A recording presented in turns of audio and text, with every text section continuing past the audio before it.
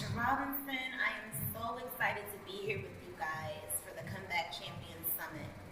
I've been looking forward to this moment, just being able to share a little something with you guys about my new creation situation and yours. I'm going to start off with a simple prayer, just like this. Heavenly Father, please let my words be acceptable in your sight. Less of me and more of you. In Jesus' name I pray. Amen. I pretty much start everything off with prayer. That's the way I live my life as a new creation. And I want to tell you guys a little bit more about that. But first, I want to tell you a little bit about myself. So, my name is Aisha Robinson. I'm a mom of 4. I'm a wife. I'm employed as a law enforcement official. And I just recently got promoted at my position, and I'm working now with some domestic violence cases. And I found that a little ironic based on some of the things that I've been through in my past that I'm going to share with you guys.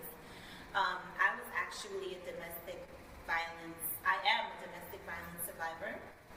And I lived in a domestic violence shelter with my children many years ago. I can think back to some really, really hard times that occurred while we were in that shelter. And one of the times I could think of was a really, really hard time. I just had my newborn baby girl, my last daughter. She was an infant at the time. And I was waiting for the bus. It was raining, it was cold, and I was in Harlem, and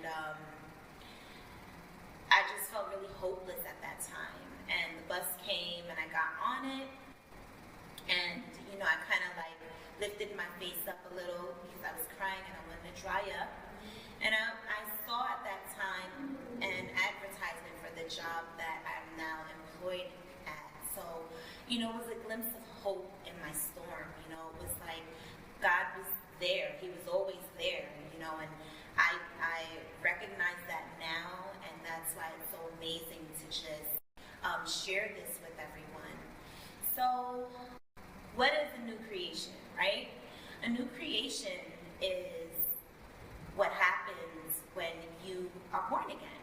And being born again is making Jesus your personal Savior, and, just accepting what has happened, admitting to it, and just saying that, moving forward, I'm going to please you and not myself. The best thing about a new creation is that there is no past. A lot of people are held back because of their past and what people may say or think about them. But when you're a new creation, you have no past, and that is amazing. It doesn't hinder you from trying anything, being what you want, going for whatever you want, because as I said, I was at a very low point in my life, and God brought me all the way up, and that was before I was even aware of Jesus and became a new creation, but He's always there, like I said. So I just really want to let you guys know that being a new creation, there's no more lack. You have no concerns or worries about provision, because we know that God is going to provide for us, right? You also have deliverance, redemption, and prosperity. Okay, so let's talk a little bit about prosperity. Prosperity doesn't mean money. People say that. They're not wrong, but they're incomplete in saying that, because it's so much more. So prosperity is wholeness. Think of a pie, right? So we have a pie, and the pie has slices. It's whole. There's nothing missing, nothing broken. That's a pie you would like to buy and purchase and enjoy, right? So that's how God really wants us to live. He wants us to have nothing broken, nothing missing. And when you're a new creation, that's exactly what you have. That includes your finances, your emotions, your spirit, your soul, your mind. And while we're speaking of that, let me explain something very simple. It's a simple concept. And I learned this not too long ago, although I was going to church and this was a part of my life forever. You are a spirit with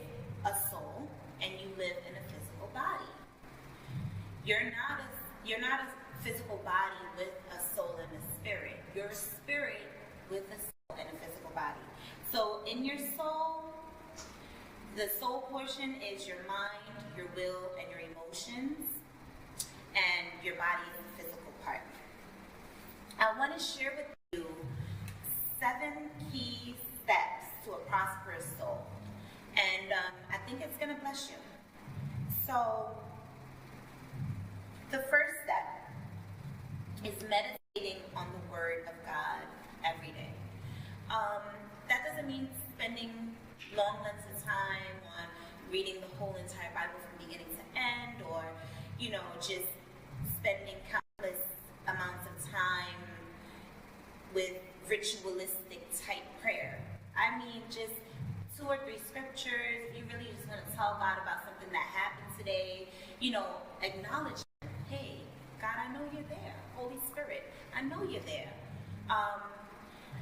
I just want to acknowledge you so you can direct my path. That's what God is looking for. That's what He expects. He wants total dependency on Him. We were made to be dependent on Him. Okay, so meditating on the Word of God. 2, righteous consciousness. When I say righteous consciousness, I mean just being aware that you're righteous. And you're not righteous because of what you do. You're righteous because of what Jesus did on the cross in Calvary, shed His blood so that we can take on His righteousness. He kind of switched places with us. So He took on our sin, and He gave us our righteousness to put on just like a coat. And that's how we kind of walk around with it. So when someone says, you're not righteous, because you did that mistake, you say, look, who am I to refuse a gift God gave me? And that's what righteousness is. It comes from grace, from what Jesus done for us. So it's really super important that people believe that they are the righteousness of God because of what Jesus did, and not because of what they're doing. And that's no matter what, Number 3, confidence in the love of God for you. God loves you. He really does. That wrath that God had for mankind because of our sins were taken away because of that blood that was shed. So at that point, when God looks at us, He sees His Son. He sees Jesus. And He wants to bless us. He wants us to be whole, like I told you. So once you understand that confidence in the love of God for you, you'll be able to walk with that confidence. You'll be able to walk into a meeting and do a speech and understand that God loves you and He wants the best for you. He wants to bless you. Okay? So confidence in, knowing that He is our provider. There are people that say that God is not real and that Jesus doesn't exist and He wasn't the Son of God. But you know what? Even for those people, God still loves them, and it's important for them to know that because this can be a pivotal moment for them as well. Number 4, covenant relationship. So you have to know that you're in one of the strongest relationships known to humankind. The relationship that we have with God. Again, He loves us. He cannot lie. All of His promises He's made to us are sure, and we are definitely in the best relationship we could ever be with when we are in covenant with our Heavenly Father. So that's another benefit of your new creation situation. You're going to be in that relationship and benefiting greatly from each and every one of those promises. He'll never leave or forsake us. We know that. God will never leave or forsake us, and He's always going to be there. Number 5, stop taking things so personally. There's a lot I could say on that, but I'm going to leave that there. That's a personal thing. That's something that everyone is going to be able to relate to. So you stop taking things so personally, and that can really, really help you move forward in having a prosperous soul. Number 6, pray and worship God as a lifestyle.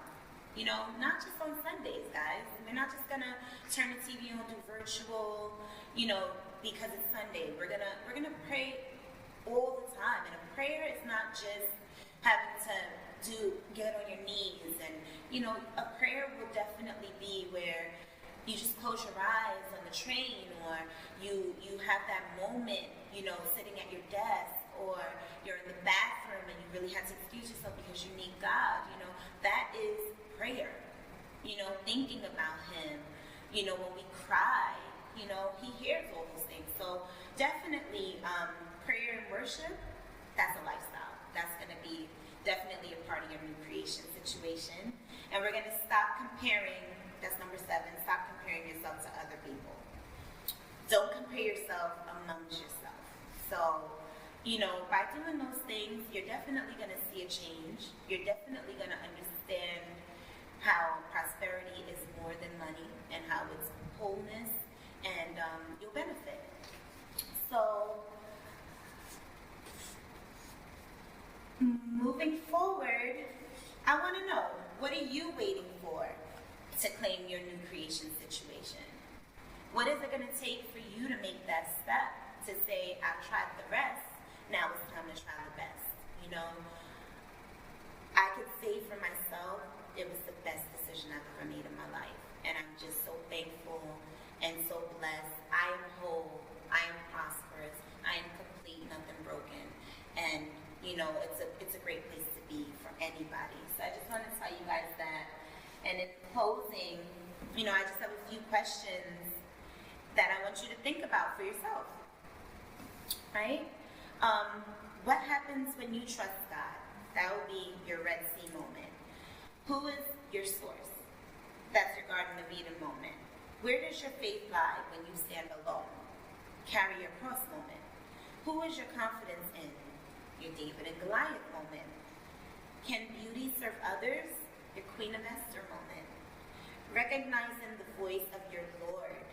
Your Damascus moment. Who are you most loyal to? Your Daniel moment. And if God is for you, who can be against you? Your Garden of Gethsemane moment. I really want you guys not to miss this. And there's so much more to come. You can find me at www.newcreationsituation.com.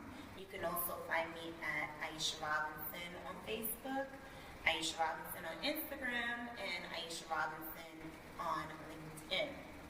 It was a pleasure spending this time with you all, and I really appreciate you taking the time to talk to me and to hear me out on what could be your new creation situation. Have a great day, guys.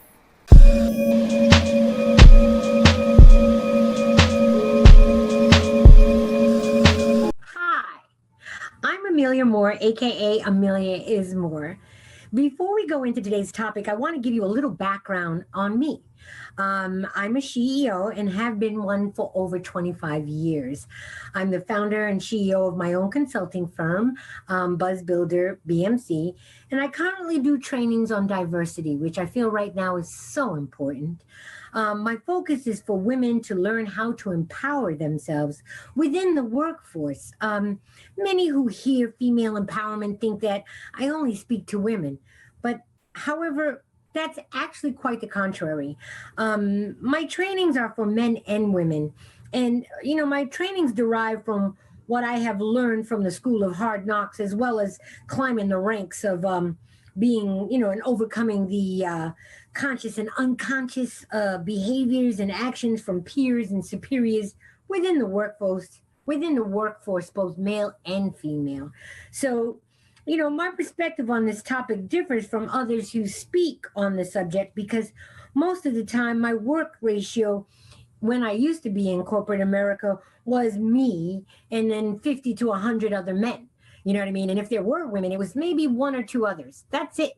But what made my positioning or my understanding of my positioning more difficult was because of the mere fact that, I was also the one that was calling the shots, which made it just a little bit more intense, because sometimes guys don't necessarily like taking orders from women, but it's all good. That was part of the diversity training.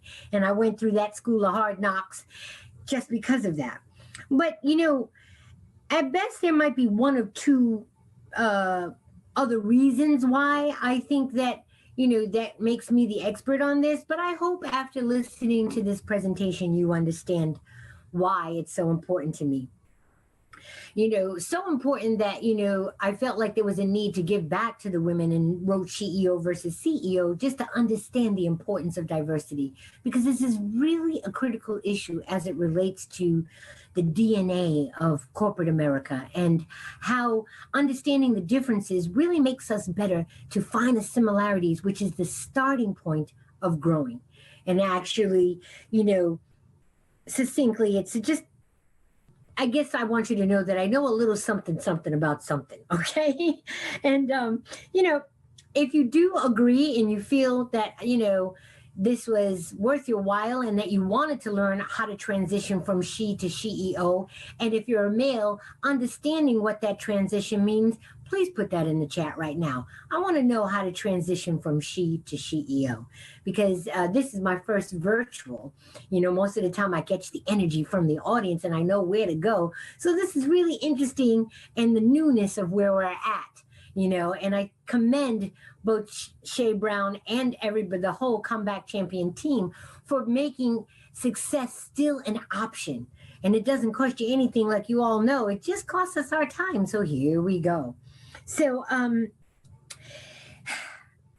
guess I want to start with understanding that as a woman, regardless of industry, as a female, once you walk into an office, you automatically take on the pronoun she. And if you agree with me, please say she in the chat, okay? Because I want to see where you're from. And while you're in that chat, also say where you're from, because I love knowing where everybody's from. That's so cool. But when you get that pronoun she, that's when the process of the transition from she to CEO actually begins.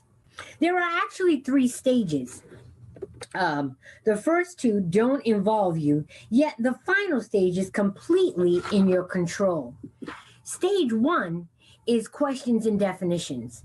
This is within the first few hours or even the first few days, depending on the company's DNA, the she questions will occur. The purpose of these questions is to determine the definitions that your peers or co-workers will give you to once they've answered those questions. And those questions are simply the she questions of, is she supportive? Is she nice? Is she controlling? Is she going to be helpful or selfish? But you know the rest of those questions. But the questioning usually occurs in 2 forms. And this is the interesting part. It's usually questions between the staff or direct questions from the staff. Now, the first is the most popular between the staff and the company cliques. That's what I like to call it, to find out how your presence will affect their positioning. Many times, unless you hear them, you will not hear those questions or those conversations, all of which is judged by your appearance or your actions or even your diction.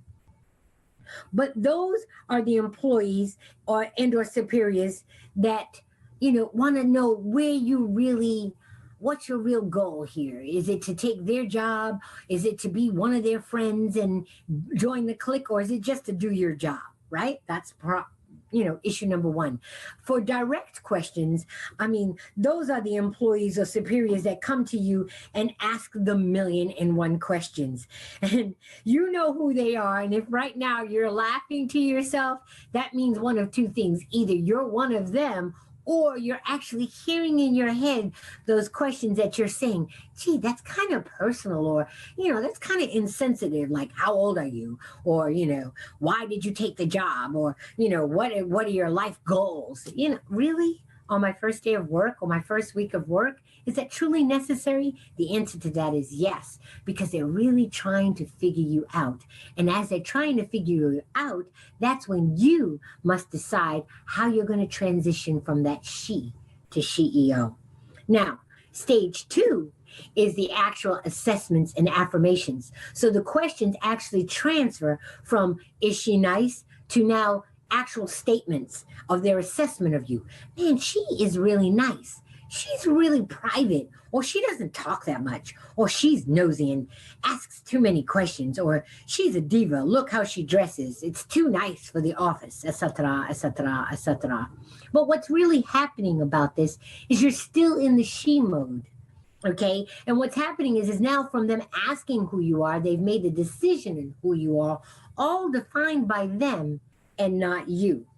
So it's really important to pay attention to this actual stage of the process so that you know where you stand. And that takes us to stage three, which is my favorite. This usually happens about a week, 2 weeks in, and if you have an office that's not really that interactive, it might take a month. But after the questions and after the definitions and after the assessments, and you start to become aware of their assessments, of which is based on their interaction with you as well as their communications with you.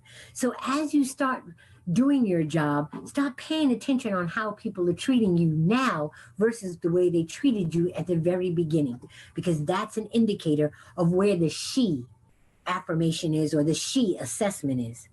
And, this is when the transition begins from she to CEO.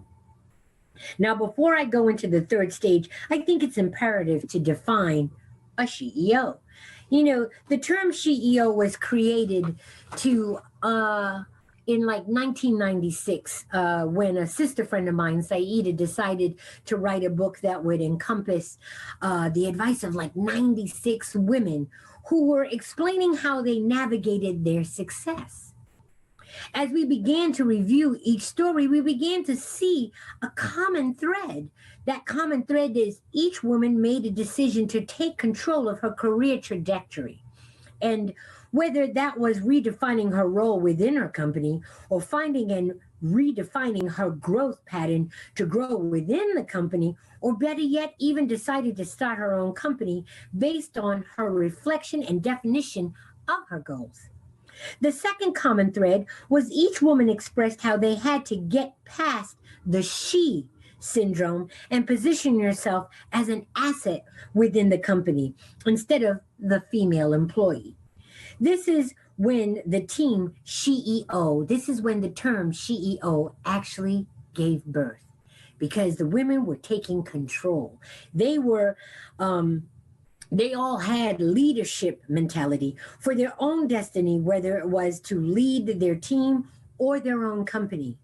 Being secondary and just a member of the team was not enough. Her desire to contribute and be acknowledged for her contribution and other assets brought that she brought to the team began her transformation from she to CEO.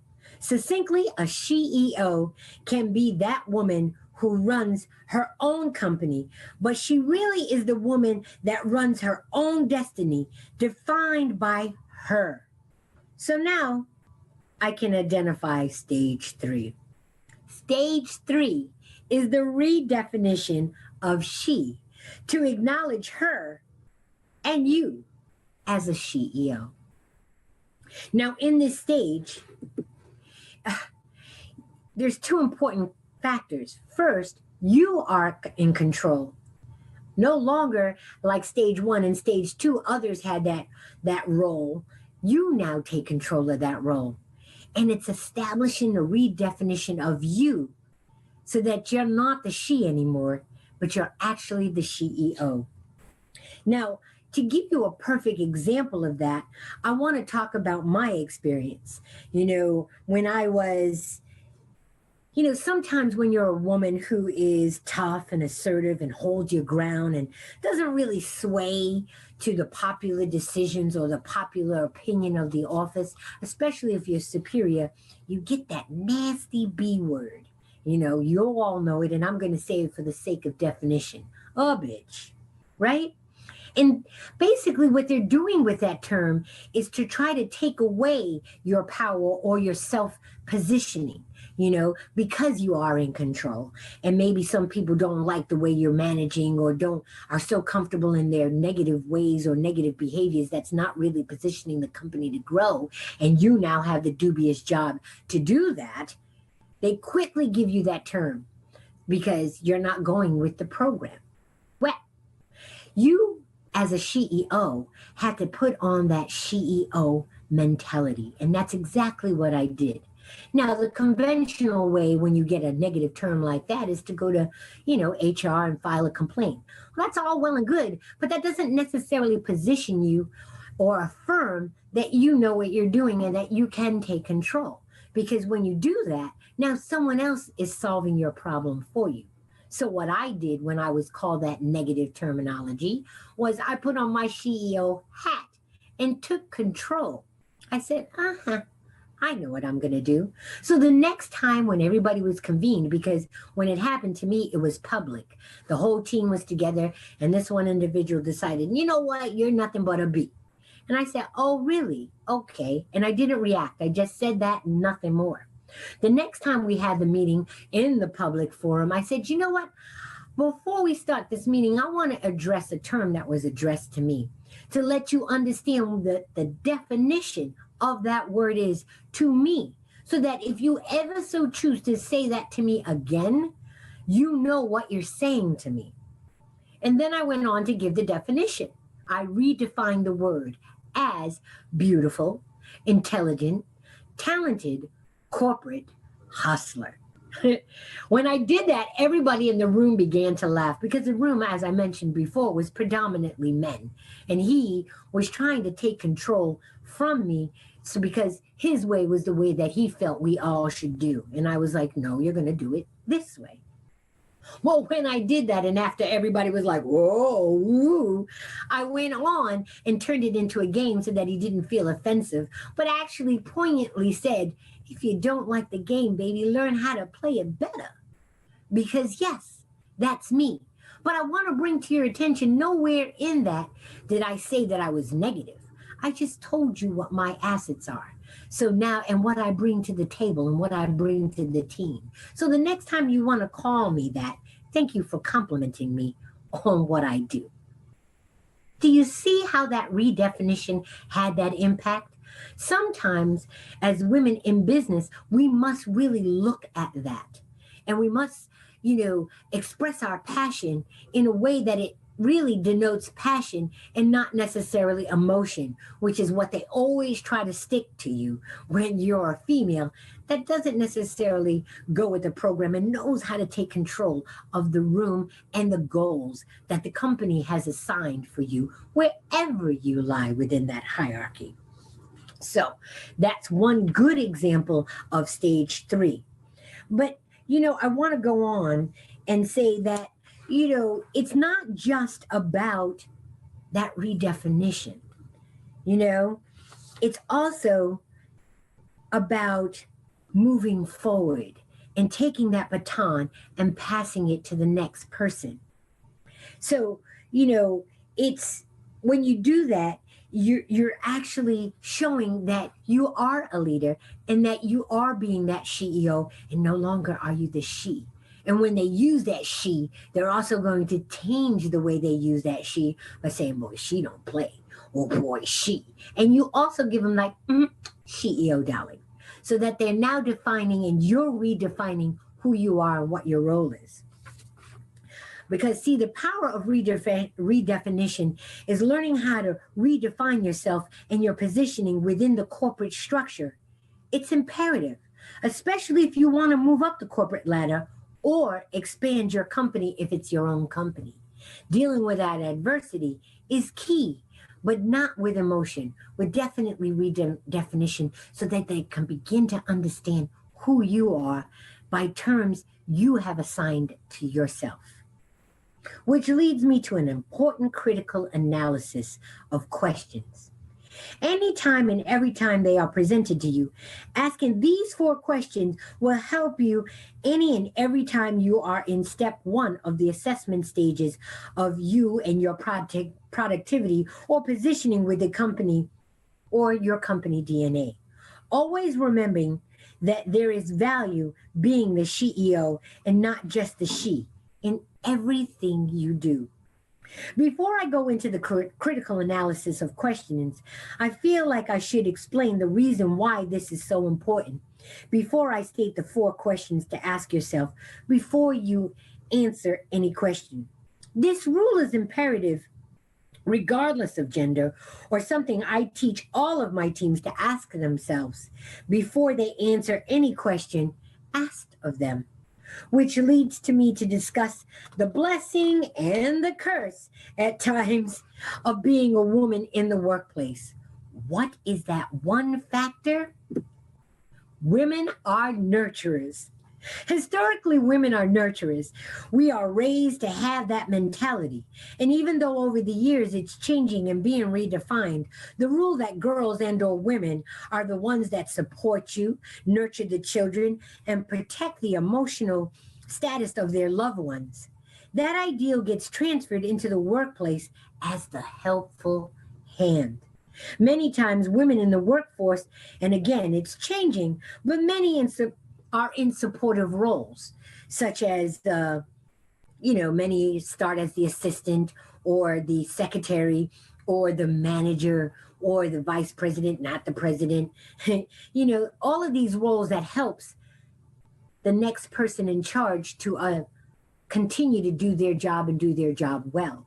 And although there's nothing wrong with that, if you really want to become that CEO and run your own company or take control of the management and you need that vice president role, or that president role, it's critical to understand where questioning lies in that. I mean, it's our nature to help. There's nothing wrong with that ideal, right? Well, I believe that everyone is here to have use, which means that if you're not used for something, you are basically useless. However, the confusion comes in the definition of that word. Hear that word again, definition. It does not mean being abused. If and when when your use begins to be defined as abuse, in that you are never being acknowledged for your contribution, you are doing someone else's job along with yours and not getting paid to handle the extra work, then that is abuse or not a helpful hand. Be clear. Or if you are the mark that is used to address the difficult issues in the office, that's abuse. And I'll go into that a little bit more. Yet, most of the positioning is derived from your desire to quote unquote help. Again, it's imperative to use your CEO mentality and agree to be useful, but anytime it becomes abusive, it's time to stop helping, or better yet, time to negotiate a raise or stop doing the extra work that is not part of your job description. Do you see how helpful and nurturing coincide or translate when you go into the workplace? Ladies, this is critically important. And men that are listening to me at this point, please understand.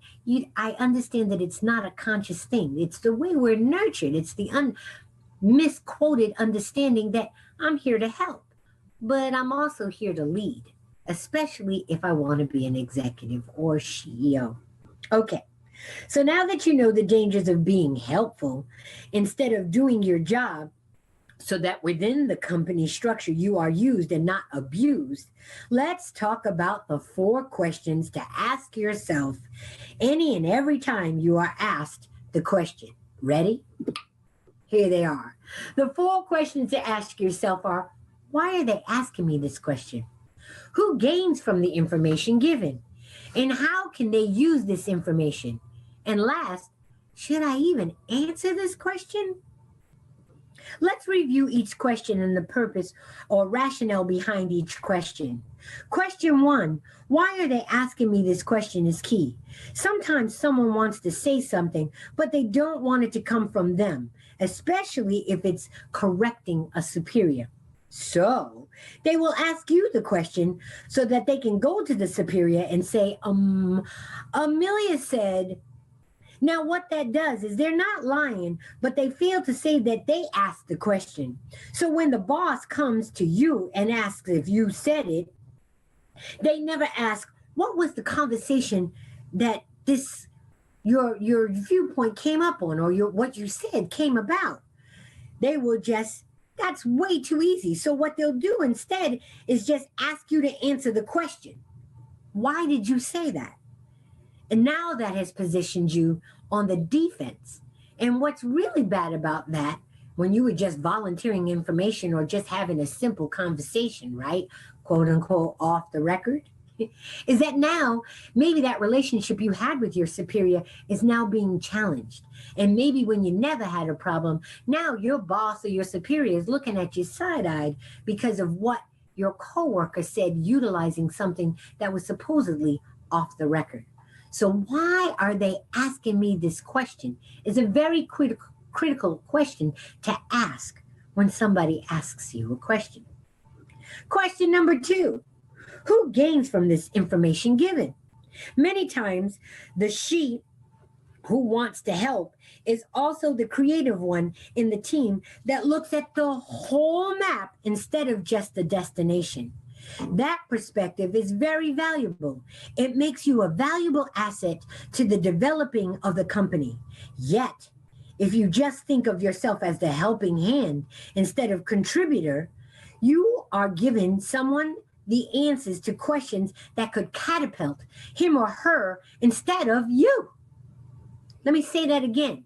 You are giving information that could catapult him or her instead of you. It was your idea, right? So again, asking who gains from this information helps you understand how to position yourself when answering this question. It's basically asking who gains from this information truly makes you think and reflect on the positioning that answering the question gives the person who gives the answer. I hope I'm not confusing you, but see how your perspective of helping is once again potentially abusive to you and your growth potential within your company. If you don't ask that question, who gains from this answer? Which leads us into question number 3. How can they use this information is actually the extension of question number 2. Once you understand who gains, you also see the use of that answer you are giving to the question proposed to you. Again, the answer and the use of the answer can either help or harm you. It also gives you awareness of your positioning so that you can negotiate your growth. If you see the person is asking your opinion because they know or they have an idea, that is perfect time for you not to give the answer to the question. But it's also the perfect time for you to schedule a meeting to discuss the answer to the question. The whole purpose behind that, or the strategy behind that, is whenever that idea comes to the table, you then can say, yeah, I discussed it with such and such, and we came up with these ideas. Now you're part of the architect. You're part of the developing team, and you now may or may not have a project that can actually catapult or showcase your use or your asset as being a creative within the team. As long as you position yourself, and by asking that critical question, who can use this information? If it's me, meaning you, then you don't volunteer that information. You utilize it as an opportunity to include yourself in that next big project. The last question is the most important. Should I even answer the question?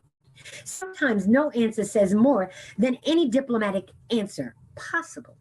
If someone is trying to involve you in something you know is not beneficial, your reply, diplomatic or not, is not beneficial to you. And not answering the question keeps you out of the conversation.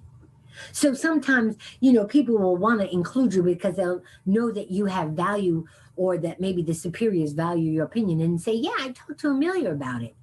Now that involves you in something that you really shouldn't have been involved in, only by answering the question, do you think we should do this, that, and the third?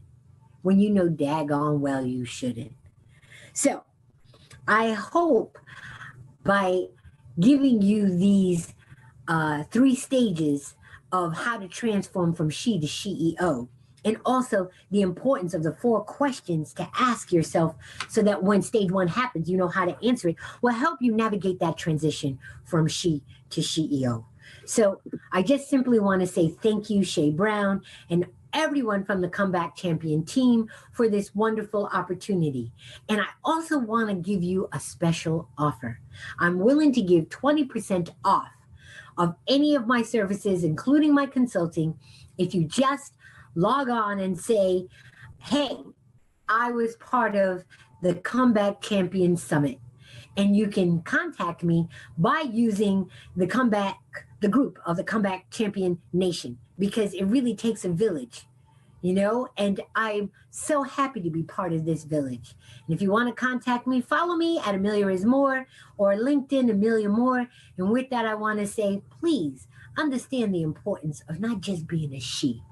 Take on that hat and look at that mentality of being a CEO in everything you do.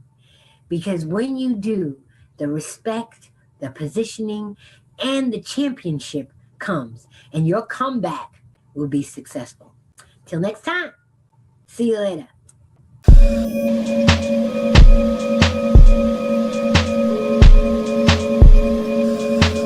So, how do you make the impossible things in your life possible?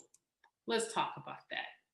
Right now, it's okay to say, I'm not okay. We're all not okay. But one of the favorite things I always tell people is that, look, the two most important days in your life are the day that you were born and the day you find out why. Do you know your why? Do you know why you were here? When I think about the different principles that I give people, I always give them the 5P principles. The first one is passion. What is your passion? What are the things that you're passionate about? What are the things that you do even without people prodding you or asking you or begging you? What are the things you wake up saying, I would do this even if they didn't pay me for it? Think about this. When we think about the circles, think about the things that we love, the things that the world needs, the things that you're just good at, but we'll also have to think about the things that you get paid for, okay? So I call this my sweet spot, right? The spot where your passion, your profession, your mission, your vocation, all of that comes together. That is your sweet spot. That's your purpose. Do you know it? Do you know what your purpose is? So, how do you find it? How do you get some? When you know what your purpose is, then everything that you do falls into that purpose. One of the reasons why I call it the 5Ps is because think about it. Everything that you do should be out of that core of your purpose. So your plans, your purpose, things that you do for fun, your business, your enterprise, your kids, your family, everything comes from your purpose. The other thing to think about, and think about this really carefully, anything that costs you your peace, it's too expensive.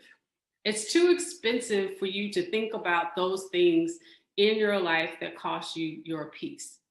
Think about it. What is your purpose? One of the things I always ask people is, what is your belief system? Because, there's a thing called nature versus nurture. And the thing is, you have to understand where your thoughts are, where those things are that you just make you who you are, right? But understand that your thoughts become your words become your actions become your habits, and your habits become your values. But understand, really, at the end of the day, your values become your destiny. This all starts with your belief system. So I ask you, what is it that you believe?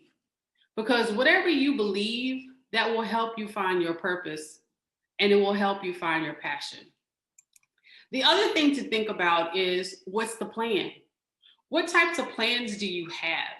Do you make plans? Do you live vicariously? Do you just do things however they happen? Understand that when you plan things out, you're able to see them manifest. I always tell people, when you fail to plan, you plan to fail. So what types of plans do you have right now? Do you plan to get a new job? Do you plan to do a new job venture? Do you plan to get married? Do you plan to buy a house? Understand, one of the things I always tell people is that the quickest way to eat an elephant is one bite at a time.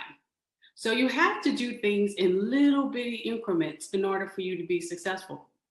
So what I use and what I always tell people the same thing is, think about Habakkuk, right? And the Lord answered me and said, write the vision, make it plain upon the tables, that he may runneth that read it. For the vision is yet for an appointed time, but at the end it shall speak and not lie. Though it tarry, wait for it, because it will surely come, it will not tarry. The thing is, are you waiting for it? Are you planning for it? Have you written down what the plan is? Or are you waiting for the plan to just appear out of nowhere? Because you understand that faith without works is dead, okay? And so you need to have a way to have your goals, to have them measurable, to have them where you're able to make some things happen. So we always talk about SMART goals. They need to be specific. You need to be able to measure them. They need to be achievable. They need to be relevant, and they need to be timely. When you make a goal, you can put the goal here, and then for each one of these, write down what is specifically that you want to do. I want to save $5,000 in 6 months. I want to get a new car. I want to get a new house. I want to be more loving. Whatever that is, be very specific about it. And how will you measure it? How will you know that you've reached your goal? Will it be in your bank account? Will it be in your driveway? Will you have a key to it? How do you measure it? And then, are you putting goals down that you can achieve based on what you've been able to do before, or what things you've been spoken to before? Because we understand that we serve a good God, and some things happen supernaturally, right? But how achievable is that goal? And then, how relevant is it? Understand that if you do not pick something that gets you up in the morning, that gives you that passion, you're probably not likely to reach it. And then the last thing is when do you want to have it met? Is it 6 months, 3 months, a year? Write the date down. Don't say this time next year. Say December 15th, 2021. Give it a date. When you give dates and you write things down, you give it the opportunity to manifest in your life. The other thing to think about is persistence. How persistent are you? Understand, most people who are very successful, they will tell you that it wasn't the successes in their life that made them successful. It was all the failures. It was all of the failures of the things that they wanted to do, that they tried to do, that they fitted to do, that didn't work out, that gave them the stamina, that gave them the endurance to catapult to the successes that they have today. One of the things I always tell people is, what's your race? Let us run with perseverance the race that was marked out for us. See, the problem for a lot of people is they compare their race to somebody else's race. And that is where the problem happens. So fixing our eyes on Jesus, the pioneer and perfecter of our faith, run your race and run it well, because that was what God gave you. This is how you make things, the impossible things, possible. You have to stay in your lane. Stay in your lane. Don't get in anybody else's lane. Run your race. The other thing is prayer. I will say that's the last but least, but that's really number one, because understand that when we start with prayer, we understand that prayer answers all things. And so my thing is, what type of prayer life do you have? What types of things are you asking for? What types of things are you standing in agreement for? I always tell people that what's in my cup is for me, and what overflows is for other people. But my thing is, prayer gives you that opportunity to have a cup, to have something to pour into it to begin with. One of my favorite sayings that I always use is the serenity prayer. Now, a lot of times people say they remember the first piece of it, but they don't remember the other piece of it, because understand that when we talk about the serenity prayer, it's like, what can you really control? We all have gone through a year almost of things that were just uncontrollable. We had no control over it. And the things that we thought we controlled, we didn't control anything. So one of the things that I pray on a daily basis is the serenity prayer, the long version. Still listen to this. God grant me the serenity to accept the things I cannot change, courage to change the things I can, and the wisdom to know the difference.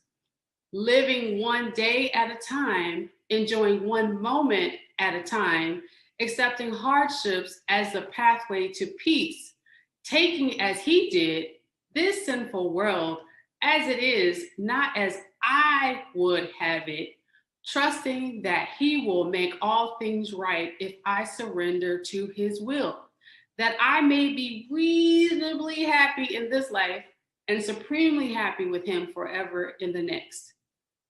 I understand that I expect to see the goodness of the Lord in the land of the living, okay? What do you control? Are you praying about those things? Are you praying about God's perfect will, or are you looking for his permissible will? What are you doing in your prayer life? That is going to make a difference in what you're able to accomplish in this life. Understand, when we talk about wealth and abundance, abundance is simply plenty, or having a large quantity of something. It's that innate tendency of life and nature to manifest, grow, and become more. We want to produce. We want to create more of everything. One of the things I always talk about is Matthew 22, when we talk about the talents.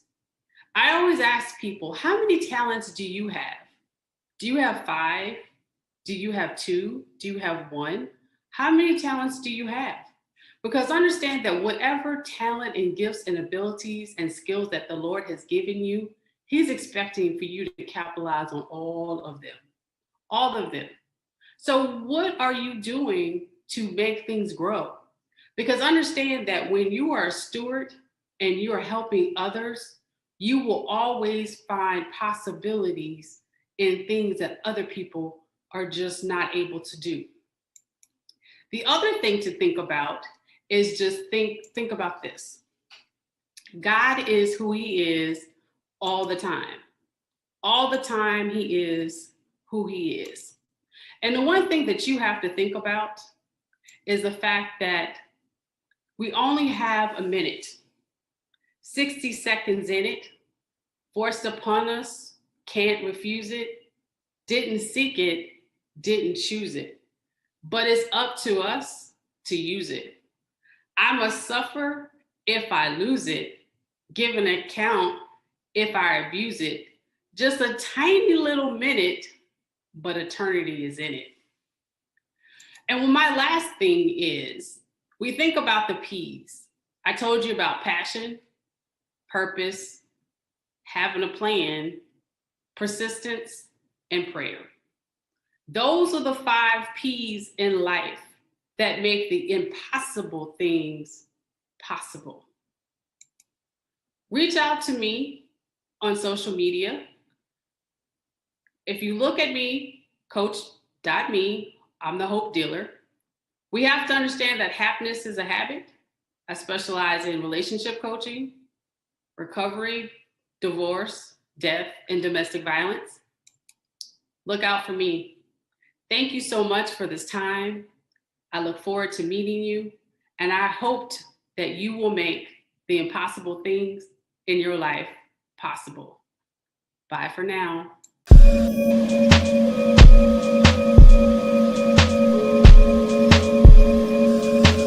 My name is Daniel Ortiz, and I have ADHD, and I'm a youth speaker.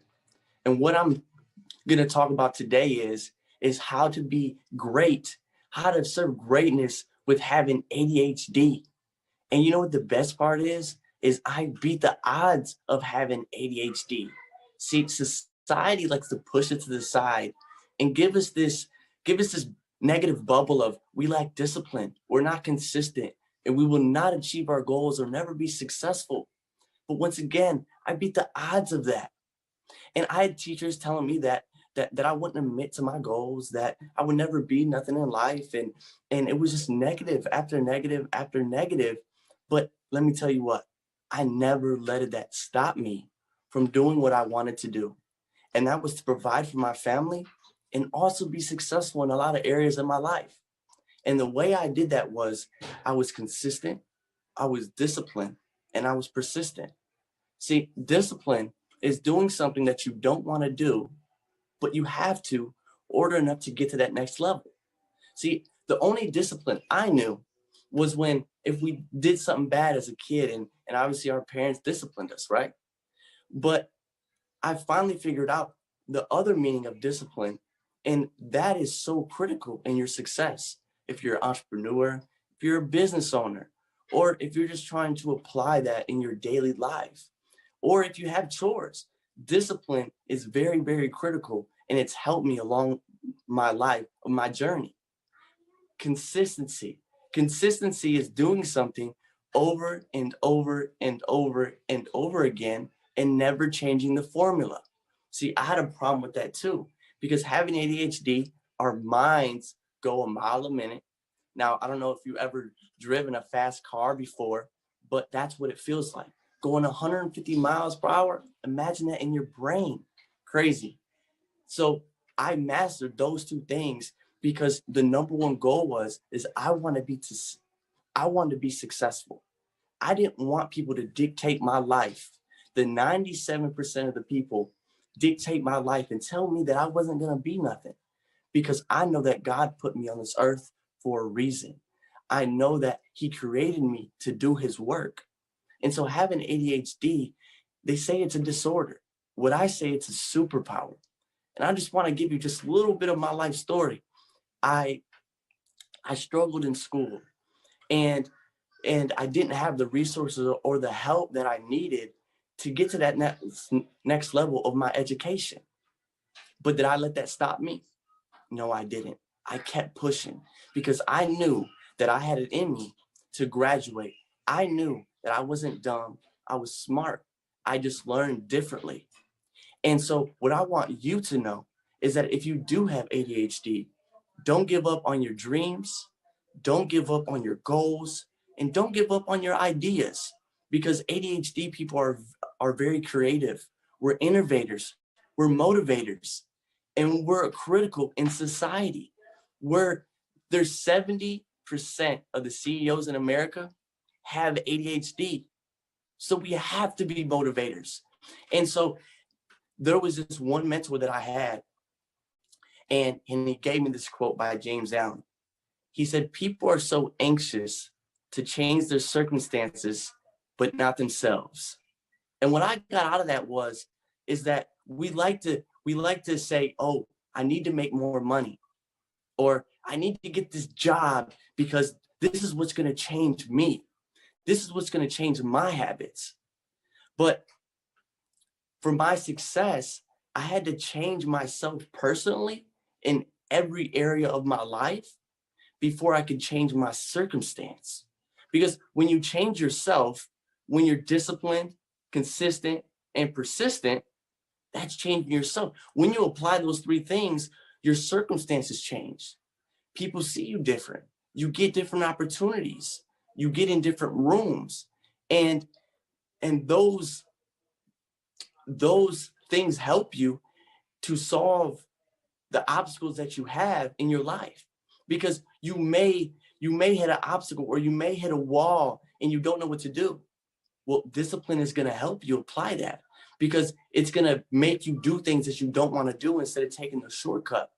Because success is not a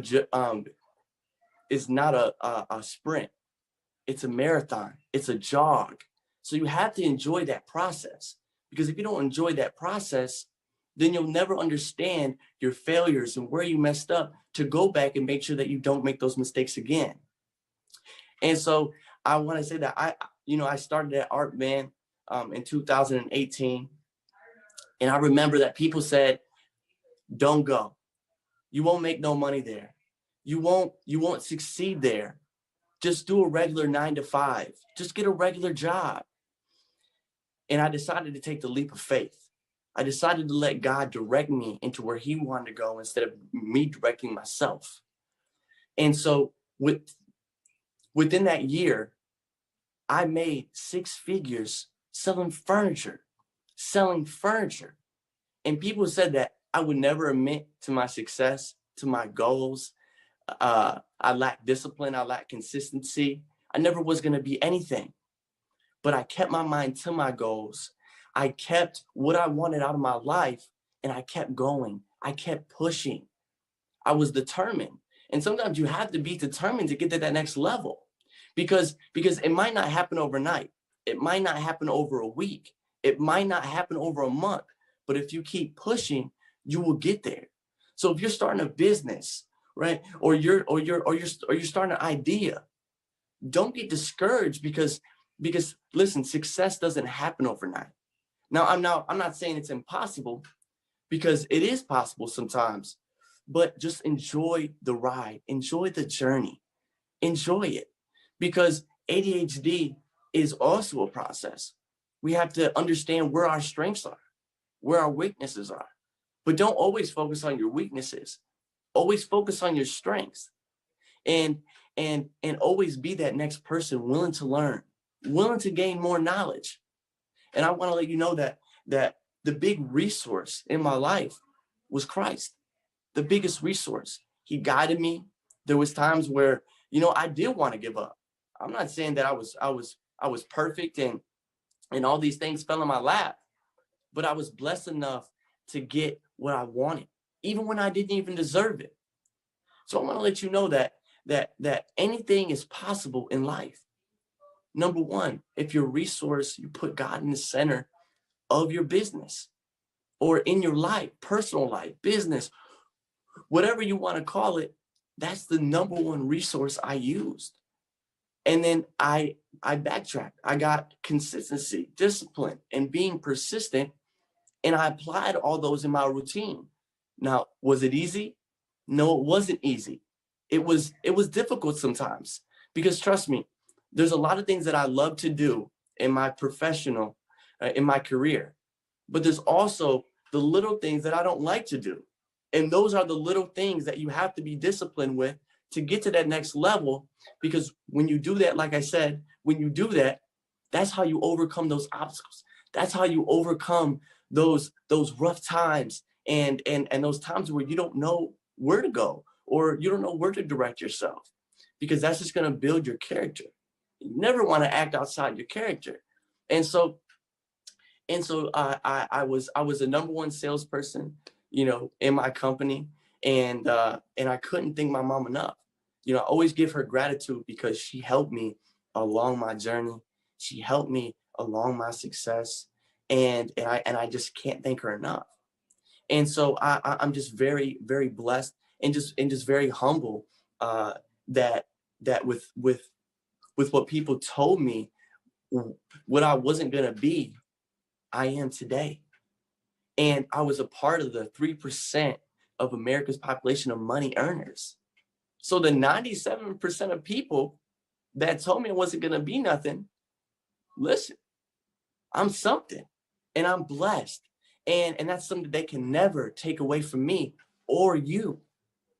And so my thing is today is if you have ADHD or if you don't have ADHD, don't listen to the 97% of people that tell you that nothing can't be done, to tell you that you're not good enough, to tell you that you will never achieve that certain amount of success in money earning or portfolios or the amount of businesses you open, because I never listened to them. And so I'm just so just so honored to not have listened to those 97% of people that told me that I couldn't do it. And those were the biggest push. Those people don't understand that they pushed me so hard that I wanted to prove them wrong. I wanted to achieve. I wanted to be somebody because I know God put me on this earth. So once again, listen, do not listen to the 97% of people that tell you that you can't do anything, because God put you on this earth to do something. And if you can't find your purpose right now, don't give up, because your purpose is going to come. Your purpose is going to come. Your gift is inside your purpose. So never let no one tell you, don't use your gift because it won't make you money. Always, always go to your purpose. Thank you.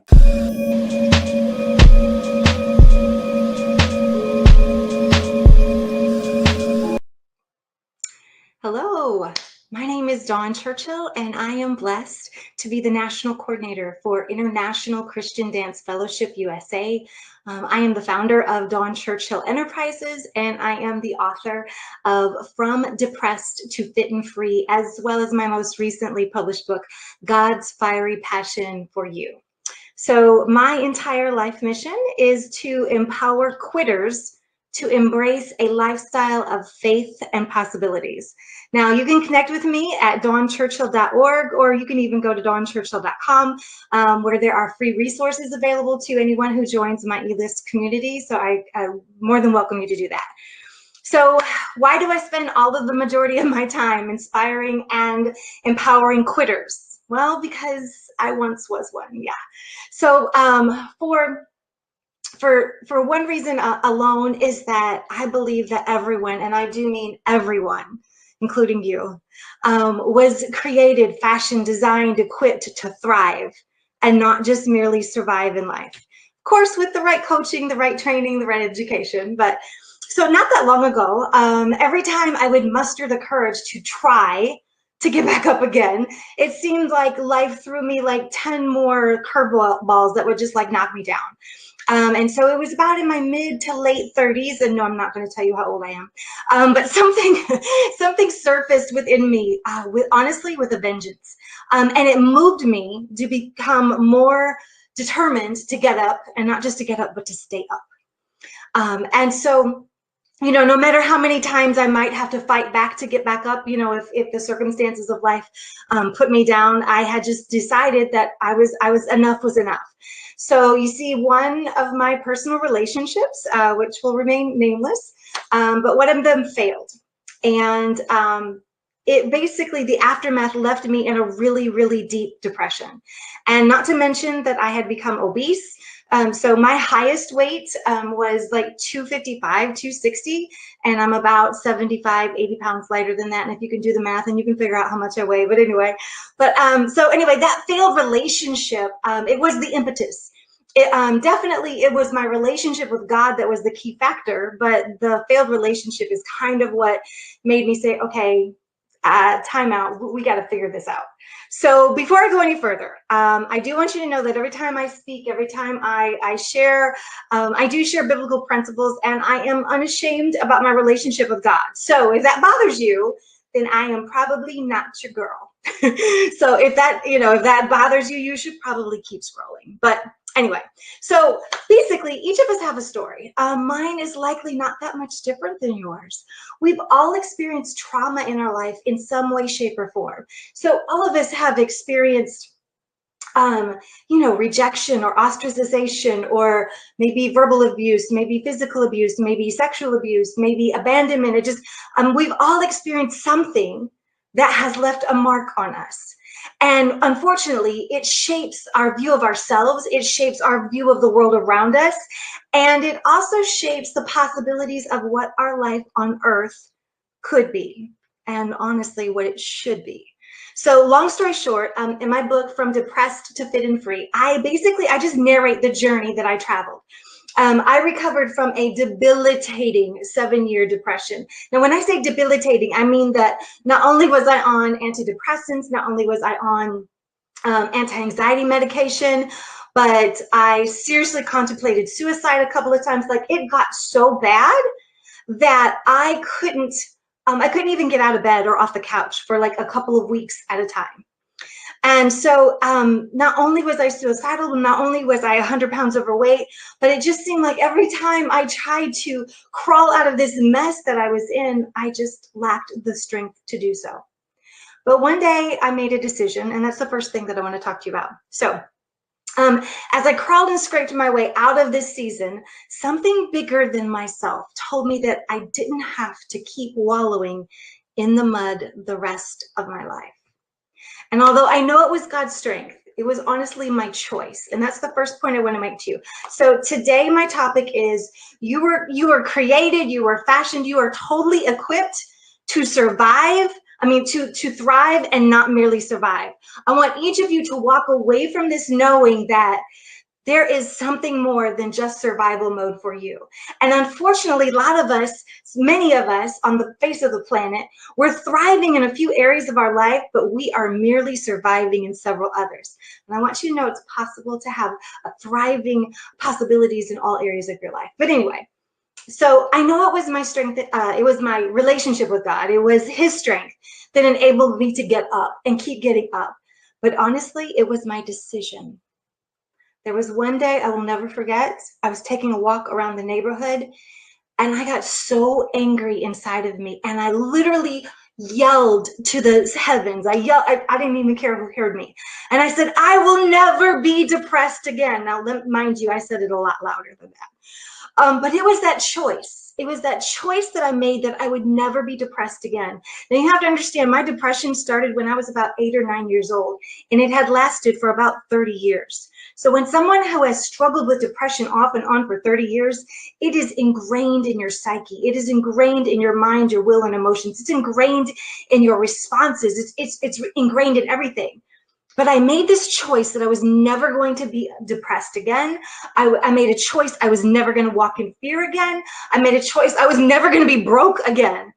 And those choices enabled me to find a clear-lit path to health and wholeness and wellness. So no matter what your end goal is, no matter what your end achievement or success or happiness is that you would like to achieve, when you are convinced that it is possible for you, then I can help you make the next right choice and the next right choice that will definitely catapult you from merely surviving into thriving dimensions. So one of the things that I love is I'm old school. I like the Merriam-Webster dictionary, and I love to give definitions when I have an opportunity to speak. So the first thing I want to do is define a few words for you. Number one, thrive. It means to grow vigorously. It means to gain in wealth or possessions. It means to grow luxuriously, to achieve success, to reach a height of development or influence. Now, survival means to continue to function despite hardships, to remain alive or merely in existence. And to exist means to live at an inferior level. It means to live under adverse circumstances. Now, what I want you to understand is I survived. I merely existed for the first 38 to 39 years of my life. So I think it probably in the description of my message, I love doing the 3-2-1 method. So I'm going to tell you 3 things that keep you in survival mode, 2 things that will catapult you into thriving mode, and 1 non-negotiable that everything hinges on. Okay. All right. So 3 factors that keep you in survival mode. Now, the first thing I want you to know is that survival mode really is victim mode. It is victim mentality. So if you've experienced anything like I have, if you've experienced physical abuse, mental abuse, sexual abuse, verbal assault, just all kinds of things. If you've experienced any kind of trauma in your life, and if you've experienced it time after time after time after time, whether you realize it or not, you have entered into victim mode. You have entered into victim mentality. And there are 3 things that are characteristic of every person who is operating in that victim mentality, even if it's only in one area of their life. Again, they could be thriving in other areas of life, but in this one area, they've got victim written all over them. Okay, so victim mentality is based in 3 things, which I'm not going to teach about today. It is based on core beliefs. It is based on core values, and is based on specific mindset blocks or strongholds. And that's all I'm going to say about that right now. So victim mentality is based in scarcity. Scarcity is the state of having a limited supply in spirit, attitude, wisdom, finances, wealth, possessions. So scarcity is not just a scarcity of money or possessions. Scarcity is the state of having a limited supply of spirit, attitude, wisdom, finances, wealth, possessions. Scarcity says, I only have a limited supply of such and such. Therefore, I must ration it out so that there's enough to go around. This is the salesperson who believes that there are only so many sales that are going to walk through the door on any given day. Scarcity mindset means that that salesperson is going to compare themselves to their fellow coworker, their fellow salesperson. They're going to compete for whoever walks in the door because they don't believe in an abundance of sales opportunities. They believe that there's only so many to go around and they have to grab what they can get. Okay. Victim mentality is also rooted in poverty. Now, poverty is different than scarcity. Poverty is the state of being extremely poor or penniless or destitute or impoverished in spirit, attitude, finances, wealth, possessions. It's similar to a scarcity, but scarcity, at least you have a little bit. You know, you have a little bit that you can spread around. But poverty means I got nothing. So poverty says, I got nothing. I ain't got nothing. I ain't never gonna have nothing. So basically, I'm screwed. Oh, and by the way, I am not the most eloquent speaker. I am totally being me. You're getting Dawn in the raw. Okay. All right. Third part of victim mentality is insufficiency. Now, insufficiency is different than poverty and it's different than scarcity. Insufficiency says it's not that what I have is limited. It's not that what I have isn't enough. Insufficiency says that I'm not enough. It says I've never been enough. I'll probably never be enough. So why bother trying? So you can be, I'll say this again, you can be thriving in a few areas of your life, yet be barely surviving in most others. And they're all based on core beliefs, core values, and specific mindset blocks or strongholds. Okay. All right, Dawn. Well, the reality is I can see myself, and I'm not me, this is you. I'm saying more than likely, not all of us got it all together. I got it together in a couple of areas, but I'm still working it out. We all are. We're all a work in progress, right? So I'm sure that there's at least one area in your life where you can say, you know what? That's me. Like I constantly think that way. I constantly make decisions in that venue. And I really, like there's some things in that area of my life that I really want to see flourish. So the two essential strategies that are necessary, absolutely necessary, to catapult you from surviving into thriving are two things that the secular world calls the law of sufficiency and the law of abundance. Now, first of all, let me say that every spiritual core law of the universe that secular psychologists and secular scientists have coined phrases for, they are all rooted in biblical principles. So I'm going to share a couple of scriptures with you on which the law of sufficiency and the law of abundance reside, okay? All right, sufficiency. So God is able to make all grace come in abundance to you so that at all times you will have all that you need, that you will be completely sufficient in everything so that you might have an abundance of that is necessary for every good work. I'm going to say that again, and what I'm going to do is I'm going to give you a couple of Strong's definitions, okay? God is able to make all grace. It means all favor, all earthly blessings. He's able to make them come in abundance to you, pressed down, shaken together, running over, so that you may always, now when I say always, I mean under all circumstance, regardless of the situation, in all things, not some things, not a lot of things, not most things, but all things, so that you will have complete sufficiency in everything, being completely self-sufficient and being completely reliant on him, that you would have an abundance, that you would have superfluous, that you would have above all that you could ever ask, think, or imagine for every good work. So why does it say every good work? Well, sometimes we seek abundance or we seek, overflow, but we just want it for us. Yeah. Like we want it to benefit our well-being or our happiness or our whatever. But the law of abundance says that abundance is given to those for every good work. So if it's only benefiting you, I'm so sorry to tell you, it's not a good work. A good work is something that not only blesses you, but adds value to other people's lives as well. Okay, so I said 2 key strategies that are necessary to catapult you from merely surviving to thriving. The second one is the law of abundance. Okay, so this is, oh my gosh, this is one of my favorite scriptures. So surely goodness and mercy shall follow me all the days of my life, and I will dwell in the house of the Lord forever. And you go, well, Dawn, that kind of doesn't really sound like abundance, but it is. Let me break it down for you. Surely goodness is that which is only pleasant, only good, only excellent, only beautiful, only happy, only favorable, only of estimable value. Only goodness and mercy, his kindness, his favor, his special privileges, the doors of opportunity that are open to me, the divine connections that come into my life, the relationships, the people, the stuff. Surely goodness and mercy will follow me.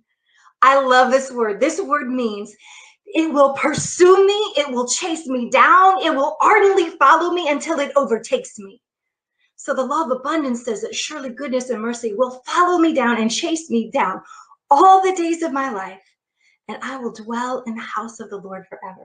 Now, to me, dwelling in the house of the Lord means that I am dwelling in an abundance of his love and his joy and his peace at all times, in all situations. Okay, so I hope you guys are taking notes. Those are the 2 non-negotiables that will catapult you out of survival mode into thriving mode. There's one that is needed for sustainable longevity. Now, if you can get out of victim mentality and you can get into abundance and sufficiency mindset, energy, all that other stuff, right? Then there's one more thing that you need, and you need it so that you can stay there. So y'all ready? I hope you're taking notes. The one non-negotiable for sustainable longevity is the idea of pure potential and limitless possibilities. I'm going to say that again. It is the idea or the thought. It is the core belief system. It is the core value system. It is the strong mindsets that are wrapped around pure potential and limitless possibilities. Okay, so I'm going to give you one more scripture. It says, but you shall remember the Lord your God, for it is he who gives you the power to get or create wealth, that he may confirm his covenant that he swore to you and your fathers. And some people go, well, that doesn't sound like limitless possibilities. Okay, hang on with me. So it says, it is he who gives you power. This word power means the collective might of man, angels, and God.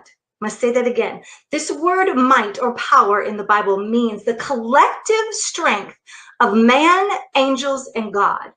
Part of your problem is you've been trying to operate in the strength of man, you. When I say man, I mean man or woman. So I mean, you've been trying to operate in the strength of only you, but you need to operate in the strength of plurality, which is man, angels, and God, okay?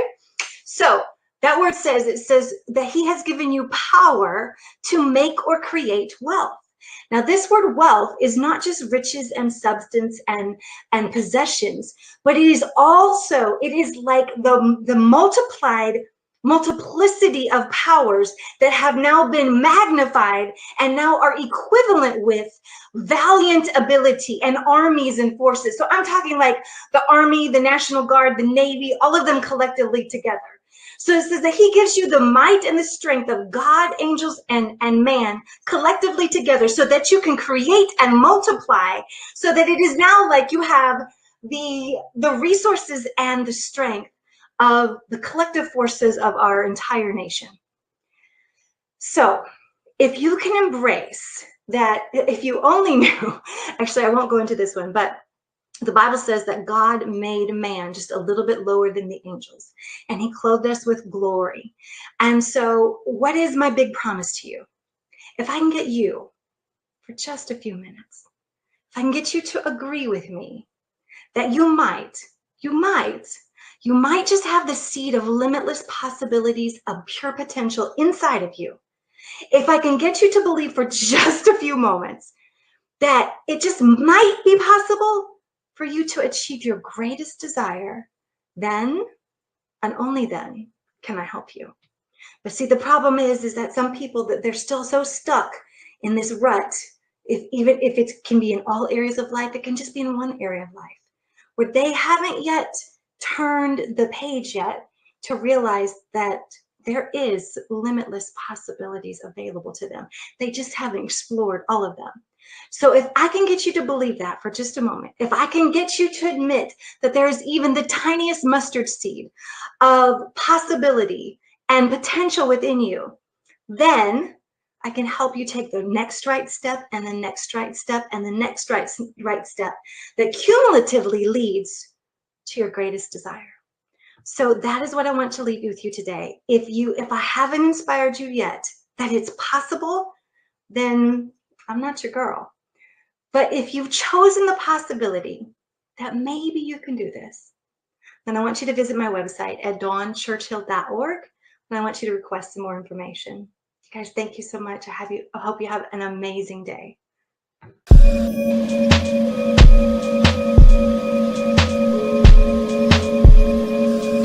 My story is filled with major failures, terrible choices, a failed business, bankruptcy, foreclosure, car repossession, divorce. But the good news is it's also filled with a major comeback. It's filled with financial independence, being debt free, having multiple streams of income, but most importantly, being stress free.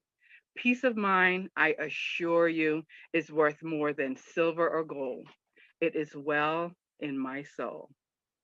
Hello, my name is Deborah Johnson King. I am a financial services strategist with over 20 years experience in the financial services industry. I'm the president of the Deb John Group Incorporated, LLC, your financial concierge. Now, in the time that we have together, I'm going to give you some tips on how to improve your financial independence, how to improve your financial life, how to become debt free, how to exhale and not panic when there's more month left at the end of the money, okay? This is not going to be one of your stuffy seminars, a lecture. We're going to talk, okay? We're just going to deal with some facts and talk as one sister, one brother to the other, okay? Um, in the midst of this chaos, I want to teach you how to take control of your financial health. I want to give you some money secrets that you were never taught. I want to give you your financial roadmap, okay? Now, in speaking with a lot of my clients, the challenge that a lot of you are having is that basically you have a dysfunctional relationship with money. And that comes from way back in your background because for a lot of us, depending on what culture we come from, we were never taught money strategies. We were never taught financial literacy. When we look at some other cultures, it is kind of like in their DNA. They, from the time the kids are little, they're teaching them about money. They're teaching them about financial independence. But for most of us, we were never taught that.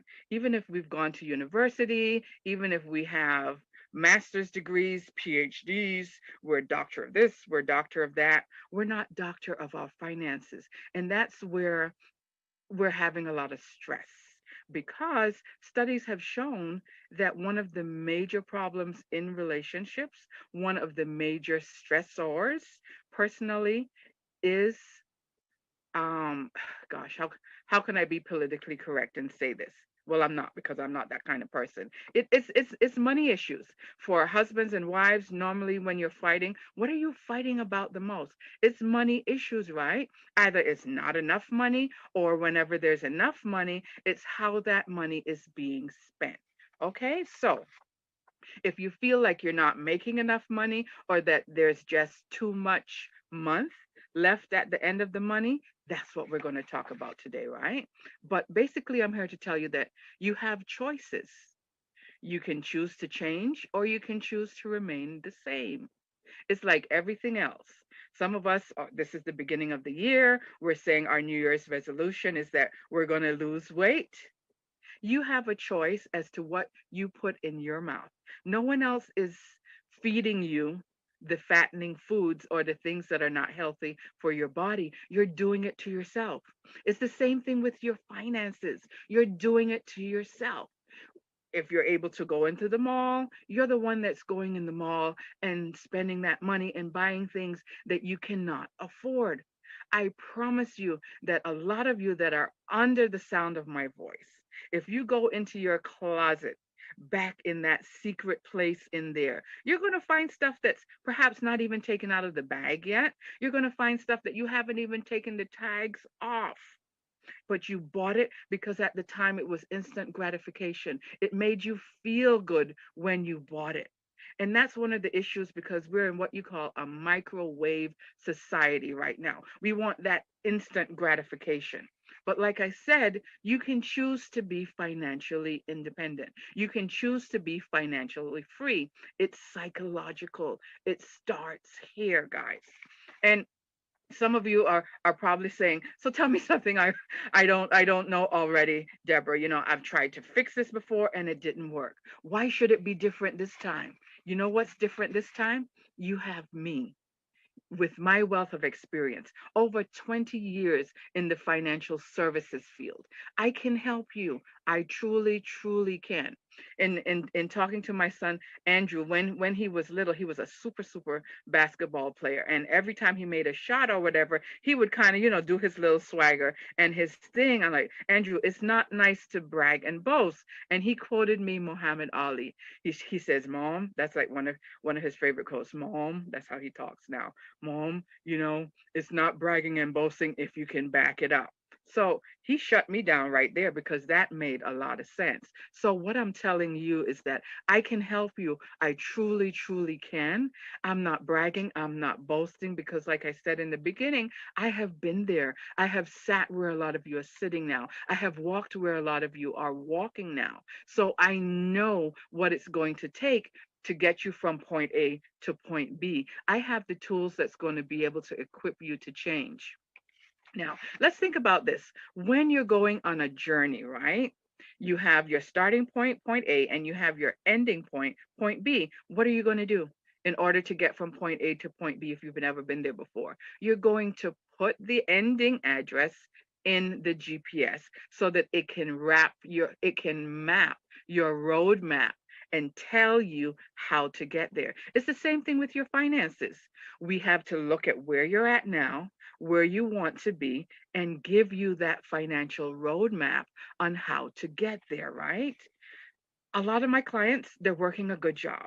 It could be a result of a university degree, it could be the result of a college degree, and but the problem is you don't have much in savings, or perhaps none at all, because of this pandemic and what has been happening. For those of you that were fortunate enough to have savings to fall back on, God bless you. But there's also some of us that are out there that we didn't have anything put aside because we were living paycheck to paycheck. So now it's even worse because some of us have been furloughed, some of us have been laid off, some of us have totally lost jobs that there's no hope of us ever getting back again.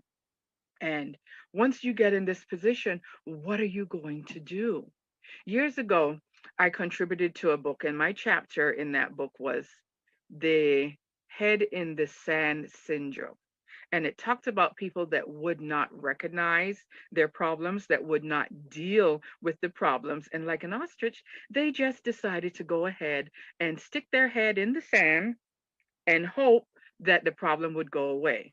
But of course, we know that that doesn't work. That only works for ostriches, right? Not for us. So that's the same issue that we're having now. We're putting our head in the sand and hoping that the problem will go away. Now, one of the first things that I want us to do is identify the problem. All right. Before you can fix it, you have to acknowledge that a problem exists. Okay.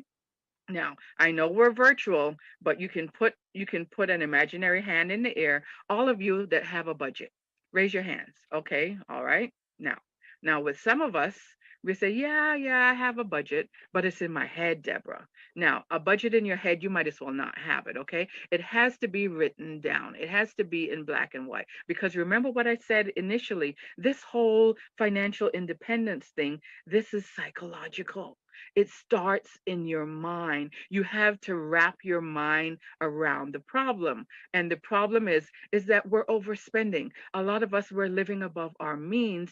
And like I said before, more than one time, there's just too much month left at the end of the money. How are we going to fix this, right? So in order to fix this, we have to identify where we are wasting our money. And how do we do that? That's with a budget, okay? We look at what's coming in and what's going out. More importantly, it's what's going out, right? So you put down your net income, because nobody spends gross, right? We put down our net income everywhere that funds are coming from. You may have your little side hustle, you may do your moonlighting. So for those of you that's not familiar with that term, you could maybe be an Uber driver for extra money. Maybe you go ahead, you deliver pizza, maybe you cook food, bake cakes, whatever it is that you do as extra money, your multiple streams of income, right? So you need to go ahead and list all your bills. Put every single thing down. Do not leave anything out, because in a budget, every dollar has to have a home, whether or not it's your electricity, whether or not it's your cell phone, it's your cable. And in doing your budget, you're going to be able to identify areas that you're wasting money, so therefore you can cut back and have more money left at the end of the month. Okay. Now, take a look at your living expenses. Some of you, like I said before, you're living above your means. You're trying to keep up with the Joneses. The Joneses, they don't care about you. They got their own soap opera going on at their house, right? But yet in your mind, you're trying to keep up with them. You're trying to impress people that don't even care about you. Okay. Remember what I said, it's psychological. It starts in the mind. So let's just get out of that mindset worrying about what other people think, because sometimes we worry about that too much. And to be honest, they ain't even thinking about you. You don't exist for them, but yet you're tied up so much with your image and the way they're perceiving you, okay? A lot of you have credit card debt that needs to be taken care of, okay? You need to stop living off of the credit cards. If you don't have the cash to buy it, you don't need it. Leave it in the store and concentrate on paying that credit card debt down, okay? Paying the minimum payment each month is not going to get it. You will never, ever pay that card off, all right? We have something that we call the snowball effect. Take a look at your card. See which one has the highest interest rate or the highest balance. Remember I said it's psychological. So maybe so that you can get a rush, pay the one off with the lowest balance first to make you think and also let you know that, hey, I can do this. I've seen some results. All right. Now, some of you, your credit scores are very low, and perhaps that's because you have excessive debt, and that's affecting what we call your credit utilization, okay? This is a money tip that I'm giving you. In order to be able to maximize your credit scores and get the most amount of points that's allocated for that particular score, you have to keep your balances below 30% of your credit limit.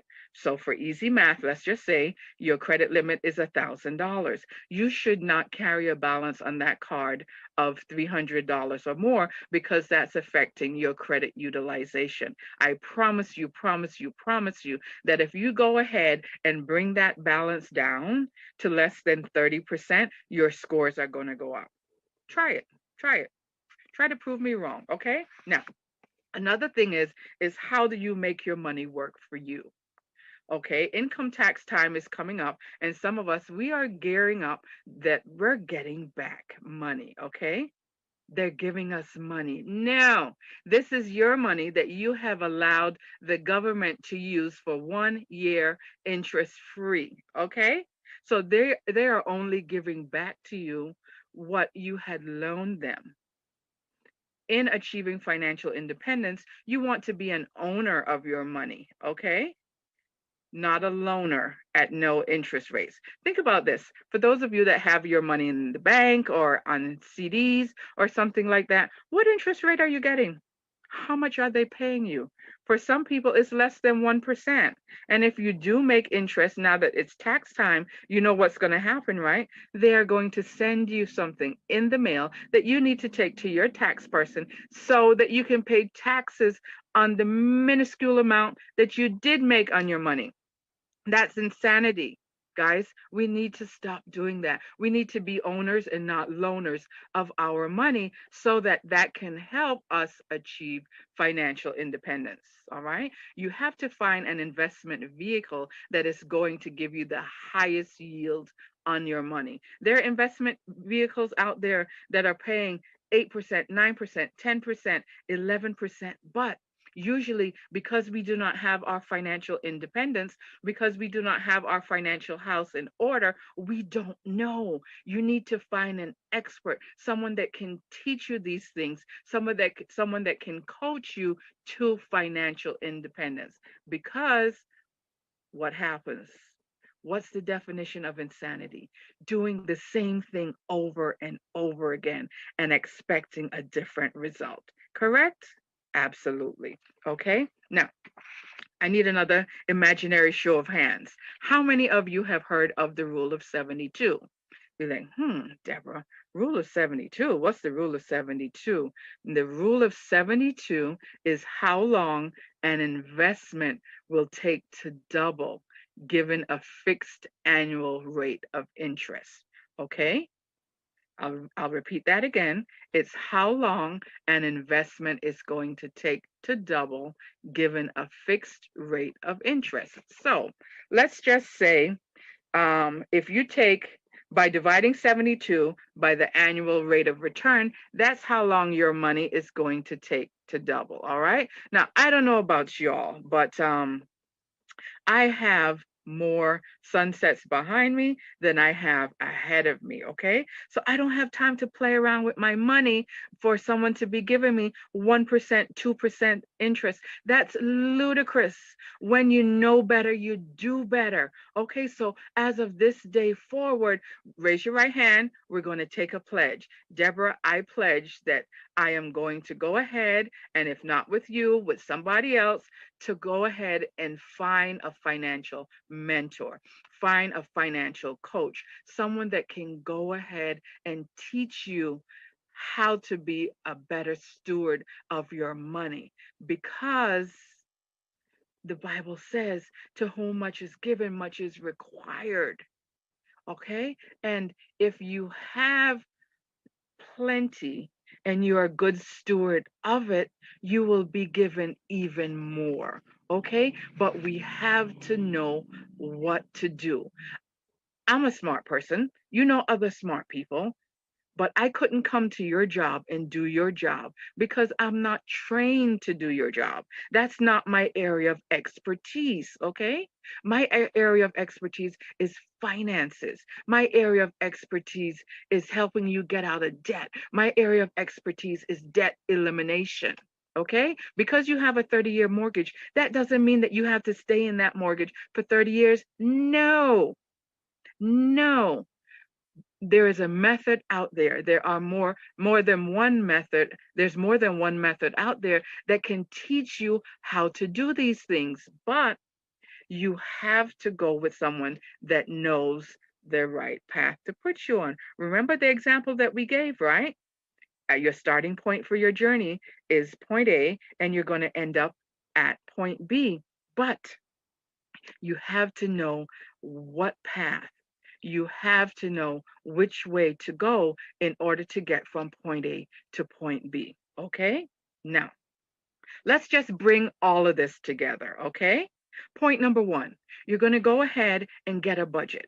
There are so many different apps that are online that you can get if you're an app person. But like I mentioned before, I'm old school, I'm black and white. I want to put it down in black and white so that I can see it. I can visualize it every day. That helps me, right? It's kind of like your vision board. Have any of you done your vision board yet for the month? Come on now. We're like halfway through the month of January already. You can't start planning for the year at right now. You should have been planning before, but that's okay. I'm not going to beat you up too much about it. As of this day forward, you need to get your plan in place. All right. You're going to take pen and paper and put your budget down. Okay. So that's your budget. You're going to take a look at all of your expenses, where you're wasting money, identify areas. Do you really need 800 channels? Everybody has the same 24 hours in a day. Even if you watch TV for 24 hours a day, you cannot watch 800 channels. All right. Take a look at that. Take a look at your cell phone to see, do you need all the bells and whistles on that cell phone? No, you don't. All right. But like I said, I'm going to stop beating you up now. Now, I'm coming towards the end of my time with you. We've been having such a great time, but I want to leave this with you. This is not only my business, this is my ministry, okay? When I wake up in the morning, I am ecstatic in taking a look at who can I help today. I want to be a vessel that because of your encounter with me today, your life has been made better, okay? If I've said anything that you like, give me a call. My number is 954 998 7500. That's 954 998 7500. 954 998 7500. My name is Deborah Johnson King, and I am the president and CEO of the Deb John Group, LLC.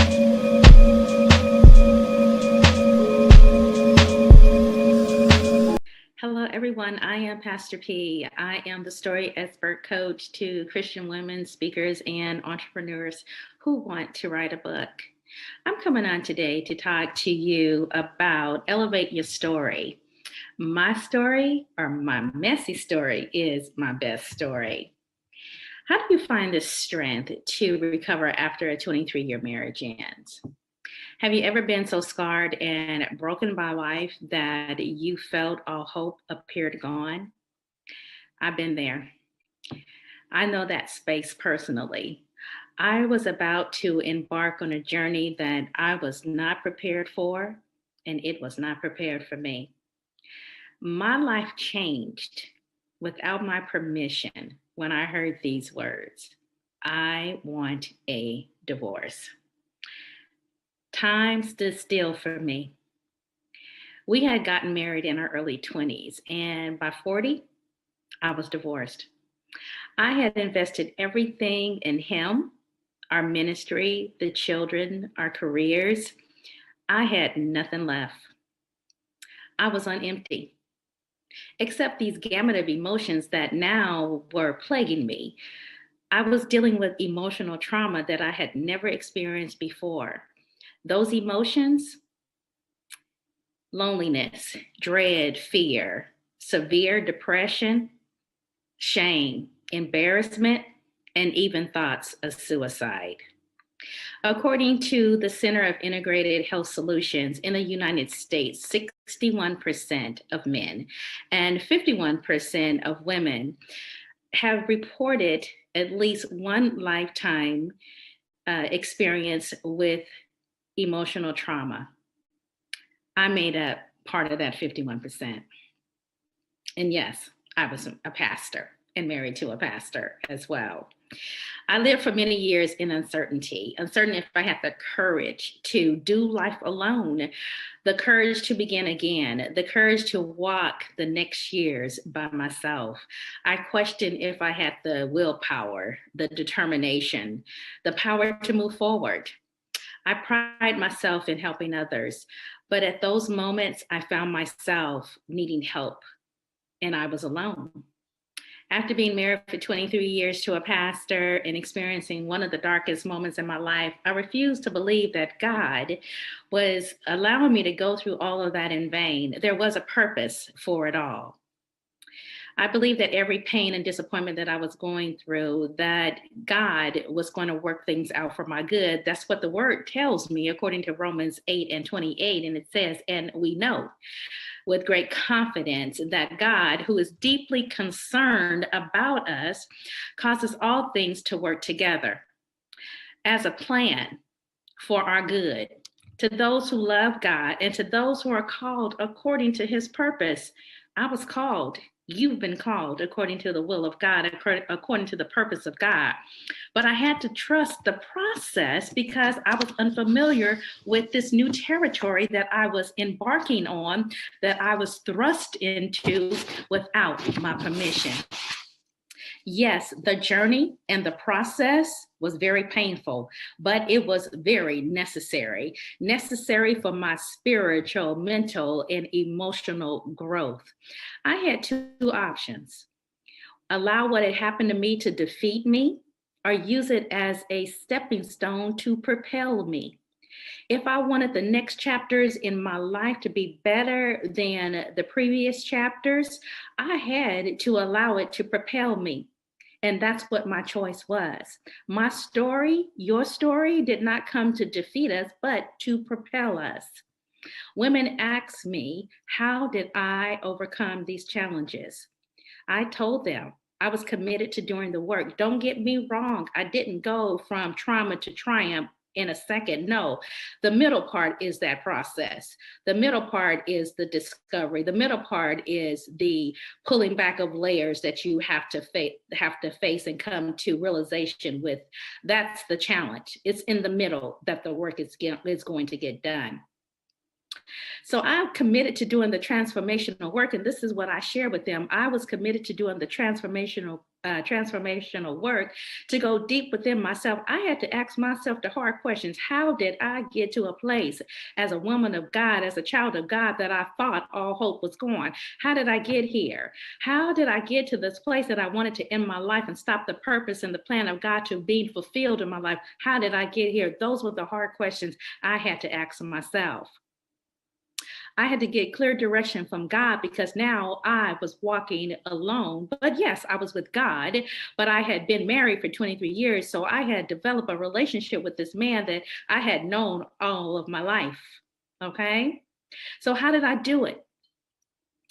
My messy story turned out to be my best story because I changed the narrative. I had to change the narrative because it was either my pain or my purpose. It was either the trial that I was going through or the triumph that I wanted to receive. It was being a victor or being the victim the rest of my life. Maybe you haven't gone through a traumatic experience, or maybe you haven't gone through a divorce, but there was something that happened to you that stopped you. There was something that happened in your life that put you on pause. There was something that happened to you that took the wind out of your sail. There was something that happened to you in your life that caused you to forget and relinquish and give up some of the things that you purpose in your life to do. Here are 5 steps that I took to turn my messy story into my best story. I call these my 5 R's. The first one, revise. Revise means to re-examine. Re-examine what has happened. It means to make alterations, make peace with the past. When you change your opinion about something, and it is to make those necessary changes. When I think about alterations, I think about cutting. I think about clipping. I think about sewing up. So when we are revisiting and we're making these alterations, we have to clip, we have to cut, we have to prune. And this is the process that can be very, very painful because we have to make a decision that in order to move forward, we have to cut off some things in our past that got us to this place. We have to clip, we have to cut, and we have to prune. And in this process, God does the pruning as well. So we revisit Okay, we live in a cycle of what if. I'm guilty of it because this is exactly what I did. What if I decided to do something different? What if I didn't go here, go there, say this, say that? What if we had went to counseling? What if we did all these things that we didn't do? So I lived in the land of what if. What if I hadn't said this? What if I didn't speak that? What if I didn't spend that money? You've been there because I have been there. Isaiah 43:18 verse 19 says this in the Passion Bible. It says, stop dwelling on the past. No if, ands, or but about it. It is not a question. It is a declaration. It is a statement. He is saying, stop dwelling on the past. Don't even remember the former things. Don't even remember the former things. Yeah, I did it. Okay, I confess, I repent, and now I have to move on. So we revisit, we to make alterations, and we change. We are now at shift mode. We are now shifting in gear. Next, release. This is the act of setting free, letting go, releasing the blame, the shame, the guilt, the anxiety. It's forgiving yourself and it is forgiving others. This is the part of the transformation process that really is going to be intentional. It had to be intentional for me, and it has to be intentional for you. This is releasing that which does not serve you anymore. Doesn't serve you anymore. Releasing that which has come to strip you, releasing that which has come to cause you to be stagnant and stuck. It's releasing those who have hurt you. I had to do it. I had to release the man who had changed the trajectory of my life.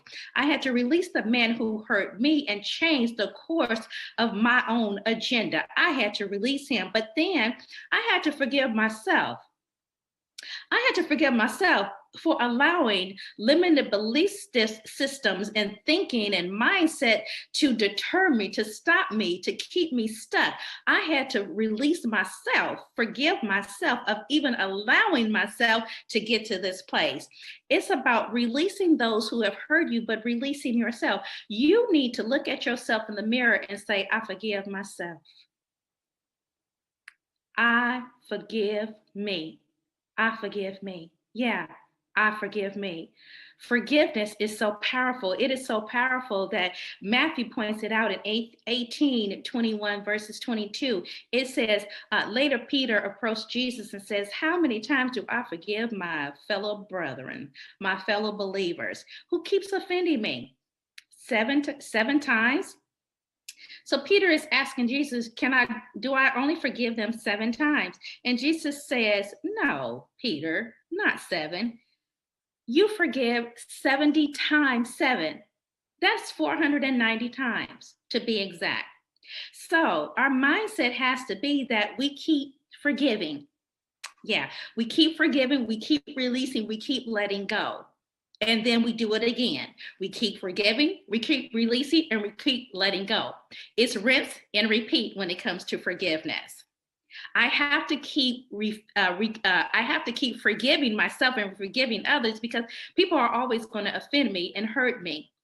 And Jesus said this, that if we don't forgive each other, he won't forgive us.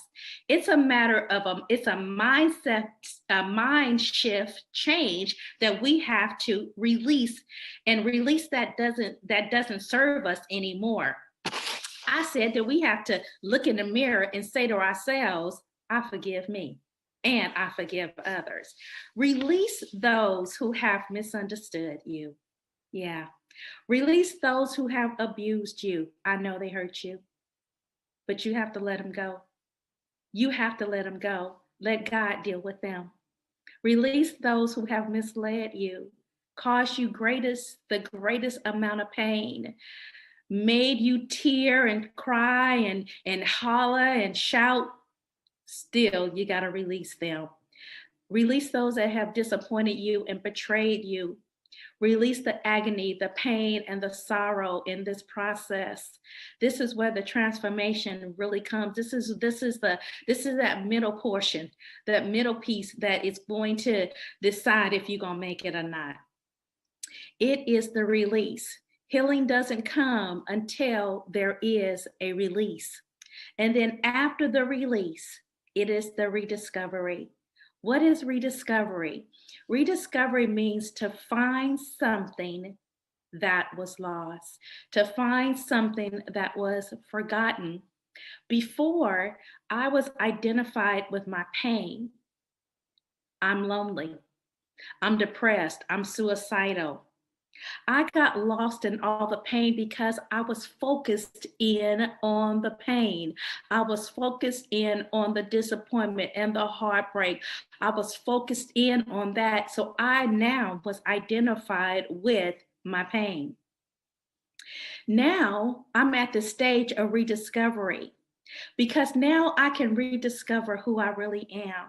Now I can come and arise to the newness, really, which God had created me to be. I can arise from the depression and everything that tried to stop me from fulfilling my purpose in life. I can rediscover who I really am, things I love to do, places I want to go. If I want to travel and I love it, I can do that in this place. Ask yourself, what did you lose in the process of all of this heartbreak, all of this disappointment, all of the pain and the agony? Ask yourself, what did you lose? And I challenge you, whatever you lost, now go get it. Whatever you lost, now go get it. Maybe in the process of all this, you wanted to write a book, you wanted to start your business, you wanted to travel, you wanted to do all these things. Well, I'm telling you, in this rediscovery, you can do this right now. Next, it is rebuilding. Rebuilding means to build something again after it has been destroyed or damaged. I was dropped many times and cracked, just like you. We have that in common. We have been dropped many times, but God picks us back up, puts us back together again, because he is the potter and we're the clay. So we are now at this rebuilding stage. We are now at a place where I can set new goals and I can execute my plan. I can write a strategy on where I want to go and how I want to get there, and a deadline on when I'm going to make it happen. So I'm rebuilding in this process now. Psalm 66:12 says this: we went through the fire and through the water, but thou will bring us out to a wealthy place, a place of abundance. My story did not come to break me, but it did come to make me. Then number 5, rewrite. Sharing my authentic story, owning my truth, all the ugly about what I had experienced in life. It's my truth. I'm not going to let anybody write it.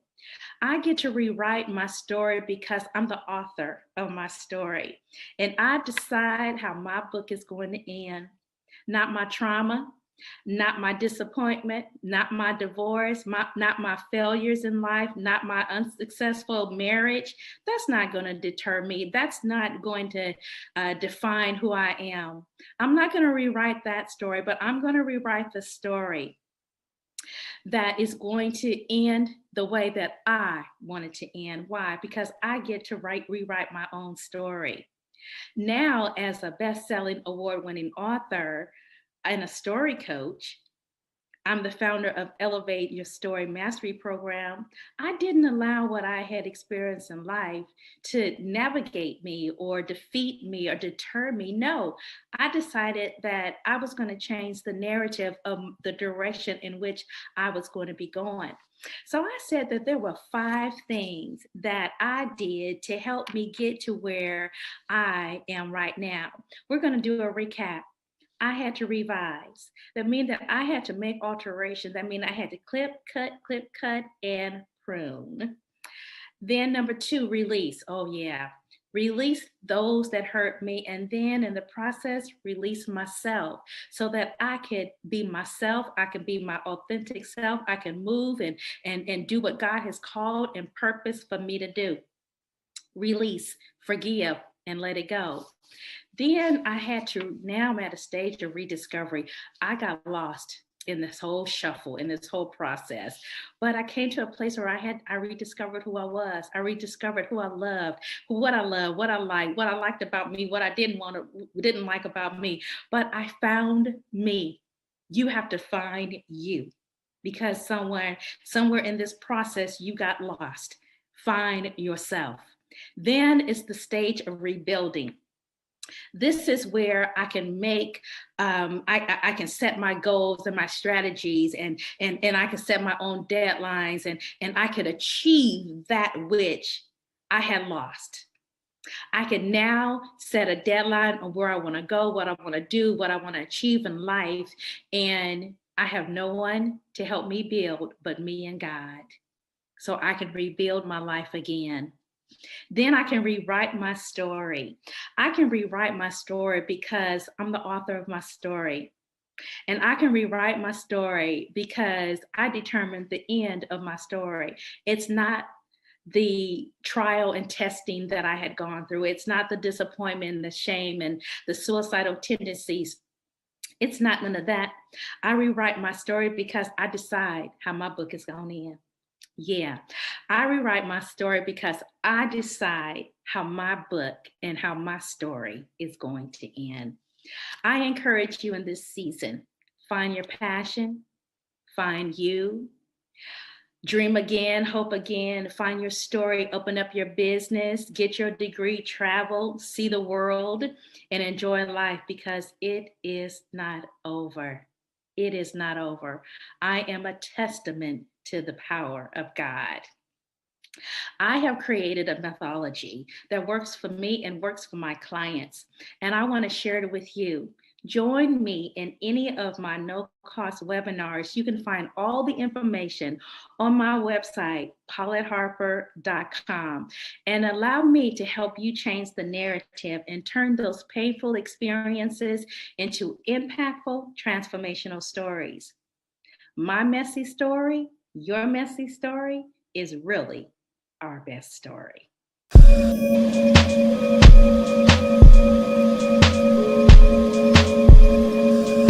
Hello, hello, hello. How is everyone?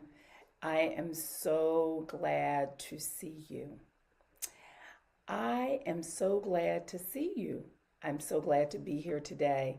And I am so glad to be here to talk about quick ways to come back.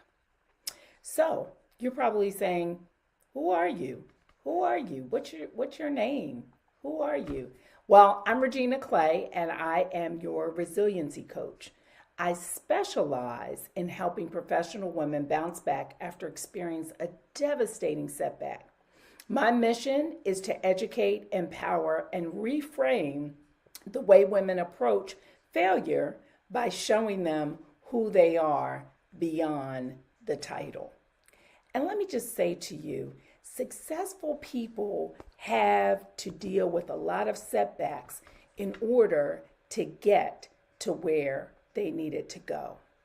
So let me just tell you a little bit about my story, right? Because it's all about that. Because you're like, oh, you can't be, you haven't had any failures, you haven't gone through anything. So let me just tell you, I remember it like it was yesterday. My parents pulled up to my house, loaded up all of my worldly belongings, then they put me in a car and made me drive back to Maryland from New Jersey. As I pulled off, I was leaving behind my entire life, my home, my new husband, and my life doing drugs. At that time, I truly felt as if I had hit rock bottom.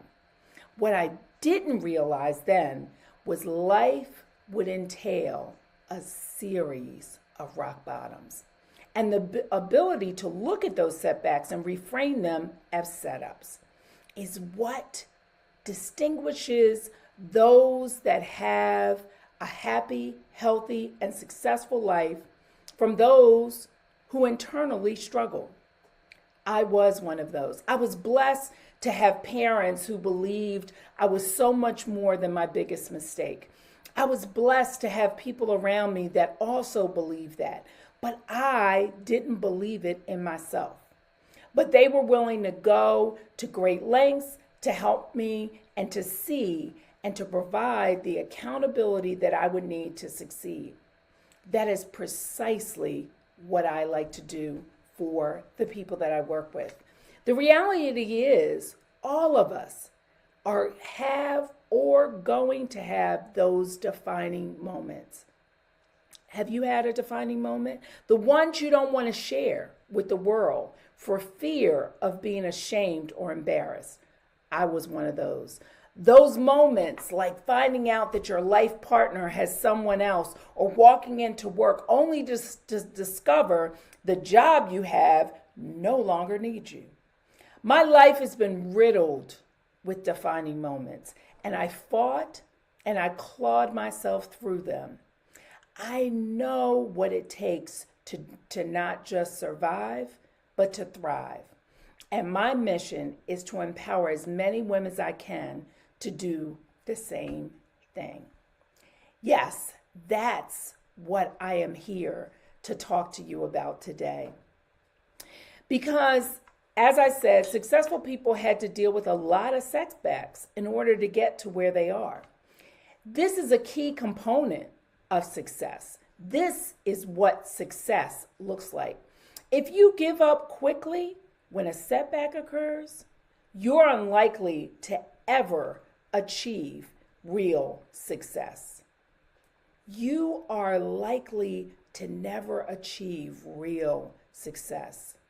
Given that setbacks are going to happen, having a plan to deal with them is imperative. A little preparation goes a long way. Consider these strategies to move forward quickly from your next setback.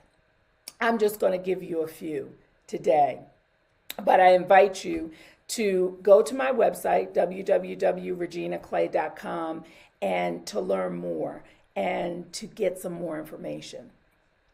First, become angry. You may be saying, Regina, angry? Yeah, anger isn't all bad. Anger can be useful emotion if you use it to drive you forward. A lot of things have been accomplished with anger and spite. Maybe this could be one of those times. Maybe, just maybe, you can take that anger and use it for good. So become angry. Feel the emotion. One of the things that I always talk about is feel the emotion that you're in. Don't try to put it in the box and put it away and stuff it away like I did. Put it, keep it, feel it. So become angry. Become determined. Yes, a setback can be used to solidify your determination. You are more than any setback that has happened to you. Maybe you haven't been 100% committed to whatever it is, to your health, to your relationship, to your career, to your next business move. And this is your wake-up call. Sometimes you have to get a wake-up call to really go in 100%. Are you ready to answer that call? Number 3, use the setback to become stronger. What can you learn from this setback? I will tell you, when my parents came and packed up and took me away from what I thought was my greatest life ever, I learned a lot of things. I used that situation to become better than I was before. I used that situation to take me from that place to this place. Yes, I had other setbacks. Some were self-induced, some were not. But I learned from each setback that I have. Get what you can from the setback and come back even stronger than you ever did before. So I talked about emotions, And I talked about anger when we first started. So this next one is probably going to throw you off a little bit. You're going to say, but you said get angry. I did. But you also have to keep your emotions in check. You can't let that anger swallow you up and swallow you down. I just heard something the other day. If you don't deal with your pain will strangle you. If you don't deal with your pain will strangle you. So that's what I mean when I say you've got to keep your emotions in check. So avoid getting too emotional. If those are most emotions are likely to derail you from your future efforts, you've got to keep them in check. Anger can be useful. Hopelessness cannot. Let me say it again. Get your pens out. Anger can be useful. Hopelessness cannot. You cannot feel in despair that you will never get out, that you will never turn it around, that you will never lose those 50 pounds that you need to lose. You can never feel like you'll never be in another relationship again because you've been through multiple marriages or multiple relationships or failed relationships. You can never feel as though your bank account is going to be more than you ever imagined if you keep being stuck in the negative account that it may be in right now. So hopelessness cannot. Anger can be useful, but hopelessness cannot. Strong emotions can lead to poor decisions. Let me say that again. Strong emotions can lead to poor decisions. Don't let your strong emotions lead you to poor decisions that you'll regret later. Don't let that happen. The next thing I want to say is set a new goal. So you didn't lose the 20 pounds. You didn't lose the 10 pounds. So set a new goal. Start over again. And it's interesting. You're probably saying, why does she keep talking about weight loss? Well, that's my thing. That's what I've got to work on. That's what I'm continuing to work on. Because see, I'm still a work in progress. I don't know about you. You all may be perfect, but I know I'm not. So I know that there are various setbacks that have happened in my life. Weight gain is one of them. So yeah, I may talk about it a little bit more than you may want to hear it, but that's my thing. A significant setback might be a sign that it's time to set a new goal. Do you hear me? A significant setback. So if you gained those extra pounds in this time that we've been in this pandemic, in your life, if that setback, it might be a sign that it's time to set a new goal. Or it requires so much time and energy that they're not worth it to you.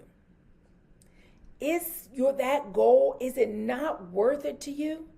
Is it not worth it to you? The relationships that you're looking for, the love that you're looking for? Is it not worth it to you to start that business or begin that business or begin again? Okay, I don't know about you, but some of you out there, I know you're entrepreneurs and I know you've started businesses or you've been a part of this direct selling company or that direct selling company and none of it has worked out for you. That doesn't mean you can't begin again. The conventional wisdom is that you should never give up. See, I'm one of those. I don't ever give up. But there are actual things that may be out of your reach.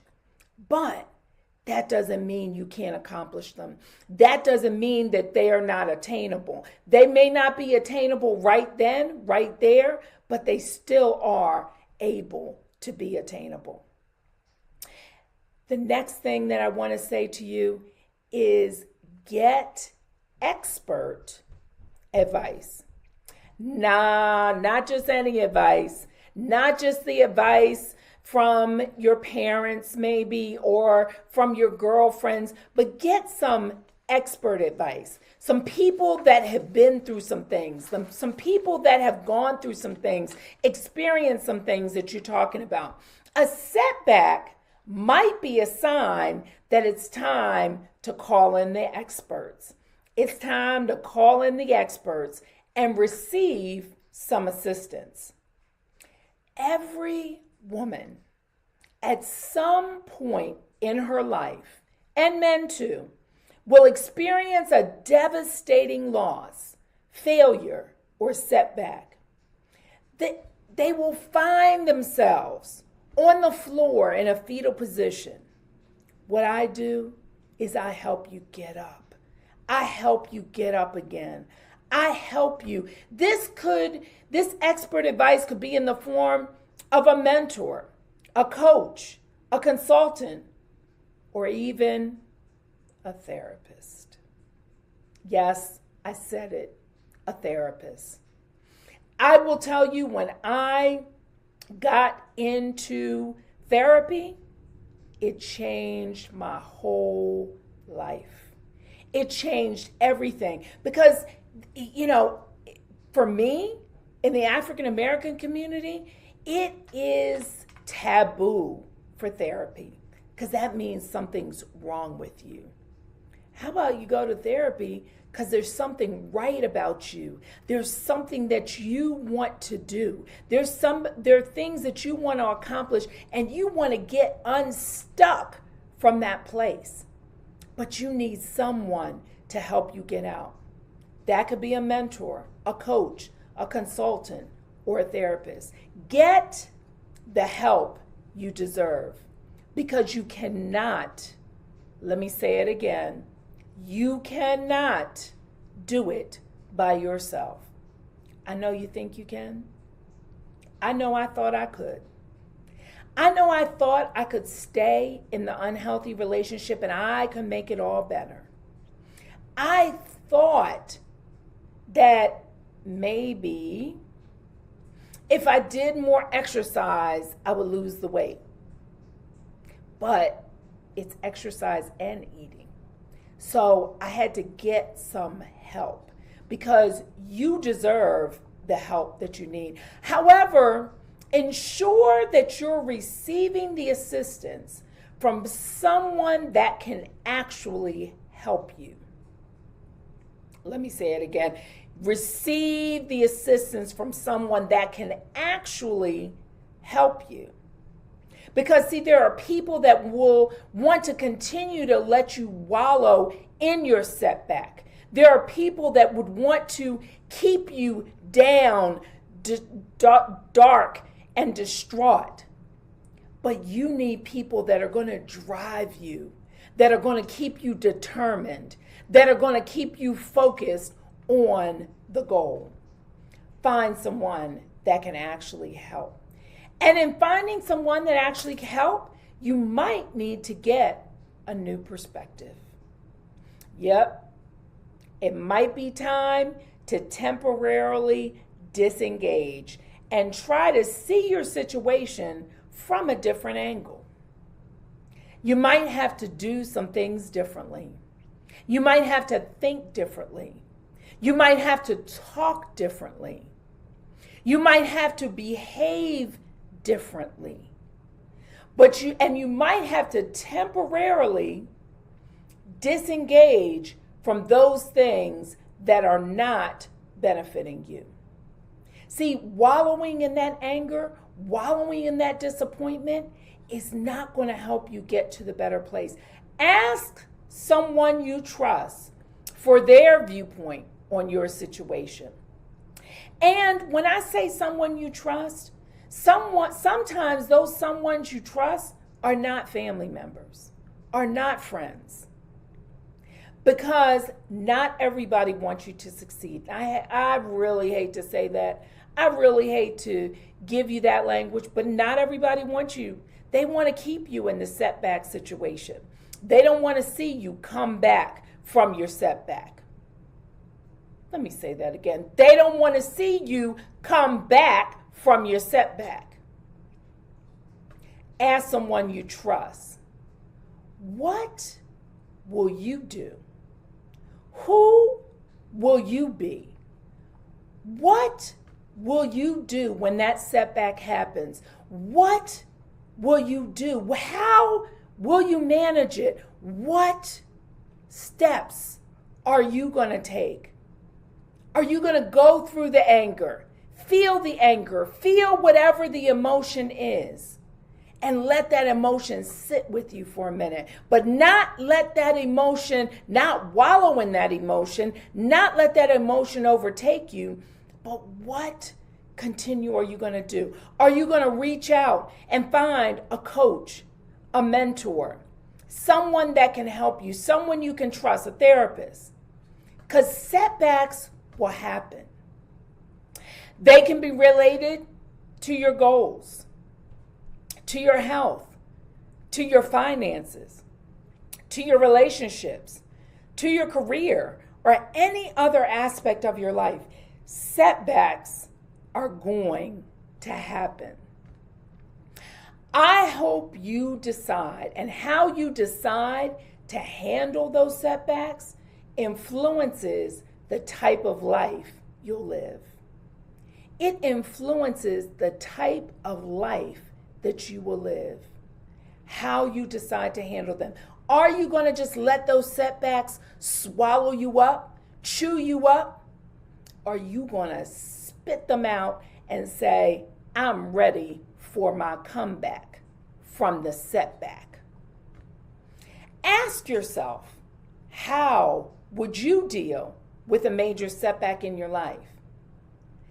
I don't know. Maybe you've had one already. And if you haven't, as they say, live long enough, you will. There will be a setback in your life. Whether it's a health challenge, whether it's the loss of a loved one, whatever the setback might be, maybe it's finances. How do you think you will handle it? Do you have a plan? Do you have a mentor? Do you have a coach that's going to set you up, to bring you back, come back from the setback? Do you have a plan?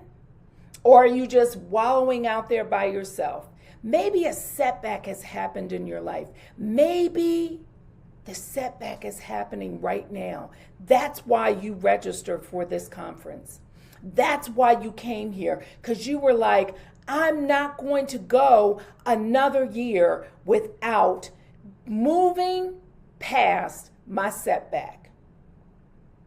Your setbacks are set up for a comeback. Oh, yes, they are. Become a master. You can become a master at dealing with setbacks.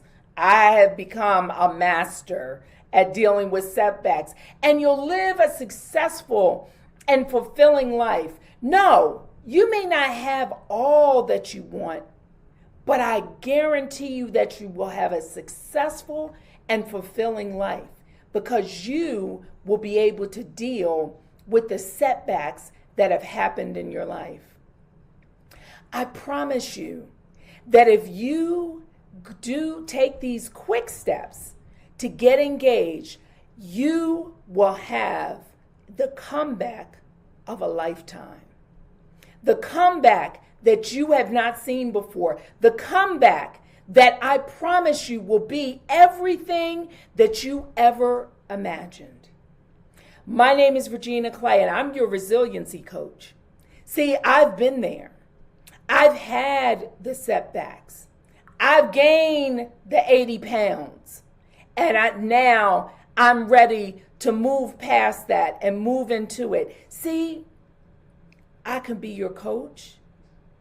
I can direct you to a consultant, because I am connected to a lot of people. I can connect you to your next level of comeback.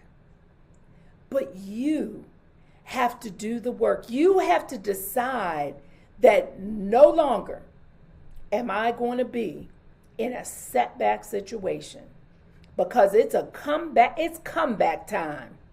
So I'm giving you your quick ways to come back from this setup, from the setback, from the setup. It's set up. The setback was set up. It's set up. Sometimes it happens because it's got to refocus you. Do you want to get refocused today? I encourage you to connect with me. My name is Regina Clay. I am your resiliency coach. You can connect with me. You can visit my website at www.reginaclay.com. There you will find a free tool that you will be able to download. And I will want to connect with you. If you feel like you need to bounce back better, if you need to be resilient in what you want to do, if you believe that a setback has got you stuck, I'm your resiliency coach, and my name is Regina Clay, and I'm here to help you bounce back better. Thank you. Glad you could join the Comeback Summit.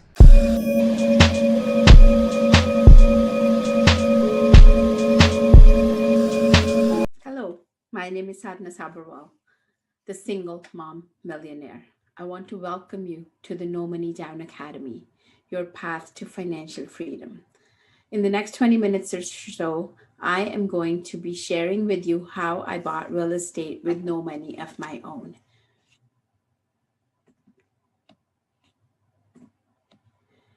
So how do you invest in real estate and grow your passive income without any of your own money? I know everybody wants to invest in real estate, but it's always like, oh, I don't have enough money, or I don't have enough credit, or I need a down payment. But I am here to tell you it's all possible, even without any of the above. So first of all, I want to tell you who I am. As I said, my name is Sadhna Sabharwal. I am a single mom of 3 boys. I was left with these boys when my ex-husband decided to leave me. They have gone on to become doctors and MBA. I still work full-time as a law clerk. So real estate became my part-time hustle. So real estate is my side hustle, like how you say 5 to 9, not the 9 to 5, but the 5 to 9 job. And I really did treat it like a part-time job because I wanted to excel at what I was doing because I needed to bring in more money into the household. I guess it's funny, but it's also not funny because when my ex left, my kids were very little and they would be happy with $2 and $5 stuff. But as they got older, I realized that their needs were much bigger. Their needs were more like, you know what, Mom, we need $50 or we need $100. And a law clerk salary is not a whole lot of money. So I was finding it hard to meet their needs. And therefore, I was always looking for extra income and extra money to bring in to the household. Now, as I said, my beginning, when I started to learn about real estate, it was only to help myself and my children because I wasn't thinking at that time that I would be teaching this stuff 10 years later down the line. But it was just like, I'm sure everyone's heard that expression when you're traveling in a plane and the air hostess comes on and they say, if the pressure drops down of the plane, those masks are going to fall, but they will say, always put your mask on first before you help the other person beside you. And I was no different. So when I'm learning about real estate, my goal was to help myself and my children. And now the goal has changed to say, you know what, I want to help other people. Now, real estate has made me financially free. And here I am teaching this stuff now. Now, how did I find real estate investing? It's more like, you know what, this picture is back in 1997 when my ex-husband, and actually we were all going to my cousin's wedding. And while we were there, he asked me to come out for a smoke with him. Now, I don't smoke, but he did. I never thought going out for a smoke would change my life. So this is the day my life changed. When we were outside, he told me about this woman who has come into his life, and he did not want me to find out from somebody outside. He wanted me to tell me himself. How kind, how nice of him. So it took me 6 months to realize that I do not want to be part of that. And I just figured, okay, enough is enough. Tell me what you want to do. It can't go on like this. And I asked him point blank, it cannot go on like this. You have to make a decision. So either you leave me or you leave her. And he goes, I can't leave her. And I said, then you leave me. And he did. So here I am, 34 years old, left with 3 kids to fend for myself. Yes, he did leave roof over my head. And you know what's weird is that I could not even speak to my dad about it because my dad was going through cancer at the time. 9 months to the day my ex-husband left, my dad passed away. So here I am, like I said, 34 is not that old, and now I have to take care of 3 kids. I just felt like he walked away, shook his hands and he's done. And here I am stuck with all the responsibility. Like I said, I had a mortgage, I had family debt that he had borrowed. He had borrowed money from my parents, which I ended up paying afterwards. And also we had some credit card debt as well. And then a couple of months later, he calls me to tell me she's pregnant. And I was like, what am I supposed to do with that information? So now when I heard that, it was more like, there's no chance of reconciliation now anymore. Before that, I used to think, okay, well, maybe. But once I found that, for me, that was it. And I still remember the day, it was Friday, and my coworker goes, oh, do you have any plans for the weekend? And I said, yeah, I'm actually going to kill myself and my kids. And so the only thing I knew how at that time was run a pipe to the exhaust and run a pipe to the house, basically, so we could, all sleep to sleep, like carbon monoxide poisoning, pretty much. And of course, I didn't kill myself. And of course, I didn't kill my kids. And then Monday morning, I go into work. At the time, I didn't have a cell phone. And I get a call from the Children's Aid Society. And I had to deal with them. And I'm like, no, I did not kill my kids. They're at this school. Here's their number. I just dropped them off at school before I came into work. Blah, blah, blah, blah, blah, blah, blah, blah, blah.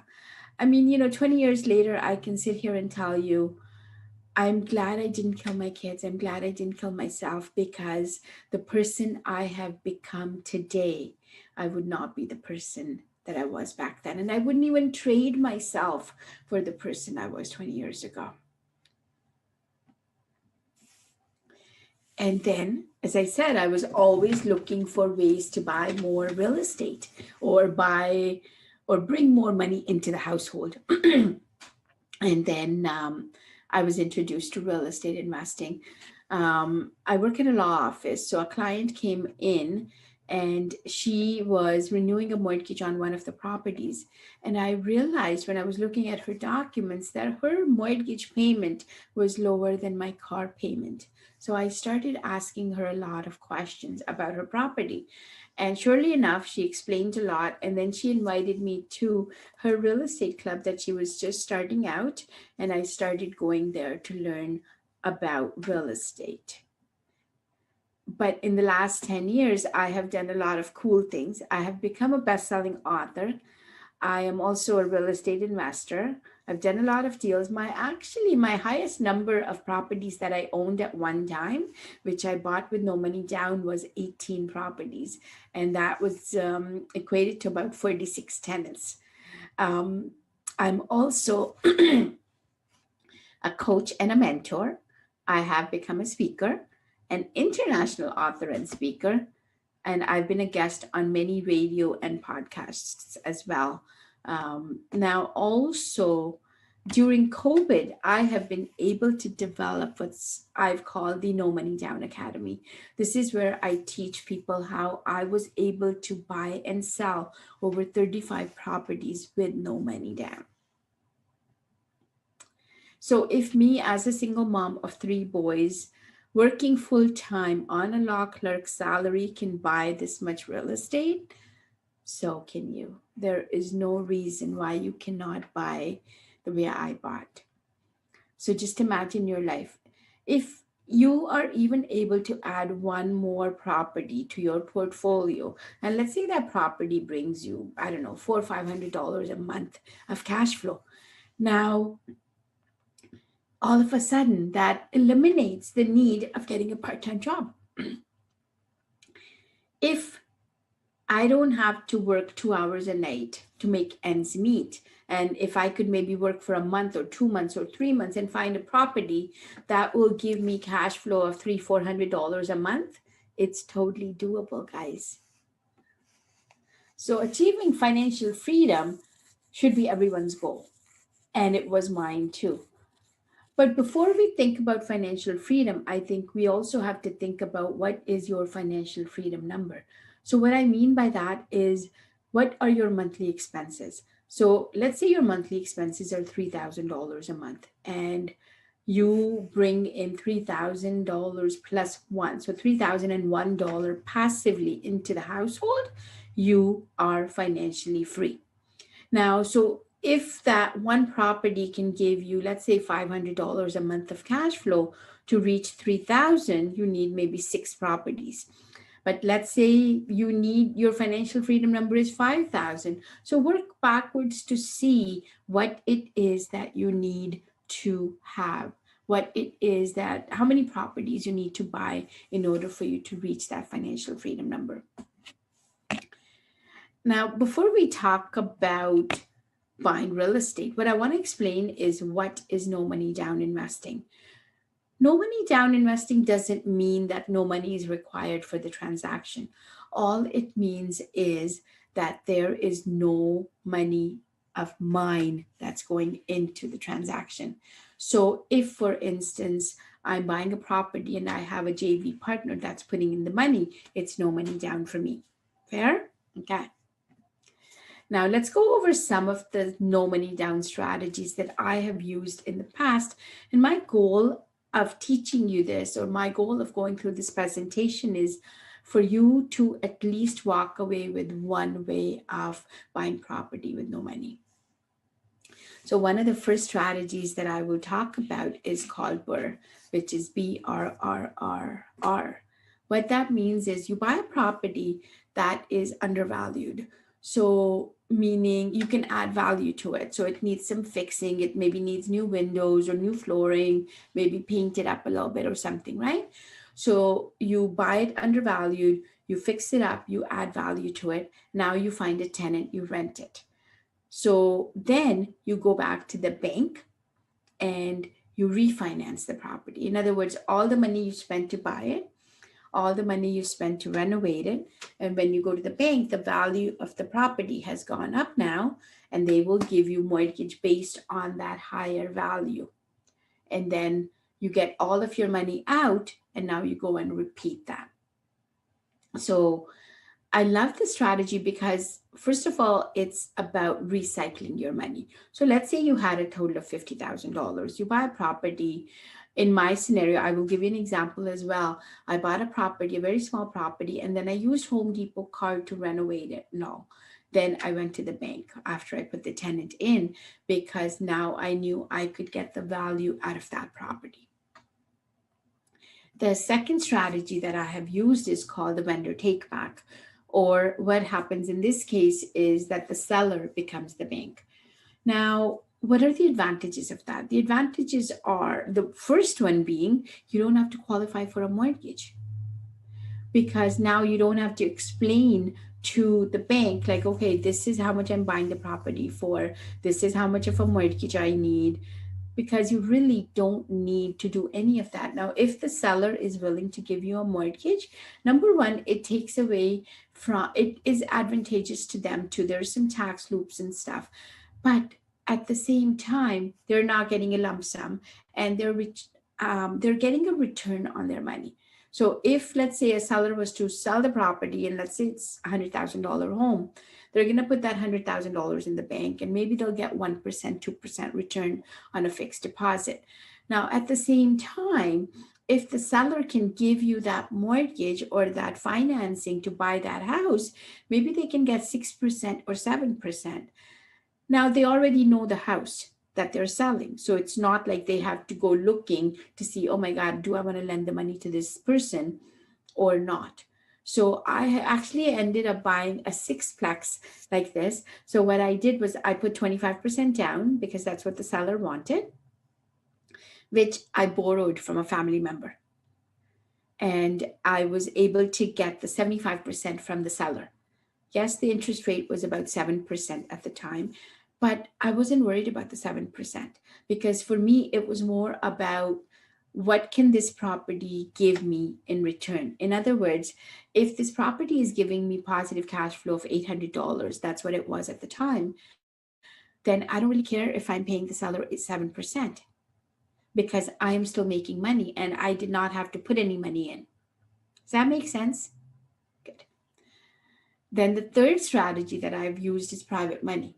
Now, again, private money is mostly based on the asset. So if the asset value is there, private lenders will loan you the money. Yes, the interest rates are a little bit higher than the bank, but again, I personally do not focus so much on the interest rate because at the end of the day, everybody has to eat.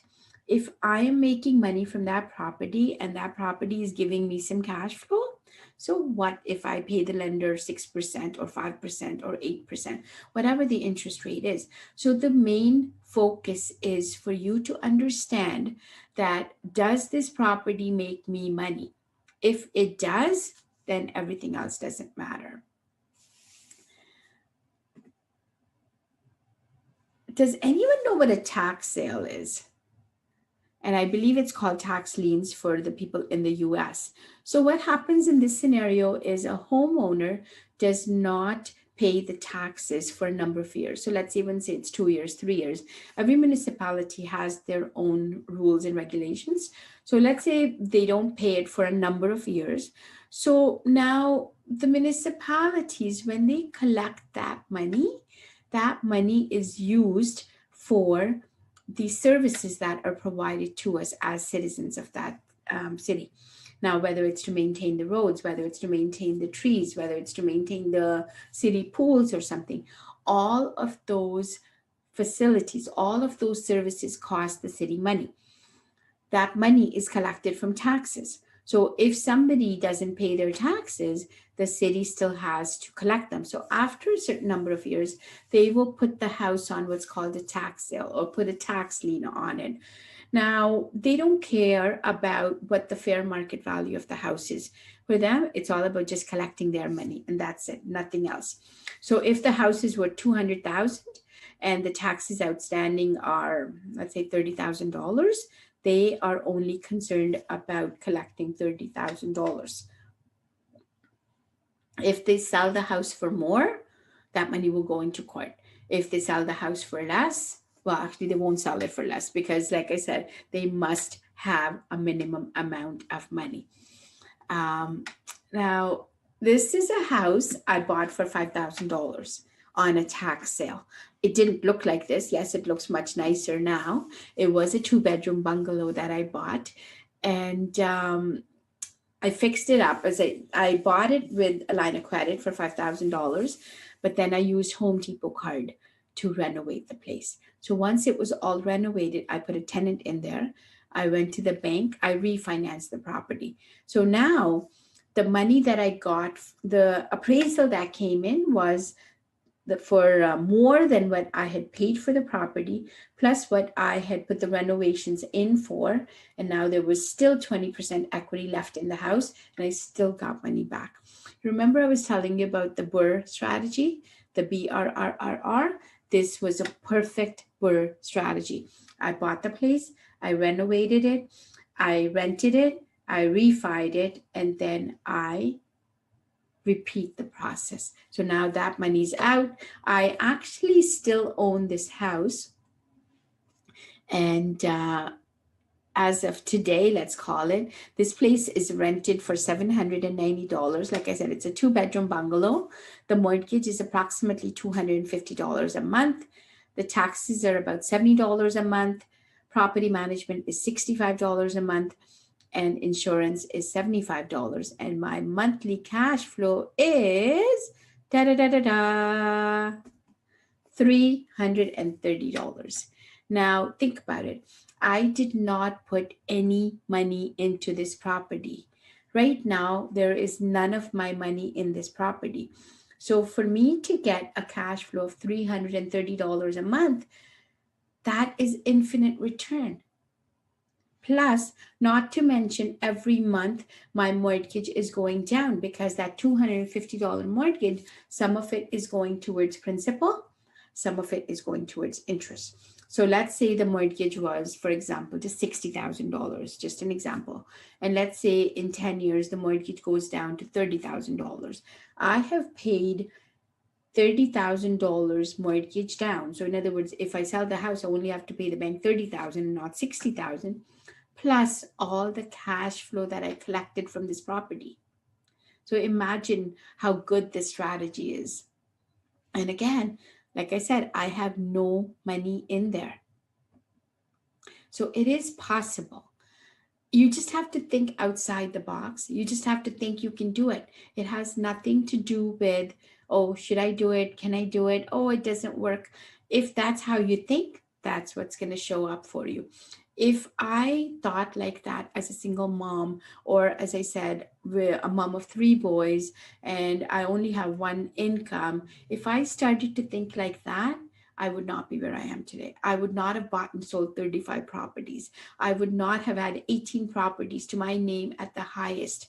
I would not have umpteen amount of tenants. And I would not be able to sit here and say I have made over $1 million from real estate. All of that with no money down. So you just need to go out there and do the work. You'll have access to all the channels that I have access to.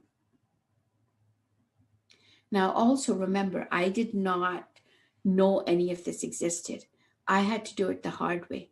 But a mentor can show you how to cut down on that time and your mistakes, because if you have a mentor who's already done this stuff, they can show you the shortcuts and the best way to go about it. So my personal mission since then has become, I want to help and guide you in becoming successful. When I was doing real estate, it was hard for me because I didn't know. I didn't know what I was doing. And that's why I got that lady as a mentor. Now, she didn't teach me everything, but she got me a good start, so which I'm grateful for. So I can save you time, money, and energy. A mentor can help you save time, money, and energy. And I want to help at least 100 people reach financial freedom. I want to transform lives. That's what I want to do. Now my kids are grown up. As I said, 2 of them are in medicine, 1 is in management, and they're all doing well for themselves. So I don't need to worry about them. All I've done with this real estate is I have supplemented my retirement. I don't need to depend on my children to support me in my retirement. Now, I do have the next No Money Down free training coming up. I know this says December 17th, but just ignore that. Just go to www.thenommoneydownacademy.com/register, because then you will be given the next time we're doing the training. So don't worry about the December 17th. Just be like, go and register. In my free training, I do this for almost 2 hours. I will teach you a lot more stuff than what I've done in the last 20 minutes. I hope I have served you in the 20 minutes. For you spending your time with me, I'm also going to give you a free gift. It's a free guide you can download, which is 10 ways to buy real estate with no money down. You can go to www.thenommoneydownacademy.com/guide. And in the end, I just want to tell you guys, just start somewhere. Start wherever you are. This plant did not know it was surrounded by concrete. It found that little piece of mud in there and it grew from there. So I hope I've served you today, and just start learning. Start learning wherever you are. Every time you learn something, you have an opportunity to earn more. And I thank you for spending your time. This is Sadhana Sabarwal saying goodbye for now. See you at the training.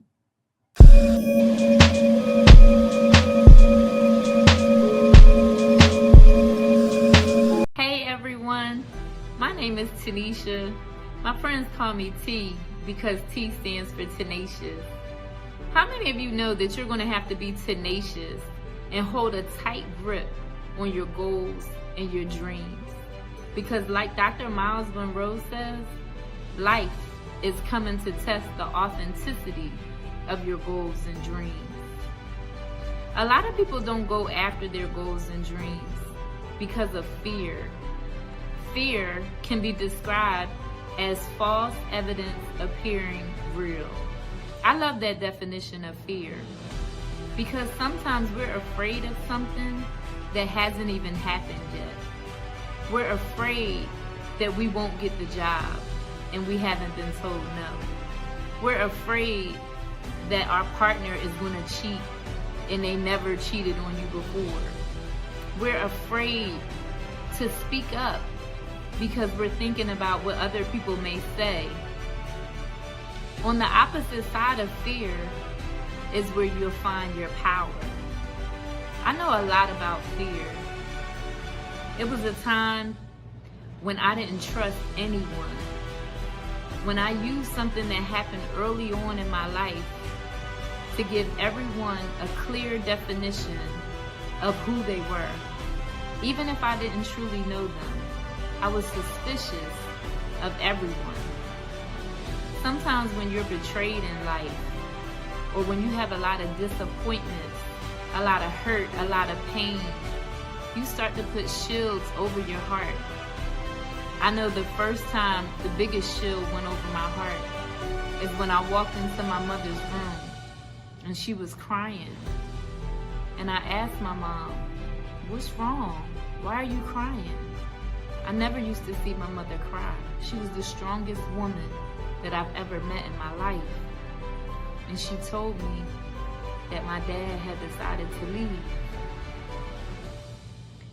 I couldn't really grasp what she was saying. And then she told me to call him. And when I called my dad, I could tell by the hesitancy in his voice that he wasn't coming home.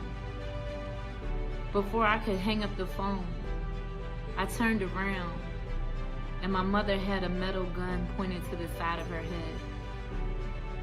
And I dropped down to my knees and I wrapped my arms around her waist and I looked up at her and I begged her, "Mom, please, please don't do this. If you leave me, I won't have anyone. Dad already left. Please don't do this, Mom." And I called out to God, and God answered my prayers. And my mother put that gun to the side, and she said, "Fine, I won't kill myself, but I'll never be faithful again." I was only 17, so I didn't care about her rationale. All I knew is that she was still going to be here with me. But that day changed the trajectory of my life.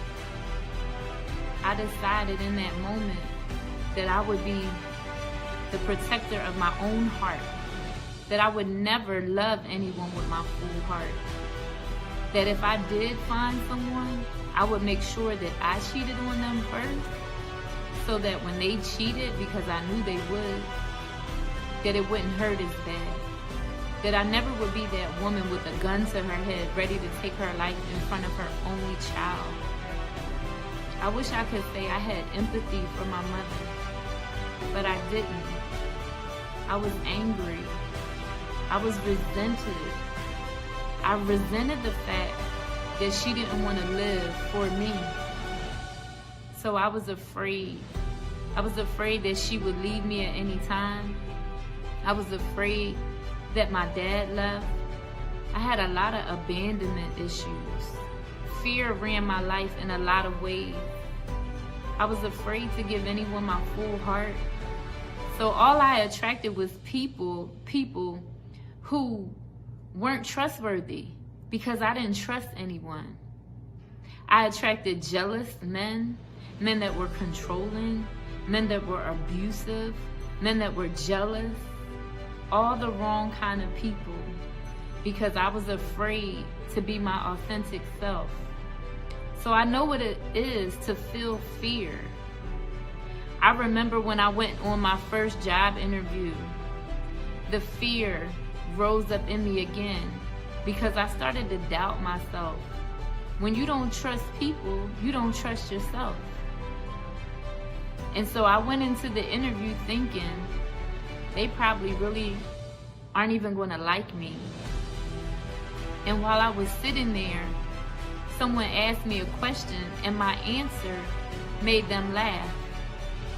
And once they started laughing, I realized that they were just people too. I remember what my dad taught me about not being intimidated by anyone else. That we all go to the bathroom, wash our face the exact same way. So there was no need to be intimidated. So every interview after that, I got every single job because I went into that knowing that I was good enough, that I would bring value to any company that I served in. And I remember when I got promoted to my first director's position, and that fear tried to rise up in me again. When I walked in the room, the CEO of all the hospital systems, he thought I was in the wrong room because I was the only African American in the room, only one of 2 females. When I sat next to him, because I always sit in the front of the room, I'm very auditory, so I like to hear what the presenter is going to say without any distractions. So I sat down right next to him, and he said, "Excuse me, I think you're in the wrong room. What's your name?" Wow. Here comes fear. Am I really in the wrong room? This is the thing that I'm saying to myself. I knew I shouldn't have took this promotion. I knew they weren't ready for me. I had some negative feelings, but quickly they dissipated. And I said to him, I am in the right room because my name is Tanisha and I'm the new director of regulatory compliance. And who are you?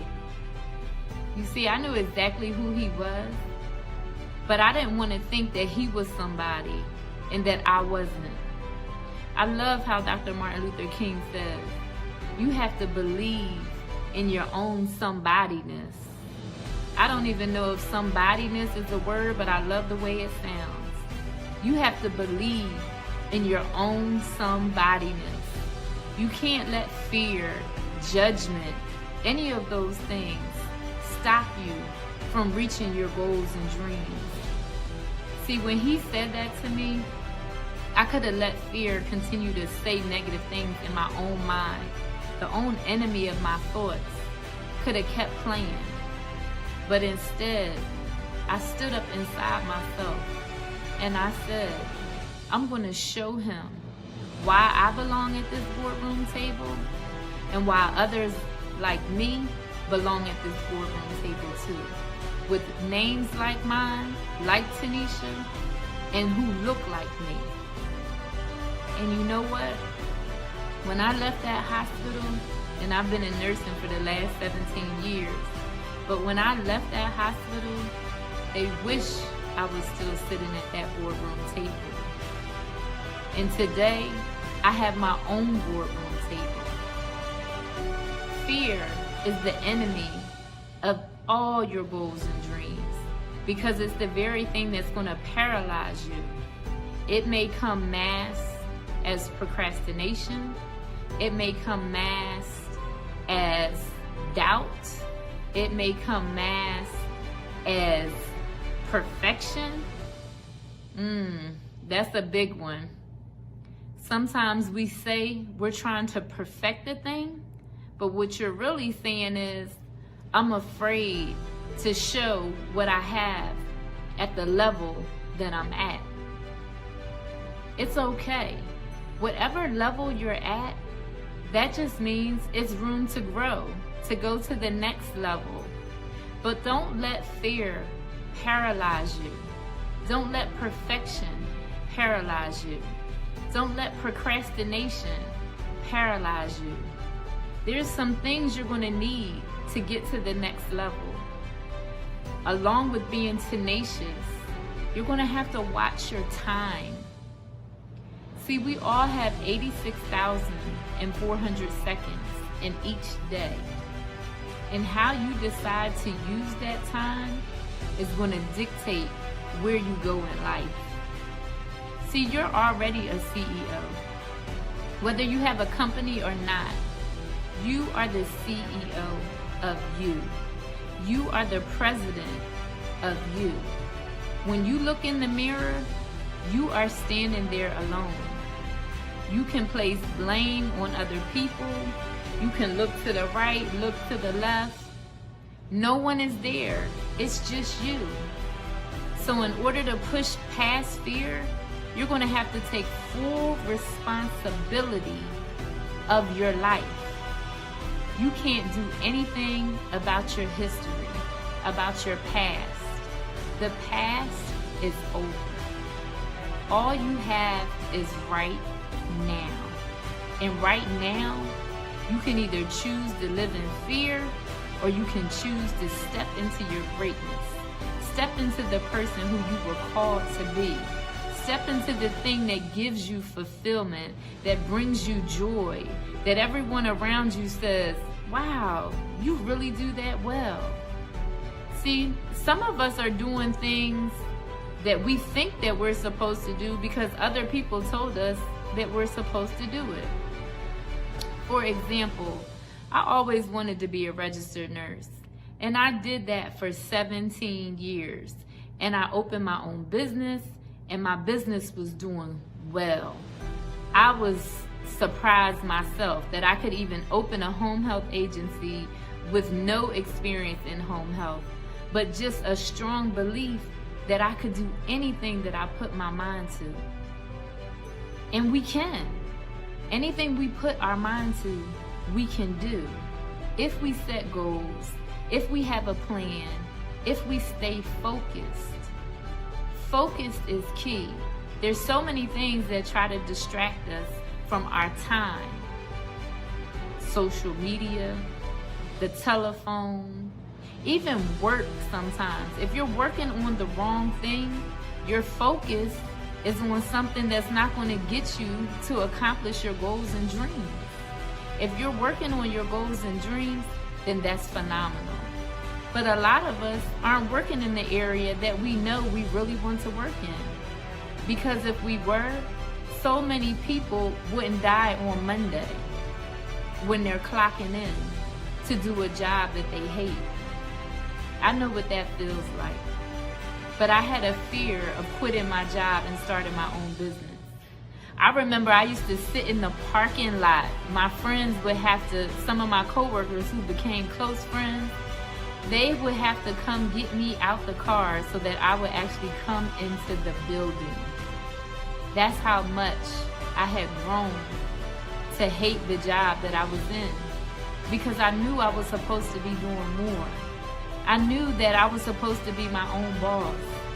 I knew that the people I was reporting to didn't even know as much as I knew, but yet and still I had to report to them. I remember one time my mom told me, she said, Tanisha, you know, once you hit 40, some of us become unsupervisable. I was like, really? Is that what it is? I'm unsupervisable? She was right. I did become unsupervisable. But for way too long, 2 years, I dreaded going to work, but went there anyway. And it wasn't until I got the courage to believe in myself fully and say, I can do this. I can start my own business. I'm not going to let fear paralyze me. It's still time. It was time to turn my life around. That's another T I want you to remember. Turn around. See, God has good turnaround stories. He is the author and finisher of our lives, and He writes great stories.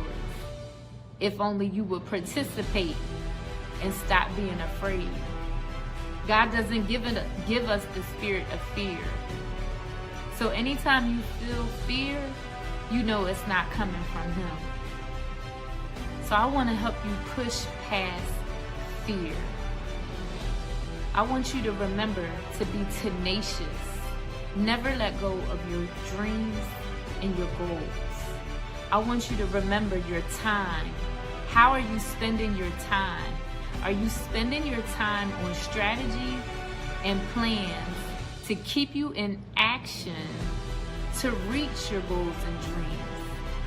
Set little milestones, 30 days, 60 days, 90 days, 6 months, 1 year, and evaluate your results. And if that's not working, do something different, but stay in action. Because it's time to turn your life around and go in the direction that you're called to go in. See, COVID did a lot for different people. What it did for me is it slammed the door on my business and opened the door to what I'm doing now. Speaking, coaching, writing, amazing things. I want to hear from you, and I want to help you turn the life that you've been given around in a direction towards your goals and dreams. Reach out to me. Don't be afraid.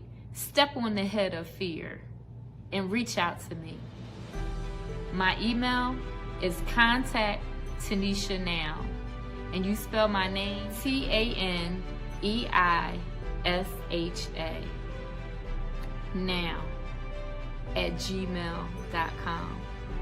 You can go to my website, TanishaNow.com. You can be a part of my community, She Thrives Now, on Facebook. I also have a new TV show, She Thrives Now, Inc., coming on Believe in Your Dreams Network, where we talk about what it meant to us to survive, but more importantly, how we started thriving in life. If you want to thrive in life, follow me. If you want to stop being afraid, follow me. I'm going to give you the tips, the tools, the extra push, the courage you need to go after your dreams. God bless. No more fear. To God be the glory.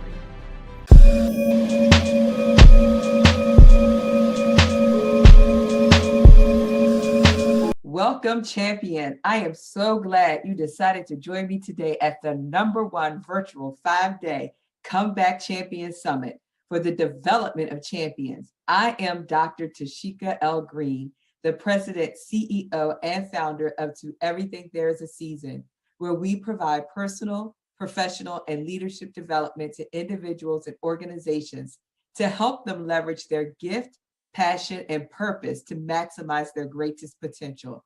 Today, I am coming for the champion that is inside of you. And today, you're going to understand the players before giving the plays. In your life, career, business, and or organization, there is a greater need for transformational coaches rather than transactional leaders.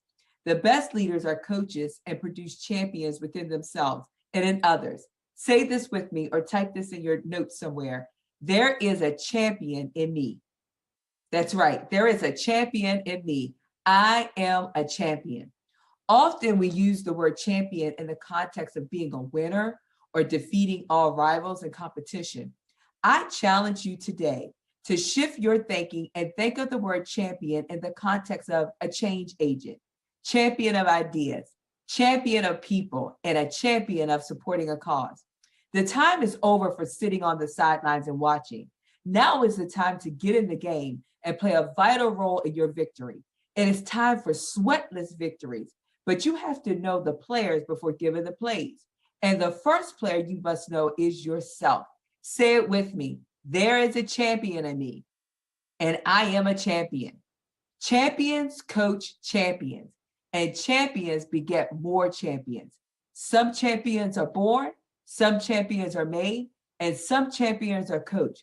But regardless of how a champion assumes the title, there is a process you must undergo to move towards what I call progress. Champions first, they appreciate the process that got them the victory.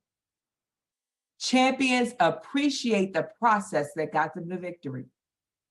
Champions reflect on, how do I get better rather than how am I doing? Champions are focused and cannot be easily distracted. Champions help others along the way and are committed to the we and not me.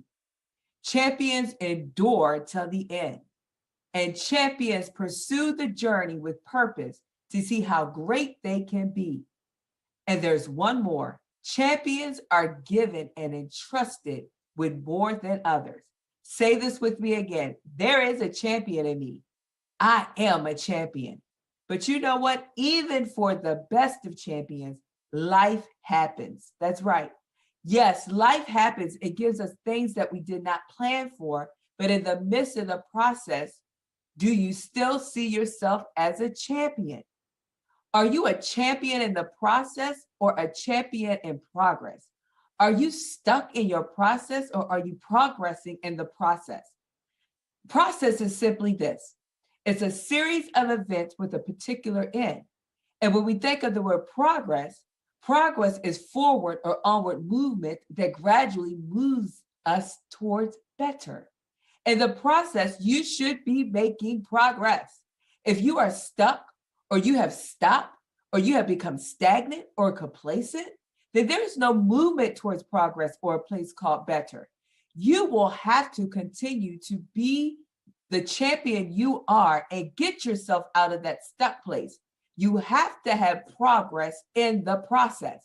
But because there has been no movement or no action or no execution, it just prolongs the process and hinders the progress. The process is preparation. Say that with me. The process is preparation for you to get better, embrace opportunity, to be successful, and become the best you. Preparation develops your character. It builds your strength, and it stretches your confidence. Your intrinsic motivation to become better should be your daily drive to pursue your goals with purpose, never stopping when you get tired, but rather when you reach a place called completion. You have to push past the thoughts of self-defeat and doubt and negativity and worry and see yourself as a champion. There is a champion out inside of you, and I'm coming for it today. What you believe, then you will achieve, and what you cultivate prepares you to elevate. Cultivate the champion on the inside of you. Understand the player, understand you, and then you can give the plays. As the leader and coach, do you really know the players? Do you really know you? Do you operate each day giving plays, doing to-do lists, tasks, and assignments and action steps that are unattainable because you're focusing on the doing rather than the becoming? Shift your mindset and operate in becoming rather than doing.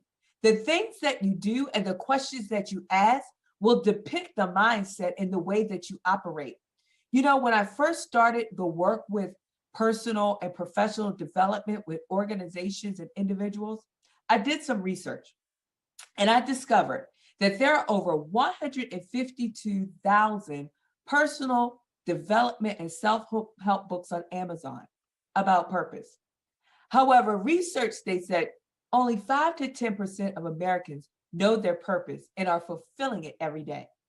Additionally, 900 people 900 million people out of 142 countries are unfulfilled at their work. Many individuals are unfulfilled and operate in a job or a career mindset rather than a purpose mindset. I'm coming for you today, champion. Having a purpose mindset produces productivity because you have an outward facing triangle that you passionately commit to a larger goal. You gravitate to greatness and you authentically serve and do what you were called to do in harmony with fulfillment and strength, but most of all, with compassion. Taking a purpose mindset will take you to places that you didn't even think or ask for. Opportunity will come looking for you because you have something that others need. You have an answer, and they're hungry for the champion that's inside of you to pull out the champion that's inside of them. You know, when I think about my path and where I am in my business and living in a purpose mindset, it started out 6 years ago in 2014, but it actually started out 10 years ago in 2010 when I lost my mom of stage 4 stomach cancer. She was 53 years old, never had been sick a day in her life. At least I never saw her sick.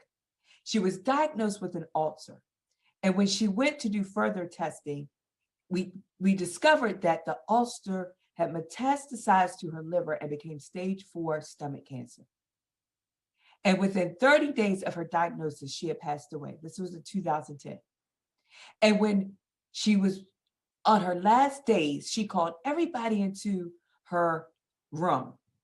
And she said, I just want to let you know how much I love you. And if there's anything I've ever done, forgive me. So she preached a message of love and forgiveness. She was still fulfilling purpose, even on her last days.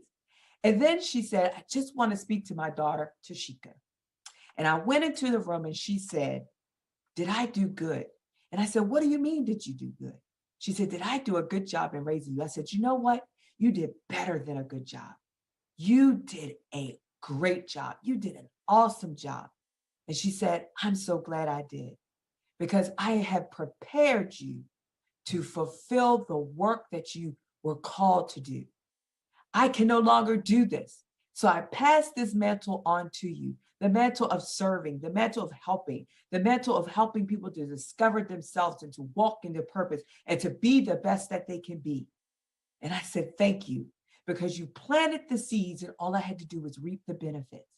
And in 2010, when my mother passed away, I never knew that 10 years later, that all of this will evolve into books, 15 books and platforms for women and speaking engagements and businesses and organizations and contracts. I never imagined that. But I took on a mindset of purpose and I had to pull out the champion inside of me and know that I am a champion. And that seed was planted in me. Even before I was conceived into my mother's womb, it was in the thought of God for me that I be a champion, that I be a success, that I win, and that everything that attaches to me win also. But I had to identify that in me. I had to identify and discover some things in me. I had to leverage some things in me. I had to understand the why. I had to understand the purpose. I had to understand the how, the actions, and I had to understand the what. What is it that defines me? And so when I started to leverage that, I realized that your gift is your what, and your passion is your how, and your purpose is your why. What do? I teach. How do I do it? I do it through inspiring and inspiration. Why do? I do it because I want to serve. I want to help. I want to make situations better than I found it. Teaching is my gift. Inspiring is my passion. Serving is my purpose. So I ask you today, as you pull the champion out that's on the inside of you, what is your what? What do you do well? What is the one thing you were called to do? Who are the people you are gifted to and assigned to? What you do, does it inspire you daily? Is it something that you could do seamlessly and with easy as breathing? Do you feel gifted when you're doing it? Passion, what do you love? Does it make you smile? Does it give you joy? Does it excite you? Does time fly by when you're doing it? And purpose. Why do you do what you do? What is the greater cause for you doing it? How are you helping others? How are you making things go right? And what legacy will you leave because of your why? Be very clear about your what, how, and why, and remain laser focused on being a champion at your craft. You can be a jack of all trades, but I want you to be a champion at one. Begin with identifying the champion in you, your gift, your passion, and your purpose. And then in return, leverage it to reach your greatest potential. And then go back and pull that champion out of somebody else. Be a helper and not an enabler. See, when you help, you produce, but when you enable, you reduce. Be a helper and not an enabler for yourself and for others. When I evaluated where I was in the process, I shifted the thoughts and embraced habits of mine that would allow me to be better in attaining every goal that I established. I call these the CDC habits of mind. What are your thoughts producing? What are the results of your actions today that will impact your promise tomorrow? Let your actions reflect your thoughts of change, growth, improvement, understanding, and knowledge. For all of these acts creates conditions of success. Therefore, train your mind to think in a place called champion. Train your mind to think in a place called better. Train your mind to think in a place called becoming. Eliminate all the doubt, negative thoughts, self-fulfilling prophecies, and reply to them with thoughts of confidence, positivity, and affirmations. You are what you think. Say that. I am what I think. And what did we say at the beginning? I am a champion. There is a champion inside of me. So the question stands, who are you? And how are your actions reflecting the champion that you are? It is time to develop the CDC habits of mind. It is time to develop the champion inside of you. Develop a mindset that is focused on the end result rather than the present situation. Once the end is envisioned, then determine specifically the needs that are necessary to develop you. And what are those? I'm going to tell you. C, stay committed. D, acquire discipline. And C, maintain consistency. I'll say it again. C, stay committed. D, acquire discipline. And C, maintain consistency. Stay committed to the action. There is a difference between interest and commitment. When you are interested in doing something, you do it only when it's convenient. But when you are committed to doing something, you accept no excuses, only results. Commit to the results. Commit to the champion inside of you. This means being a champion who's able to create and inspire vision and implementation. I want you to be vision rich and implementation rich. The key to being successful is not in the creation, but in the implementation. Say that with me. The key to being successful is not in the creation, but in the implementation. No chief executive officer or CEO or president or visionary was fired because of a lack of vision, but many were unable to put their vision into action. Vision doesn't work unless you do. So champion, you have to put in some work and stay committed to the action and see it all the way to the end, which is called the results. D, acquire discipline. Discipline is the bridge between goals and accomplishment. Accomplishment is not necessarily what you have finished, but what you have prepared others to do. See, when I told you that story about my mom, she had accomplished all that she had to accomplish. She had completed her work, but not only completed it, she had prepared me to carry on the mantle and walk in a greater purpose. In acquiring discipline, maintain a laser focus on the results. In order to stay focused on the results, you're going to have to learn how to give yourself the authority to tell yourself and others no. No is a complete sentence. And it's the best strategy when you want to establish boundaries and boundaries, balance and boundaries. Get in the habit. Start practicing. No. Say it with me. No. And say it with a smile. No. Be confident. No. Because what you're doing is you are acquiring discipline. And it is going to be a strategy that's needed to maintain balance and boundaries. And also to acquire the things that you have been called to acquire. What is the next C? Consistency. Practice and maintain consistency. Success doesn't come from what you do occasionally. It comes from what you do consistently. Say it with me. Practice and maintain consistency. Make intentional efforts to become better. Optimize the help and resources that are available to you and create the conditions that result in growth and success. You do not have to be perfect.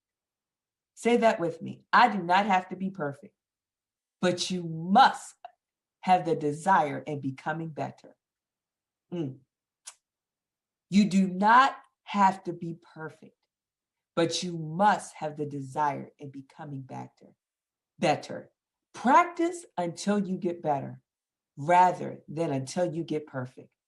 Just say that. I'm going to practice and maintain consistency until I get better.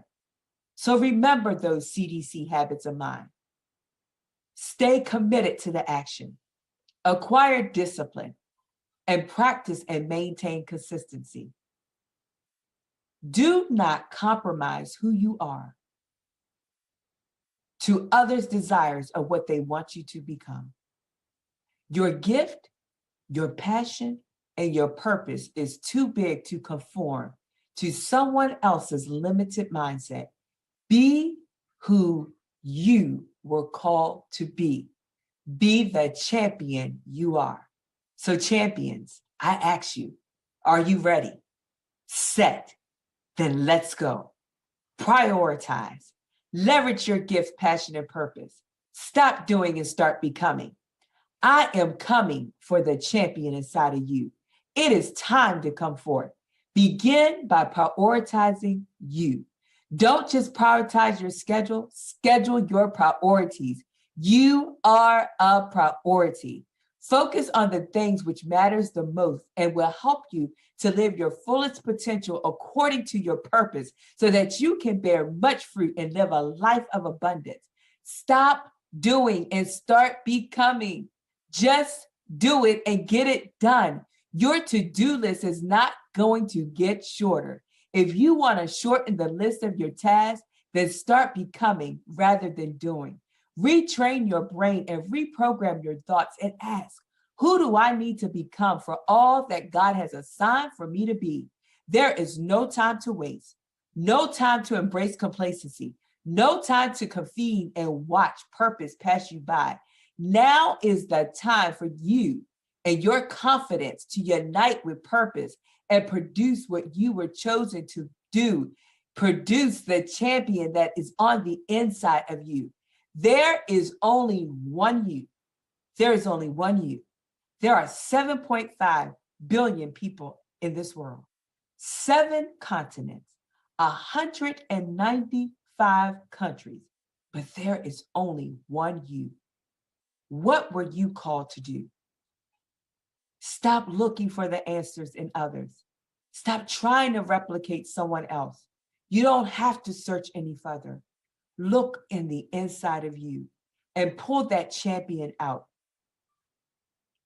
Don't let curiosity, don't let doubt, don't let defeat steer you in the wrong direction. You are a champion. There is a champion inside of you. It is time for you to pursue and go after the champion in you. You are a champion, and it's time to get in the game and win. I am Dr. Tashika L. Green, President, CEO, and founder of To Everything There Is a Season. You are still here. Go and live a purposeful life. Thank you. Thank you so much for joining me today. I am so glad that you dropped by because I have something special just for you. I want to stay connected with you. So go right over to www.tashikagreen.com and subscribe. And I'm going to send something special just for you to say thank you and to let you know that there is a champion on the inside of you and I'm rooting for you to win. Listen, thank you again. You are still here. Go live a purposeful life. There's a champion on the inside of you. Everything attached to you win. You win. Be blessed.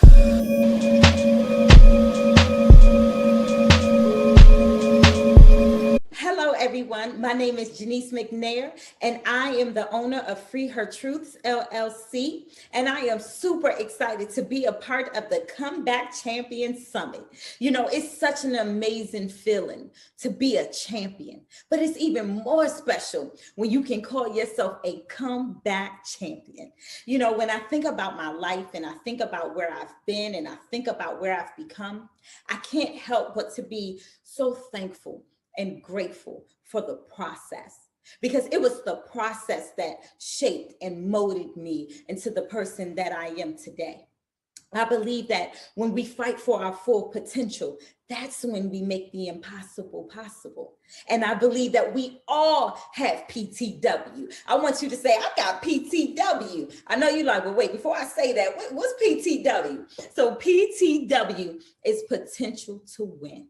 We all have potential to win in every aspect of our lives, but we have to be willing to fight for it. We have to be willing to do whatever's necessary for us to win. I wish I could stand in front of you and tell you that I don't know what hard times look like, that I don't know what the struggle looks like, that I don't know what it's like to hit rock bottom, because I'll be lying to you, and I don't want to lie to you. I don't want to paint a picture that isn't real. You know, I'm able to stand in front of you today and say, you know, I'm a mom of 3 amazing and beautiful children. I'm a 7-time marathoner, a 2-time best-selling author, as well as an international best-selling author, and a world traveler. But I haven't always been those things. And I had to fight to become each and every one of those things. So we're in a pandemic right now. And the unknown is scary. You know, life right now is a blur. We're all trying to figure out what's the next move because we're just so unsure. People are experiencing financial hardships. You know, they feel stuck and stagnant. They don't like that they're not able to move and shake like they normally do.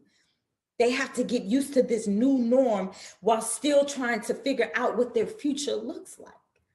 That's very hard. It's not easy. And although I've never experienced a pandemic before, I've experienced the side effects that comes along with being in a pandemic. I lost my mom at the age of 23. I know what it's like to have to depend on public assistance because you don't have a job. I didn't have any money to be able to feed my children. I was just so low in life where I didn't know if I was coming and going. I didn't know what direction to go in. Life really seemed like a blur. When I lost my mother, I lost my everlasting mind. Do you hear me? When I lost my mother, I lost my mind. At the age of 19, I got pregnant while I was in college. And luckily, I got my cosmetology license first. And then I went to college so that I could get my business degree, but I ended up getting pregnant and I had to come home.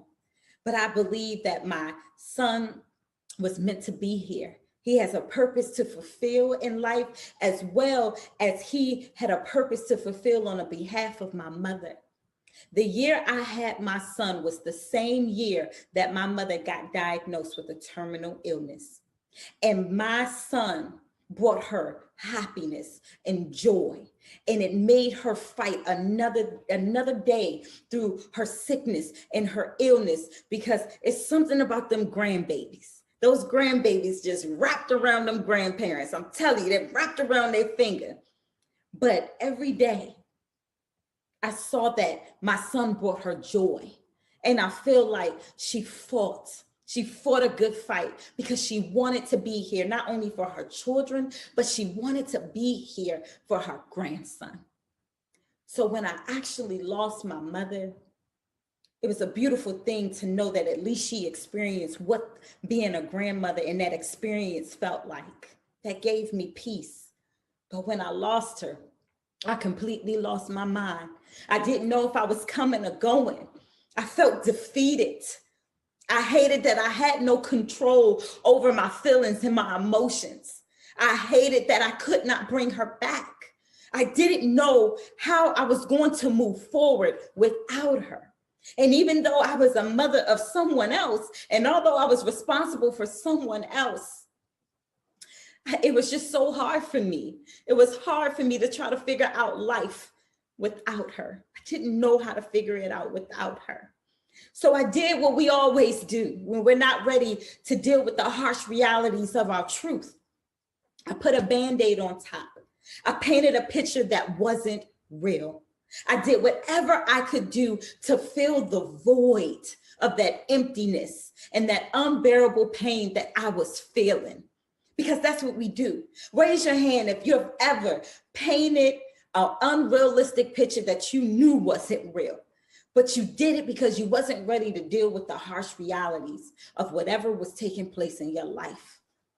We always fill the voids when we aren't ready to deal with the whole.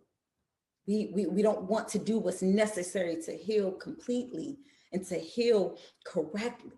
I wasn't there. I stopped paying my credit card bills, the creditors, everybody asking for money, $35 for this. I'm like, you asking me for $35 and I'm dealing with the loss of my mother. Y'all better go on somewhere. I was making decisions that made sense to me then, but it ain't make no sense later on. It didn't. But I told you, I was doing things that made sense to me, even though it didn't make any sense. But that's what we do. We do whatever we can to fill the void, to make us feel good for the moment. So I ended up getting into a very toxic relationship with someone that I knew I had no business on being with, because they was around prior to when my mom was here and I knew better. But you know, when life happens, I'm telling you, and we're not ready to deal with the harsh realities, you start filling the void with things and people that you just should not. And that's what I did. I wanted to do anything that made me feel good at the moment. Although I knew that was not a good situation prior to, with how I was feeling, I was like, hey, how you doing? How your day been? You know, I was just looking for anything. And it cost me a whole lot. I was in this abusive and toxic relationship for 5 years. I was fighting for his potential, and I knew that he had this greatness on the inside of him, and I knew that he could be the man that I deserved, and I was fighting for his potential, and I was fighting for something that I had no control over. Did you hear what I said? I was fighting for his potential. I told you I was doing stuff that made sense to me at the moment, but it didn't make no sense later on. But that's what I did. I ended up having 2 more children. So now I got 3 children. So it's making me fight even more. And then I ended up going to the doctors, and she told me, have you been having shortness of breath? Have you been feeling a little dizzy? Have you been arguing and fussing and fighting? And I'm like, yeah. And I have been feeling like that for a while now. And she told me that I had a heart condition, where anytime I yell and scream and fuss and fight, the right valve to my heart closes up, that causes me to have a shortness of breath, because I'm not able to breathe because my right valve closes. And I'm like, well, can I die from this, doctor? And she's like, absolutely. And I need to ask you, is his life worth you losing yours? And here I am. I had a harsh reality that I had to deal with. Did I want to put my life on the line to fight for somebody else's potential that I had no control over? Did I want to do that to my children? Did I want my children to have to experience what I was experiencing if I didn't have to have them go through that? So here I am, 3 small children, and I'm dealing with the second father, and I'm like, man, I'm not trying to start over. I'm not trying to go out here with 3 kids and 2 baby daddies already. I mean, I should fight since I'm here. But I'm like, if you keep fighting, it might cost you your life. So he ended up proposing to me, and I said, okay, maybe this will work. And then I said, Janice, you know this isn't going to work. You can't force something that's not meant for you. Because what's for you is going to be for you, but don't force something that's not meant for you. And although I could only worry about walking away with 3 kids and having 2 fathers, I could only think about what the world viewed me as. I could only think about what they would say about me. And I was thinking, well, maybe I should let him make me an honest woman and marry him just so that I could perceive to be whatever I need to be for the world. But I said, why do I want to do that? You know, Les Brown, one of the greatest motivational speakers, he said, somebody else's opinion of you doesn't have to be your reality. And that's when I realized, no, you need to make a decision that's going to be best for you. Don't worry about trying to allow him to make you an honest woman. You better be focused on being honestly happy.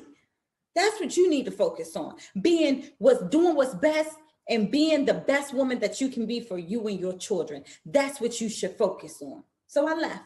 3 small kids, a 1-year-old, a newborn, and a 6-year-old. I left. Here I am, 3 children. What am I going to do now? I can't afford daycare. It's $1,700. I can't go. I can't work. I'm literally hitting rock bottom. At this point, because I don't have a job, because I don't have any money, I have to rely on public assistance to take care of me.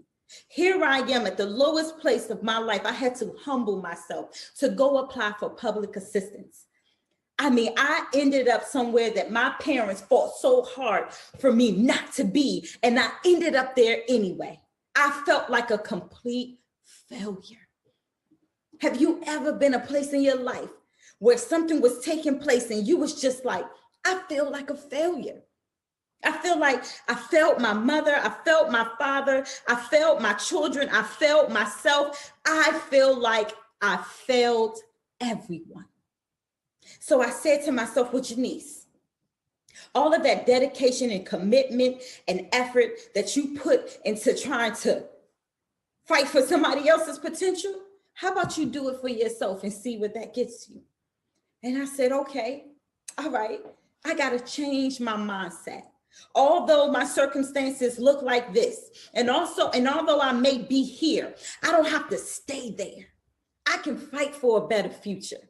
I just got to be willing to do what's necessary for me to win.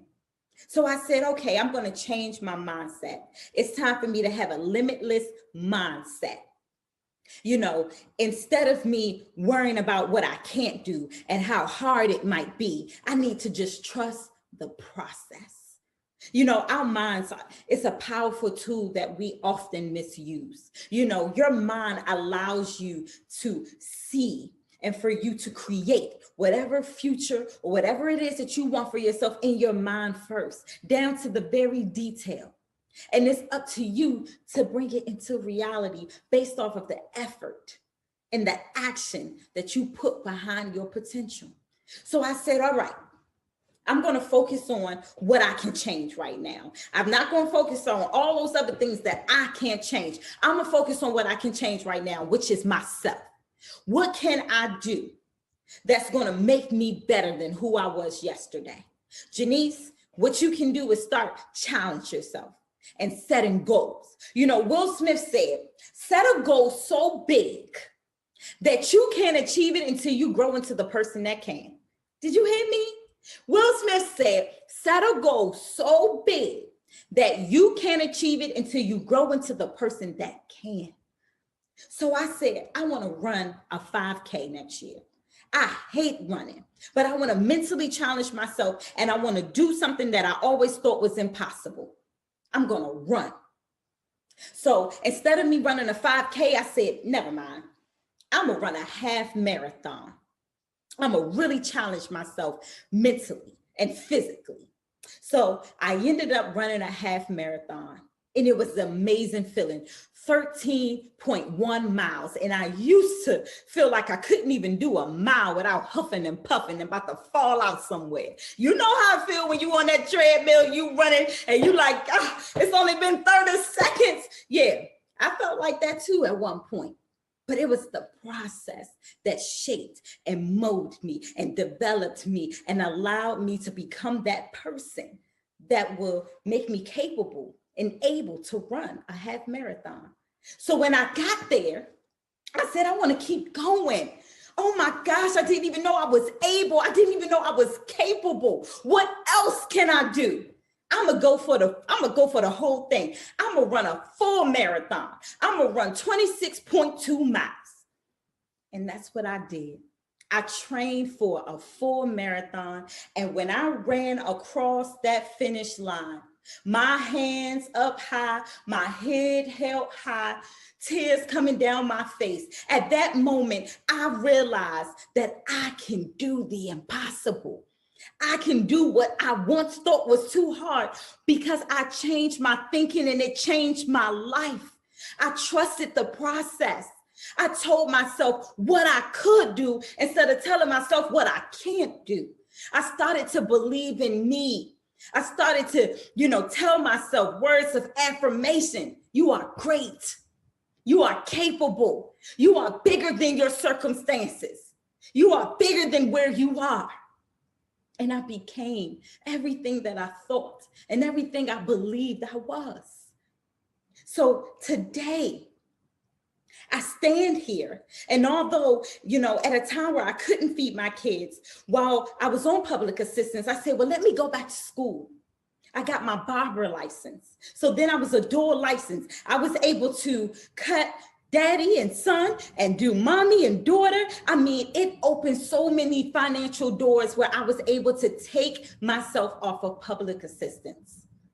So I stand here in front of you and I say, listen, everybody may have seen me as a teen mom and someone who couldn't feed their kids and, on public assistance and, just pathetic, right? That was me at one point. But I realized I didn't have to stay there. I didn't have to stay there. So I stand in front of you today as a 7-time marathoner, as a 2-time best-selling author, as an international best-selling author, as a world traveler. Those same kids that I couldn't feed are the same kids I take on international vacations every summer. Every summer. Those are the same kids that I'm able to expose them to different cultures and showing them just really what you can have for yourself. I'm creating this for you now, but you're going to get old and you're going to have to be able to create this life for you when you're an adult. But you got to be willing to work for it. Roger Crawford said, challenges in life are inevitable. But feeling defeated and being defeated is optional. We choose to be stuck. We choose to be stagnant. We choose to be complacent. We choose to be comfortable. But we have to choose to fight for our full potential. We have to choose to be better than who we were yesterday. We have to choose to no longer make excuses. See, the highs and lows of life, in those low times of your life, it's just an opportunity for you to learn. It's an opportunity for you to grow. It's an opportunity for you to become better than who you were yesterday. And as you continue to climb that mountain, you might fall, but you start climbing again and you learn something new that causes you to get further. And you might fall again and then you climb and you're climbing some more until you make it to the top. And when you make it to the top, you're able to look down and say, oh yeah, I know what it takes to get up here. I've been through it. I went through the process and I trusted. And when you're at the top of that mountain, you have now mastered that phase of your life. You have now mastered This particular area where you're able to say, I know what it takes right here. I'm good. I'm ready for the next process. Because there's going to be another time period in your life where obstacles comes and challenges comes. But instead of you feeling defeated and instead of you feeling uneasy, you're going to say, okay, this is just another opportunity for me to learn, another opportunity for me to grow, another opportunity for me to get better. I don't know what it is that you may be going through, but you're bigger than your circumstances. You're a fighter, you're a warrior, you're a survivor, and you are a comeback champion. There's nothing that you cannot do. There's nothing that you cannot overcome, because a comeback champion can come back from anything. And that's what you are. And I need you to believe that. And I need you to understand that only you defined you. I want you to do something for me. I want you to grab a piece of paper and I want you to write down 3 goals that you would like to achieve. 3. And out of those 3 goals, I want you to choose 2 of them that you're going to complete in the next 6 months. And then that 3rd goal, you're going to complete towards the end of the year. And I want you to have a right now sense of urgency. I want you to have a right now sense of urgency when it comes to your future, when it comes to your goals and your dreams. I want you to feel like, oh no, I got to work on this right now. Because even within this pandemic, when life happens, that's when you have to show up for yourself even more. That's when you have to say, okay, I'm ready to go. Let's square up and let's fight, because I'm worth the fight. You are worth the fight. So whatever goals that you want to achieve, it doesn't have to be anything big. We have to learn how to celebrate our small victories, because our small victories turn into big victories. It could be losing weight. It could be starting your book. It could be starting that nonprofit that you want. It could be, I don't want to smoke no more. I don't want to drink anymore. It could be the smallest thing. I just want you to start. I just want you to start. And I want you to fight. I have a gift for you. I want you to go to www.janisemcnair.com. And I want you to sign up with your email. And in return, you're going to get the first chapter of my book, Fighting for Your Full Potential. Unleash the greatness inside of you and experience a life full of wins. This book will guide you and help you in the process of really fighting for your full potential. I believe this chapter will be the start of something great for you, a guideline for you to follow, so that if you get off track, you know exactly where to come back to. Because when life happens, we all fall down, but I need you to always be able to get back up. So today, if you don't leave with anything else, I need you to understand that when you fight for your full potential, that's when you make the impossible possible. And when you are a comeback champion, there's nothing that you can't come back from, because you are a comeback champion and you can make the impossible possible. So that's what I want you to do. And that's what I want you to believe. Believe in yourself, believe in your dreams, and know that your circumstances, they can't hold you down. You're bigger than them. You hold the power. You control your destiny. So whatever it is that you want, you fight for it and you go get it. I've enjoyed my time with you, and I hope that you've been able to get something out of what I shared with you today. Continue to win, continue to fight, and continue to be a comeback champion.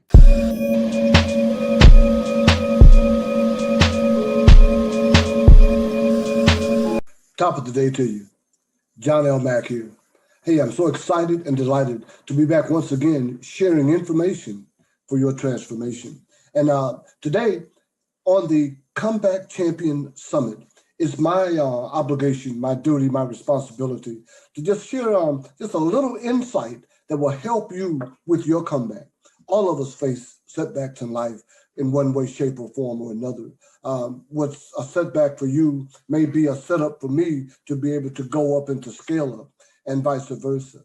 But the important thing is that we have to realize that there are situations and circumstances, things in life that we're confronted with and we want to overcome. We want to win, and we want to be able to make it work for us. So permit me to take a few moments and share with you something that I think that can help you with your bounce back, can help you bounce back better, to help you build back better, and to help you be able to create a foundation so that you can have the information that you can get to your destination. A little bit of poetry this morning, but seriously. I want to take that word believe, because everything is predicated on what you believe. If you understand the value of what you believe, then everything that you want to receive and everything that you're hoping to achieve will be predicated on what you believe and how you believe and why you believe. You see, that is a foundation. You're able to build up everything around it so that you can achieve everything that you're seeking to achieve. And not trying to make it this simplistic or just trying to denigrate or to diminish the value of all the other attributes that are necessary for you to achieve the things that you want to achieve. It begins with that core foundation of what you believe. So we're going to take that word and break it down. But before I do, I'd like to just to share with you a little bit of an insight. You know, because of what I was able to believe over the course of the last 10 years, I've been able to achieve some pretty remarkable successes. I've written and published 22 books, all of them bestsellers. I've been able to help another 250 individuals to be able to do the same thing, aspiring authors to achieve that goal of being a published author. And that's a remarkable goal, because only about 1 or 2% of the American people actually achieve that goal, whereas almost 95% have that in their wheelhouse, their wish list. I want to write a book. So not just in writing a book, but in building a business and stepping out and establishing a relationship and becoming a speaker, whatever your goal, your dream, your aspiration is, you have to have a foundation on which to build. You know, the foundation, you know, they talked about the foundation of sand and the foundation that was just not strong and not solid. And so whatever you build upon it can be knocked down and trashed out. Well, when you build on a solid foundation, and that foundation is what you believe, then you'll be able to achieve all the things that you want out of life. So, comeback champions, just buckle up and just stay with me for the next several moments. And I'm going to share with you the foundation of what it means to believe in order to achieve. Now, at the end of this broadcast, I want to have you go to my website at www.getpublishedsuccessfully.com, and there you'll be able to get a free PDF of my latest book, The 7 Things You Must Believe If You Want to Achieve. So this is predicated on that on the principles from that book, and so we're going to break it down from those 7 principles from the word believe. And the first one is the word boundaries. You see, if you're looking to achieve greater, if you're looking to achieve more, if you're looking to receive more out of life, you have to set boundaries. Boundaries are so very vital and so very important. So when you have a boundary, that means that you have positioned yourself to win. That means you have positioned yourself to be able to move forward toward a specific goal or ideal. So with that being said, the boundaries are twofold. Number one, the boundaries are designed to keep people out, to keep things out, and also to keep things in and to keep people in. So some people are in your sphere of influence. Some people don't deserve or to be there. Some people should not be in your circle of influence. They should be in an outer circle. But for whatever reason, we've allowed them to come inside into the inner sanctum, and they need to be removed. The boundaries allow you to remove them successfully. Without causing panic or without causing any type of difficulty or negativity in the experience. So boundaries have to be set. And the boundaries, like I said earlier, are designed to keep things and stuff out, and also to be able to allow things and stuff to come in. So you got a boundary that says this is where we're allowed to go to. Once that boundary is set, then the important thing is that you operate from a position of excellence. The E, the first E in the word believe means excellence, that you operate from excellence. Now, most people find themselves operating from the pursuit of perfection. Listen, perfection is an impossibility. Perfection will never be realized. You can continue searching for it, seeking for it, trying relentlessly positioning yourself to be able to achieve it, but the end result will never come about. Perfection is an impossibility, but excellence is a reality. Excellence is something that we can do every day. And excellence is a choice that you make when you wake up. You say, I'm going to do my very best. I'm going to operate from every aspect of what I know in order to achieve what I want to achieve. And so when you pursue and when you engage in excellence, the end result becomes an excellent result, becomes the best and the greatest result possible based on your skill set, based on everything possible. And when you operate in excellence, the universe conspires to work with you to achieve and bring about that which you are seeking to bring about. But the thing about perfection is the closer you get to it, the more elusive it becomes, the further it shrinks away from you. And when you see excellence in others, perfection in others, you find yourself, comparing yourself and thinking that you're not good enough, that you don't qualify, that you're not as capable, or you don't have the abilities that they do, and so you denigrate yourself trying to compare yourself to others. Stop it. You don't have to compare yourself to others. When you operate in excellence, they're comparing themselves to you. Take that bit of advice, and I promise you it'll change your life. Now, that brings us to the next point, which is the L for leverage. You have to leverage all of your gifts, all of your talents, all of your abilities, all of your skills, so that you're able to achieve the dreams and goals that you've set for yourself. The aspiration that you have comes about because you've leveraged all of your everything that you have to make that become reality. So leveraging is a skill set that can't be diminished. It can't be downplayed. It is important as anything. When you leverage, that means Archimedes said that if he had a lever long enough and strong enough, he could lift the world. Well, we want you to be able to lift your own world. So the leverage that comes about is that you do everything that you possibly can and use all your abilities, all your skills, everything that you have to bring about the change that you're looking to see come about in your life. And then that brings us to that next point, which is integrity. You see, when you operate in integrity, that means the leverage that you're applying to your life is something that benefits those around us. They say that the value is greater than when it's applied to everything around it.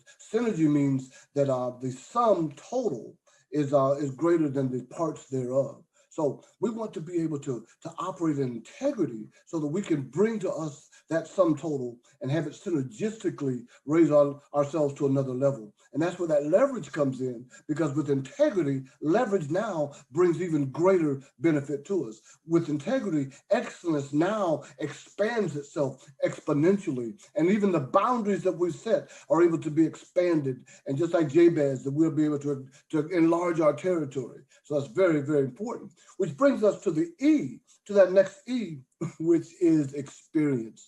Listen, all of us experience certain things in life.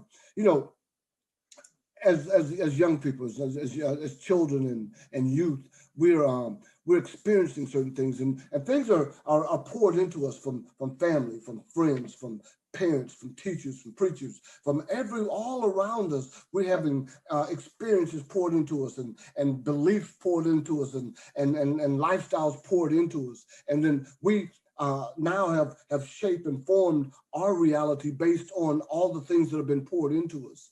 Well, it's important that you make sure that your experiences, even the past ones, line up and are congruent with the values that you've adopted and accepted in life. Sometimes those values can be redirected. Sometimes those values can be misdirected. So the experiences that we have in life will determine the habits that we have. Our habits will determine our character. Our character will determine our destination. See, where your destiny and where you're going is going to be determined by the things that you do and the things that you've done and the things that and how you allow the experiences that you have to influence you and to impact you. So every day we get to make new experiences, and those new experiences, champions, are things that make all the difference in your life. I know that in the process of me moving forward and writing 20 plus books and helping 200 plus authors to get their books published, all of that, those experiences have now been implanted into me, deep into me. They've been embedded in me so that now they are part of my DNA. They are part of my mindset. They are part of my reality. And now I can speak from those experiences. I can share from those experiences and help to leverage you from those experiences, because I operate in integrity and because I operate in excellence. And I have boundaries that say, hey, you can't do this because it will influence that, and it makes a difference in that integrity piece that you've already set up. So all of that kind of comes together and creates the next step, which is validation. Now, all of us are seeking validation from some source. A lot of it from the outside. We're seeking validation from parents, from teachers, from coworkers, from bosses, from partners, from associates, from relationship. We're seeking validation from all the things that we allow in our inner circle, in our spectrum. And that validation oftentimes doesn't come because we want it to come in a specific manner, and we're sitting up seeking for it and looking for it, and when it doesn't come, it causes us to sit back and feel less than, that we're not qualified, that we're not good enough, that our esteem kind of plummets because we are looking at the validation that we're either not receiving or not receiving in the manner and the scope that we have envisioned or that we desire. Listen, chunk that. Listen, if you're a champion, your validation has to come from within. You know, in the Bible, David was in a serious situation in the Old Testament. He was being chased by Saul. Saul wanted to kill him, and his men had left him, and he was kind of on his own in that cave in Zebulun. And he looked up and he had to encourage himself because he wasn't getting any encouragement from any other place. You've got to encourage yourself. You must validate yourself. Self-validation comes before any other validation has any significance or any impact. When you engage in self-validation, you validate yourself. You say that you realize, recognize, and emphasize that you are good enough, that you are qualified, that you are enough, and that there's nothing else needed to complement you or to complete you, that you already are good enough. That validation allows you to be able to take us to that next step, which is elevation. You see, elevation is the end result of all of that. When you set the correct boundaries, when you operate from excellence, when you've leveraged all of your gifts and talents and abilities to the very best, and you can operate and be the greatest you possible. When you operate from integrity, and your experiences, old and new and soon to be, those experiences are generating toward your greater good. And you validated yourself and allowed others to validate you because you esteem yourself high enough. Elevation is the end result. So that word believe, everything that you want to achieve is predicated on that very simple foundational principle. Believe. You must believe. You have to wake up in the morning and believe that you will achieve. You have to believe that what you want to achieve is not only capable and possible, but that it is purposeful, it is passionate, and it is now your time to operate in the receipt of that, in the accomplishment of that, in the achievement of that. Hey, I'm not trying to get all preachy and tough on you. Listen. I've gone through many situations in life. There were times when I've had little and times when I've had a lot. You know, the Bible tells us that we need to be able to be a base, that's the very bottom, and we need to be able to operate well when we abound. Oftentimes when we are doing well, we lose sight of the fact that we need other people around us and that we ain't all that. But when we're at the bottom and it seems like there's nothing, we can't even look up and see the curve. When we're there, we have to also realize that we are valuable, that we are important, and we validate ourselves. So with that being said, champions, I want you to stay on and listen to the rest of my super friends because we're bringing you information just like I brought you for your transformation. And remember, go to www.getpublishedsuccessfully.com and get my free PDF, The 7 Things You Must Believe If You Want to Achieve. This will bless you real good. It will open some doors in your mind and your spirit that will resonate with where you want to go and where you want to be. Hey, with that being said, let me just share this with you. Everybody has a book in them that somebody needs and wants to read. Anybody can write a book with today's technology, but nobody, and I mean nobody, can read a book that's never been written or one that's never been published. Get with me, John L. Mack. I'm the CEO of GetPublicsedSuccessfully.com. And today can be your January the 1st. Today, you can make a decision to be a part of your own vision and be the comeback champion that's within all of us. Hey, everybody can come back from setbacks. Setbacks, like Dr. Willie Jolly says, are just a setup for a comeback. And we want you to be able to come back from whatever adversity, situation, or difficulty that you're facing. But today should be and can be your January the 1st. Have an awesome day and tell somebody that they can win.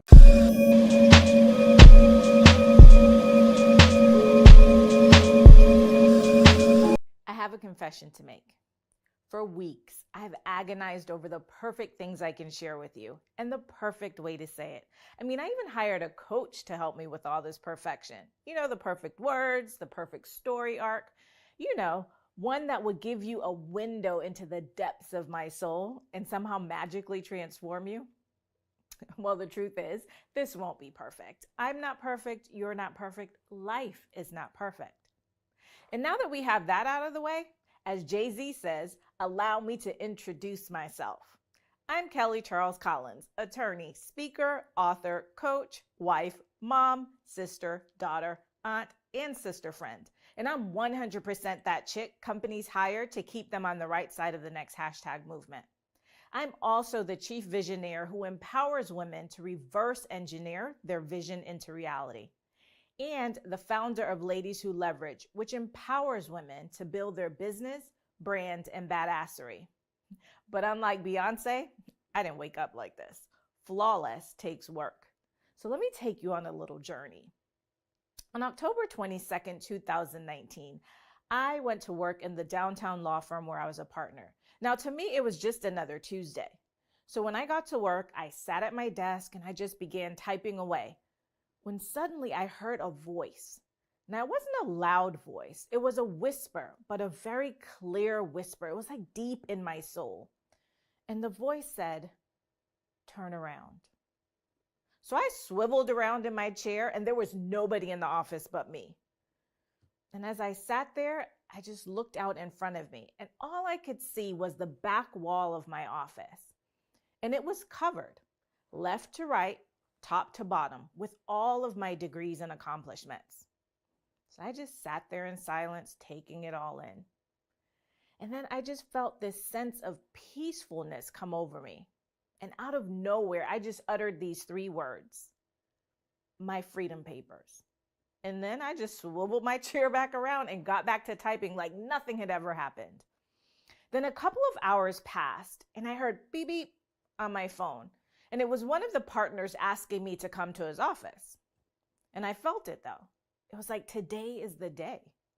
So I walked to his office, opened the door, and there he was sitting at his desk.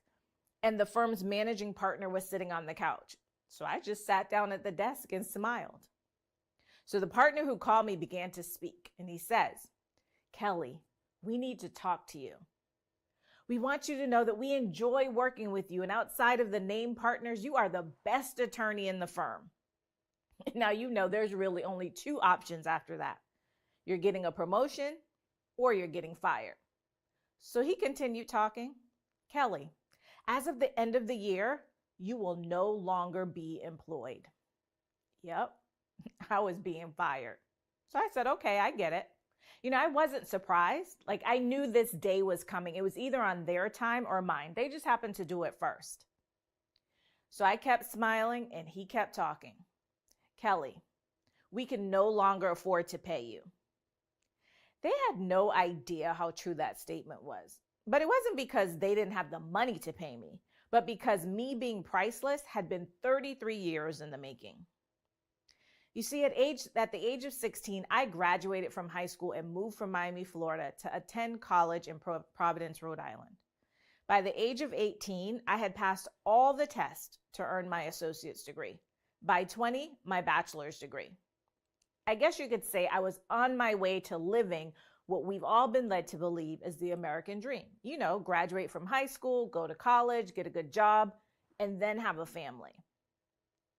But you know what other test I passed at age 20? A pregnancy test.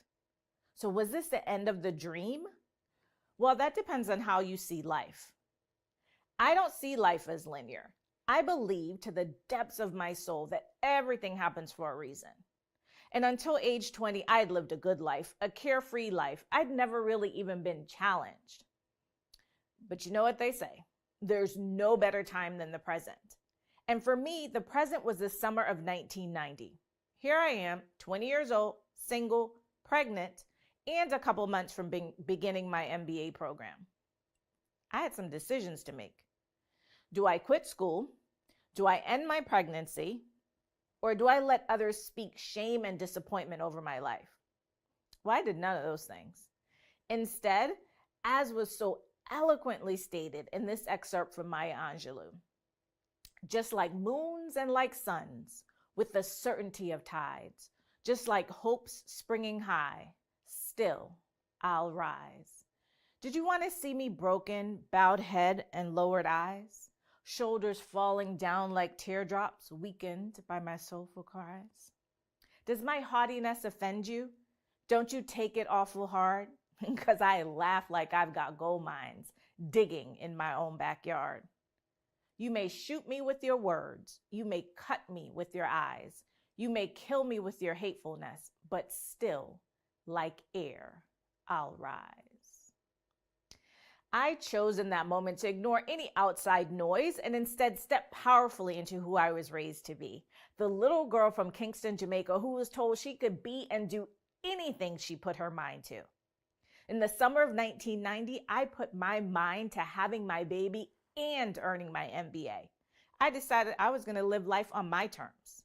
I decided to create my own American dream. I decided that I could have it all and not let anybody tell me differently. I decided that I had to show up for me because I knew that one day I might have to show up for you. Now, don't get me wrong. It was not easy. I was 21 with a baby, 2 college degrees, about to start my MBA program. And even though I was working full time, I was still the working poor. I was only making $340 a week. I couldn't pay rent, bills, and also care for a baby. So you know what I did? I applied for food stamps. They denied me. I applied for child care assistance. They denied me. And why? Because they said I made too much money. $340 a week was too much money. Now listen, that burned me to my soul. I mean, these people have put a value on my worth, and I vowed that I would never let that happen again. You ever have that feeling? You know that feeling that someone else is in control of your destiny and there's no way around it and you just feel like quitting? Well, I want you to know there's always a way, and quitting is not an option. And yes, that way may include some loss and sacrifice, but there's always a way. Because loss and sacrifice are just measures of life. So when shit happens, don't let it happen to you. Let it happen for you. At age 21, I was broke but not broken, highly educated and motivated. At 21, I chose to bring my son into this world. I had no choice but to keep going. But there were days when I woke up and I was so overwhelmed with the realization that I had somewhere to go. But because I couldn't afford a babysitter, my son didn't. And I have to say, the first time that it happened, it really, really threw me. I had to go to work, but I had no friends or family to babysit, and I couldn't afford to pay a babysitter. So I just sat there in my apartment thinking, what am I going to do? I needed to go to work and my son needed to be taken care of. So I decided that meant that he had to go to work too. I mean, I had no idea what my boss would think, but I got him dressed, I packed his diaper bag, and we drove to work. And when I got to my office, I put down my bags and I gently placed him in his carrier under my desk. I just acted like it was normal. Now, it took a while for my boss to realize that he was even there, but when she did, she just acted like it was normal too. I was lucky. Then after I worked all day, I would pack him up, drive to school, and gently place him in his carrier on top of my desk. Now, my professor wasn't as understandable as my boss, but I didn't care. You know, it's like that old song. Yes, I'm going to date myself. You know that old song, my buddy, wherever I go, he goes. And yes, I can't sing. Well, anyway, that routine continued over time, but things didn't get any easier. I was still only making $340 a week. And finally, it got to the point that I just couldn't even afford to pay for my car. So I just stopped paying for it. Child, I even tried hiding it. But eventually they found it and it got repossessed. Now, in hindsight, this all seems a little crazy and surreal. But at the time, that was my life. And I had to figure out a way to make a way. It was really the beginning of me understanding my power. At that time, I had no intention of anyone or anything getting in my way. I was not going to let external forces stop me. And you shouldn't either. I was a woman on a mission. I mean, truthfully, at the time, I was just trying to survive. But now I fully understand that these bumps were a necessary part of my journey. You know, my mother says that when you're born, your book is written. And I like to add, feel free to edit accordingly. And through the power of clarity, intention, and purposeful action, edit I have. So let me tell you a little bit about my book. My edited book led me on a journey to earning my MBA at 22 on $340 a week with a baby in tow. It led me to power through law school in California, earning my law degree in 2.5 years instead of the regular 3, all while making the sacrifice of leaving my son in Florida to be raised by my mom and sister. It led me to starting a wedding and event planning business after losing a 6-figure attorney job because I needed a job. It led me to walking 60 miles in 3 days and starting a 501c3 nonprofit and raising money for breast cancer in honor of my mother. It led me to being my son's momager and singing the hook on one of his songs because that's just what moms do. It led me to accept a 5-figure salary as an HR investigator after practicing law for 13 years and really not giving a damn about what anybody thought. It led me to being a badass trial attorney who showed up and showed out every day because that's what I was supposed to do. It led me on the path of becoming an author and delivering my TEDx, both in the same 11-month period because I thought I could. And it led me to earning multiple 6 figures, pursuing my purpose during a pandemic. But was it all good? No. Because as you can see, it also led me to being unemployed, underemployed, and on government assistance. And that's despite all of my accomplishments. Now, I'm not sharing these parts of my journey to brag or boast. I share them because I want you to fully embrace that life is a journey, that your life is your journey. And I want you to know that I've been there and experienced that. And I want you to know that even if you have been there and experienced that, whatever that is for you, that you can still be and do anything that you put your mind to. See, sometimes we allow pride, embarrassment, and what they might think to get in our way. But who cares what they think? They only have the power you give them. See, my partners thought they had the power on October 22nd, when at age 49, making multiple 6 figures, they brought me full circle to again being told, you make too much money. But this time it didn't burn my soul. It awakened the burning in my soul. You know, that burning desire to unapologetically own my power, the grace to accept my freedom papers, the freedom I had prayed for, the freedom to stand unapologetically in my greatness, the freedom to express what really moves me, the freedom to not be questioned about my thoughts or to whom I allow access, the freedom to not have to look the other way, the freedom to be 100% me. So you might ask, what made the difference? Time. 28 years to embrace what lies beneath. Me. I'm a realist. And what I know is that you can't be anything to anyone unless you're everything to yourself. I mean, it took years of twists and turns, stops and starts, lessons and accomplishments to unapologetically sit in my power, knowing that what lies beneath my success is me. And what lies beneath your success is you. Now, this doesn't mean that you travel the success journey alone. Heck, I currently have 4 coaches, 2 mentors, and countless informal advisors. But no amount of coaching, mentoring, or advising matters if you don't first own your power. For 2 years before I lost my last job, I was planning my exit. Some days I was all in on the exit plan, and some days I just retreated to the comfort of my biweekly paycheck. You know, 1 foot in and 1 foot out. Now I know I'm talking to some of you. But I had already spoken into the universe my desire to leave my profession and pursue my purpose. And it's funny, the universe has a way of holding you to account. So losing my job was just a push I needed. And it was also a stark reminder that my words and thoughts have power. And when that voice whispered to me to turn around so I could see all that I had accomplished, and my soul spoke into existence those 3 words, my freedom papers, I knew 100% all would be well with my world. That's because I know that I belong everywhere I am, but I don't belong everywhere. See, there are moments in life when your time has come, when through clarity and confidence, you know that some people or places no longer deserve your presence.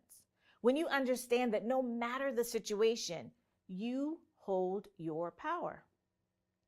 On January 1st, 2020, I was unemployed and had to decide. Was I going to continue to play footsie with my profession, or was I going to step all into my purpose? Now here I was knocking on the door of 50, and I thought about my favorite poem, The Dash. The last line says, so when your eulogy is being read, with your life's actions to rehash, would you be proud of the things they say about how you lived your dash? So I really started thinking about my legacy. And the choice was clear. Just like I did at 20, there would be no or, it would be and. I retired from the practice of law and chose to go all in to leverage my profession to pursue my purpose. We all have choices to make in life. And like me, you have the power to choose whether shit happens to you or for you. You have the power to choose to not let others define your worth. You have the power to choose to pursue your dreams or let them die a slow death because you let others speak negativity and their own insecurities over your life. When I began today, I told you I agonized for weeks over what to share with you. And it wasn't because I didn't know what to say, but because I was choosing not to say it my way. I was choosing to follow someone else's path. I was choosing to go against what I know to be true, that what lies beneath my success is me. Me. Not being my authentic self wasn't serving me. Actually, it was confusing me. So what are you choosing to do in your life that is not serving you? Now, I understand we all lose focus every now and then. We're not perfect, but our goal shouldn't be perfection. It should be purpose. And I truly believe that my purpose is to be the light for others to step into their greatness. So I'm going to ask you to do me a favor. For the next few minutes, put down your phone, stop scrolling or checking email, and just focus directly on me. I want you to look directly at me as if you're looking at yourself in a mirror. Now I want you to take a deep breath in and slowly breathe out. One more time, deep breath in and slowly breathe out. Now I'm going to ask you to repeat after me. I own my power. I am the consistent thread on my life's journey of twists and turns. I am the bridge between my vision and my reality. I decide my worth. I am my success. I am what lies beneath. Whew. Now, how did that feel? Now, if that was scary for you, or if you're not sure that you even truly believe it all, don't worry. I'm here to help you. You have the power to be and do anything you put your mind to. But that putting your mind to, that doesn't mean just set it and forget it. I know many of you have probably created vision boards or some other visual representation of your dreams and goals. And some of you may even have been told that to achieve those goals, you just need to visualize them, say some affirmations, and believe in the law of attraction. Well, all of those things are good, but they're not enough. To truly reach the place of knowing so you can unapologetically own your power, you have to take intentional action. But the great thing is, you don't have to do this alone. So this is what I want you to do for me. I want you to go to my website, Coach Kells, CoachKelz.com. Yes, spelling I need to spell. And do two things. So go to CoachKelz.com and do two things. One, I want you to take my Power Persona quiz. And then two, I want you to schedule a 15-minute Own My Power breakthrough session. Now, I only have a few spots on my calendar for these sessions, so I don't want you to wait, because you know what they say, fortune favors the bold. So now it's all in your hands. You can unapologetically own your power, or you can sit back and just let shit happen. You decide.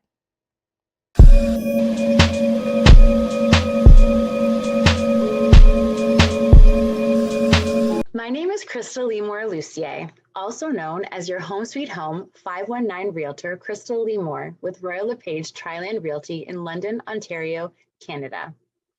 A decade ago, I was an employee, just like many of you might be today. And I took the leap into the world of being an entrepreneur.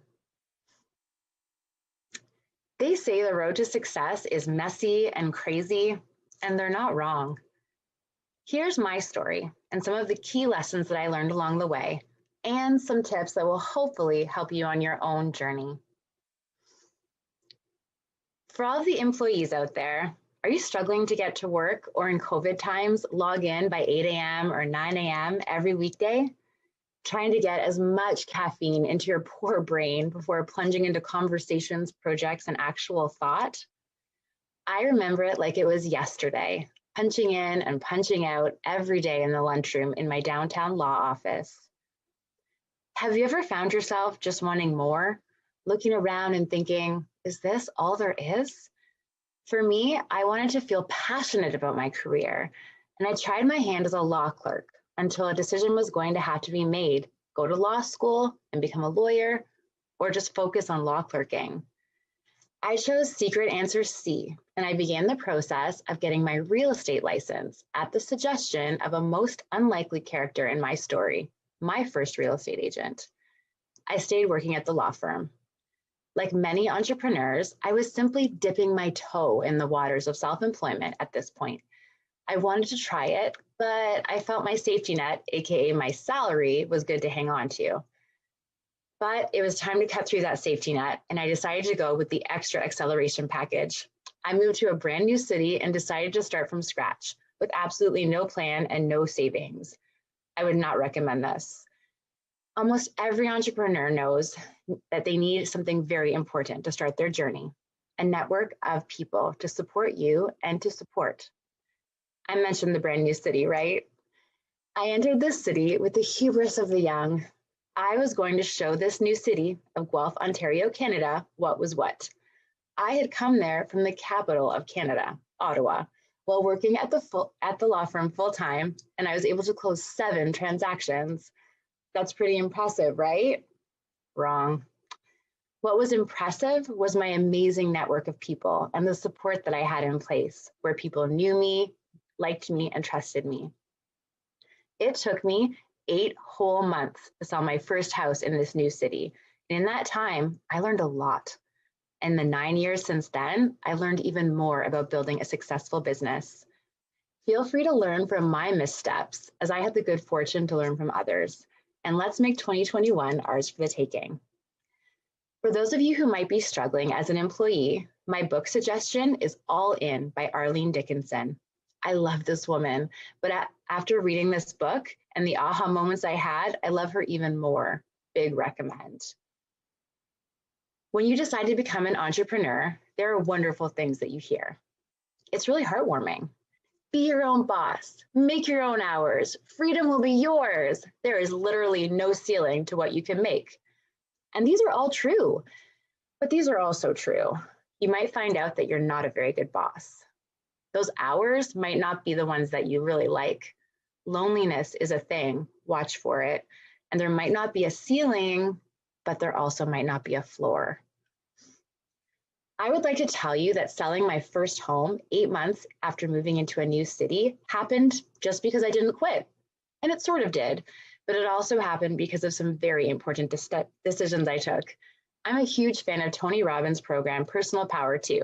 And in it, he shares the definition of decision. To decide literally means to cut off from, to cut off all other possibilities and go for it. My big decision moment happened in April 2013. I realized that I was going to have to go all in if I wanted this whole real estate thing to work. At the time, I still had an Ottawa phone number, and I thought of myself as an Ottawa law clerk who was just trying out Guelph real estate as an option. It was not working. Most cities like to support local, especially these days. So I decided then and there to make a choice. For an entire year, I would go all in as a real estate agent. I would change my number to a local number, and I would embrace this new career. And if after a whole year of doing my best, I still didn't see any improvements or any success, I'd go back to doing something else, maybe being a law clerk. But folks, this was a game changer. Dabbling feels safe, but it stunts our growth. And it confuses people. Are you all in, or are you just trying it out? I changed my title to Your Guelph Realtor, Crystal Moore. I wanted people to think of me when they thought of Guelph real estate, and I started to take my passion for giving back and connecting to the next level. I began to sponsor things in the city, from events to groups, and my purpose was clear. I wanted people in Guelph to know about me. I wanted to become part of the fabric of this small but amazing city. I ran a networking group, and it started to grow. I did not get business immediately from these efforts, but that wasn't my goal. The goal was simply to get exposure, and it was a wild success. From getting to know more people and connect with more people, my business started to grow. I also decided to go all in with a database management system to track my clients and my contacts and my sales. I had been tracking everyone on an Excel spreadsheet, and it was getting overwhelming. I chose California-based Buffinian company CRM, or the Client Referral Maker. This CRM was also a game changer for me. I was able to connect with clients and contacts on a deeper level and track the source of relationships and sales. I have tracked my business sources from the start, and I can confidently say that my business comes from 3 sources: referrals from my network, open houses where I have a knack for connecting with people, and lastly, from sign calls, which just means prospective buyers or sellers who see advertisements and give me a call or send me a message. It would appear from those 3 things that my sponsoring wasn't really working, wouldn't it? Not true. I was connecting with some amazing people. I was meeting people who also connected and supported the city, and who were also very supportive of my business. I met wonderful people, including networking colleagues, clients, and we began to support each other. It was a really great time. Things were moving quickly, but then you have to add real life into the mix. The relationship I had moved to the city for fell apart. And while that wasn't a big surprise, it still added more to my plate, and I had to make another decision. Do I stay or do I go? I had spent a year and a half of my life growing this business, fighting for my first glimmer of hope and success in such a competitive industry. I had actually gained some traction, and going back to Ottawa seemed like a step backwards. I found an apartment, and in February of the next year, I made a decision that I would own my own home by November 1st. And guys, on September 1st, I got the keys to my very own home in Guelph, Ontario. The end. Just kidding. There's so much more to this story. As a real estate agent, I've been blessed with many opportunities for learning. Buffini & Company that I mentioned earlier holds several seminars every year. And one of the lessons that they teach us is that in order to have achievement in business or life, there's 3 stages that you need to go through. They actually use a fountain as an example. So the first tier is stability. You're consistently able to pay your bills, you make sales, you have a somewhat steady income, you have even some savings. But it has to be the first step, and skipping it brings consequences. Then comes success. You're really rocking it. You have extra money to save for your future, you're doing things, you're traveling, exploring, maybe you're investing in your business more, get a new car, pay off your house, all that fun. Finally comes significance. You've done very well. It's time to give back, to make your mark on the world. Maybe it's giving to charity, maybe it's sponsoring something, establishing a scholarship. Whatever it is, you've earned it, and you're happy to pay it forward. As a real estate agent, we can make very little, or we can make a lot in a short time. And we do earn it, but it's harder to wrap your mind around it. There's a time when we grow, even if we grow at a normal pace, between where we start and where we're going. And it's not a fun time for anyone. I call it the fog between, and it's safe to say that all entrepreneurs, everyone goes through this. It's unfamiliar, it can be lonely, and it can be terrifying. And the kicker is that you can't go backwards. You cannot go back and expect to fit in your old space anymore because growth changes you. Your old friends, your old shows, your old hobbies, sometimes they still fit, but other times they don't. You might find that new friends, new shows, new hobbies, but not in the fog. While you're still in the fog, you're trying to find your footing and trust in the unknown. I wish someone had told me about the fog in advance, but I had to just tough it out. There were some dark days in there. I have almost quit this profession and being an entrepreneur several times, at least once a year since I started. It's a tough go. But when you understand the fog and you follow your passion, it's a little easier to hang on. They say it takes 5 years to realize success in a new business. 5 years. Who has patience for that? Success is messy. And you have to remember that every time you feel like you failed, you're also receiving an education. Still, being self-employed can be emotionally draining, and self-care is a must. Change takes a toll on all of us, even when we think it doesn't, and even when that change is a good thing. Also, beware of the scarcity trap. I'm sure you've all heard about scarcity and abundance, but in case you haven't, the key is to always live in abundance. Believe that there is enough to go around, and your job is to go and get your share. To believe that your success is independent of somebody else's success. And try to avoid people who live in scarcity. How do we spot them? The first key is that they're very suspicious of everyone, very concerned that people will try to steal their ideas. They will not accept a lunch date or a coffee date to pick their brain, and they flat out refuse to help their colleagues. They see you and they see me and any other competitor as a direct threat to their very being and their success. The people who live in abundance, however, are amazing. They seem to shine brighter than everyone else, and they're more than happy to help and guide and share. They are successful because of who they are and not because of the gimmicks that they use. They're equally confident that even if someone were to use all of the tricks and gimmicks that they use, they still wouldn't fail, because it's who they are that people choose to deal with. There's always enough to go around. Still, the biggest key to growing a business as an entrepreneur is your network. You might have heard the term sphere of influence before, and if not, it's basically a list of everyone you know and everyone who knows you. The first thing you should do is write out at least 50 people that you can think of. And when you're done that, write down 50 more people. Unless you're brand new to a place like I was, there are at least 100 people for that list. Your hairdresser, the person at the gas station, your old or current colleagues, friends from school, your mechanic, the really nice person at the coffee shop, your neighbors.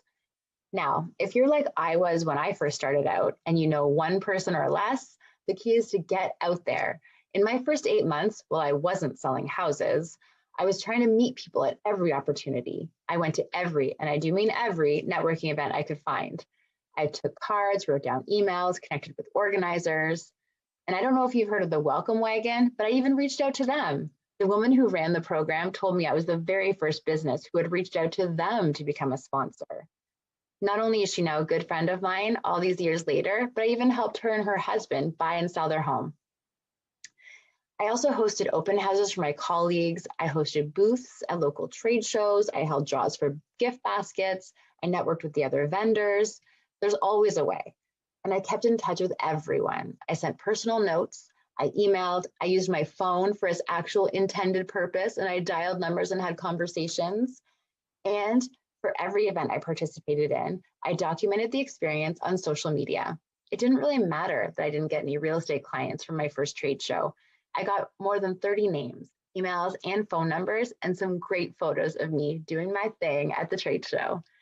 And when I hosted an open house and I only had 3 visitors, I connected with them. I got their contact info, and then I shared that experience on my social media. Showing your network that you're committed to what you do is important. You need to remind people that you do what you do, because people generally aren't thinking about you, and they're not thinking about me. They're thinking about themselves and their own lives, as they should be. The average person can only remember a handful of brands by memory, and it takes 5 to 7 brand exposures to even get into their minds. This is why developing relationships with people is key. It's authentic, it's real, and it gets you into the hearts and minds of the people around you. Now back to that list. Once you get into this exercise, you can maybe get fancy with it. Depending on your career path or what kind of an entrepreneur you are, there are certain names that might be worth a highlight or an underline. As a realtor, for example, I wanted to connect with complementary industries, mortgage brokers, lawyers, insurance people, painters, stagers, photographers, home inspectors, plumbers, electricians, handy people. But for all of us, we also want to connect with people who perform services you'll use, like a hairdresser or a dental hygienist, personal trainer, graphic designer, printers, and so on. A great book to read as you embark upon this journey is How to Win Friends and Influence People by Dale Carnegie. This book was another game changer for me. Before I read it, I was attending networking event after networking event, and I would return home exhausted and deflated. A few hours trying to convince people that I was good at my job and that they should refer people to me, and I was done. But it doesn't have to be this way. In fact, it can be fun and so much easier. I won't give away the whole book, but the key takeaways for me was that we must learn and remember people's names. This was a tough one for me at first. I used to dislike hearing my own name, so I didn't use other people's names. But people love to hear their own name. It's a favorite word for most of them. And surprise twist, when you use people's names often in a conversation, you'll find a deeper connection with them. It's amazing. And another takeaway is that it's better to be thought of as interested than interesting. What's that now? Asking questions of people and listening to their answers is actually a better way to get to know them and show them that you care. In fact, I rarely share with people in a group setting what I do. Even at a first meeting, I'm genuinely interested in hearing about the other person. They'll ask about me eventually. I want to know what they do and why, what their goals are, who inspires them. I do share about me at the end, as I said, but I know the conversation is simply a starting off point for building a relationship. People work with people they know, they like, and they trust. And people refer people that they work with and that they deeply know and like and trust. And it also helps infinitely if you're actively trying to support their businesses too. Think about how many people on that list you made actually run their own businesses, and maybe they could use a supportive cheerleader and connector like you. The more we sow, the more we reap. We never give with the intention of getting, but sometimes you receive from the most unlikely of places. And the old adage does hold true, givers get. When you give from your heart and you truly serve as many people as you can, it will naturally come to pass that you will be a success. It may not look the way you thought it would, but it will always happen the way it's meant to. And when it comes to investing in your business, the best advice I received was from Joe Nigo of Chicago, Illinois. You should invest 10% of what you make back into your business. But if you're just starting out, like I was when I first heard this, you should invest 10% of what you hope to earn in your business. Things to invest in are books, seminars, courses, equipment like a good laptop, computer, phone, printing, and good coaching is also important. But things that I would personally avoid investing in at the beginning: buying leads, expensive programs with gigantic claims, and anything that does not have a proven track record.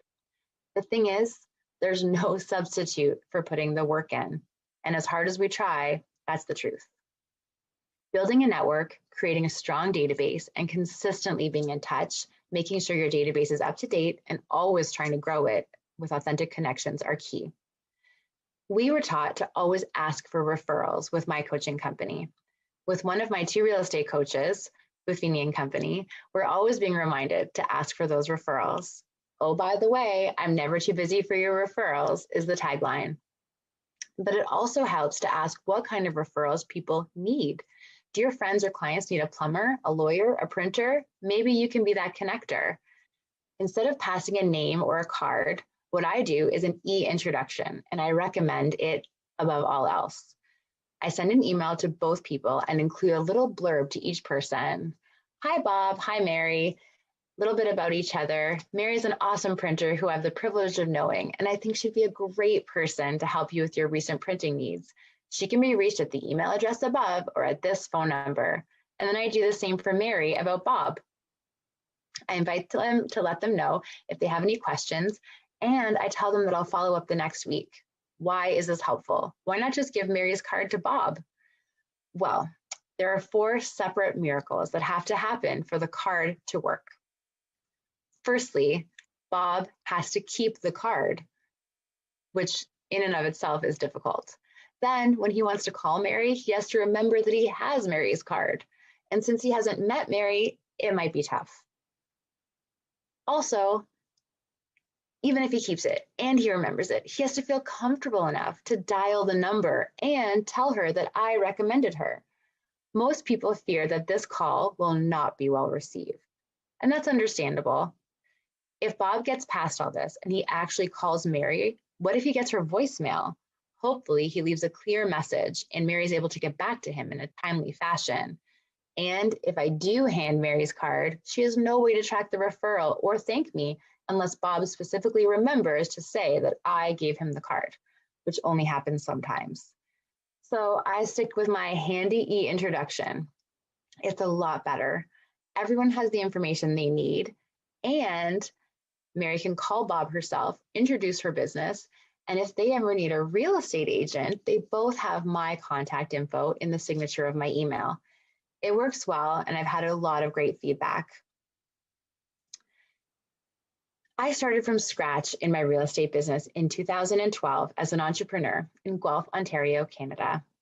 It was a steep learning curve, basically vertical, but I did it. And in creating that successful business, it was thriving. I was happy. It was amazing. I had an amazing network. I had great clients and friends. And I even had my first book published as one of 26 authors in a book called Dreaming Big and Being Bold in 2016. But then life stepped in again. I met a wonderful man from a city down the highway, an hour and a half down the highway to be precise. Not a big deal because I had already said that I was never moving again. And certainly not for a man. Not happening. Do you know that saying, if you want to hear God laugh, tell him about your plans? Well, in 2019, I got married to that wonderful man, and I moved down the highway to London, Ontario, Canada, and I started all over again as your home sweet home 519 realtor, Crystal Lee Moore. But this time, I was armed with a formula for success. As my other real estate coach reminded me, and a network of people that I had already been building relationships with for 3 years before my move. Would it have been easier to stay in that 9-to-5 job at the law firm? Absolutely, it would have. But I definitely would not be as happy as I am now. I wouldn't be able to grow the way I have. I definitely wouldn't have been able to thrive the way I have. I would have missed out on hours and hours of personal growth, leading groups, going on mission trips, giving back, and pulling myself up from having nothing and living on credit cards to being able to actually make a difference in the world. I would have missed out on being asked to be in a second book this year, SOAR, Transformational Stories of Strategy, Soul, and Sensational Results in Business in 2020. I would have missed out on having a podcast, Realtor Life, on Spotify, and I would have missed out on sharing with all of you today. I absolutely love my career. It has its ups and it has its downs, sharp left turns and its bumps, but it's mine. It's my journey. And I hope that you're all excited about your own journeys. And even though some days I want to quit, there's really nothing else that makes my heart sing the way helping people does, in the way that I'm meant to. Find your passion and then go all in. As my coach Ron says, work hard and then play harder. We all have one life to live. Live it like you mean it. Thank you.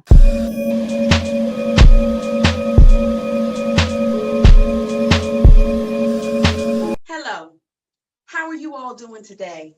I am so happy to be speaking with you. My name is Dr. Pamela Knight, and I am the founder of Hope Counseling and Consultation Services. I help men and women get out of their own way so that they can become the persons that they are destined to be in life. So first and foremost, I want to take the opportunity to thank Shay Brown and his team for allowing me the opportunity to speak to you today.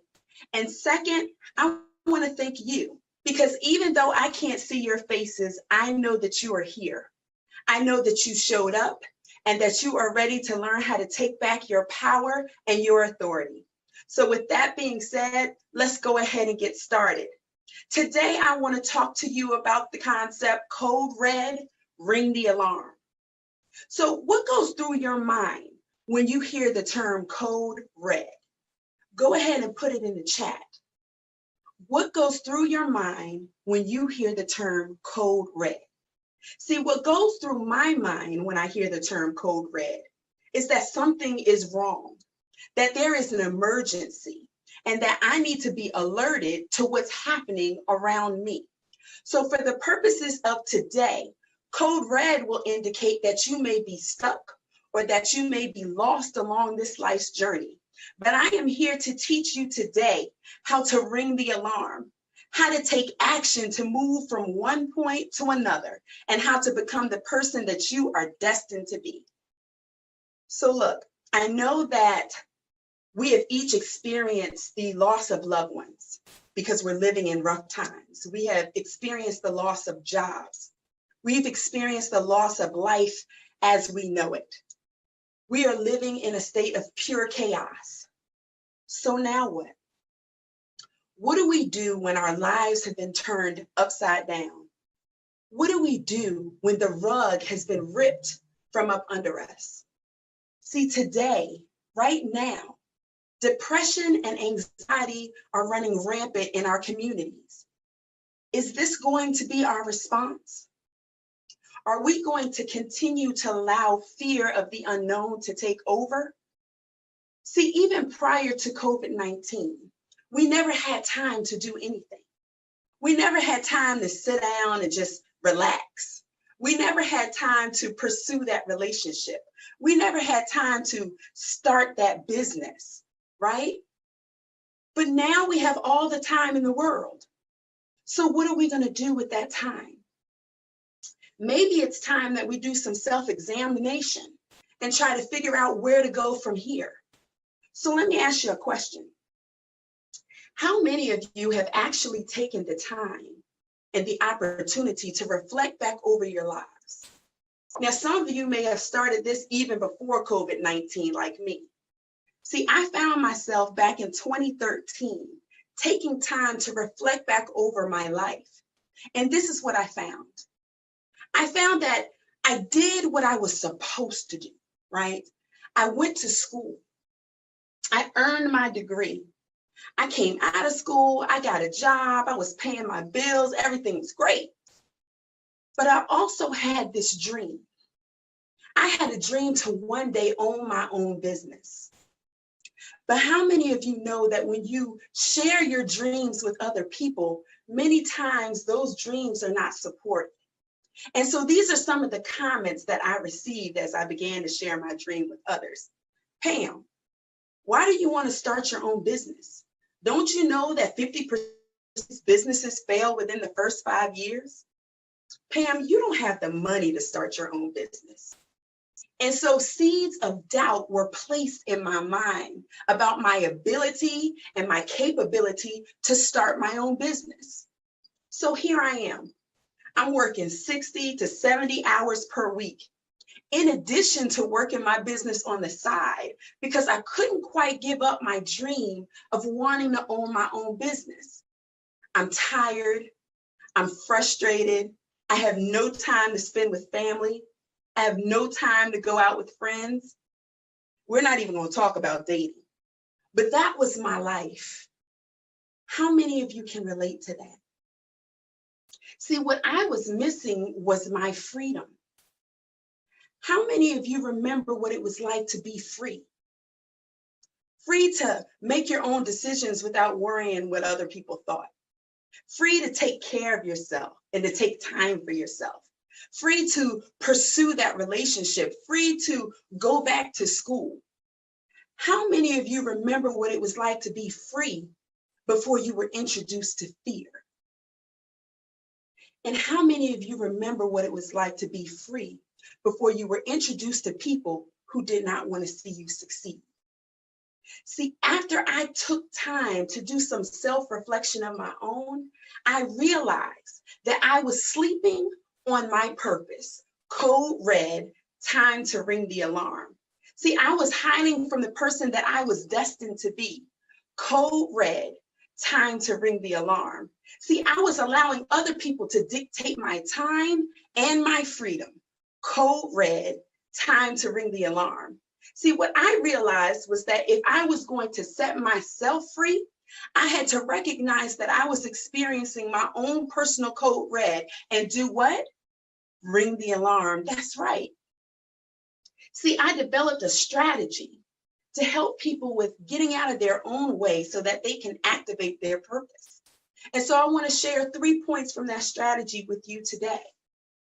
So let's take a look at the word code red. RED is actually an acronym. R stands for recognize your issue. E stands for envision your dream. And D stands for dare to be your authentic self. So let's take a look at the letter R, recognize your issue. See, the first step in the change process is that you must first become aware of your issue. What is your issue or your condition that hinders you from moving forward and achieving your dreams? What are some of the things that are holding you back from pursuing your dreams? Maybe you're suffering from a physical disability. For example, I worked with a young man who had a physical disability, and his physical disability limited his ability to stand for long periods of time on his feet. And so as a man and the provider of his household, this was devastating news. But instead of him recognizing that he still had the ability to work, maybe not in the same capacity that he once did, he took this as a personal attack against his manhood, and he began to restrict his movement even more as a result of his physical condition. Therefore, he provided his physical disability with so much power and authority over him that eventually he convinced himself that he was incapable of working, period. Code red, time to ring the alarm. Or maybe you're suffering from a mental or an emotional condition, such as depression or low self-esteem. See, I worked with a woman who hated herself. She said her parents never loved her, and they never protected her from the people who hurt her in her life. And then she grew up and she got married. And her husband was physically and sexually abusive towards her. Right? So she began to develop this mindset that she was unworthy of love. Therefore, she felt hopeless and better off dead. Code red, time to ring the alarm. Or maybe you're experiencing a spiritual issue. See, I work with many people who are just angry with God. And they're so angry with God that they can no longer hear him or be directed by him. Therefore, they have stunted their personal growth and development, which then delays their ability to activate their purpose. Code red, time to ring the alarm. See, regardless of what your issue or condition is, you must be prepared to change your perspective on how you see your affliction. A lot of times we give our issue or our condition more power than it deserves, instead of seeing the issue and condition for what it truly is. It's something that's going to educate us. It's something that's going to stretch us. It's something that's going to help us with our personal and professional growth and development. But a lot of times all we see is the hurt and the pain, the anger and the frustration, the fatigue and the uncertainty with what comes with facing your issue or your condition. See, we are not conditioned to focus on the positive. We are conditioned to focus on the negative. So you can't move from point A to point Z without preparation. It takes certain knowledge and skills that must be acquired or enhanced in order for you to be of the right mindset for you to handle your purpose. Because if we were handed everything we wanted on a silver platter, would we be appreciative of it? Better yet, would we be prepared to receive it? Maybe, maybe not. But if we had to work especially hard for it, if we had to put some effort into it, we would probably be more appreciative of it and probably better prepared to receive it. See, our issue and our condition are an essential part of our preparation process, right? A lot of times we stay so fixated on the issue or the condition that in our minds we make it bigger than it actually is, and therefore becomes more of an obstacle for us today. But someone here needs to hear this. Your issue or your condition did not become this big on its own. It had your help by your willingness to relinquish your power and your control over to it. And that's where fear enters into the picture. See, instead of us facing our issue or our condition, we enter into relationship with fear. Now, what does that mean? Well, I usually talk about fear in the context of being in a relationship. Well, why do I do that?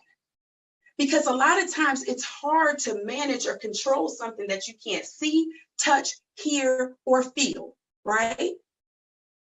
But a lot of us are able to relate to the fact that we've been in some form of relationship at some point in time in our lives. So it's easier to understand fear from that perspective. See, fear is the person in a relationship that seems to have your best interest at heart.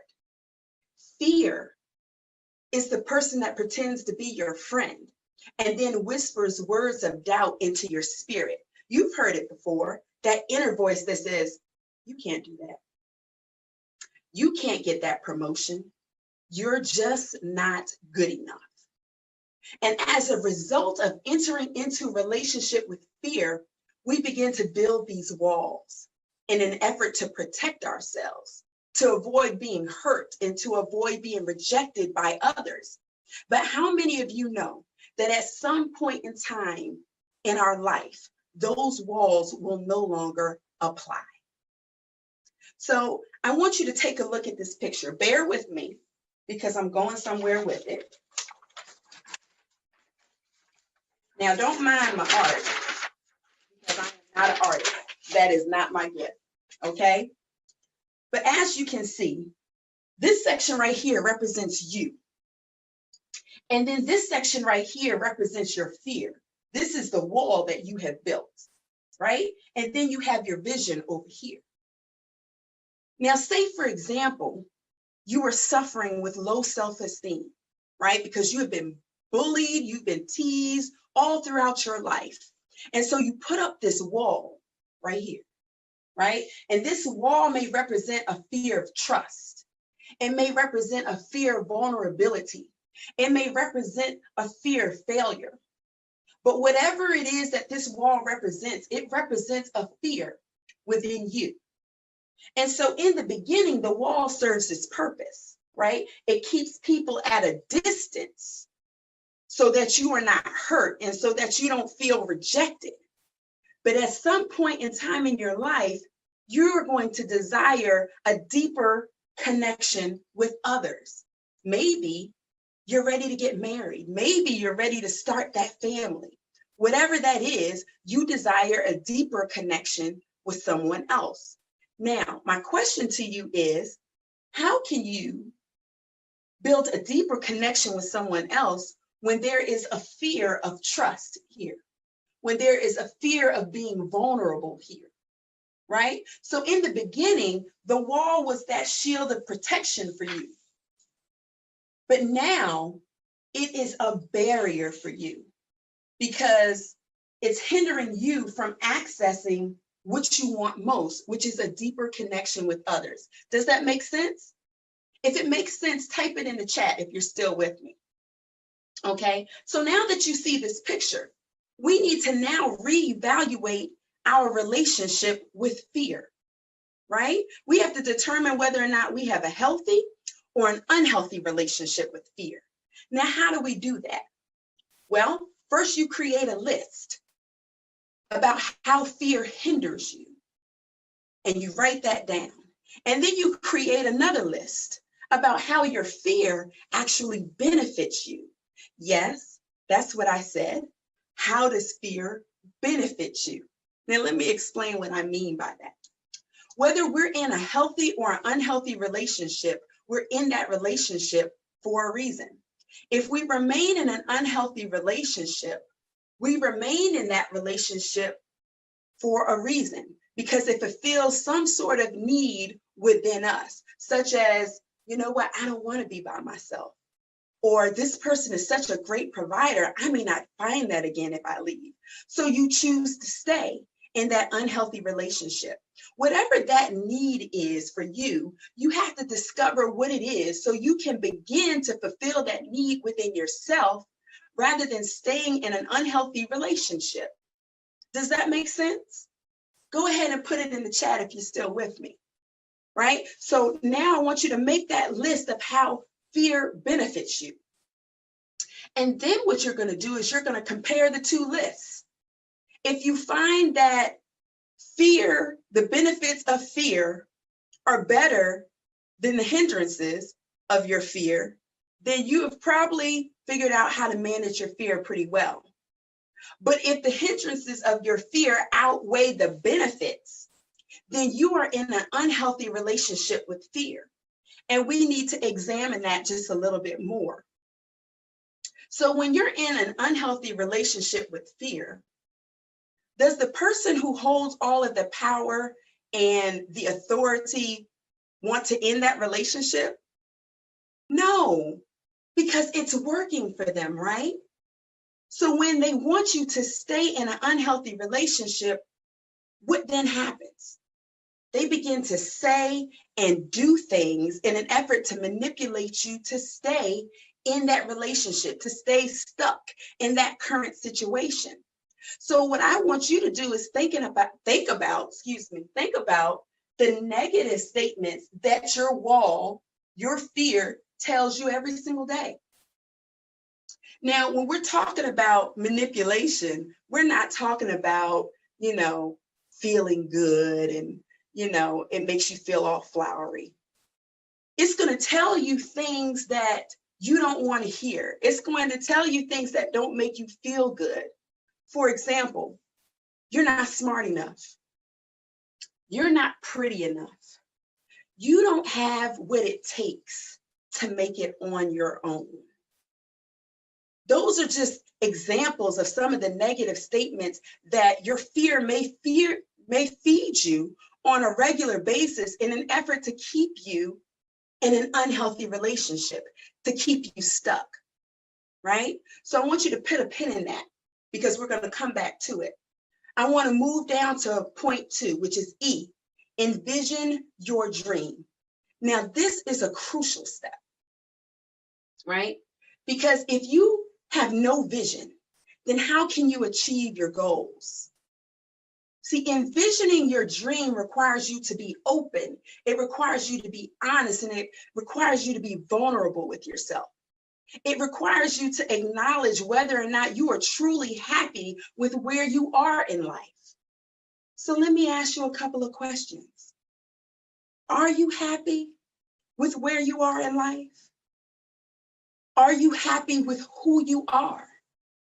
Now, you may not like the responses to those questions, but sometimes the truth hurts.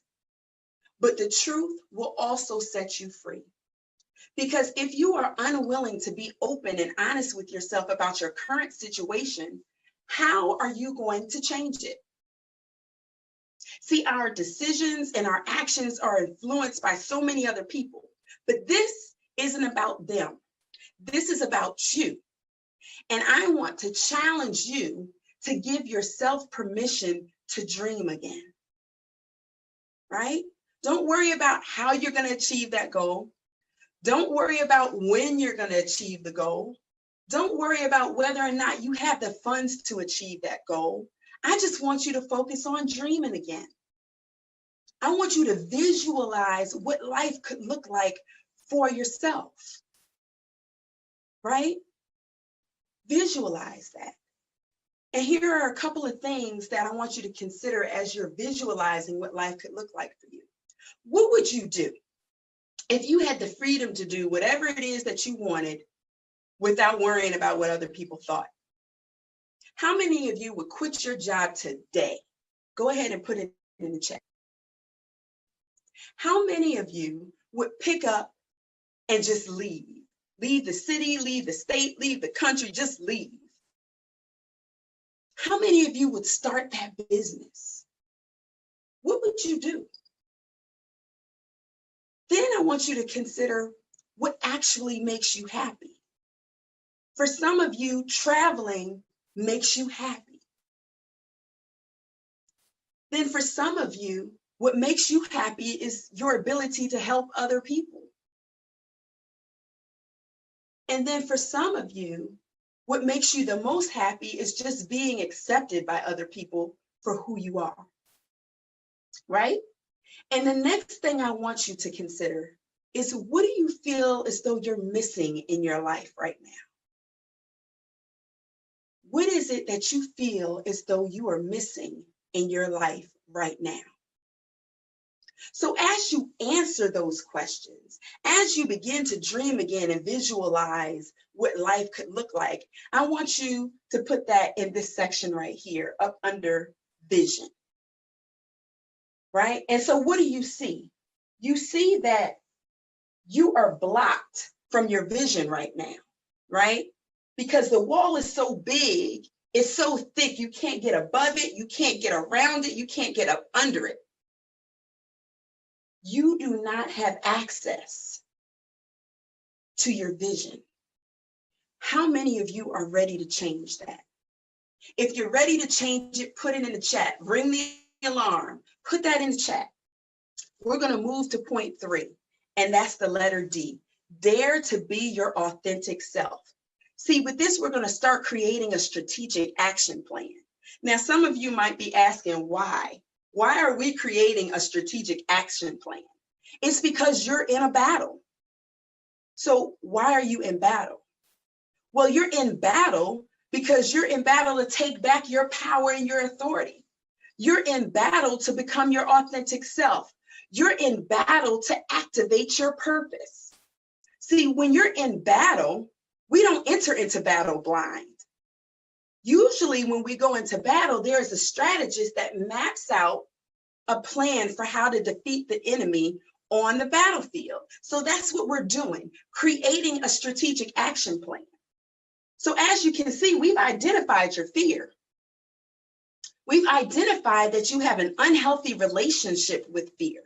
We've identified some of the negative statements that that fear tells you in an effort to keep you in an unhealthy relationship, right? We've identified all of those things. But can I share something with you? This is the key. You created the wall. So if you created the wall, then you have the power and the authority to tear down the wall, right? So some of you may be saying, hey, that's great. How do I tear down the wall? I'm so glad you asked me. This is how you tear down the wall. You remember those negative statements I was just telling you about? Those negative statements that fear feeds you on a regular basis. We have to begin to challenge those negative statements. Now, how do we challenge them?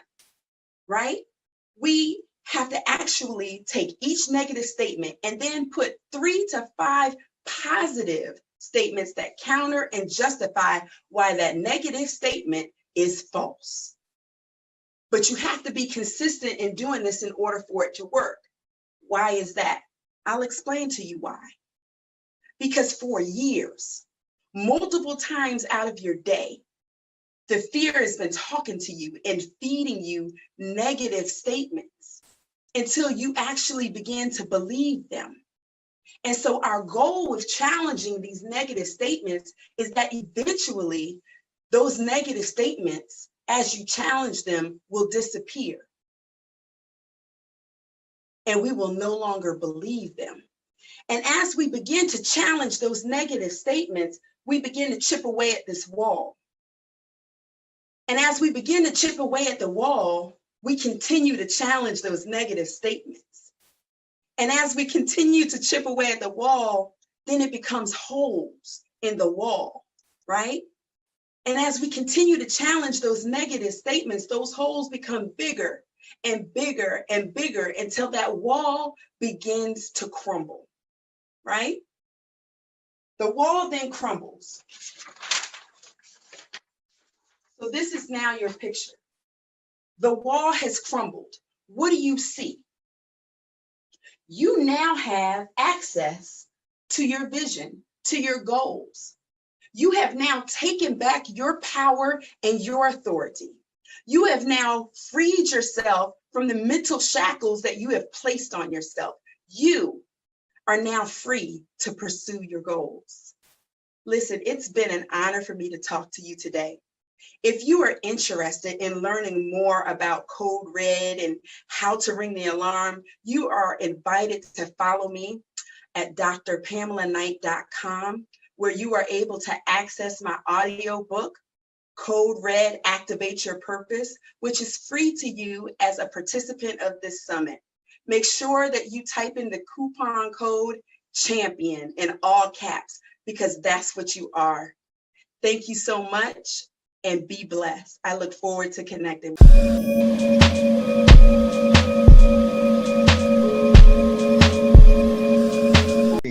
I am Warren Mr. Bowtie Feaster, your marriage foundational specialist. 2020 has proven to be a year like no other. I truly believe that 2020 will be an educational course of its own, either at the high school or collegiate level. The lessons that were taught throughout this year will carry us for the remainder of our lives. That's why this Comeback Champions Summit is timely. This summit is packed with people who have accepted the challenge and, despite the obstacles, came out as champions. Throughout this summit, either you will develop the skills and strategy and motivation to become a comeback champion, or you will realize how much of a comeback champion you already are. So thank you, Shay Brown and the entire team for this awesome summit full of great speakers sharing our stories. I'm here to talk to you about being a champion in your marriage, how to solidify the foundation in your marriage. As a marriage foundation specialist, I focus on the foundation of marriage. In other words, my purpose, my goal, and my aim will be centered on what will hold our marriages together. This is geared toward the desire to be married, those soon to be married, those recently married, those been married forever, even those in a situationship, and those that are divorced. Marriage has been equated to constructing a building, and any builder will tell you that the foundation is very important. The most fascinating thing about a foundation is seen after any natural disaster. When you view the aftermath of any natural disaster, as you're viewing the destruction, a house may be uprooted. However, the foundation remains. This is my goal, either to help you to build a foundation or to strengthen your foundation. There are many marriages that have survived many years through many circumstances. However, my goal is not that your marriage just survive, but that it will thrive. I have been asked what makes a marriage work, and my response is you've answered your own question. It takes work. You cannot simply go through the motions and expect your marriage to thrive. Yes, marriage has the potential to survive, but again, it's all about thriving. This is my focus. Who am I to speak about marriage? What gives me this goal to speak about marriage? Well, my passion for healthy marriages and relationships. My passion has fueled my over 25 years of marriage to my lovely wife. My passion has fueled my educational pursuit as I am currently pursuing a master's degree in marriage and family therapy. My passion has fueled me to write a book entitled Marriage is Work, You Get Out What You Put In. And even the follow-up, Marriage is Work, Find a Balance, to be published in spring of 2021. My passion has fueled me to counsel many couples and individuals over my life. My passion has fueled me to help you become a comeback champion in your marriage. Before I proceed, I will interchange a few words. The first two words I'll interchange is relationship and marriage. Although these words are different, I will interchange them because to me, the culmination of all relationships is marriage. Also, I want you, the listener, to know I am speaking to you at whatever state of relationship you are in. I will also interchange the words spouse and mate. I use these gender neutral terms to include either person in the relationship. And as previously stated, I want you, the listener, to know that I am speaking to you at whatever state of the relationship you're in. Now, let us begin and start at the beginning when the two people have decided that you want to marry. Just like constructing a building, the foundation is first. The builder focuses on clearing and leveling the land. All this is necessary. Items may be removed, items may be brought in, but the leveling of the land and the clearing of the land is vital. And the same is for building the foundation in your relationship. You may have to remove some unnecessary items, such as people, to build your foundation. You may have to bring in certain people, such as counselors, to help raise or lower the expectation that you have for your marriage. Concrete is a common material that is used for building and constructing foundations. And you too must be concrete and laying a solid foundation of your relationship. The very first ingredient that you would need in laying this foundation is love. Well, you may be thinking that's understood. You may be thinking that everyone knows that love is the basic foundation that's needed for marriage. Well, I will agree with you and I will disagree with you. I disagree with you because there are many people that are married for various reasons. Some reasons such as security, finance, career opportunity, career advancement, children, sex, jealousy, and even spite, just to name a few. We all know someone who has gotten married and we knew that it wasn't a right fit. And if they were our friends, we even tried to warn them only for them to marry anyway. So saying that love is the first ingredient in building the foundation of your marriage, it does need to be said. These marriages that do not build themselves on love normally don't survive. And when I say they don't survive, I'm not necessarily meaning divorce. Remember me saying that your marriage could survive but not thrive? This is one of the examples that I'm talking about. Many of these couples remain together, but they're more like friends and roommates instead of a married couple. They have a routine that they follow. And as long as both people follow the prescribed routine, all is well.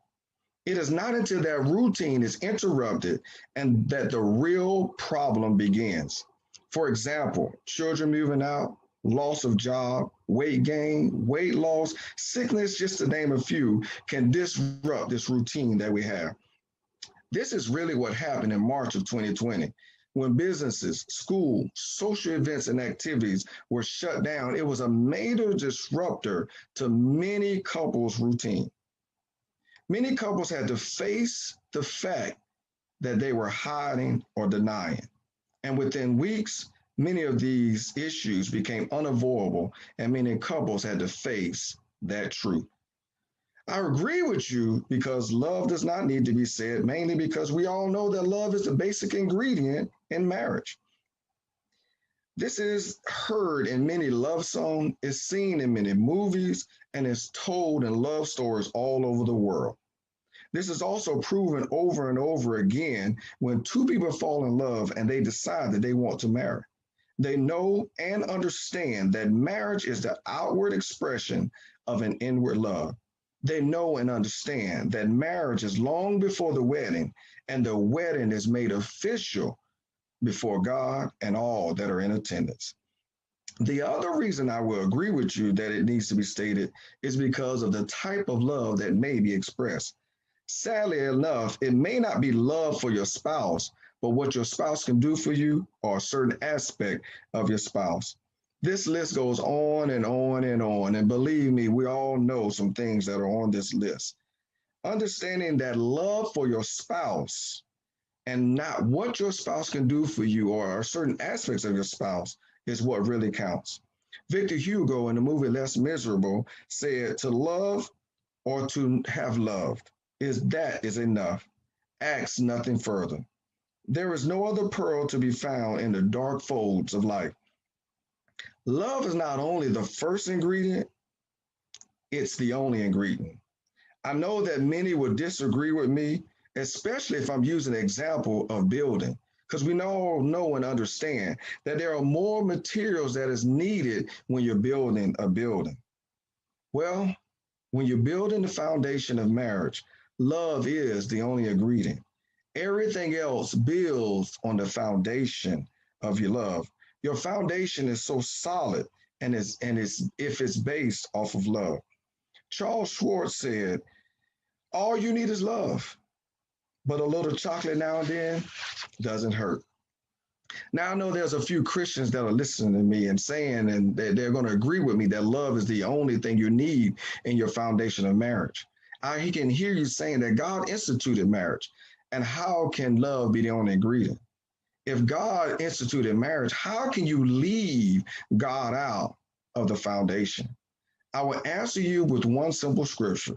1 John chapter 4, verse 8 says, he who does not know love does not know God, for God is love. I also am not saying that love is all you need. There are far too many people who are totally in love with each other and either not married or no longer married.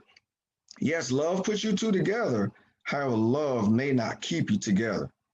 This is the same when a building is constructed. When the builder lays the foundation, they don't say that the job is done. No, the builder knows that the foundation is only the beginning. They know that things need to be added to the foundation. So it's the same for marriage. Falling in love gets you to the point of marriage, but building on that love will keep you married, or should I say, keep your marriage from just surviving to thriving. This is a good lead into the second step. Now that we have established the first step is love, the second step is to build on that foundation. As I previously stated, no building lays the foundation and says that the job is complete. Walls must be erected. The ceiling must be installed. Windows must be put in. Electricity and the sewer system must be added. The foundation is just the beginning. This is where everything else that will make your marriage work come into play. Before we can even construct a list, know that the list will vary from relationship to relationship and even person to person. Whatever lists or better yet, what lists you construct will be different than anyone else. Everyone have a different list because everyone has experienced a different life. There are a variety of things that you've experienced in your life that will affect your list. What I will say is, no matter what you place on the list, the most valuable and the most popular items on the list are abstract, or items that you cannot purchase or grasp in your hands. Think about that for a moment. With all the things that we value in life, the things that we treasure, the most valuable things are abstract things. We can purchase medicine, but we can't purchase health. We can purchase a house, but we can't purchase a home. We can purchase a comfortable bed, but we can't purchase sleep. We can purchase a safe vehicle, but we cannot purchase a safe ride. We can even purchase the perfect land and the perfect spot with a stream flowing through the middle, but we can't purchase peace. It is truly the things that money cannot buy that we value the most. What items do we place on this list? Honestly, I cannot answer that for you. Only you know what you value. Only you know what attributes you are looking for. Only you know the best qualities that would be your perfect fit. For many people, we have worked on this list all of our lives, and we have perfected this list. With every movie watched, every song heard, and every love story told, we have constructed this list. Your list, for many, is very detailed and very specific, but there is an issue with the list. You see, a lot of times what happens is we construct this list, but the person that we're about to marry does not fit every item on the list. This does not mean that your list is invaluable, invalid, or even worthless.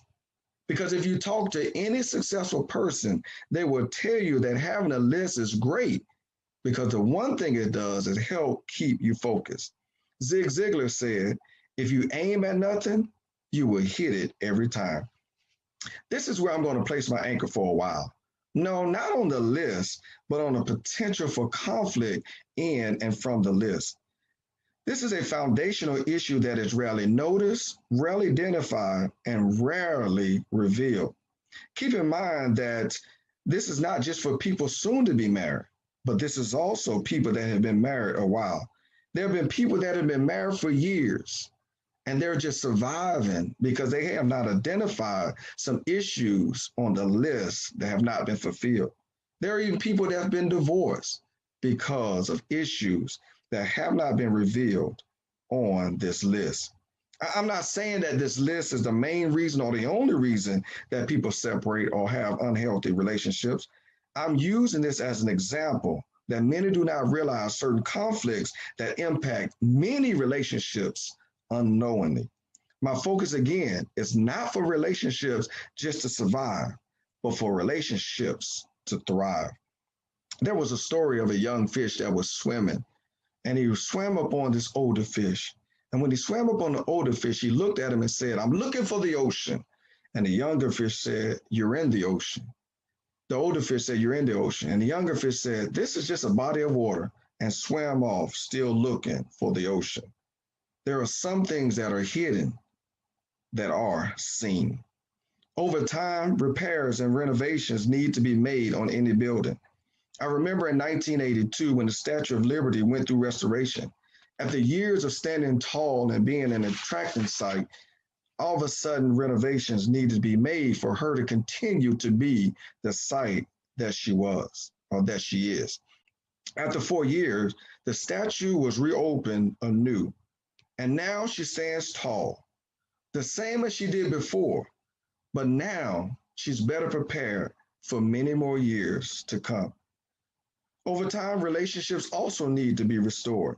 Things change, and so do we. New careers, children grow up, retirement, relocation, sickness, loss of family members, promotion, acquiring and losing friends are just a few things that can majorly impact our relationship. Just like in the building, repairs need to be made, so it's the same for our relationship.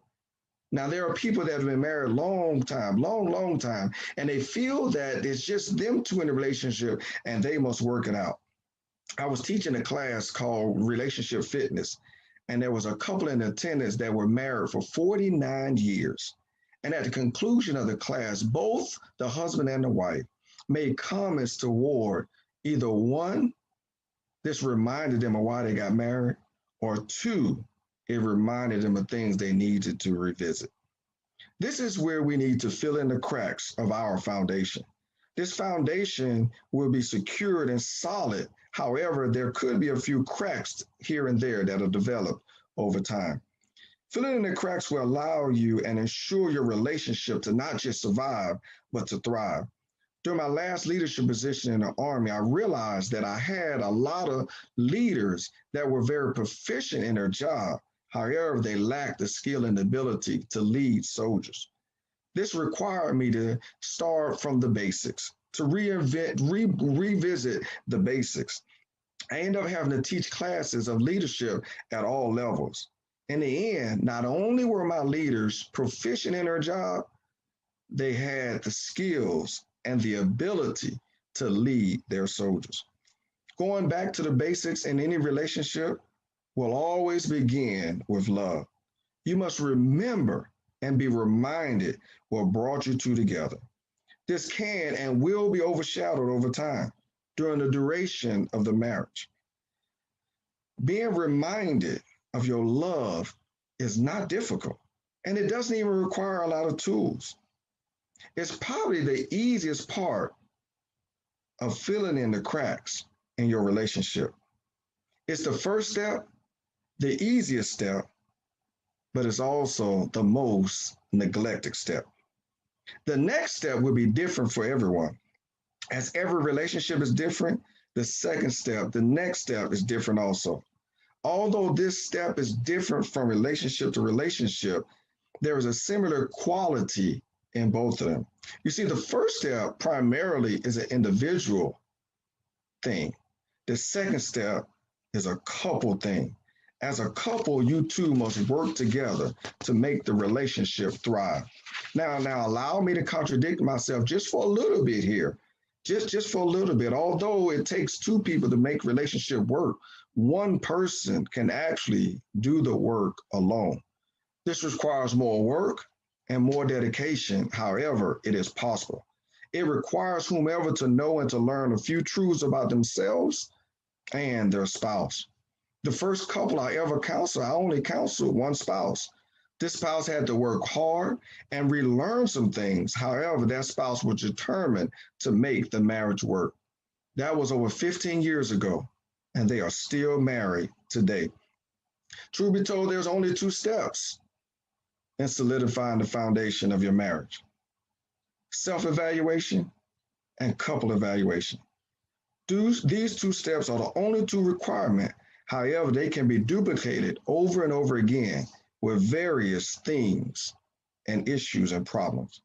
The goal is to understand and decide what combination works for you and your spouse. Many things can make you a comeback champion. You can win and excel in marriage. You can achieve and be an overachiever in marriage. You can prosper and enjoy your marriage. You have proven in many areas that you are a comeback champion. You can now join me and many others and prove that you are a comeback champion in your marriage. Now that's all for me. Now it's up to you. I offer you a seat in my class, Filling in the Cracks. This course is designed to identify cracks in your current relationship, your future relationships, and they also provide techniques to fill in these cracks. This marriage-changing course is dedicated to all levels of relationship. If you desire to be married, soon to be married, even if you're in a situationship, divorce, or married forever, this course is designed for you. If you want this life-changing course and simply move from surviving to thriving, send me your name and your email address.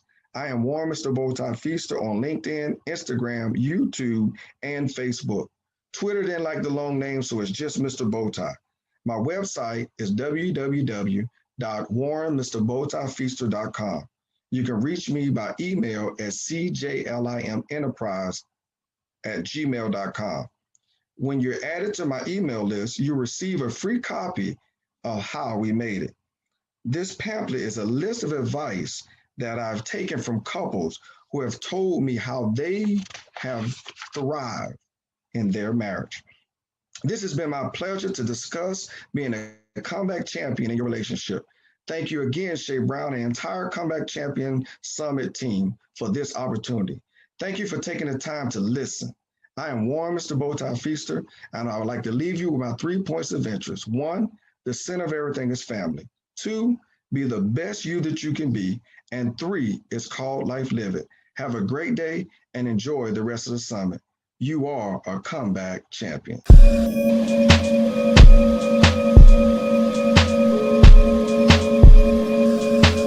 Hello, hello, hello. My name is Erica Lynn, better known as Erica Lynn Speaks. I am so excited to be here with you guys today. I have the 7 techniques of healing that I want to share with you. But not only am I going to share with you those 7 techniques, I'm going to share with you how those 7 techniques will solve the most important equation in your life. Healing plus playing big equals playing bigger than you've ever played before. Are you guys excited? I know I'm super excited. You see, when I started on this pathway, I was broken, hurt. I had so many pains. Like some days I didn't know whether I was coming or going. Like I totally hit rock bottom. I was suicidal at a point in my life. I kept saying, I knew that there is more to me. I knew that my life should have meaning. I know that there should be more to my life than just going to work, raising children, and just at the end of the day, not being happy with my life. Working 3 jobs just to make ends meet. Man, that's enough to devastate anybody. And when you working 3 jobs and you still can't make ends meet, man, I think that would depress anyone. And so when I hit rock bottom and I was at my lowest point, I was suicidal and I just felt like just throwing in the towel. Then all of a sudden my phone rang. And it was almost as if it was God saying, hey, I got a plan for you. I got something else that I want you to do. It's not your time yet. It's not time for you to throw in the towel. Hey, let's get together. Let's work this out. So with that being said, I started going through my healing process. I started learning and discovering me and learning and understanding what I need to do to get past that broken point in my life.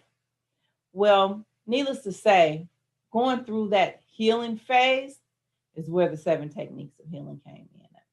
Because in order for you to become a better person, in order for you to fix the things on the inside, in order for you to play bigger than you have ever played before in your life, you must do what? You have to heal. You actually have to heal, meaning that you have to identify the root cause of the issues that you're having. You have to identify where that pain is coming from. You see, you can experience a car accident and it can cause you to have PTSD. And you're afraid of life. You're afraid of trying new things. You're afraid of your own shadow sometimes. But ultimately, when you dig deeper and you begin peeling back the layers, then you understand that the trauma that you're experiencing came long before the car accident. Something has happened to you in your life early before the car accident, perhaps in childhood, or perhaps a bad relationship, perhaps someone abused you. Whatever it is, you have to dig deeper in order to identify what it is. Because how can you heal something that you don't know what you're healing? You're just saying, I'm broken. I don't feel myself. I don't feel like I'm the person who I was put on this earth to be. But in order to fix that, you got to identify what the issue is so that you can fix that. So when you obtain the tools and techniques that you need, when you obtain the skills, the people that's behind you, the support system, you can heal anything. The second technique, educate. You must educate yourself on what you need in order to grow. Grow through your test. You say, grow through my test. How do I grow through my test? Well, when you educate yourself saying, I might need a counselor, a therapist. I need a major support system. I need somebody that I could talk to and don't judge me. I need somebody that's going to give it to me real. I need to figure out what books I need to read. I need to go to church. I need to pray. I need whatever it is. You must educate yourself on what you need to help you go through that healing point. See, some of the things that I teach my clients are breathing techniques. If you educate yourself on breathing techniques, on things that you can use when life slaps you in the face, like pow, it slaps you in the face and you can't stop life from coming. I wish I could say you could just put your hand up and do a magic wand and you can stop life. Well, you cannot stop life from coming. But when it comes at you, if you are educated on the things that you need, then you have a way of curving life, or you have a way of bouncing back, or you have a way of being able to take that blow and say, okay, this is the blow today, but this is how we're going to move tomorrow. But in order to do so, you have to educate yourself on what you need, right? Does that make sense to you guys? The third technique is action. What importance is it for you to heal and educate yourself if you're not going to do anything about it? You must take action. Taking action is so important. You see, it's like a child that wants to learn how to walk. You practice, right? You practice with the child taking the steps. And then all of a sudden, when mom walk away, the child doesn't do anything but just fall to the ground because they expect for you to carry them. Well, that's the same thing at life. If you learn what you need to learn, if you heal, if you educate, if you surround yourself with the great support system that you need. So when that support system is just there to back you up, you got to take action on the things that you've learned. You know, when you learn how to drive a car, right? You doing the driver's training and you practicing. But if you never drive the car beyond driver's training, what action are you taking? So this is what life, this is what your healing process, this is what everything that you want to accomplish. You have to take action.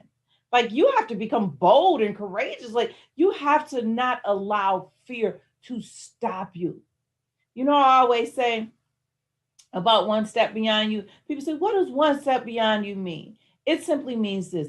Don't allow your limitations to hinder you, but instead take one step beyond you. See, take one step into that, to those things that you need. Take one step into your growth process. So when you obtain all the skills and the knowledge and the people and the support and the strength, then you can take the most action that you have ever taken before. And you can walk with your head held high and go, wow, I'm so excited. Not only am I healed, I feel whole. I feel as if I am somebody. The fourth technique is leap. So you have to take a leap of faith. You have to take a leap of faith. You have to leap into the realms that you didn't even know that you were going to leap into. You have to leap into doors that you didn't even know that you wanted open. But those doors were meant to be open for you. But in order to get those doors open, you have to leap into those doors. See, a person had told me, Erica, there's greatness inside of you. When you discover who you really are, wow, you're going to be powerful. You're going to be amazing. And I was like, yeah, no, not me. So instead of running into my greatness, I would run into the other way. But then what I found is throughout life, I didn't feel fulfilled. I didn't feel as if I was accomplishing anything. I didn't feel as if I was growing. But in order for me to grow, I had to stretch myself, meaning that I had to take leaps into things that I wouldn't even have done before. I had to go back to school at 35 years old and get my education.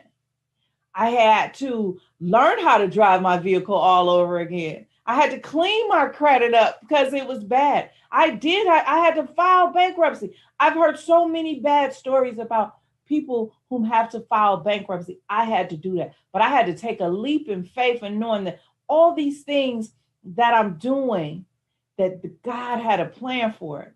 And he truly did. And because I took that leap and I obtained the publicists that I've obtained, I have obtained I just stepped out of faith and started a company.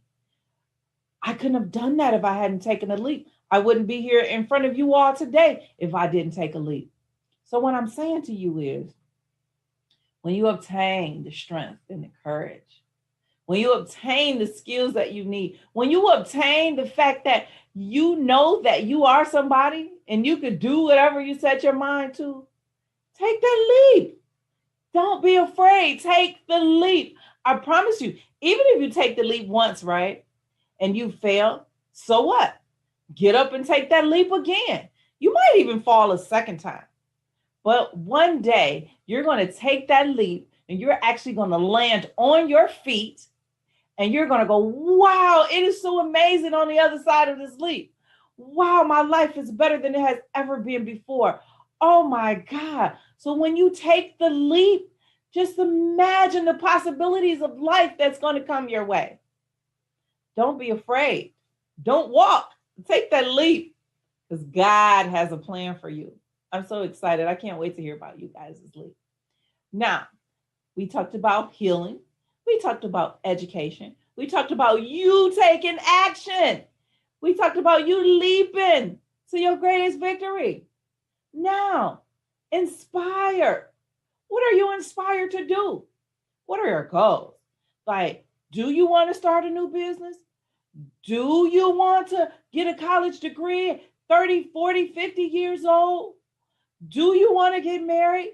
Do you want to be a better you? Do you want to be the best parent that you can be? Perhaps one of your goals may be you want to run a 5K. Whatever it is, it could be anything. But whatever it is, you must inspire yourself to get there. You say, okay, well, Erica, how do I inspire myself to accomplish this goal? You have to begin to shift your mindset. Shift the way you think about things.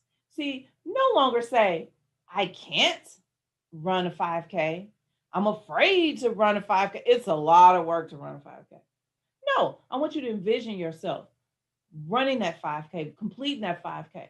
Oh, I got this. I'm running this 5K. Oh, I see myself at the finish line. When you run across the finish line, you're yelling and everybody's going, yay, yay.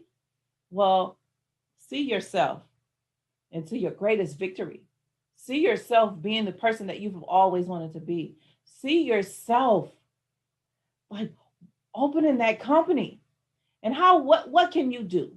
I'm going to give you one. I want you to do positive affirmations. I know you guys heard people say positive affirmations, and it takes 21 days to form a habit. Well, just imagine if it takes 21 days to form a habit. Just imagine what it would take, what it would happen after 30 days, right? So write your own affirmations. I am starting my own company. I'm going to be the best person I can be. I am wonderful. I am powerful. I am somebody. And you say those things in the morning and in the night. I am somebody. I am powerful. And when you say them, you dig deep down inside your body and you pull it all up out of you. And when you say it with such love and such conviction, and you know that you are somebody, that you can accomplish whatever it is that you set your mind to. So every day you look in that mirror and you say, I am bold. I am beautiful. I am wonderfully made. I am here to change the game. I am unstoppable. And when you say those words out of your mouth and you feel it and you say it with such conviction, not only are you saying it out your mouth and speaking it into the atmosphere, because I believe in the laws of reciprocity. What you put out in the atmosphere is what you get back. So you are putting good things out there. And guess what? The laws of the land are going to give you back. They're going to give you back great things. So there's times where you might not have someone to wake you up and say, hey, you got to get up and do it. You must continue to inspire and motivate yourself when no one else is there to inspire and motivate you, because you can accomplish and do whatever it is that you set your mind to. The inspiration is within you. The victory is within you. The power is within you. So when you obtain the knowledge, the fierceness, the power, you will become unstoppable. So now we've talked about healing, education, taking action. Oh, taking that leap into your greatness. The inspiration that you're going to carry with you along the way from the beginning to the end. Now, the sixth technique is need. What do you need?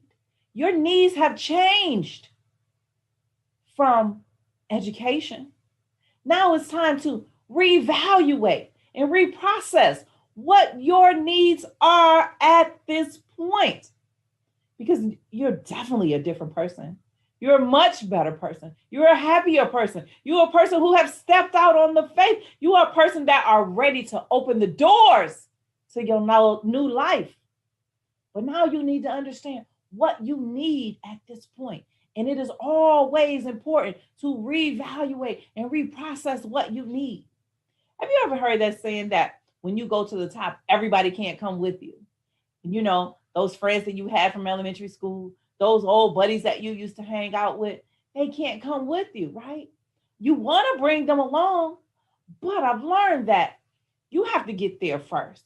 You have to accomplish it. You have to achieve your goals. You have to make the money so that you can reach back and help other people. So what do you need? Do you need to let some people go? Do you need to remove yourself out of a relationship? Do you need another pastor? Do you need 5 counselors or another coach? Because I have to tell you, when I started my process, I started out with 1 coach. I literally have 5 coaches. I can consult with any of my coaches on where I'm at. I can, my publicist not only is my publicist, but she's a damn good coach. But I had to understand what my needs are, because as I said it before, and I will always say it again, when you grow, you begin to glow. So that means that the more that I began to grow, now I'm glowing into who God has called me to be. And my needs have changed. And I had to reevaluate and reassess what those needs are, meaning that I needed the team, the systems, everything around me to change to meet me where I'm at. Then when I go to the next level, then I'm going to have other things that's going to meet me where I'm at. But always reassess and reevaluate what you need. The last of the 7 techniques of healing is grow. Wow, what does grow mean? Like we talked about so many other things in these 7 techniques. What does grow mean? Grow simply means this. All the things that you have learned along the way, all the people who has poured into you, who have been there, who have taught you, who have loved on you. What are you going to do with all that knowledge? Well, it's simple. My mentor had said to me, and I'm going to say it to you, each one must teach one. So now, what I'm saying is this. There's going to be that one person that you're going to look at, go, dang, I remember when I was in your shoes. I remember when I didn't know, had a clue about my life. I didn't know what direction I was going to go in. And somebody stepped out and reached their hand out to me and said, Erica, I'm going to guide you along the way. I'll be lying to you if I tell you that it's going to be easy. I'll be lying to you if I tell you that you didn't have to fight. But if you listen to me and you trust me and you trust in yourself and you trust in the abilities that God has placed inside of you, I'll be there to guide you. I'll be there to walk with you. So what I'm saying to you is, it is your responsibility to reach out, reach your hand out and guide someone and teach them all the things that someone else have taught you and then some. because it is so important to help the next generation or help someone that you definitely have seen was in your shoes, who is in your shoes that you were in. You see, the world can't rotate if we don't help it rotate. So you part of the rotation. You are part of helping someone else rotate their life so that they can give back to someone else. It's just a simple dial. It's an effect. it's just the effect that, and you're going to play your part in life.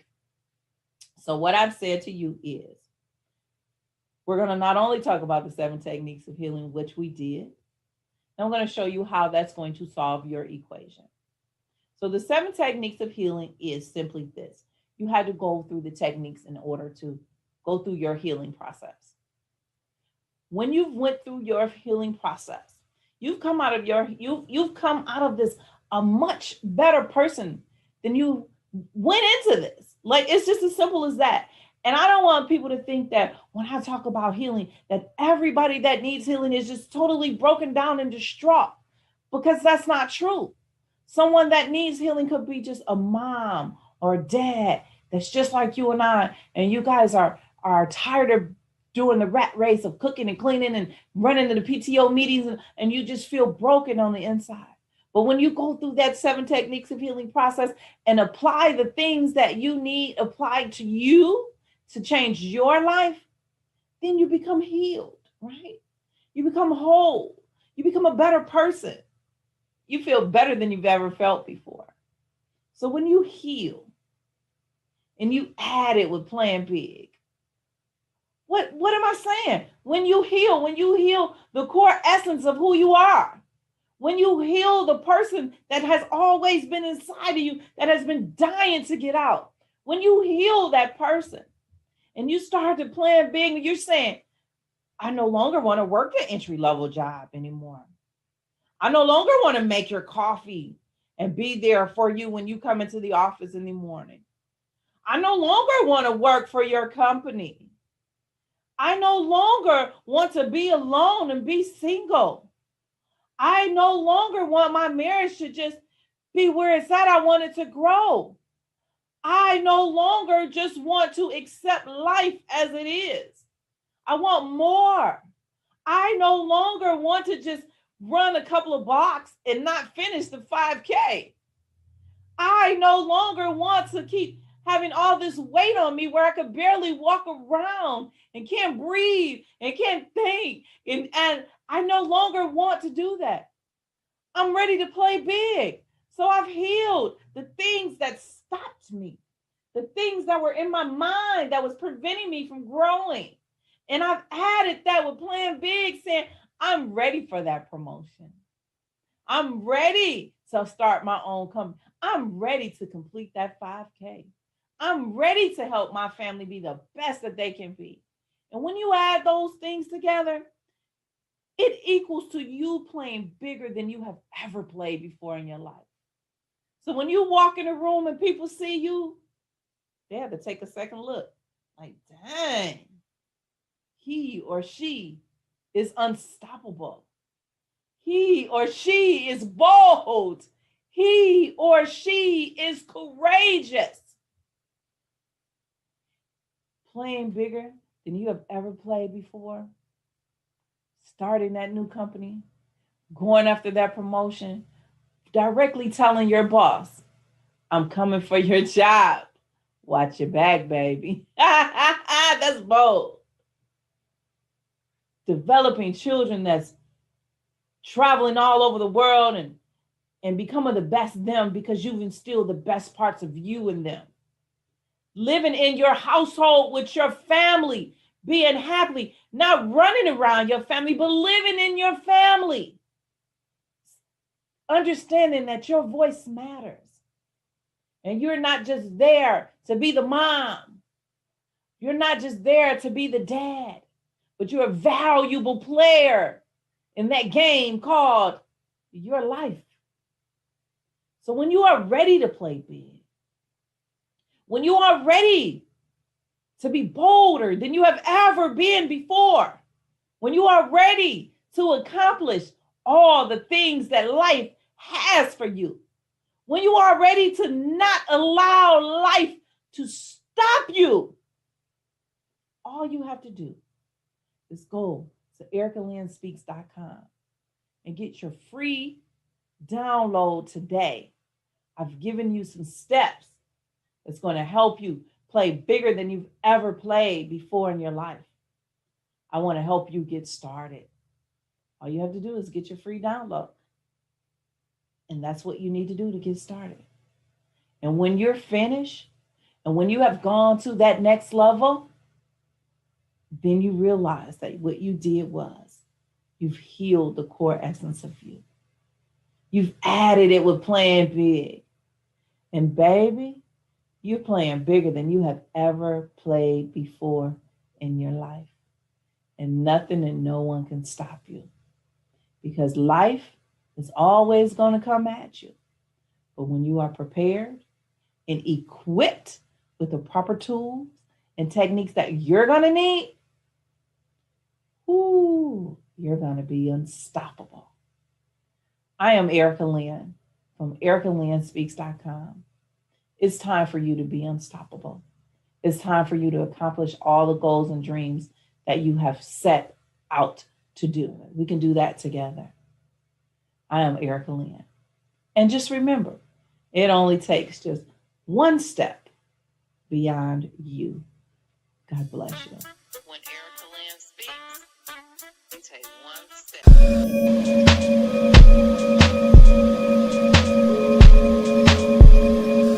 Well, hello, everyone. It's your girl, Carlika Katrina Bass-Knight Menendez. Yes, all of that. And I am super excited to be here with you all. So look, let's get ready to hop on into this good old content right here. How do you develop an epic attitude, right? How do you develop an epic attitude?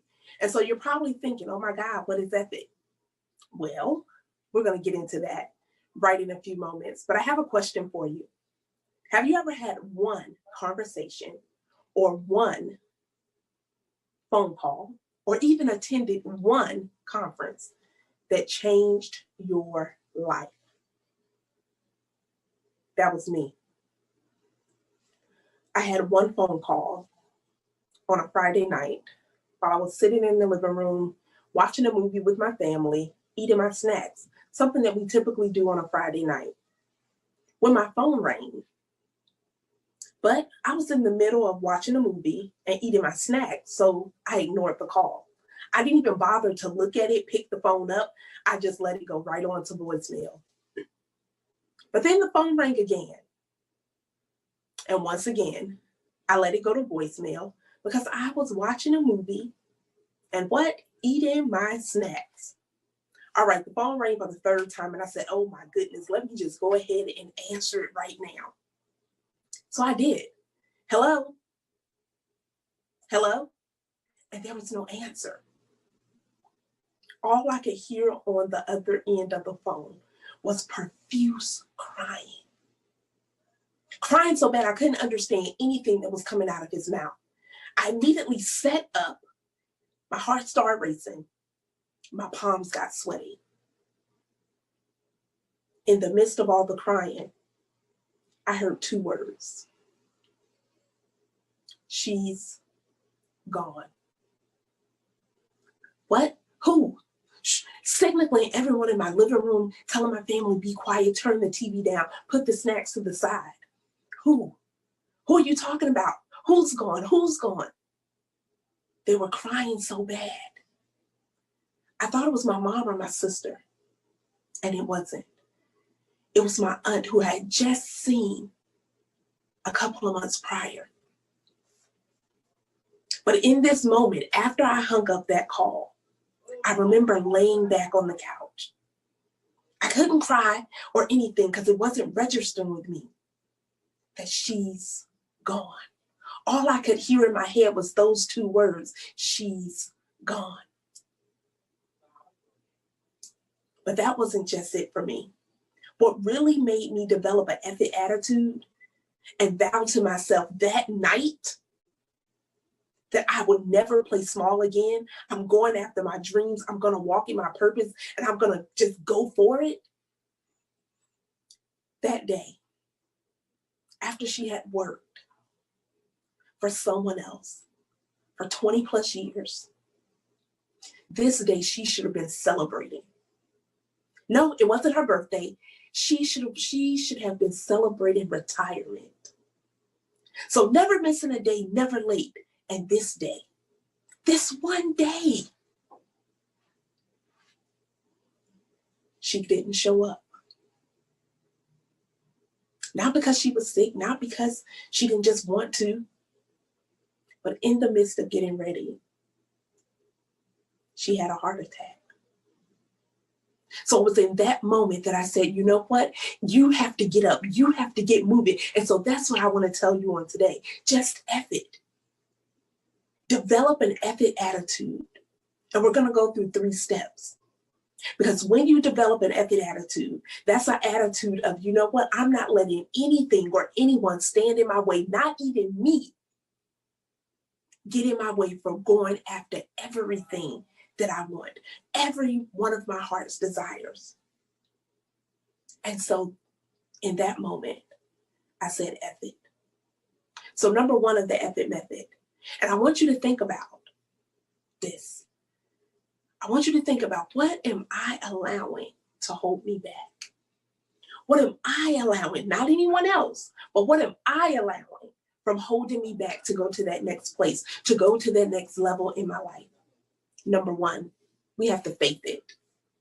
How many of us are believing for something, right? We're believing that our business is going to be prosperous. We're believing that we're going to be healthy. We're believing that, our kids are going to be protected. Whatever you're believing for, now it's time for you to take it to another level. So if you're believing for one thing, it's time for you to make that thing massive. Think about when you were a child. We used to dream so big. There was nothing, no limits, no fear. It was nothing. If you said, I want to be the president of the United States, guess what? It was nothing that you feared to say you couldn't do it. But then as we got older and people start labeling us and saying different things, or situations and life in general start knocking us on our back or knocking us on our butt, those big dreams, we start shrinking down.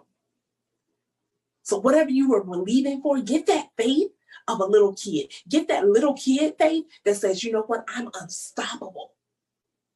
I am unstoppable to go after my goals.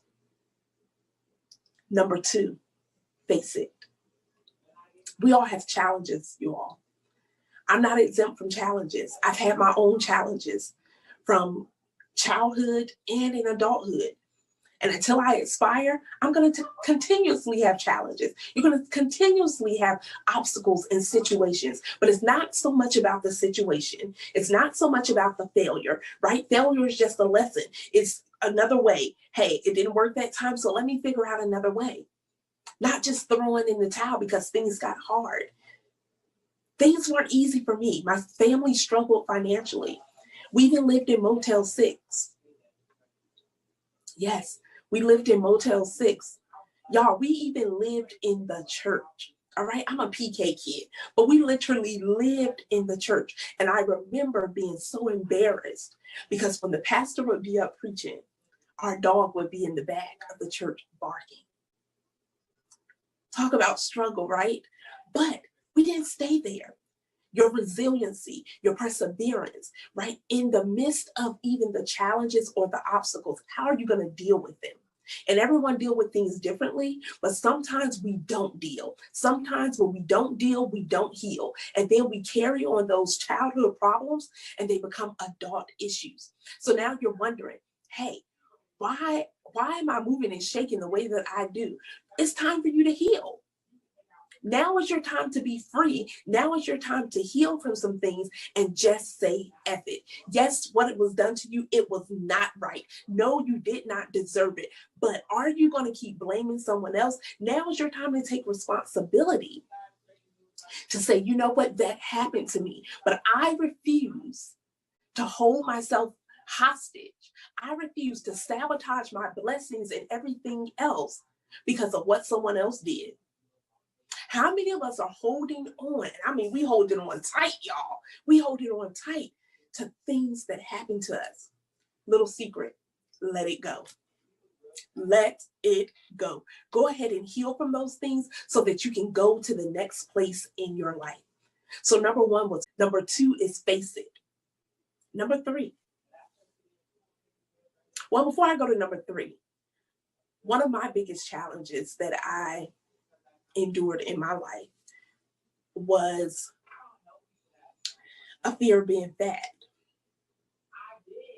Yeah, I had a fear of being fat. And you're probably thinking, what? Yes. At 80 pounds, I still thought I was fat. When I looked in the mirror, I saw a fat girl. I don't care if it was ribs showing or whatever. I saw a fat girl.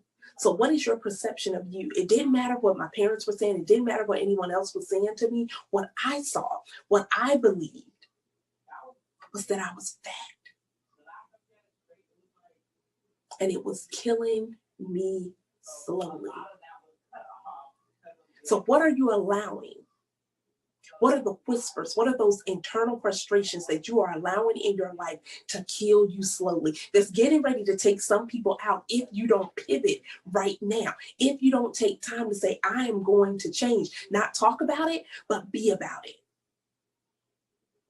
Because I can tell you now, if I didn't make a decision one day standing in my mom's formal living room, in her floor mirror with tears streaming down my face, making a decision, should I live or should I die?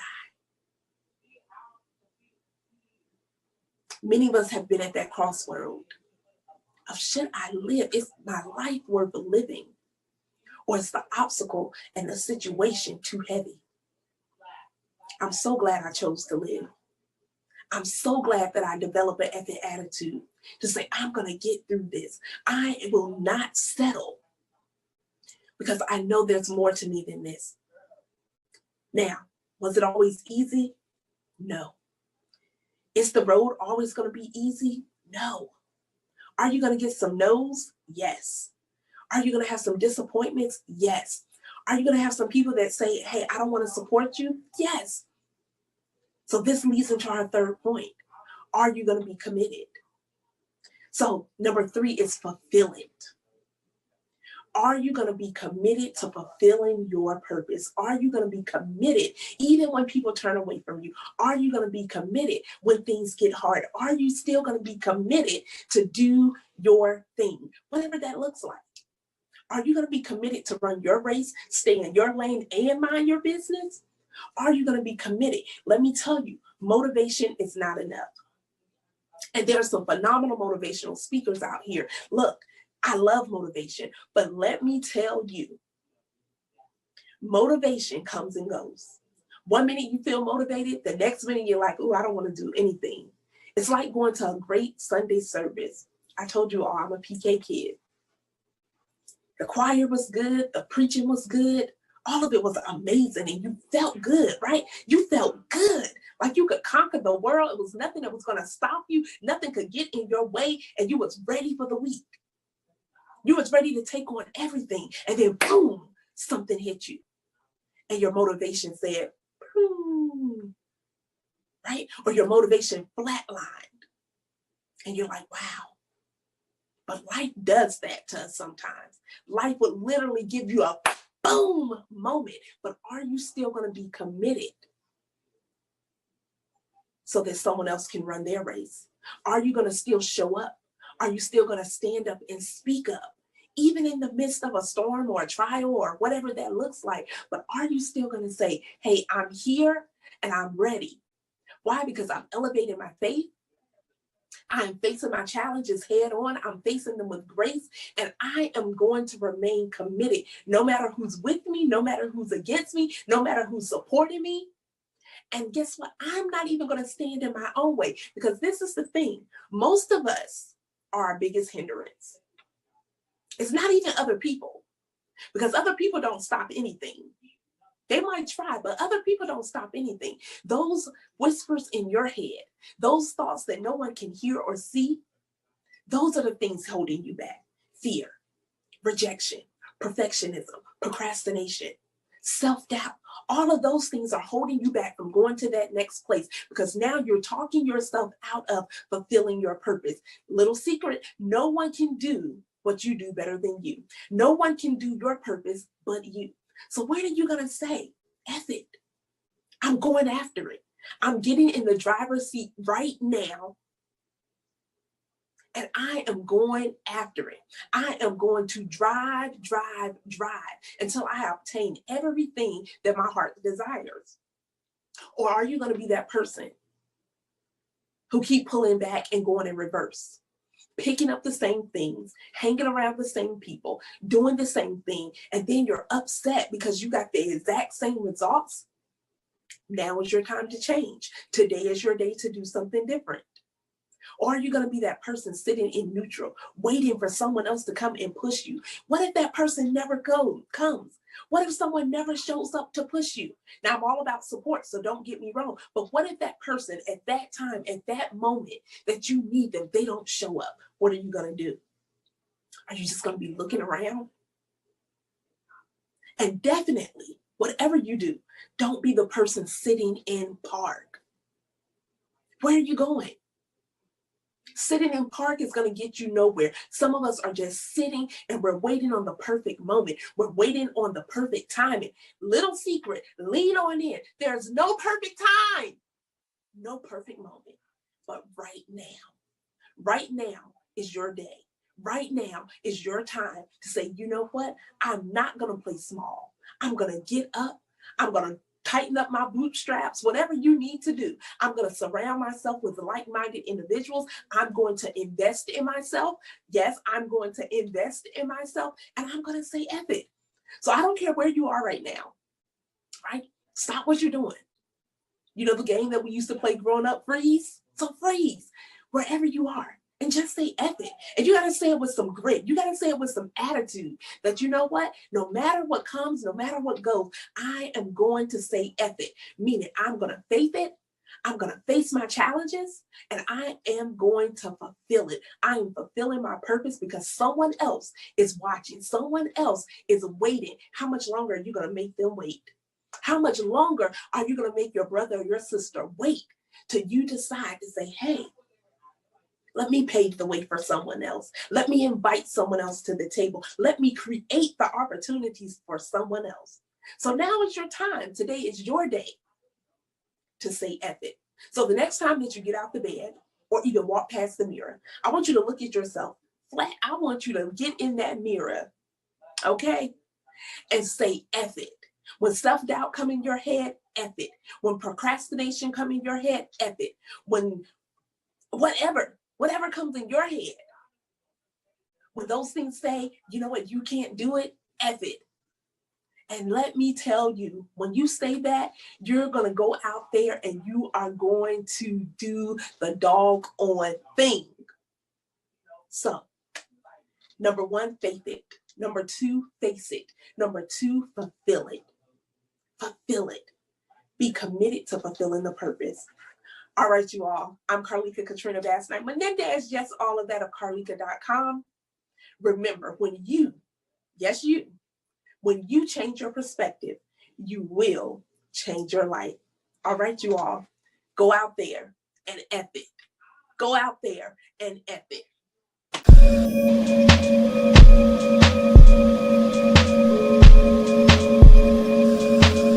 Faithpreneurs, are you struggling with thriving right now?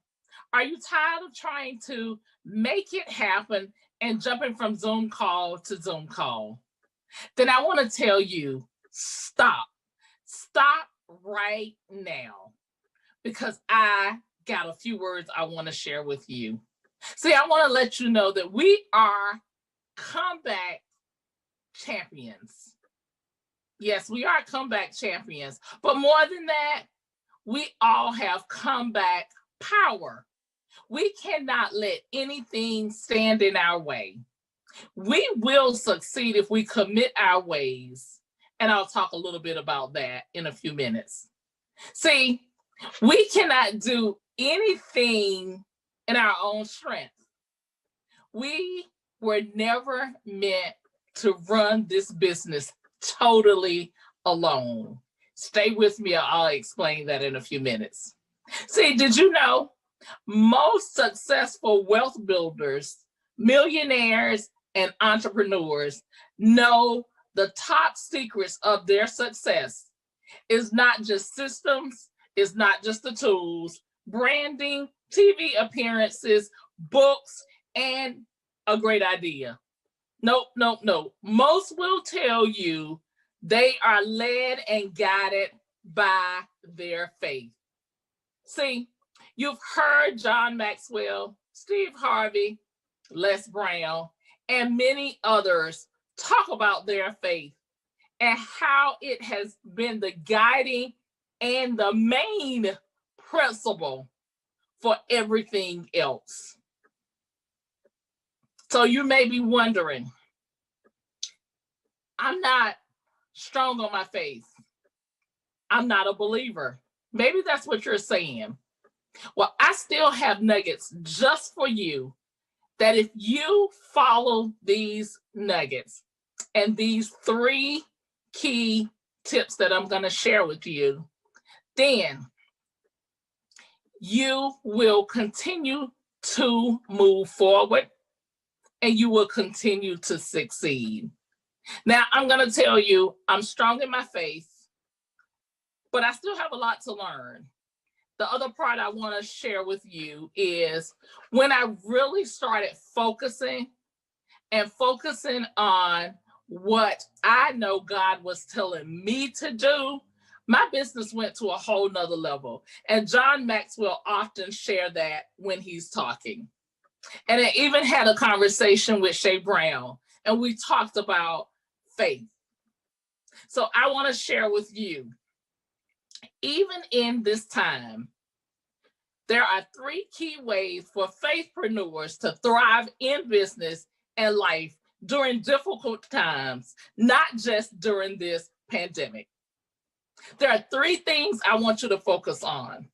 I want you to focus on your belief, mentality, and relationships. Let's break that down. See, we are champions. We will manifest everything God has for us if we stay committed to what God has for us. How do we stay committed? I'm glad you asked. The first thing I mentioned was belief. Are you anchored in your belief? You may not be a believer, but there are things that you think about that you are committed to doing. And if you stay committed, you will win.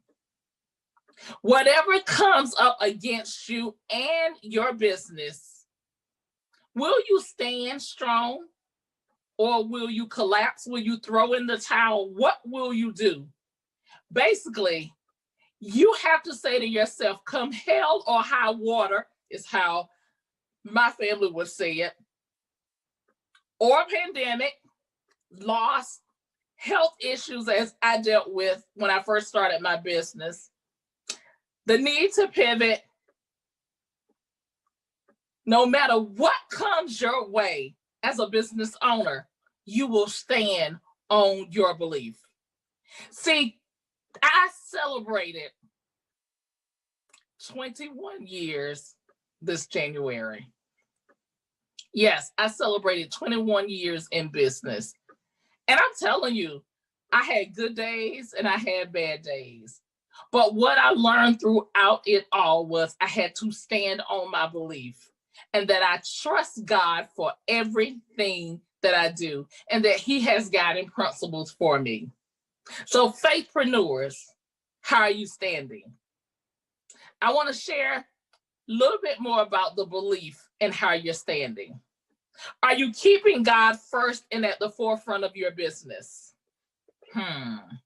Are you keeping God first and at the forefront of your business? Are you handing your business back to God? It's not yours anyway. It belongs to God. You belong to God. So hand it back. I can tell you when the pandemic started in March, and I am an award-winning interior designer, speaker, many different things. I have a very diverse background. And as an interior designer, I was like, Lord, I can't go into houses now.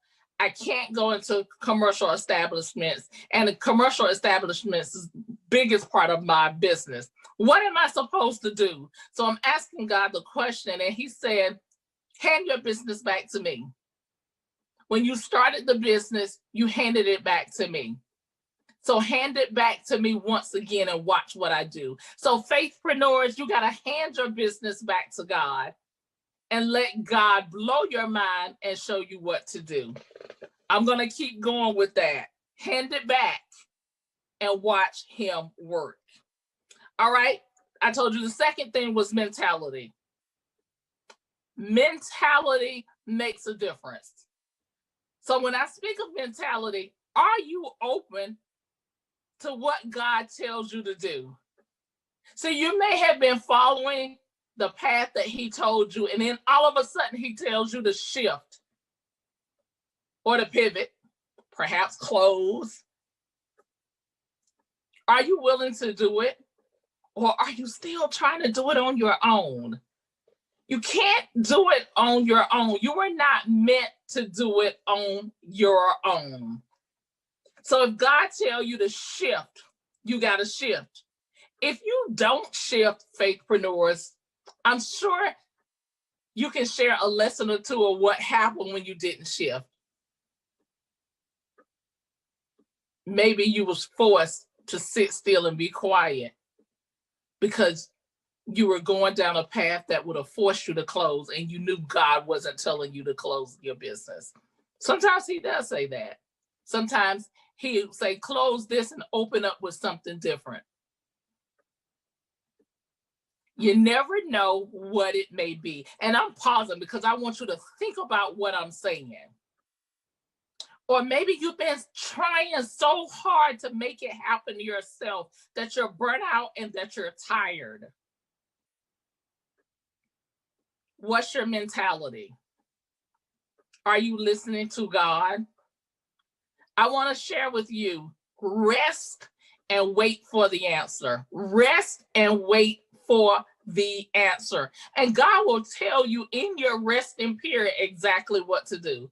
I know firsthand because December is usually the busiest time of my business. And this time God said, I want you to rest because you've been running so much trying to make your business happen that I want you to rest in me. And I'm going to take you to a different level that you've never been before. But only through rest will I give you the answer. And I'm excited. It took me a while to get to that place of rest, but he's given me new ideas, creativity, new opportunities, new doors are opening because I sat down and I rested with God for him to speak to me. In that resting, you will also know to write things down. You remember in Habakkuk 2:2, it says, write the vision and make it plain. In my resting, I rewrote some things and God shifted me in some things in the business and said, look, I want you to go down this path because see, it's going to be different. And then I may end up putting you back on the same path, but you'll have a different mindset. Also, when you change your mentality and your mindset, you may be trying to do it yourself and looking for funding, and maybe God says your funding is not going to come in the natural way. I can attest to that. I was looking for funding to come in the natural way, and he totally blew my mind with how funding came. See, maybe you're one of those ones that couldn't get the PPP. Maybe you only got a portion of the PPP. Maybe your business is new, and so you couldn't get the full amount. Maybe you're not supposed to get the PPP because God knows long term, you're going to have to pay back that loan. So he's working it out in a different way. Stop chasing the money and start chasing God. Stop chasing the money, start chasing God. Watch how he works. Maybe he doesn't want you to depend on the money. as your resource. Because guess what? God is your source, and he provides the resources that you need. He's already given you the tools and the plans. You just got to walk in it. And you can't be fearful. You just got to walk in it. Next thing is, are you tithing on your business? Mentality again. Tithe on your gross income. And if you're struggling with tithing on your gross, ask God how to tithe on your gross. And he'll show you. And maybe he'll have you to start tithing on your net first, as he showed you how to tithe on your gross. It's all about mentality. It's all about asking God those questions and letting him lead and guide you. And then be a servant leader and have a philanthropic spirit. Serve others. In this season, you may think you're supposed to be going, and God is teaching you, I just want you to sit and serve others. I can tell you firsthand about that, because in 2015, I went to the White House to decorate. But God had me to serve before I went. See, I ended up serving at my church. I usually do work at my church, but we were doing some new things, and they came and asked me, and God said, yeah, I want you to serve there first. And I was serving doing Christmas trees. And little did I know, I would be thrown in at the White House to do a lot of Christmas trees. Actually, I was given a team to work on, and that team ended up saying, no, you tell us what to do.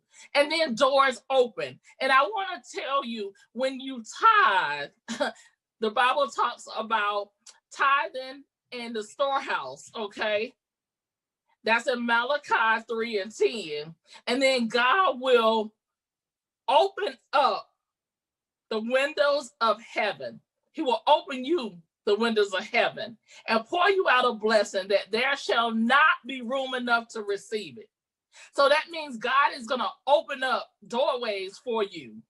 And it's going to be easy. You won't even have to worry about it if you tithe, if you are a servant leader and a philanthropic type person, meaning you're willing to give and be a blessing to somebody else. Maybe it's pouring into another business. You never know what God wants you to do, but God will open up the windows of heaven. He will open you up to receive much more.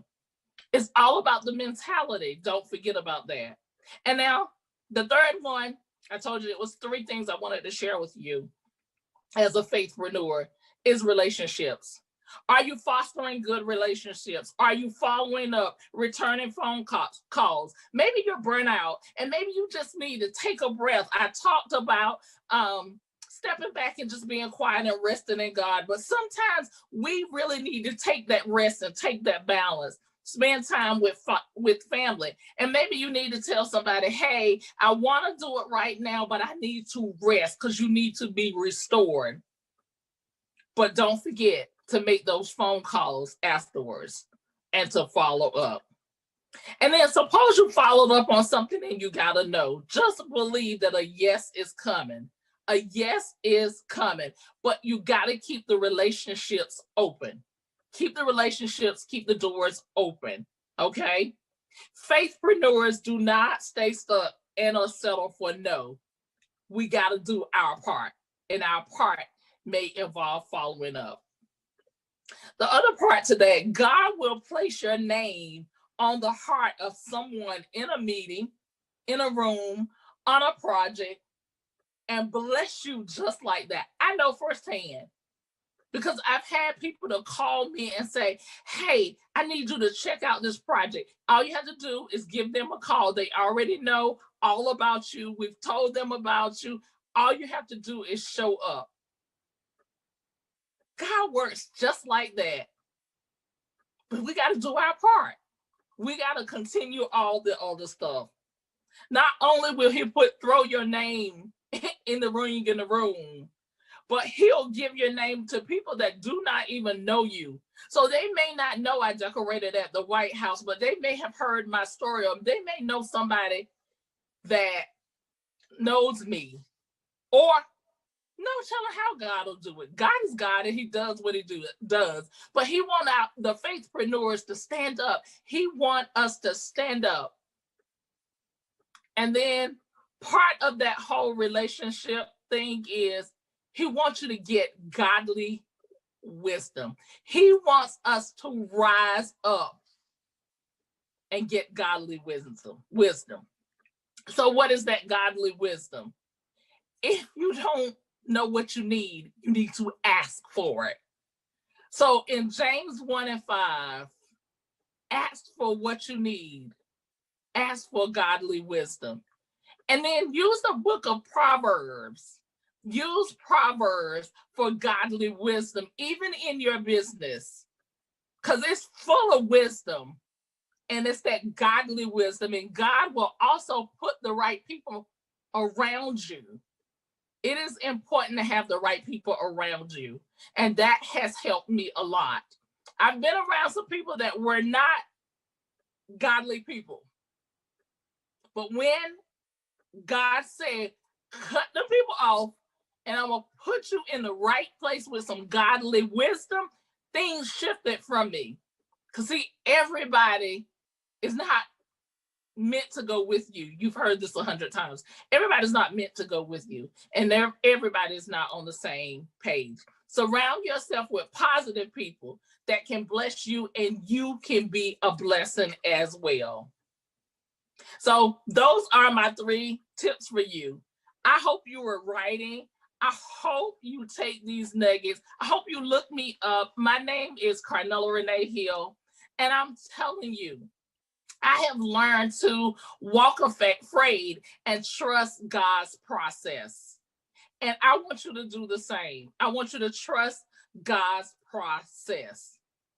Do not just sit and survive during this pandemic or anytime something is going on. You want to thrive. It is important to thrive now. That is what we need to do. We need to thrive and keep going. And when you get knocked down, you get back up. What I tell you, we're comeback champions, and you're at the Comeback Champions Summit. Get back up, rise back up. I am Carnella Renee Hill, and I want to tell you, stay resilient. Check who and what you believe. Check your mentality and your attitude, because you got to be in the right attitude. And God will check your attitude if it's not right. Check your circle, relationships, and surround yourself with the right people. Surround yourself with people of influence, because you are a person of influence as well. I told you once again, we're comeback champions. Visit me on all the major social media sites.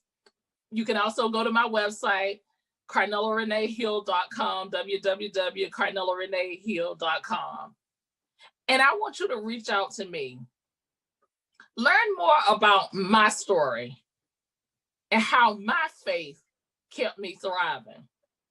But you can't live on my faith. You got to live on your faith. And that's what I'm here to tell you. Stand on your faith. Trust God. Trust the process. And I know you will come back strong. And I can see you in the lights. And I can see you moving in a different direction.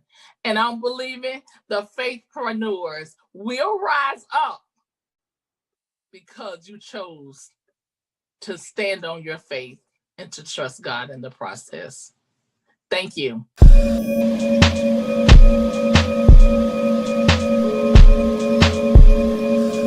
Hi, Comeback Champion family. It is a stupendously great day. And I want to share something with you really quickly. I was recently watching a show on television, and in that show, there was a woman who was having these pains in her stomach and in her side. And they've been going on for a couple of days. And so she first didn't, think anything about it. It was a little twinge. And then she said they increased in intensity. They exacerbated to a point where she just couldn't handle it. And so she thought, maybe I should go to the ER with this, right? And so she went to the ER, and an hour later, she was giving birth to a baby. Yeah, a whole baby. The pains she was having, you see, were birthing pains, and she had no clue that she was pregnant. Some of you mothers, I know what you're saying. You're probably saying, how did she not know she was pregnant? There are signs. Why didn't she see the signs? The problem that she's now facing, now she has this baby, is that she never got the right prenatal care. And so the doctors told her that her baby will have to stay in the hospital a little bit longer because she didn't get that care, and because that there are certain things that did not fully develop appropriately because she didn't have the right nutrition and things that help to support full development of that baby. I mean, she was 9 months pregnant, so she gave full term, but even though it was full term, the baby still has some deficiencies. Her growth hormones were not supported by the prenatal care to ensure that the baby developed appropriately at each stage. So the mother also didn't get the benefit of prenatal care. So some of the key growth factors that are essential for pregnancy were not able to have the right influence they normally have. You see, our human body has different growth factors, not just one, but different ones. And these factors are naturally occurring substances capable of stimulating cell proliferation, wound healing, and occasionally cellular differentiation. And they're important for regulating a variety of cellular processes that are essential to our development. And they are present throughout our whole entire life. Now, don't get nervous. This is not going to be a test. This is not going to be a scientific discussion. I just want to share that with you because it's a key theme in what I want to share with you regarding the growth factor that I like to call the growth factor. So likewise, there is something that's called the growth factor that is essential and key to our growth in our life and business, right? I know you want to hear about it, but wait, where are my manners? I have not even introduced myself. Who is this lady talking about growth and pregnancy and this lady not knowing? I'm glad you asked. I am B. Jacqueline Jeter, founder of Grow, Lead, and Prosper, a company that is focused on transformational growth in individuals, personally, professionally, and spiritually. I'm an international author, speaker, and trainer, a John Maxwell certified coach, speaker, and trainer. And in addition to that, my day job, my career, I'm a pharmaceutical development clinical scientist. So I got a lot of things going on. But one thing that I'm really, really passionate about is growth, because I've seen it permeate my whole entire life. And I've seen where not having the proper growth can be an issue, and having and how it impacts how we move in the earth. I'm passionate about growth, and today I'm going to share with you one of the 4 pillars of what I call the growth factor. And these are tried and true by me and those who I've coached and those who I've led in small groups to help us grow in any aspect of our life and our business.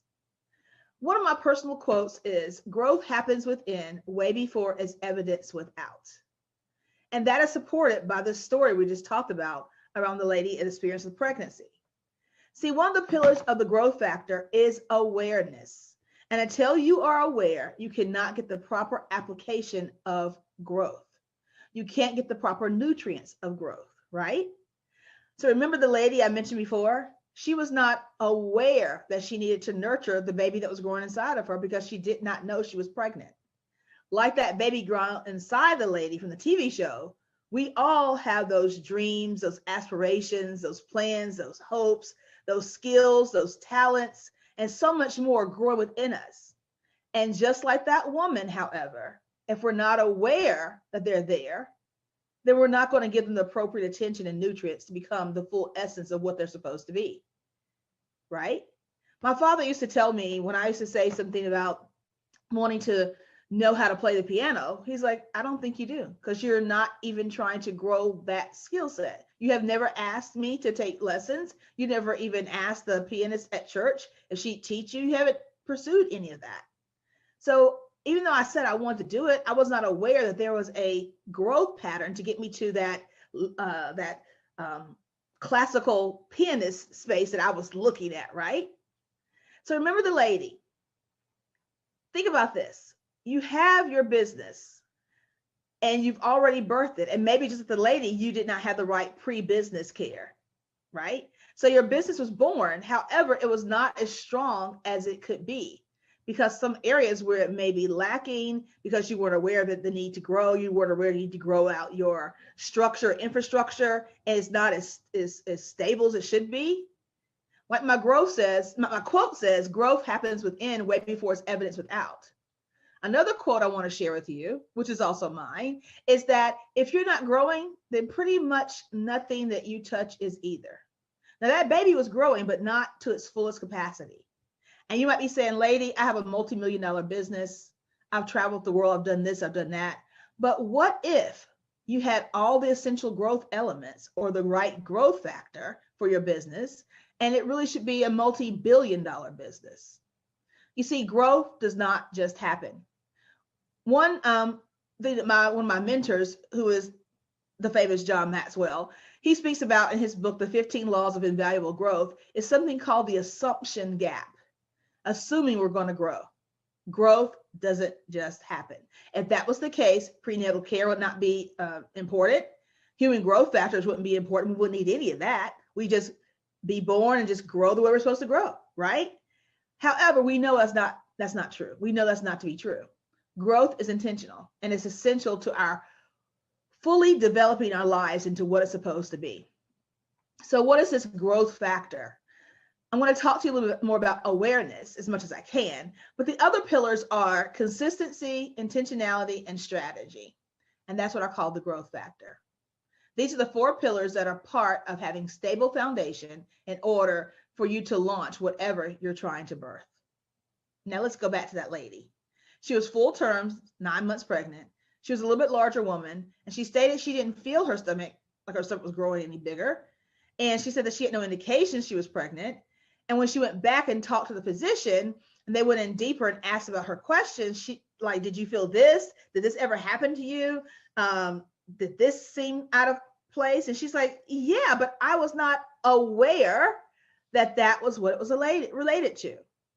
There are a lot of indicators that let us know we are missing a growth factor, definitely physically, but also in our personal, professional, and our business lives, as well as spiritually. So what is the growth factor that you're missing? You may be aware of something, but you don't have the consistency or the intentionality or the strategy. Or you may have 2 of the others, but they all come together in a perfect storm for your success in personal life and in business, right?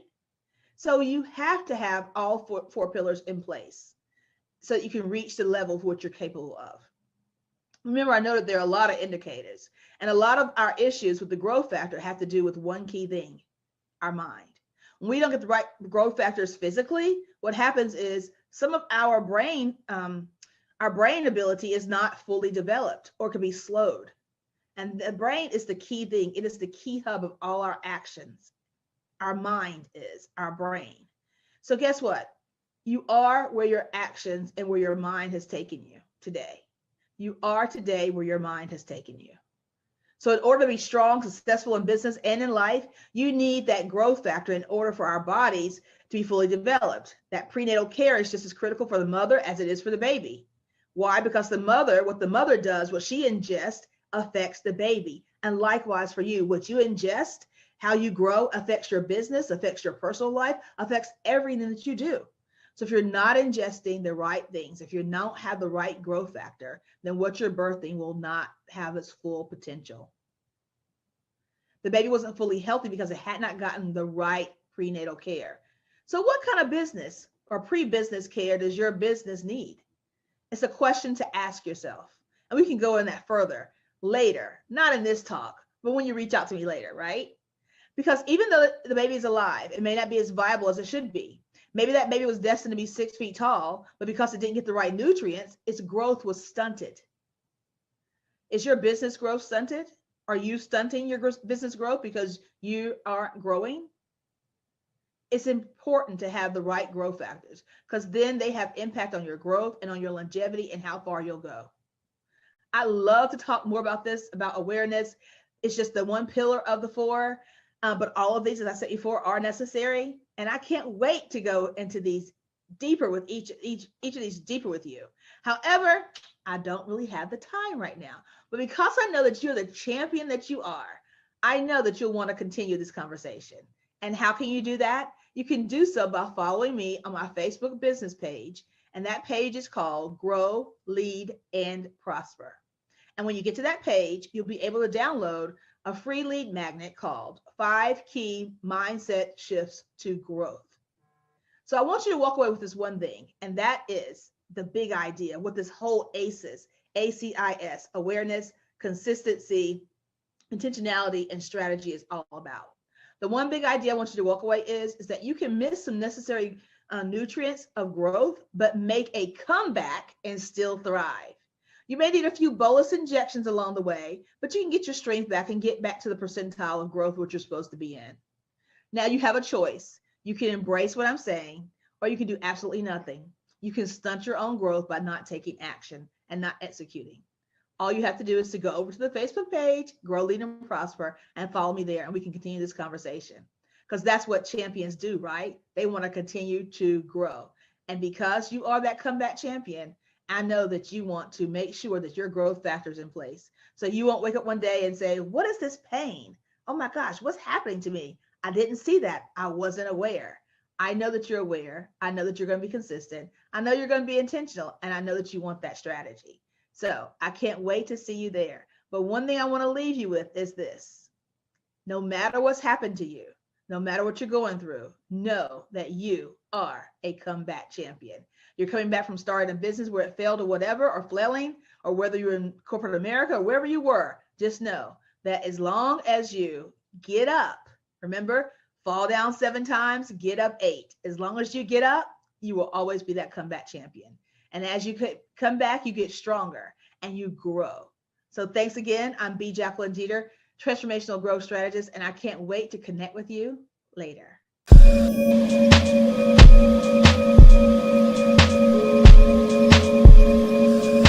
Good evening, and my name is Jeffrey Price, and what we'll be reviewing today is the philosophy of the 7 Ps. The philosophy of the 7 Ps are proper preparation and pre-planning prevents pathetically poor performance.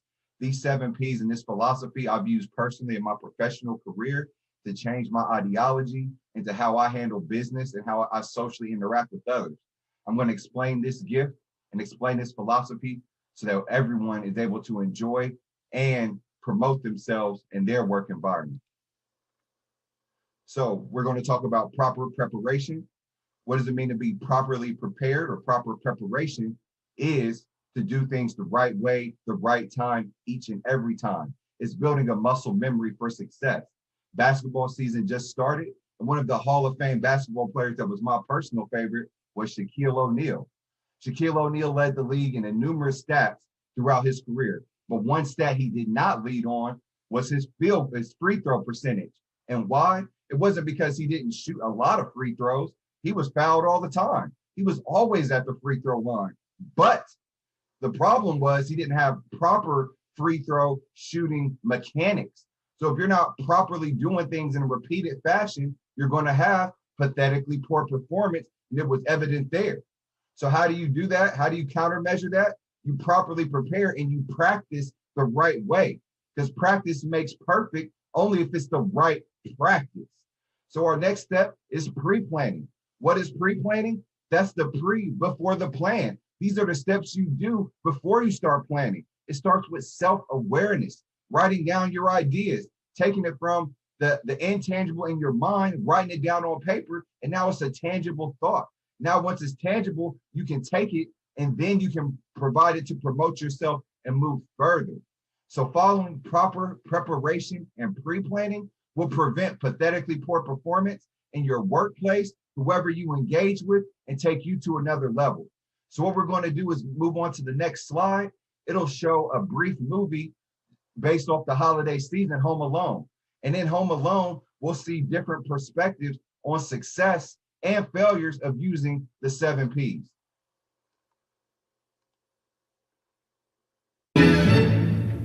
Where are you going? We're gonna miss the plane! When the McAllister family left on their Christmas vacation, Did we miss the plane? No, you just made it. Yeah! they forgot one small thing. Have yourself I've a terrible feeling. Did you lock up? Let yourself be light. Do we set the timers on the lights? Mm-hmm. What else could we be forgetting? Our troubles will be ours. Kevin! Home Alone. Police in the northern suburbs are on the lookout for a pair of burglars who are calling themselves the Wet Bandits. We know that you're in there. It's Santa Claus and his elf. Get off my property. This is my house. I have to defend it. Where's your mother? My mom's in the car. Where's your father? He's at work. What about your brothers and sisters? I'm an only child. Where do you live? Can't tell you that. Why not? Because you're a stranger. He's a kid. I mean, what can a kid do to us? Kids are stupid. I know I was. You still are, Marv. This is it. I don't care if I have to get out on your runway and hitchhike. I am going to get home to my son. Yes! Where are you, you little creep? I'm gonna kill that kid! Why'd you take your shoes off? Why are you dressed like a chicken? Gus Polinski, Polka King of the Midwest. If you have to get to Chicago, we'll gladly drive you. Hey, guys. Yesterday, he was just a kid. But tonight, he's a home security system. You guys give up or you're thirsty for more? From John Hughes. You know, I got a feeling this is going to be your best Christmas ever. A family comedy without the family. Home Alone. Are you here all alone? I'm 8 years old. You think I'd be here alone? I don't think so. Directed by Chris Columbus.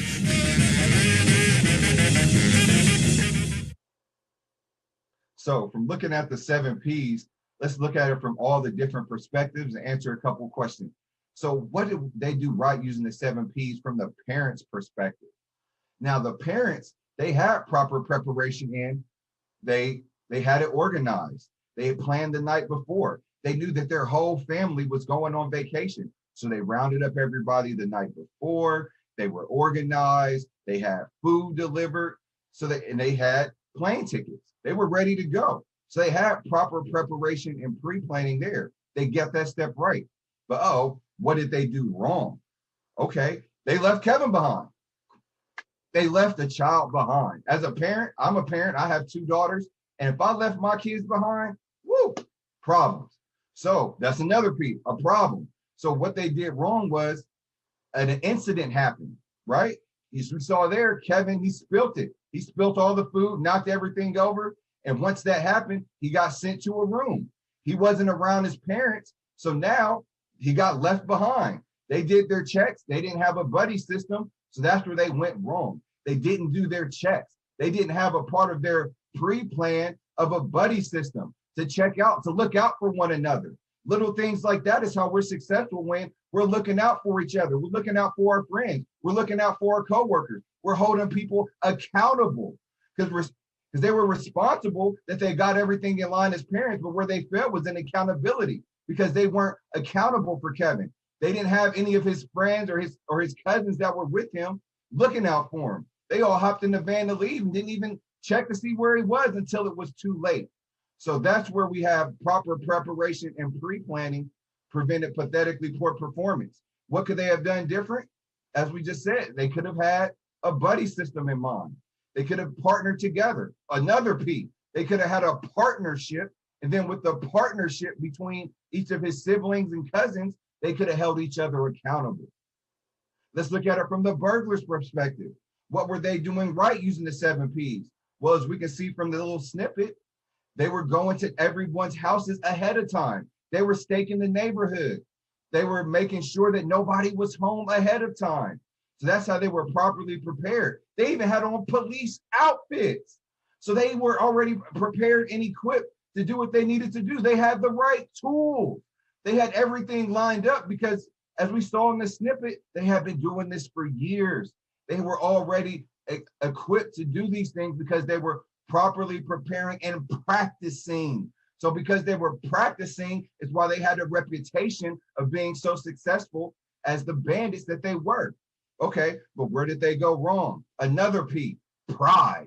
Their pride kicked in, and once they found out it was little Kevin that was causing all their mischief to where they couldn't pull off the job, they couldn't let it go. They could have easily walked away numerous times, but they just had to keep going. And pride is the downfall of man. Once you get so much pride, you can't pivot. You're just so stuck on what you have to do. What you have to do is right. You can't go back to the other P we mentioned in partnership to move forward because you're so locked in and dialed in that your way is the right way, and you can't lean and trust on your successful counsel that you built around you. Because remember, nobody makes it to the top by themselves. There's always a partnership. There's always a helping hand to help promote or elevate everyone in life. If anybody says they did it by themselves, that's not a lie. That's pride right there, and that can be a downfall for you. So what could they have done differently? They could have walked away. They could have said, you know what? We did this, and this. We got all these different houses. Let's leave this one alone. Let's let this kid go, and we'll just chalk this one as, instead of a loss, as a lesson. They didn't have to take the loss. They could have just taken it as a lesson learned, but because they had too much pride to walk away, we know how the story ended for them. So let's look at it from Kevin's perspective. How did he show proper preparation and pre-planning to prevent his pathetically poor performance? You know, we could easily say Kevin did everything right. He was left home alone. You know, he's a child. He went to the grocery store. He fed himself. He eventually reached out for help. But he failed in the fact that he didn't look out for himself in the beginning. He let the alarm go off. He slept through it. He didn't take the necessary steps to hold himself responsible. Yes, he's a child, but guess what? When I was a child, I better make sure my room was clean. I better make sure I did my chores. So no matter what age you are, we all have certain responsibilities that we need to do to hold ourselves accountable. Because guess what? Nobody's going to do it for you. You got to take accountability and do things yourself. So that's what Kevin did in his situation, where he did some things right, but he also did some things wrong. And going back to how it all began, his anger is what took him to that place in the first place. You know, he didn't have to react the way that he did. He didn't have to stomp upstairs with an attitude or say hurtful words. If he would have had some compassion and some sympathy and turned the other cheek, then he wouldn't even have been in the situation in the first place. So that's just how we can show how proper preparation and pre-planning can be used in 3 different perspectives. What we have here is just showing proper preparation and pre-planning, preventing pathetically poor performance. Just looking at it from a different perspective and showing different ways that it was shown. Let's look at some synonymous words to each one. Proper, tools, training, equipment. Those are the things that you need to have to be properly prepared. You got to have the right tools. You got to be trained on it. And you got to have the equipment to do what you're called to do or what you've been chosen to do. Preparation. What are synonymous terms for preparation? Your practice, your habits, your work ethic. You know, like we said, nobody's going to do it for you. So with your work ethic, you're pushing yourself. You're self-motivated. You're looking at yourself in the mirror and saying, I can do it.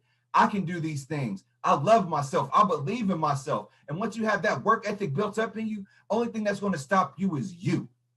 Pre-planning. What's synonymous to that? Thinking, self-awareness, rehearsal, getting in the right flow, practicing what you're preaching or what you're talking about, maintaining discipline. All these things will help you be pre-planned. So when that time is right, nothing will pass you by. You'll be ready to go. You know, there's no such thing as luck. It's just being properly prepared when the opportunity presents itself. What does it mean to be prevent? Synonymous to that is to avert, to intercept, to halt. Now, we don't want any of our plans prevented, because if we're not doing the right things with the first 3 P's, we led into the 4th P, and now we're preventing ourselves from being successful. Our next P is pathetically. Whew. The term in itself just sends chills down my spine. Distressing, sorry, inadequate. Ugh. I never want to have a pathetically poor performance, because to feel pathetic and feel that way, that's just something I refuse to partner with. So making sure we do those first 3 steps in proper preparation and pre-planning, we don't have to worry about being pathetic, because we'll know when to pivot, when the time is right, and having discernment on making our decisions. Our next term is poor. What's synonymous with that? Faulty, substantial, substandard, inferior. All feelings that we don't want to have of condemnation, that we can prevent all these things by doing our first P's possible. Because look, having a poor performance, that's not going to help you hit your production, achievement, or completion. You know, that'll prevent you from where you need to go. You know, I tell myself all the time, I'm going to shoot for the stars, and if I land on the moon, then so be it. All I know is that's the keys to success. Proper preparation and pre-planning prevents pathetically poor performance. So let's just close this out in a summary. Proper preparation are repeated habits of correct practice, muscle memory, doing the right things the right way at the right time.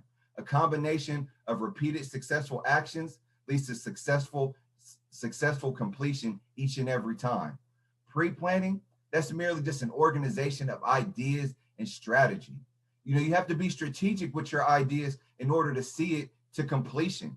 Because if you don't have your ideas organized, your thoughts are all over the place, you're scrambling, and that's where it goes back to writing down your thoughts, decreeing what you say, legislating it, writing it out, and building those partnerships with the people who actually love you, people that will correct you, people that will be not just yes man or yes women, but people that will say, hey, you might need to pivot. You might need to calm down a little bit.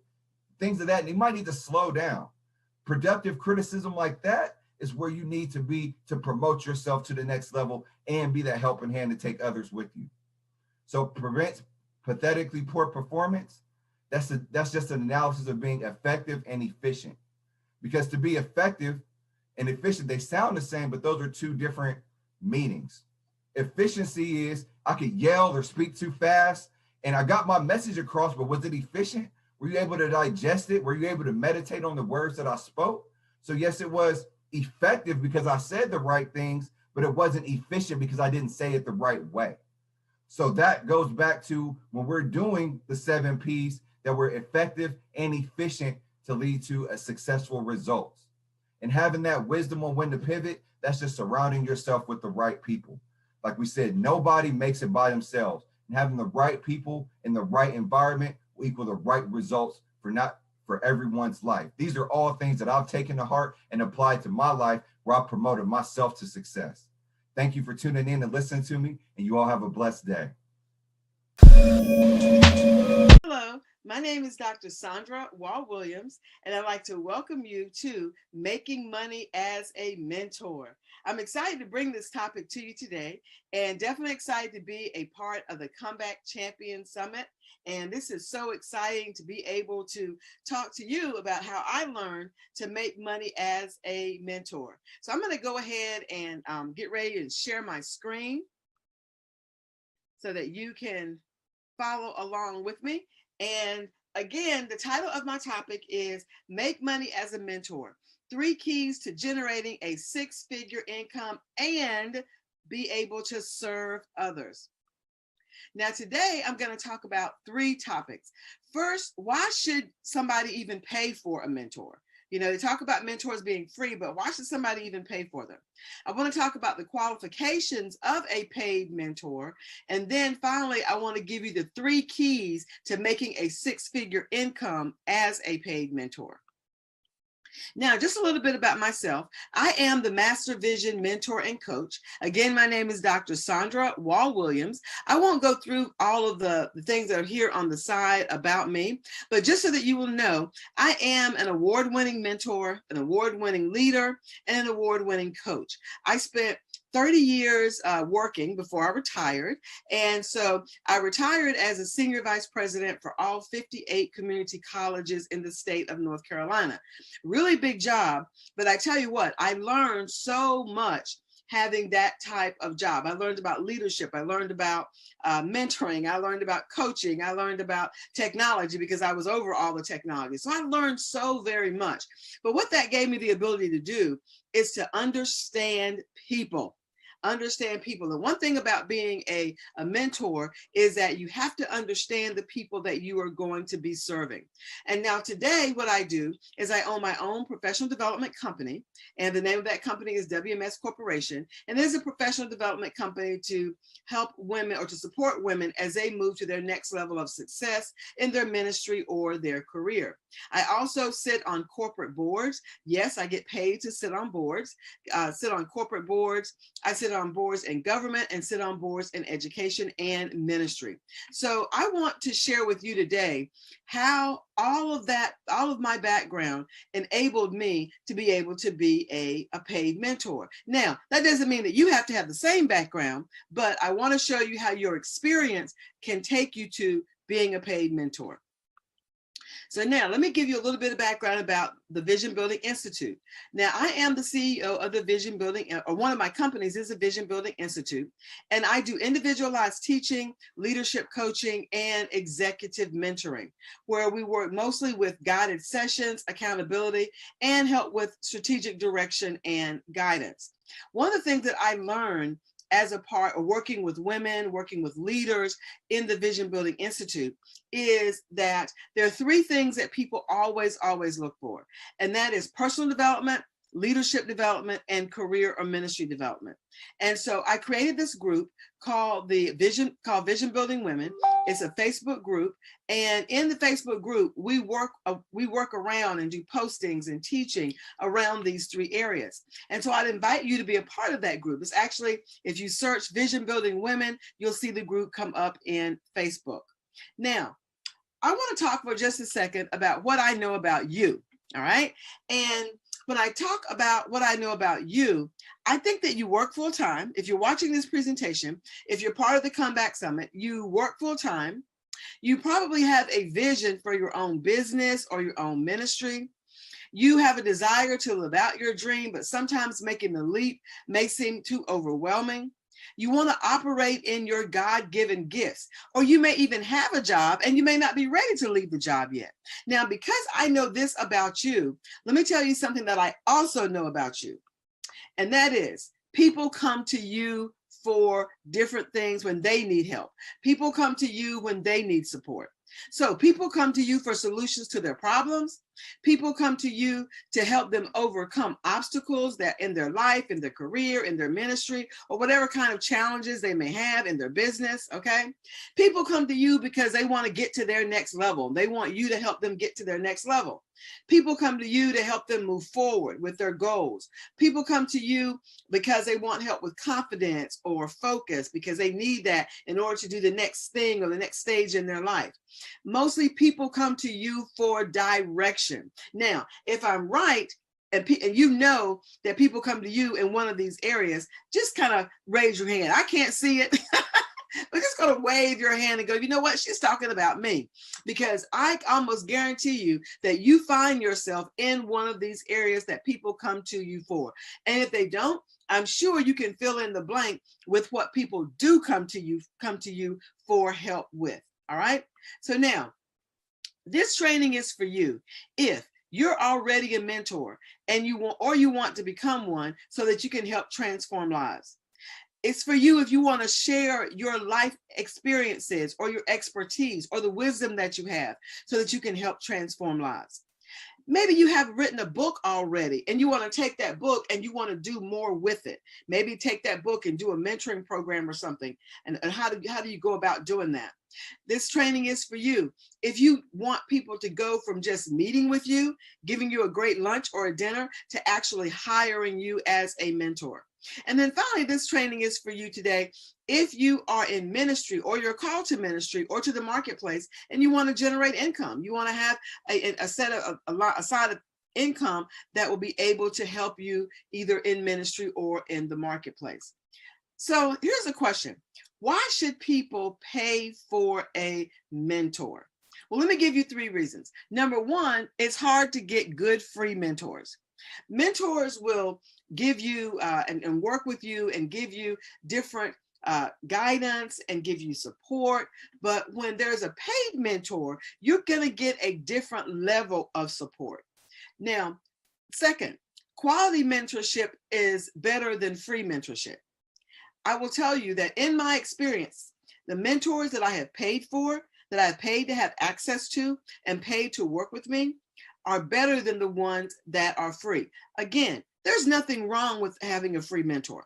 Absolutely nothing wrong with that. I'm talking about now a different level of mentorship.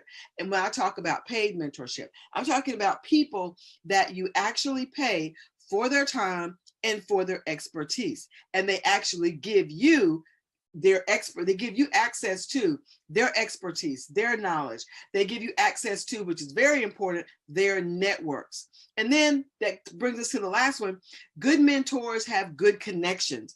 One of the things that a paid mentor, when you pay for a mentor, you not only pay for that mentor, but you that mentor's time and that mentor's expertise, but you also are paying for that mentor's connections, or to have access to the mentor's connections. I can't tell you the number of times that I have connected my mentoring clients with others that could even further their career, or maybe give them a contract, or maybe advise them in ways that maybe I could not. So when you're talking about why should people pay for a mentor, a paid mentorship is much better quality. The networking is different. The accountability on both the mentor and the mentee side is also at a different level. So if you want to if you desire to take your business or your ministry or whatever it is that you're working on, your career, even if you're going back to school, if you want to take that to the next level, then paid mentorship is what you should be looking for. Now, I give you these pictures. I'm going to show you a couple of pictures of me in some different roles, because I want to show you what people are paying to get access to. And this is the same thing that you want to, that you have. Your experiences and your action pictures may be different, but I want to be able to show you what people are want access to. So here I am presenting to the State Board of Community Colleges. It was part of my job, something I did every single month. Okay, and the leadership that came from this, my knowledge of community colleges that came from this. Now, your level, what you do and your level of leadership and your knowledge may be different. But what I want you to know is that there is some area in your life where you have a level of expertise and a level of experience that people are willing to pay for. Now, here's where I am speaking. I spoke at lots of different commencement exercises. I was a graduation speaker for so many and still am. I still do that. Again, I have speaking experience. Your speaking experience could be different, but people will pay for that experience and that expertise, showing them how to speak on the big stage. Your big stage could be different than mine. Mine was a gym or an auditorium or something full of people and graduates. But bottom line is, the speaking experience was still there. Now, here's where I was North Carolina State's Alumni of the Year, what the College of Sciences Alumni of the Year. And so here I was able to, again, learn from people who were different than me, who could give a different perspective than I could or that I knew. And so learning from them added to my level of leadership. Again, people want access to that level of knowledge. Your level of knowledge and what you know may be different than what I know, but what I want you to understand is that your experiences are what gives you the level of expertise to be a paid mentor. And I'm going to give you some other things that make you a really good paid mentor also in this session. Now, finally, this is one of the pictures where I was NC State's Alumni of the Year, the actual institution's Alumni of the Year. Again, people want access because of the fact that I learned so much. I gained so much. Even in this is when I learned that if I want to go to the next level, in my own company, in my own business, if I want to go to the next level in my career, I knew that I had to tap into some of the things, some of the people and some of their networks, but I didn't know how to do that until I actually became the North Carolina's Technology Woman of the Year. And when I was given this particular award, that's when I learned about paid mentorships, because someone came to me and they said, will you mentor me? And my first thought was, I don't know you. How can I mentor you and I don't know you? And then they asked me, what is your fee? And so when they asked me what was my fee, I just sort of stared at them a little bit. That was pre-COVID, so we were face to face. And I stared at them a little bit because I didn't really know what they were talking about. And so I asked a mentor of mine about paying for mentorships. And then she said, I want you to look into this. And what I found was so much information about being paid to be a mentor. And I knew that I had enough expertise and enough experience to be able to do it. So I want you to understand that you do too. You have to know what your expertise is, know what your experiences are, and know what body of knowledge that you can mentor people in. Now, one of the things that I learned is that I wanted to be able to do more. I loved what I was doing at community colleges. I thought it was great. I love the leadership experiences. I love the technology experiences. I love the people, but I knew there was more for me. I had a dream of working for myself. I had a dream of being able to do things, be there for my son, who at that time was in high school. I had a dream to be able to do different things. And even though I was an author and I had done had all those other accolades that you just saw, and they added to who I was, I knew there was more. And I put this scripture up here because it's one of my favorite scriptures, because I knew there was something in me that I could work towards, and that God was going to do even more than I had already established, or I had already done. So then I began to just ask myself, okay, what can I do? What is it that I could do? Well, I love to speak. I love to work with women. And then this was my, I guess you call it my Damascus Road experience, was when I made a presentation at a conference, literally fell in love with supporting women. And I wanted to do more than coaching. And then I realized that being paid as a mentor and working as a mentor is how I could serve women the most. And so that's when I actually began to get paid as a mentor. So I do a lot of speaking. I do a lot of mentoring, and I'm going to show you some different ways that you can do it, as opposed to just doing it one-to-one. One person at a time. But I wanted you to see that journey, because you have a journey also. You have a journey also. You have a body of knowledge, an area of expertise. You have experience that you can take and turn into a mentoring program. Why? Because there is always going to be people that want the knowledge that you have. So now, let's go to the qualifications of a paid mentor. And they're not what you think. So let's talk about the qualifications of a paid mentor. First, you have to have a sufficient experience in your career field. Now, it doesn't matter, and I say career field here, and that career could be business, it could be ministry, it could be technology, it could be medical, whatever the career field is, but you have to have some experience. This is what sets you apart from coaching, because some coaches don't have the experience in the field. See, mentors have experience in the field, and we have, I guess you could say, we could call it, we've been there, done that sort of thing. So we have experience in the field, and we know exactly what we're talking about. So the very first thing in terms of qualifications of a paid mentor, you have to have experience in the field. Number two, you have to have a desire to serve other people. Now, without not having that desire to serve other people, and then you start mentoring, it's going to become just another job. But wanting to serve other people makes it the calling that you have, and something that you know that you've been called to do. Third, you have to have a willingness to spend time working with other people, working with others, and then gain an understanding of their area. You know, most of my mentoring is around ministry, is around leadership, and especially leadership in technology areas. Companies bring me in, and I literally mentor their women in technology, or I work individually or in groups with women in ministry, because those are the two areas that I know. That's my leadership area, and I'm also in ministry. So I have to be willing to spend time working and learning what they do. I may know enough about it, meaning that I have sufficient experience in it, but you also want to spend the time to learn what is it that they do, so you can sufficiently help them. Number four, you've got to understand your clients' goals, whoever it is that you're mentoring, and they are clients. Okay, just like you have clients in other areas, your mentors are clients. You can call them mentees, you can call them whatever you want to call them, but they are clients. And you want to seek to understand their goals. What is it that they want? Which means that you have to understand goal setting, and you have to know what does it take to help somebody establish and get to those goals.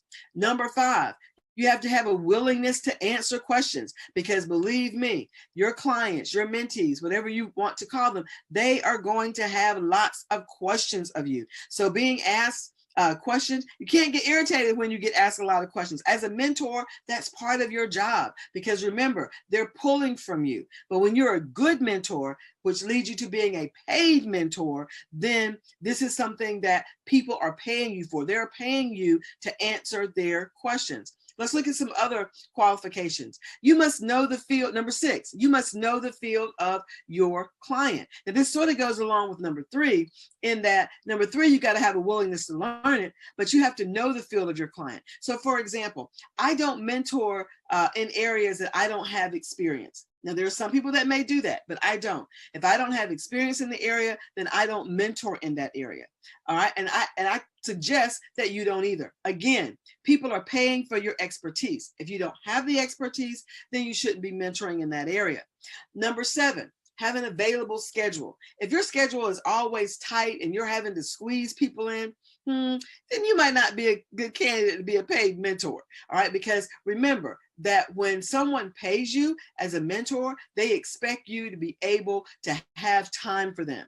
Number 8, you want to be able to help your clients in understanding their common pitfalls and mistakes. Now, you're able to do this because you have already been through them. Because remember, you have the experience, you have the expertise in a certain area, so you're able to help them understand their common mistakes and pitfalls. When I work with women who are leaders in community colleges or leaders in higher education, period, I can tell them the common pitfalls and mistakes because I spent 16 years experiencing that. So ask yourself, what have I spent a lot of time doing? Where is it that I know? It could be technology. You could mentor people in having a branding business, or you could mentor people in public speaking. Or I have one client who mentors, who has a professional mentoring practice that mentors other ministers. She mentors young ministers, meaning they've only been pastors for 1 to 3 years. So your expertise may be different than mine, but you do have expertise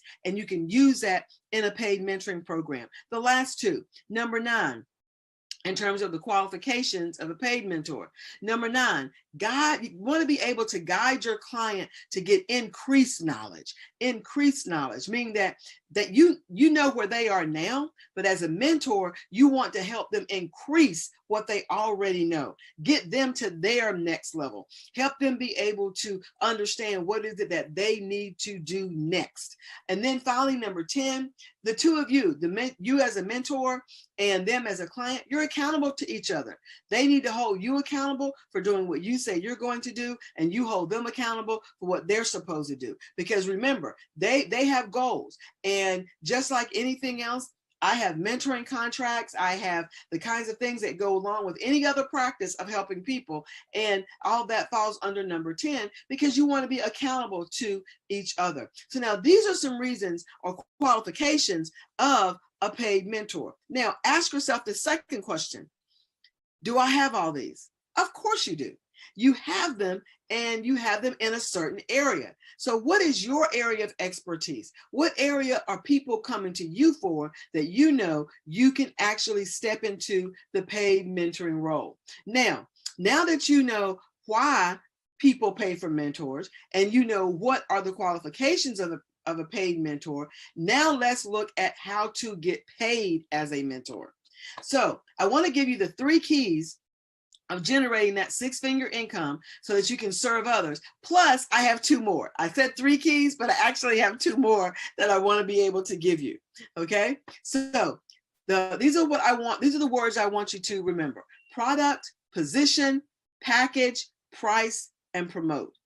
Product, position, package, price, and promote. Let's look at each one of these. All of these have to be in place if you're going to be a paid mentor.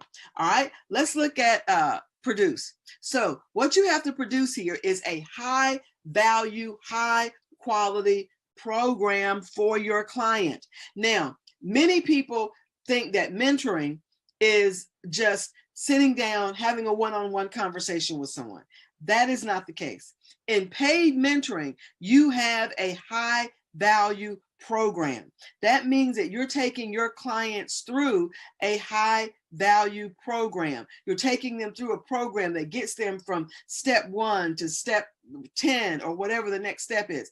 You're taking them through that. You're not just having just a willy-nilly conversation. You're actually taking them through a process, taking them through steps so that they can get to their next level. So this is what you want to produce. The product that you want to produce is a high value program for your clients. Every single paid mentor needs to have a high value program. And one of the things that I talk about when I train professional mentors is how do you develop that high value program? What does that look like and how do you develop it? Next is position. You want to position yourself as the authority. Now, you may think, well, I've had this job and I've had that job and I've got this experience and I've got this level of expertise, and that's great. But you need to position yourself as the authority. So what does that mean? You want to be speaking about the area that you're mentoring in. So if you are mentoring in the area of leadership, then when you're speaking, you need to speak about leadership. If you're mentoring programs are all about helping people to build their businesses, then you need to be speaking. You need to be writing. You need to be on social media, showing people about your level of knowledge in that area. That is positioning yourself. Some people may call it branding, but in the world of mentoring, it's all about positioning because you want to be known as the authority in that area. I am known as the master vision coach and mentor because people know me that when they work with me, they're going to be able to manifest their vision one step at a time. And so I am known as that. That's what people know me for, a master vision coach and mentor. What do people know you as? If you don't know yet, then you want to position yourself such that people will begin to know you from that. You may say, well, I'm an author. That's great. But there are a lot of authors out there. You need to position yourself as an authority in an area that has a specific niche so people will know what to start coming to you for or why they should even pay for your mentoring. When you're the authority, of course, they're going to want your help and want your support. The next one is package. A paid mentor, in order to make 6 figures, you're going to have to package what you know and package what you know, and you want to package how to make it happen. Now, this is where you start packaging what you know and start making money from it. So many people don't know necessarily how to package what they know. You can package what you know in terms of a book. You can package it in terms of a program. And I thoroughly believe that the best way and the most lucrative way to be able to package mentorship is to package it in a program. Think about it. This is something that I looked at once. There was a mentoring program that I saw. It was by a professional golfer. Now, I don't play golf. I don't play golf at all, but one of my clients does. And it was a pastime for her. It was a fun activity. And she was getting ready to pay $10,000 to be in the mentoring program with this professional golfer. Now, why? Because they had a product, all right? They packaged the product and they were known as the authority. They were known as the authority. People already knew them. They had already won tournaments and all this sort of stuff. So she was ready to pay that. So not only was she going to get skill from this particular program, but she was also going to get ongoing mentoring and how to do different things and how to be out there in the LPGA and the things that she may want to do in the future. Okay, so the thing about it is that you have to package what you know, and you can't package a bunch of conversations. You have to package it such that it is a product, and that product is a step-by-step process. And then when you package it, you can sell it on social media. You can sell it from the stage if you're speaking. You can run your own ads or whatever you need to do to market it. Wherever you are, you can speak at conferences, you can speak in churches, you can speak at colleges. There's so many different places that you can speak to be able to send out and be able to sell your mentoring. And keep in mind, you're selling your mentoring, but what you're really, really selling is access to you, and to take people through your process. Now, I said 3 keys, but I want to give you 2 more. One is price. You need to learn how to, we already talked about package, but what can you do to actually make money? What are some things that you can do? And let me tell you, being a mentor and writing a book, you may make a six figures from a book. I won't ever say that you won't do it, but you've got to sell a lot of books to make six figures by selling books. But when you take that book that you've already written and you turn that book into a mentoring program, a paid mentoring program, meaning that people are going to come through your program. One of my paid mentoring programs is it's called Vision Quick Start. And I actually help you to mentor people through getting a quick start to their vision, letting them know what they know and mentoring them through that particular process. That's a paid mentoring program that people pay for. I know that more than likely, you could take a book that you've written or something that you've got jotted down in a journal or on a Post-it note or wherever you have put your business information, and you can turn that into a process and then turn that into a paid mentoring programs. Mentoring programs start anywhere from $97 all the way up to 5 figures. And I will tell you something, there are mentoring programs that are in the to get into the program is 6 figures. So when you have that level of expertise and you position yourself as the authority, then people will pay for it because they want access to it. Another way of making money is mentor coaching. I do a lot of mentor coaching, as a matter of fact, because when I doing mentor coaching, not only do you have the skills and expertise and experience of and knowledge base of a mentor in a specific area, but you also know how to coach them. That means you know how to hold them accountable and make sure they're doing the work that they're supposed to do to get where they want to be.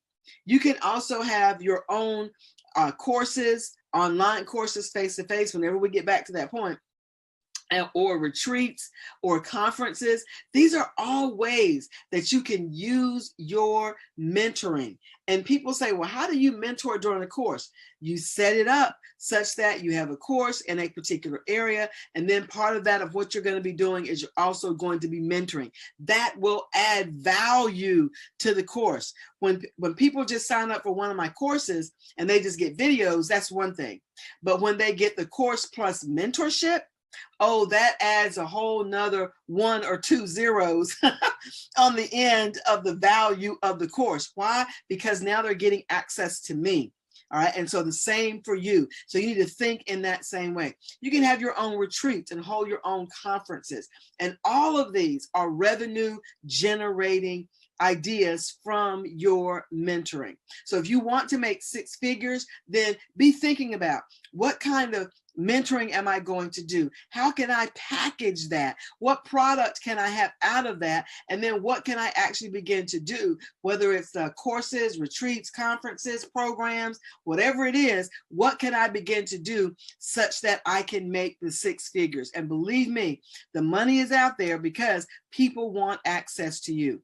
And then finally, you want to promote what you do. Now, this is where when we talk about doing something a little different, sometimes, we get to the point where, well, do I really want to promote that the fact that I am a leader, a leadership mentor? Of course you do. How are people going to know what you do if you don't promote it? If you don't promote what you do, then people will not know what you do. So again, when I'm on social media, when I'm speaking, regardless of what I'm doing, when I'm writing, whatever I'm doing, I'm always promoting the fact that I am a professional mentor, that I have mentoring programs, that I have courses. There's absolutely nothing wrong with that. Here's the thing. You have worked over 30, some of you, years and years, 10 years, 20 years, 30 years. You have been working for a long time. You have experienced so many skills, abilities, competencies, experiences, good, bad, and ugly, but you have gone through a whole lot. And so you want to take all of that, package it, and promote it so that people can get access to it.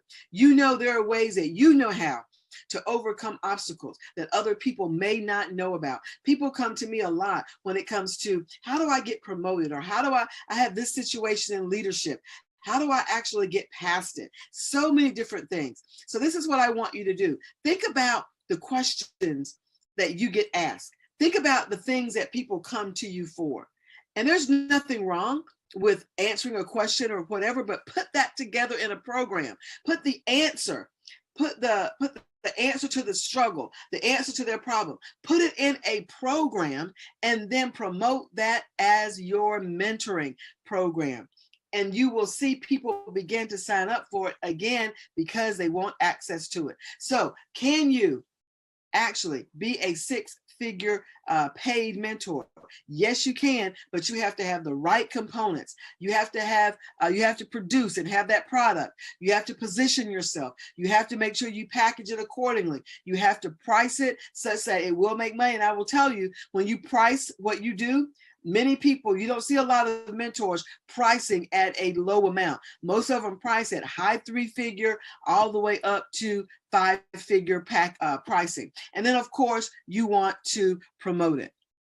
So now you can make money as a mentor. These are just some of the clients that I have or have worked with in different areas, in ministry, in business, in leadership, in different areas. And yes, you can do it too. You just have to know what is the area that I can take and form into a process. What is the area that I know? It could be business. It could be cosmetology. It could be something in technology. It could be learning how to build a YouTube channel. What do you have expertise in? That's what you look at, and that's what you determine. That's where my mentoring is going to come from. And keep in mind, you may already have a course. Suppose you already have a course that you're already doing, that you're already teaching. Add a mentorship component, add the teaching, the class plus mentorship. And when you do that, now you've added so much more value to the actual course because now you're a part of the course. So you can make six figures, but you have to package it, position yourself, know the pricing, promote it, and do all of those 5 things that I told you so that you can make money as a mentor. Now, if you'd like more on how to become a paid mentor, I'd love to stay connected with you. I'd love to talk with you more about this. So if you'd like that, please feel free to go to my landing page and type in your name and your email, and you'll get added to my list, and you'll be able to hear from me more on a weekly basis on how to become a paid mentor. You'll get access or hear about my programs before anybody else does, because I give them to my email list before I give them to social media. So you'll be able to learn how to become a paid mentor. Remember, good mentorship or free mentorship is good, but paid mentorship takes you further, faster. So again, thank you so much. My name is Sandra Williams. I thank you for this opportunity to come to you and speak to you about how to become a paid mentor.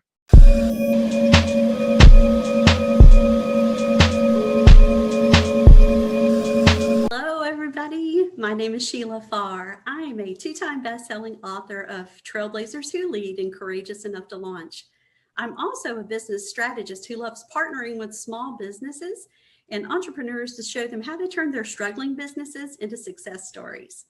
I've done that for a really long time, and it's a great passion of mine. And I have the opportunity to work with amazing people as the CEO of Gulf Coast Training and Education Services in Biloxi, Mississippi. And that's where I'm coming to you from today. Today's session is a working session. So you'll see me shuffling papers, and I want you to go ahead and get a notebook or paper. Be sure that you have pen or pencil handy, because we're not just listening today, we're working today. So I want you to be ready when I ask you to do a few things. So we're going to go through a series of questions, and I'm going to ask you to respond to those questions. But don't panic, because we won't be able to make it through everything today, and that's okay. Because what I'll do is, if you visit my website, and I'll give you the contact info later, that way you can get a complete transcript of today and all the exercises that we're doing, and that way you can be sure that you're doing what you need to do so you can really have the best life and learn to live with a purpose and passion. And that's what we're talking about today. So, you know, each one of us carries within us certain qualities and attributes that contribute to society. And today, what I really want to do is share some ways that you can identify your special gifts and build them into your life so you can begin to experience the best parts of living, whether it be in your personal life or in your business life, when you're ready, you can live the best life with passion and purpose. So it's said that each of us comes into this life with a set of unique talents and special gifts. And I truly believe that. We also come with desires that make us want to be an integral part of a collective. And that's inherent in all of us. We all want to belong to something. So the history books, childhood tales, even modern day films kind of point to the age-old question, why are we here? What's our purpose? What uniqueness do we bring to the table? Do we even matter? What are we meant to do with our life? Does life even matter? Well, truth is, you have a path and a specific purpose for being here. I love that. I love that in business, especially because I work with a lot of small business owners who are like, well, I really have a passion for this, but I don't know how to take my passion and put it to work. So that's one of the things that I love to do, is kind of work with people and help them look at those things that they love to do, their values, their passions, and kind of help evolve those into a profession, that makes you a happy person, a fulfilled person, and gives you the ability to not just be successful and happy in your life, but to share your gifts and to bring others along with you on that journey. So those are things that I really love to do. We're going to work on that today. So, you might find yourself drawn to certain activities or specialties or things that you feel called to do. And you'll find that things kind of begin to resonate with you. And therein really lies your unique gifts. So let me just share a few stories with you about the importance of your unique gift and why you should always strive to stay true to who you are. And really, you hear people say all the time, listen to your heart. Well, let me just share a couple of stories, things that I've experienced. So 40 years ago, over 40 years ago, I was a little second grader in Middle Georgia, just quiet little country girl. Going to school probably was the highlight of my life. I love learning. I love books. I loved everything about school. There were 21 years between my sister and I. She's 21 years my senior. So it was like I grew up as an only child. So going to school was amazing for me. I loved it. I love being at school. So when I was at school, of course, I wanted to shine. I wanted to be the absolute best. When the teacher would call, I would answer. My hand would always shoot up. That was me. I was the girl. If you look in the dictionary by the word bookworm, you'll see my picture there because I love books. I love reading, so honestly, and you'll find this funny, every day, whether or not we had homework, I took my books home. I love school. I love learning. I was a happy little second grader in Middle Georgia, just, living a happy life, loving my books. Well, you'll often hear me say, in business especially, but in life too, you have to learn how to overcome obstacles and you have to learn to expect the unexpected. So one day, little second grade Sheila was on the playground playing, just swinging away, having the best time ever, when a group of kids kind of approached me and started making fun of me. And honestly, it's for no reason. I mean, they just came up out of nowhere and were calling me names and making fun of the way that I took my books home, making fun of the way that I raised my hand in class. They were just making fun of me basically for being a smart and happy kid. So I didn't realize it then. It took me a long time to realize what was the cause of some issues and problems and things in my life that caused me to play small, but that was it. They caused me to start shrinking. They caused me to start stepping back out of the spotlight and into the shadows and just trying to hide my talents, trying to hide my passion, trying to hide the things I loved. So it took me a while as a child and as a young adult to really find where I fit in, because I was always trying not to be seen. I was stepping back, trying to play small. And honestly, it affected my work. It affected my relationships. It affected so many things in my life. So if you can pinpoint a point in your life that ever impacted you in a way that caused you to step away or to play small, go ahead and pinpoint that. If you can think about anything right now, write it on your piece of paper. If you ever had an experience like that, where somebody told you you were less than, unworthy, not good enough, or made fun of you because you were the light that shined. Go ahead and jot that down. We're going to come back to that. Now let's fast forward, right, 45 years to present day. I love the Comeback Champion Summit. I love it because it empowers people. I love it because it inspires people. You get to network with so many different people, and that's huge for me. And I love that.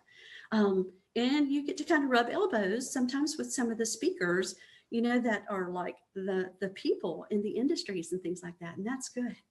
I love that. And I'm thankful for that opportunity. But I'll tell you, kind of a not so positive experience that I had with somebody that actually turned into a really positive experience. But I want to share it with you because, again, it speaks to living your purpose and having passion.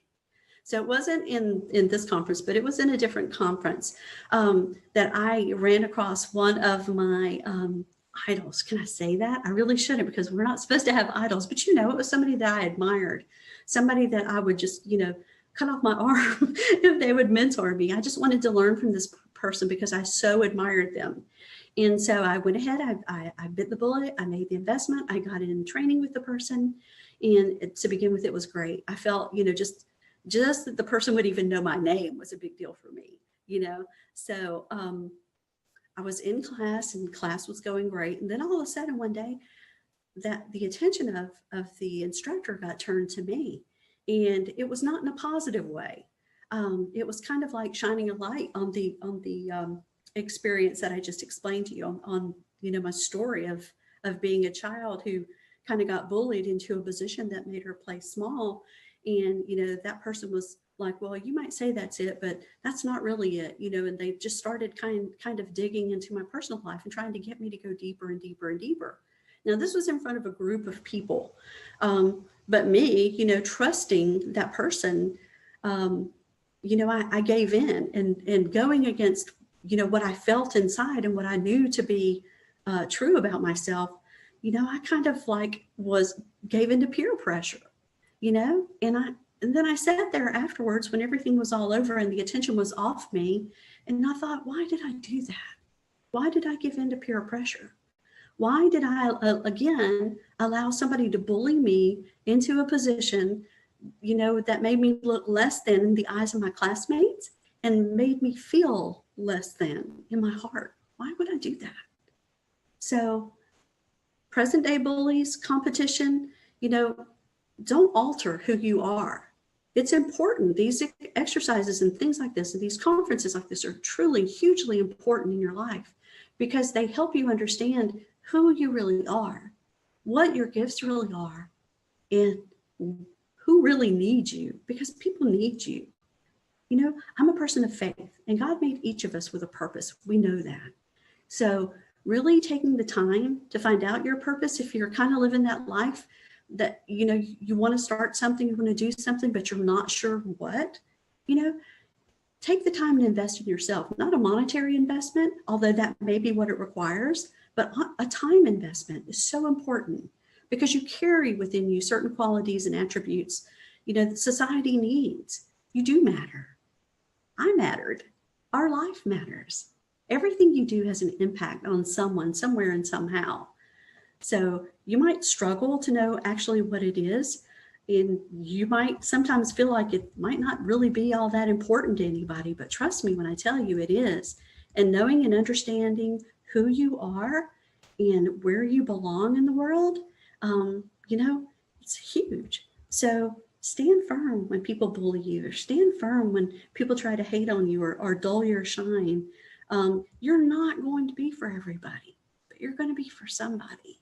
So you're working to find where you fit, and you're working to provide the influence and the encouragement and the opportunity for people who you are meant to serve.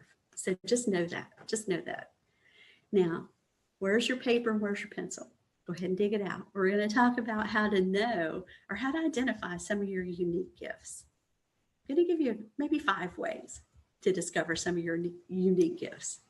So it might help you if you're a journaling person. You can journal this. This is great. This is great journaling material because it really, if you journal things, especially over a period of time, it gives you an opportunity to go back and kind of see, wow, how far you came.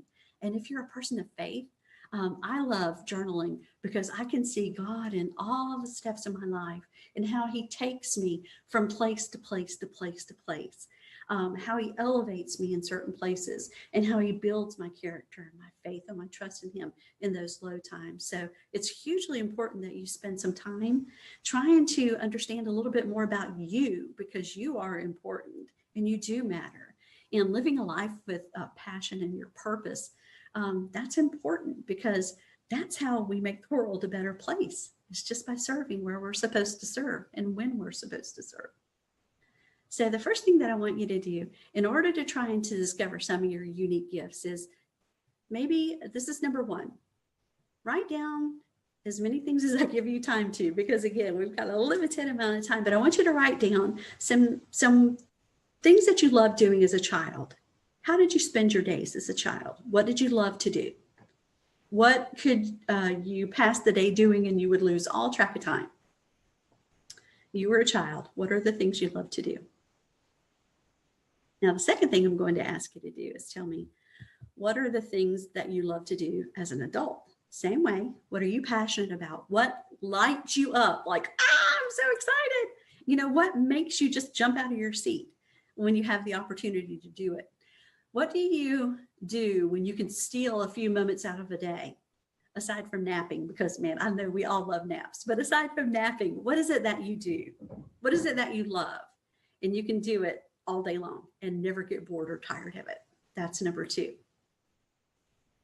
And number three is where we're going to have to come back to. But just for right now, I want you to list out, and I want you to think, maybe just for a second. And I know I'm moving quickly through this, but I want you to think about things that are important to you about life. So when you think about the different areas of your life, whether it be your health, your career, your family, relationships, personal development, your spirituality, or recreation, I want you to make a list of all the things that you can right now that are important. Because combined, these are the things that actually structure and represent the values in your life. So these are the things that are important to you about life. And these values are going to help direct you towards your purpose and your passion. So do spend some time doing this. The other thing that I ask you to do is, like I said earlier, you're not going to have an opportunity to do all these things during this session today. But what I really would love for you to do is visit my website. It won't cost you a penny. It's for free, just because I love you and I love helping people. Truly, that's one of my passions. I want you to take a Strengths Finder test. Now you can go online, just Google that, and you can take it, or you can come visit me over at my website and you can download the link there and take it. But what this does is, this is actually a web-based interview kind of process. It analyzes your instinctive responses to certain questions. So it gives you kind of categories and themes. It puts your responses into different categories and themes. And man, I'm telling you, we humans, we love labels and we love categories, don't we? It's the way our minds work. It's the way our minds work. And I always love it whenever I start thinking and talking about this, because, you know, we're so analytical in the way that we approach things, and everything has to fit somewhere, and everything has to mean something, and everything has to be defined. But the cool thing that I love about the Lord, and this is something, if you're a person of faith, or if you meditate and you do believe in a greater power than yourself, isn't it cool the way that the divine just happens, how the divine works in the supernatural realm? And some things, there are things in your life that there's just no explanation for. Those are the everyday and the modern day miracles that we encounter. Man, they happen every day. People just don't see them. So I'm hoping as you move through this, that one of the things that your eyes will be open to is the way that God works in your life, and the way that he moves in your life and the lives of other people that impact you and the things that happen around you. So I do want you to take a Strength Finder test. We do want to categorize so we can kind of understand these in our little pea brains, our little human pea brains. But it's what we do to help us understand, and it's what we do to help us connect with our purpose and our passion. So visit me and let's do that. The last thing that I want you to do, and this is going to be homework for you, is I want you to ask your family, your friends, and your coworkers, where they see your greatest strengths, what they think you're good at, what they think is important to you. And I want you to be sure that you pay attention to those things, because sometimes the way we really are is, in our gifts and our uniqueness, is better seen by other people than it is ourselves.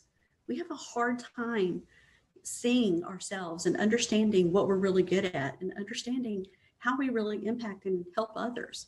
But if you ask other people, oftentimes they can tell you lickety split in a heartbeat, because they're the ones that are looking at us. They're watching our lives. They're on the outside looking in.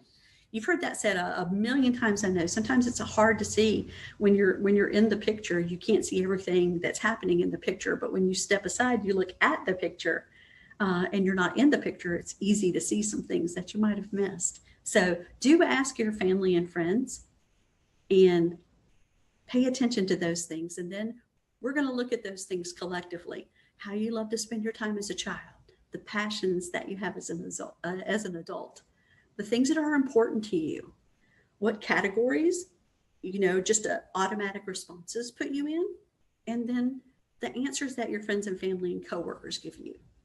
And I bet if you kind of look at those things, line them up side by side, you'll start to see recurring themes or recurring words. I want you on your piece of paper, you might even see it now. If you do, just circle those. Circle the things that keep coming up over and over and over, because that's going to show you right there that it might not be the main thing that you need to focus on, but it's definitely something that you're going to want to consider and focus on as you move forward. So that's exciting stuff to me. So next we're going to move on to step 2 of this process. And we're actually going to start thinking about the obstacles to our purposeful living. And at one point in time, we all have obstacles that prevent us from doing things, from moving forward. So, and it could be things that just run the gamut of reasons. Honestly, some of them might even be excuses. I once heard somebody say that if there's something you want to do, you'll find a way to do it. If there's something you don't want to do, you'll find an excuse or a reason why not to do it. So there's always excuses. Excuses can be obstacles, but not necessarily. So be sure that you're paying attention to what's real and what's not real whenever you're thinking about obstacles. But right now, I've learned that if you want to live purposefully and if you want to be passionate about the way that you live, you can start right where you are. You don't have to wait till the first of the year, to the first of the week. We all wait for Monday to start diets and things. So we'll start it on Monday. Let's get through the weekend. But the cool thing about living your dream and living with a purpose and passion, you can do it right here, right now.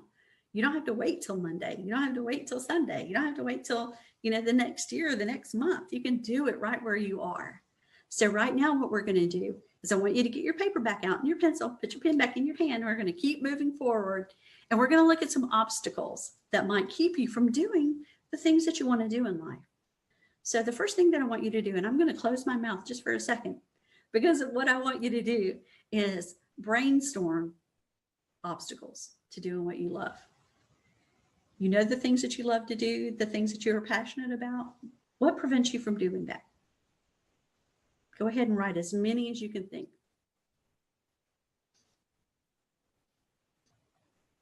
I told you I was going to give you just a second, so I'll give you just a second longer. Brainstorm, and it can range to, it could be a range. It could be not enough time, not enough money. What are the things that kind of hold you back and keep you from doing the things you love?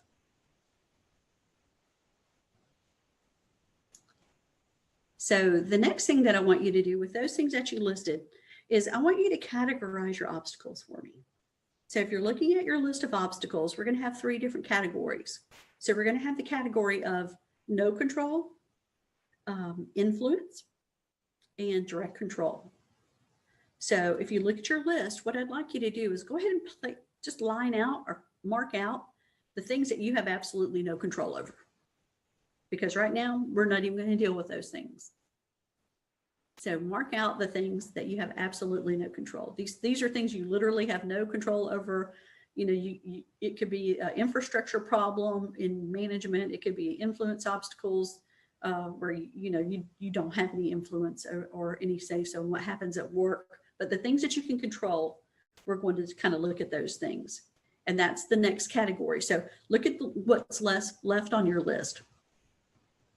And the next items that we're going to deal with are things that you can influence. You might not have direct control over these things, but you have a little bit of influence on these things. So go ahead and maybe put an I by those things.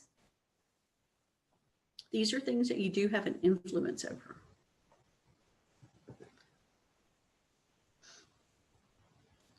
They're not your direct control. You don't have direct control and you don't have self-management over these things, but you do have some sway as it goes.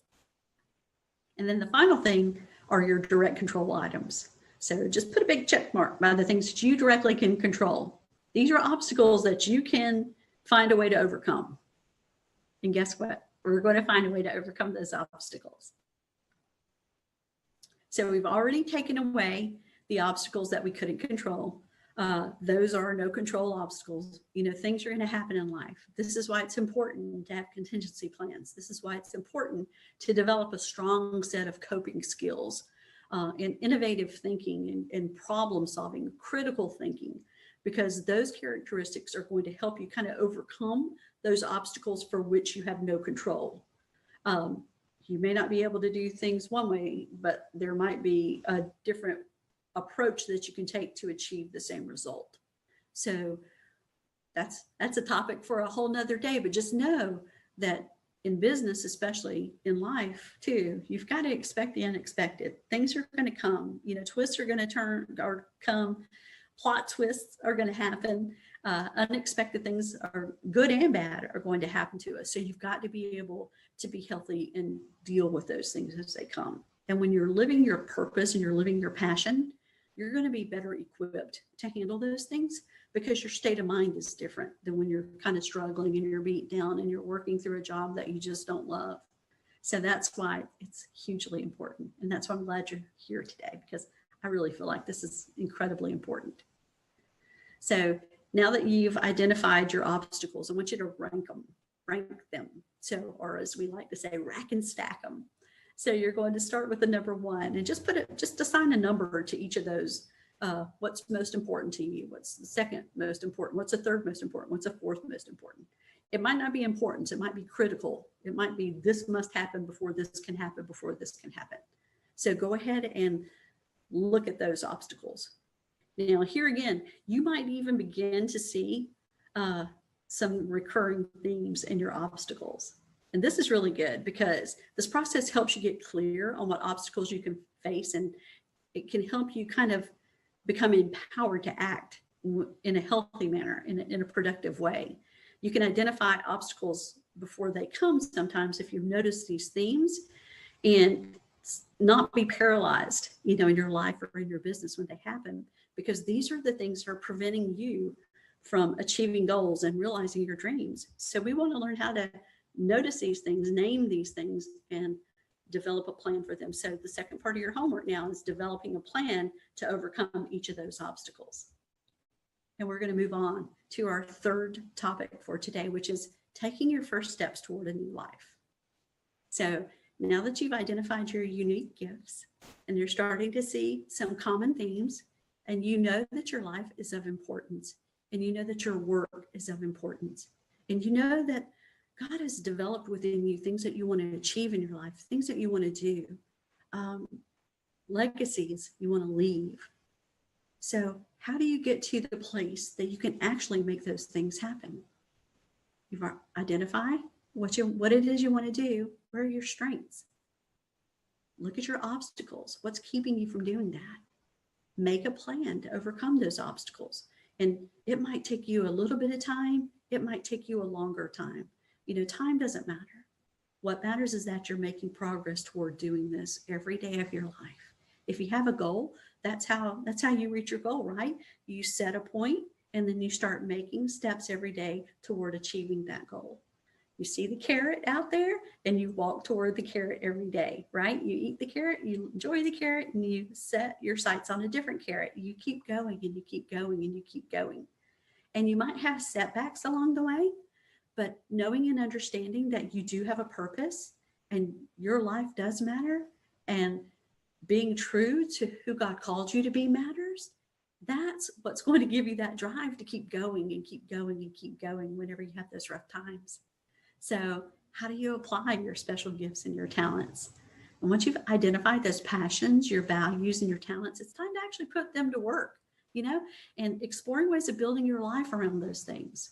You can do this by discovering what you're good at and by getting creative with how you can use your talents and your passions.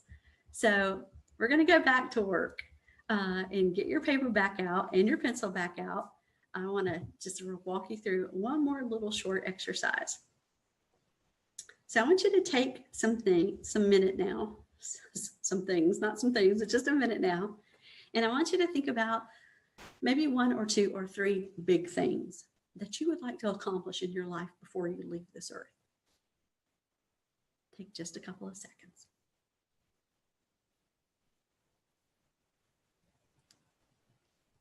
And then I want you to look back at your list and see, were there any words or phrases or anything that stood out that are recurring for you, things that you really need to think about. What big dream have you always had that will allow you to use those gifts, those themes? I want you to take a moment and just think about that. So one time I had a friend who came to me and we walked through these series of exercises, and she discovered that she was she loved dancing, but she wasn't a good dancer. She loved dancing though. She loved music, and she's an awesome person. And she just really enjoyed dancing. She loved everything about it. She loved the way it made her feel. She loved getting dressed up. She loved everything about it, but she couldn't really dance that well. And of course, she didn't dance well enough to be a dance instructor. But she came up with the idea to start a business of taking international group tours around to different countries and exploring different ways and different methods of dance and different costumes of dance and different foods and rituals and things associated with dance. And I always thought that was the coolest thing, because she was able to be very innovative about the way that she developed her passion. You know, who would have ever thought that I love to dance, so I'm going to start a national tour group where I just take people around and we're just going to learn about dance, and we're just going to eat good food, and we're going to have good times, and we're going to wear, cute clothes and different things and have all these wonderful experiences. And I often think, what an amazing and enriched life that person has. And she does. She's really great and phenomenal. But how cool is that? So I say that to tell you this, that at the end of the day, who you are and what you do and how you show up in the world is sacred and unique. Everything that you share, whether it's your bright smile, your compassionate heart, whether it be your sharp intellect, or the quality of your presence, it has a ripple effect on everybody that you meet, and it reaches more people than you realize on a day-to-day basis. So whoever you are and whatever you do, the world needs you. And when you think big, you show up bold, and you share your uniqueness, you become a role model for the world. So never allow anyone to dull your shine. If you have a passion that's born in your heart, there might be obstacles to getting where you want to go, but there absolutely is a way. And I would love to encourage you to do that. Put in the work, put in the time that it takes to learn those things and do those things, and you will have the most amazing life. It won't be perfect because we live in an imperfect world, but man, it'll be so fun. And look at all the people you can serve when you are at your best. So I hope you'll connect with me on social media at Facebook, Instagram, or LinkedIn. I'm Sheila Farr. I'm right there. No bells, no whistles for that. I hope that you'll connect with me and let me know what it is you're working on. Let me know how I can help you, because I'm happy to help you. You can message me through my business website, and the website is www.gulfcoasttraining.org. That's www.gulfcoasttraining.org. gulfcoasttraining.org.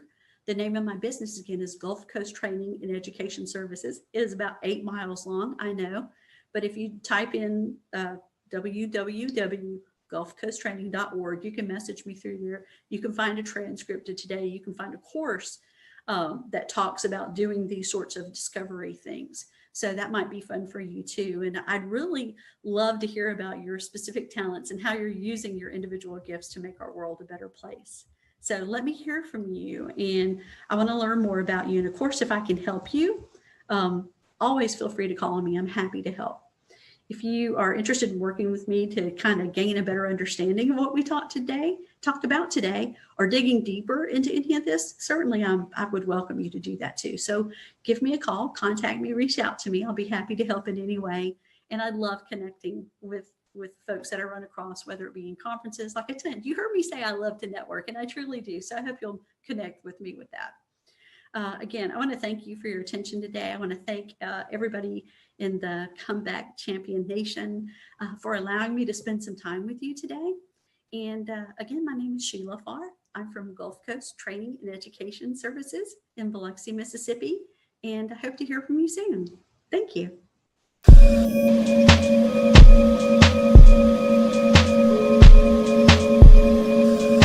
Hello, my name is Sonia Adams, and I am a purpose igniter. I'm a speaker, I'm an author, and I'm an author coach. And I love coaching people to write their books. And I tell my stories by writing my books. That's part of my purpose. And you can connect with me on IG. You can connect with me on Facebook. My website is soniaadams.com. And I'm actually going to be talking with some of the principles from my book. The most recent book that I just published is I Am Pretty. And that book is an acrostic, and each chapter takes a letter of pretty, and I talk about the principles. And the principles there are: the P is purpose, the R is receive, the E is earmark, the first T is tenacious, and the second T is triumphant, and the Y is yielded.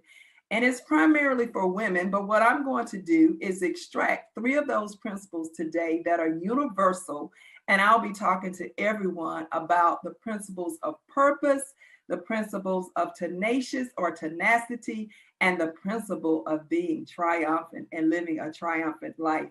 And so when we live a purpose and triumphant life, we have to be tenacious. So I'm going to start with purpose.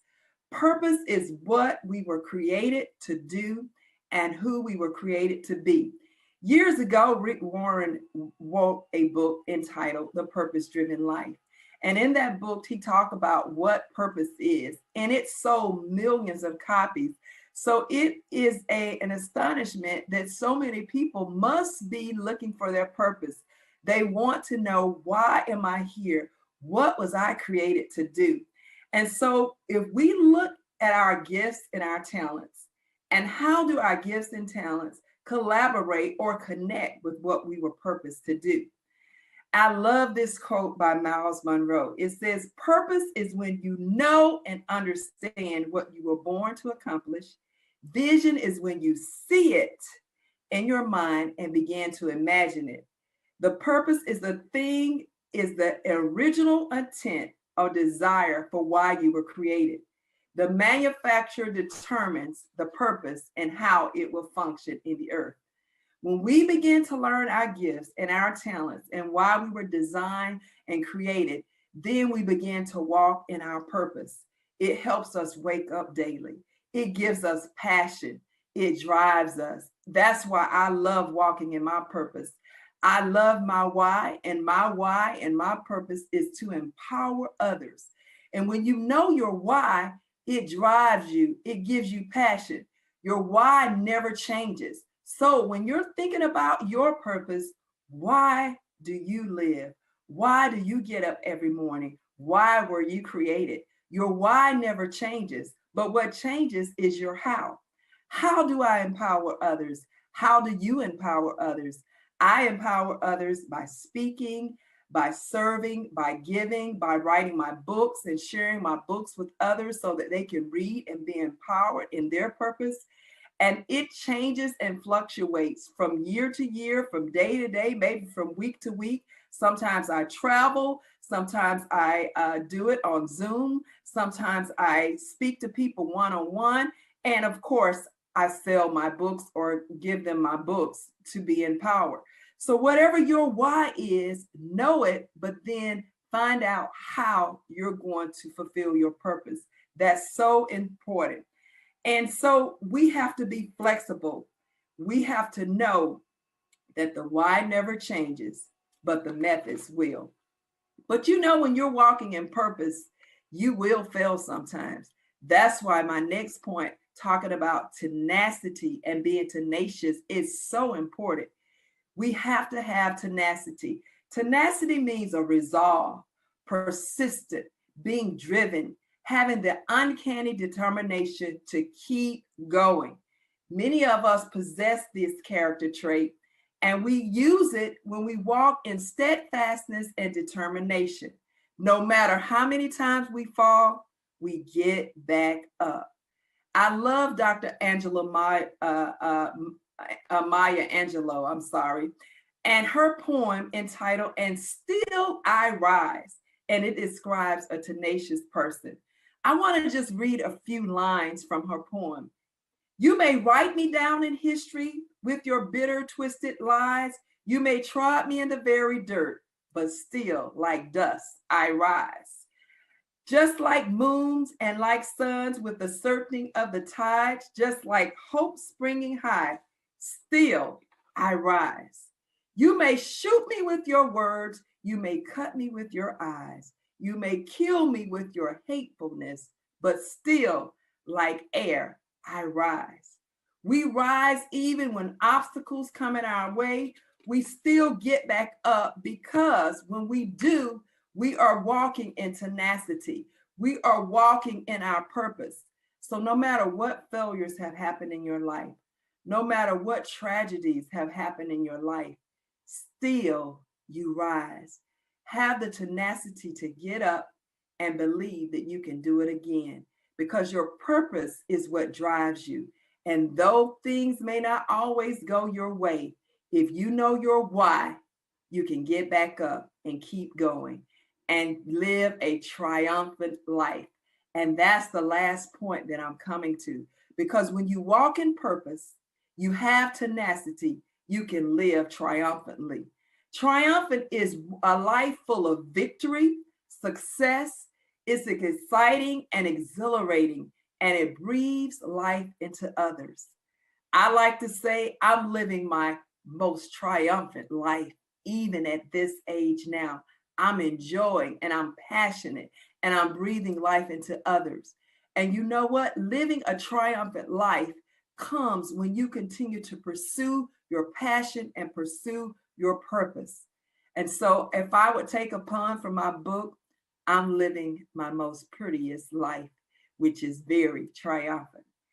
You know, when you overcome challenges and trials and you find yourself in pain, I like to say there's purpose in your pain, and that helps you live triumphantly. So whatever you've gone through, whatever pains you've had, it all works together to make you a better person, to make you even more purposeful, and to make you even more passionate. Your pain can become a part of your message. And I've heard the cliche, your mess can become your message. When you overcome things, then you can teach others how you overcame, and they can overcome as well. And you can live your most triumphant life. The triumphant life influences others' lives, and you can see the defeats as victories or stepping stones, catapulting you into the greater purpose. A triumphant life is attainable, and people can have this victorious life. But in order to have that life and become triumphant, we have to dig deep. Sometimes there are areas in our life that are inhibiting us or preventing us from having that triumphant life. You know, I like to meditate and I like to get still. And if I see something in my life, such as fear, such as focusing too much on my past, or some family issues that continue to rise up in my mind, or mental blocks that are keeping me from being triumphant, then I go deep to find out what is the root of those problems that are causing me to not live triumphantly. So I walk by my faith and I pray. Maybe you meditate. Whatever your way is, get still and begin to find out what are those things that are blocking you from living a triumphant life. And when you heal from those things, and when you come back as a champion. You come back living a most victorious and triumphant life.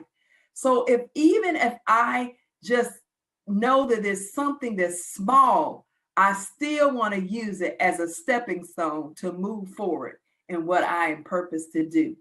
So when I close here today, and when I summarize just a few things that I've talked about, the things that I want you to remember is discover your purpose.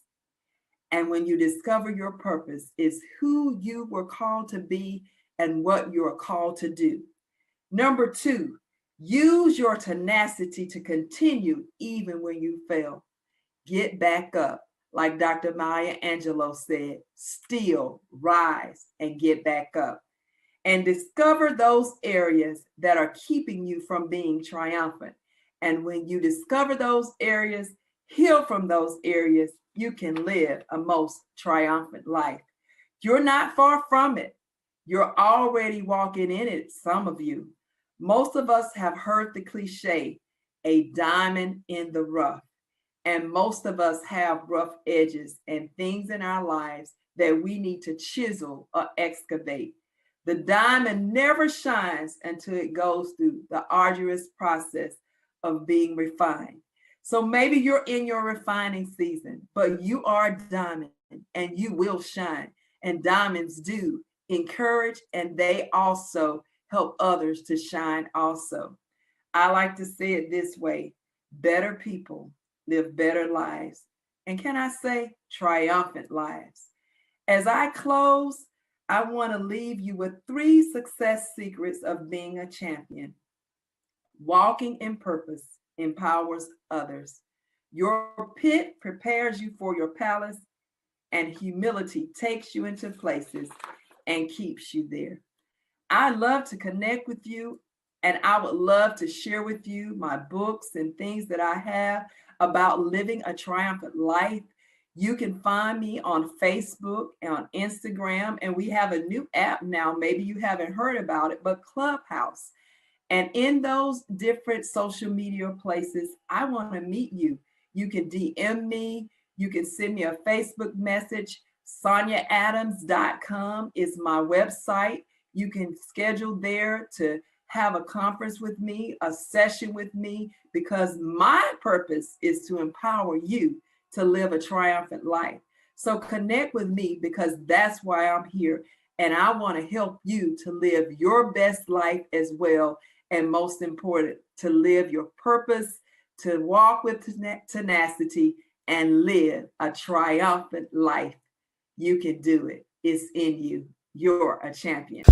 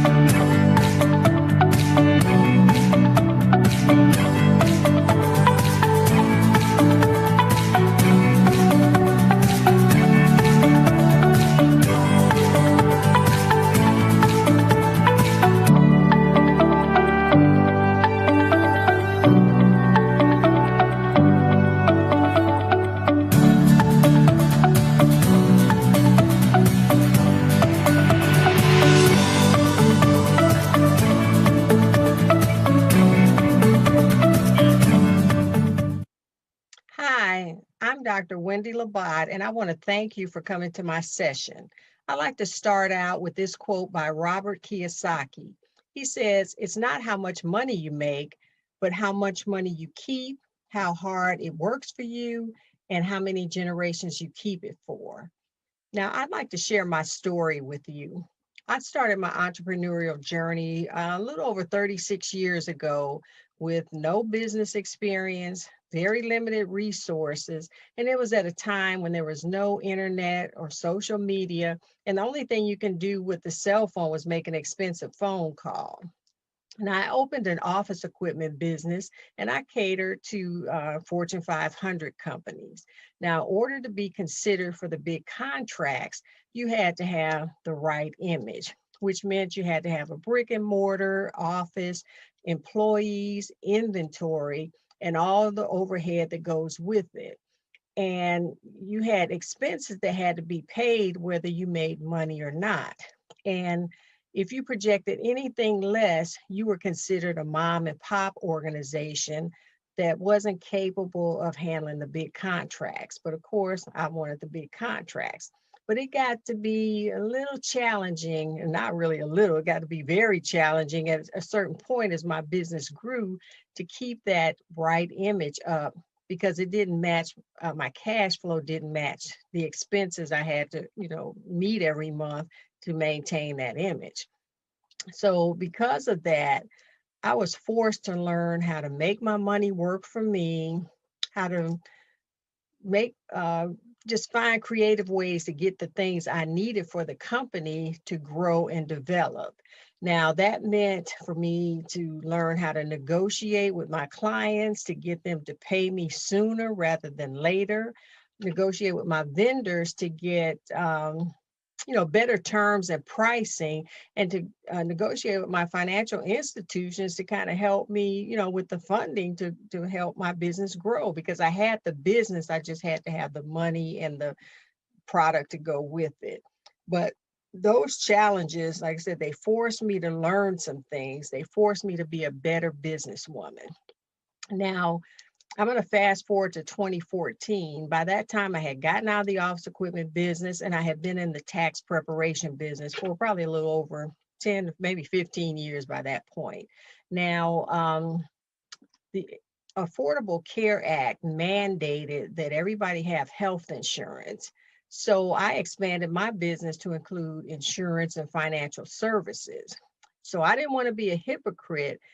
I purchased all the products and services that I was selling to my clients, because I had clients say, well, what do you have? What kind of coverage do you have? And where's your money? And I can honestly say, what I had and where my money was. Now, I made that approach and purchased those products from a business and marketing strategy, not from a personal financial planning perspective. And I just want you to make note of that. But a couple years later, I was talking to one of my colleagues, and he told me he had just been diagnosed with kidney cancer as a result of him going just for a routine physical. And I was like, wow, I'm sorry to hear that. I said, but I know you're going to clock some dollars, just because I knew the products that we were, selling to our clients. And he said, Wendy, I'm just gonna be honest with you. He said, I don't even have insurance. I don't even have the stuff we're selling to our clients. And I'm like, what? You're in the business and you don't have what we're selling, any of it? And he said, no. And it made me realize that, thank God I practice what I preach, because I didn't want to be in that position. Not that I thought I would have, any diagnosis like that. But fast forward to 2017, after a routine mammogram and a biopsy, I was diagnosed with breast cancer. And it was the most aggressive form of breast cancer, which I chose the most aggressive form of treatment, which meant I had chemotherapy infusions every 3 weeks for a year. And I had 5 surgeries. I had multiple scans and MRIs and labs and everything that goes with treating an aggressive form of breast cancer. Now, the price tag on the chemotherapy alone was $67,000 every 3 weeks for a year. And I was recently asked to calculate that out, and I did, and it came to like $1.137 million. And I'm like, oh, it makes my heart shudder just to think of it. And this is after the fact. But those 5 surgeries and all those scans and, tests and everything I had, That totaled to over $300,000. So can you imagine having to pay almost $1.5 million in medical bills to fight a disease, and while you're fighting a disease that was taking control over your body, that was, draining your mind, your body, everything. But not just that, but also having your business and personal expenses to go along with it. But thank God I practiced what I preach, because not only did I have excellent health insurance that paid all those medical expenses, I also had supplemental coverage that ended up giving me a multi-six-figure tax-free shot in the arm, financial shot in the arm that made me, put me on top of my game, my financial game. So now, I'm free of cancer, doing well financially. And I was like, okay, Lord, thank you, Jesus, for putting me in this position. So now I'm just going to stay in my comfort zone and just enjoy life. And he's like, no, you're going to go out on a crusade and empower other people to be in a position where one illness or injury won't ruin them financially. So hence, that's where the financial cure system was born. Now I'm going to talk about the 6 obstacles to winning the money game, because these obstacles, if you can overcome them, or if you know how to deal with them, then, it doesn't matter what the economic situation is, you can still thrive. Now I'm going to list them first, and then I'll go into detail as we go through the presentation. Now, the first one is the mindset and lack of knowledge, control over your finances, proper protection, tax codes and laws, investment losses and market risk and global economic impact, and more importantly, taking action. Let's start with the mindset and lack of knowledge. The Bible says, be transformed by the renewing of your mind. It also says, my people are destroyed for lack of knowledge. Now, this next statement is really profound. It says, if you change the way you look at things, the things you look at change. And then knowledge is the new rich, so arm yourself with it. Now, there's some basic principles you have to know to manage your money. And never underestimate the power of the basics. Just like 2 + 2 = 4, you have to have discipline to maintain your finances. And discipline requires you to choose what you want more over what you want now. You want to plan where your money goes instead of wondering where it went. And you want to spend less and keep more of what you make. And more money can't fix bad spending habits. And money saved is money earned. Now, a few more principles I want to point out are always have multiple sources of income. You can either earn compound interest or pay it. And use creative ways to dramatically increase your income. Make expense reduction and debt elimination a conscious choice. And acquire proper protection to prevent financial ruin. And a business is not your personal piggy bank. So remember that. Remember these principles. Now, we talked about earning or paying compound interest.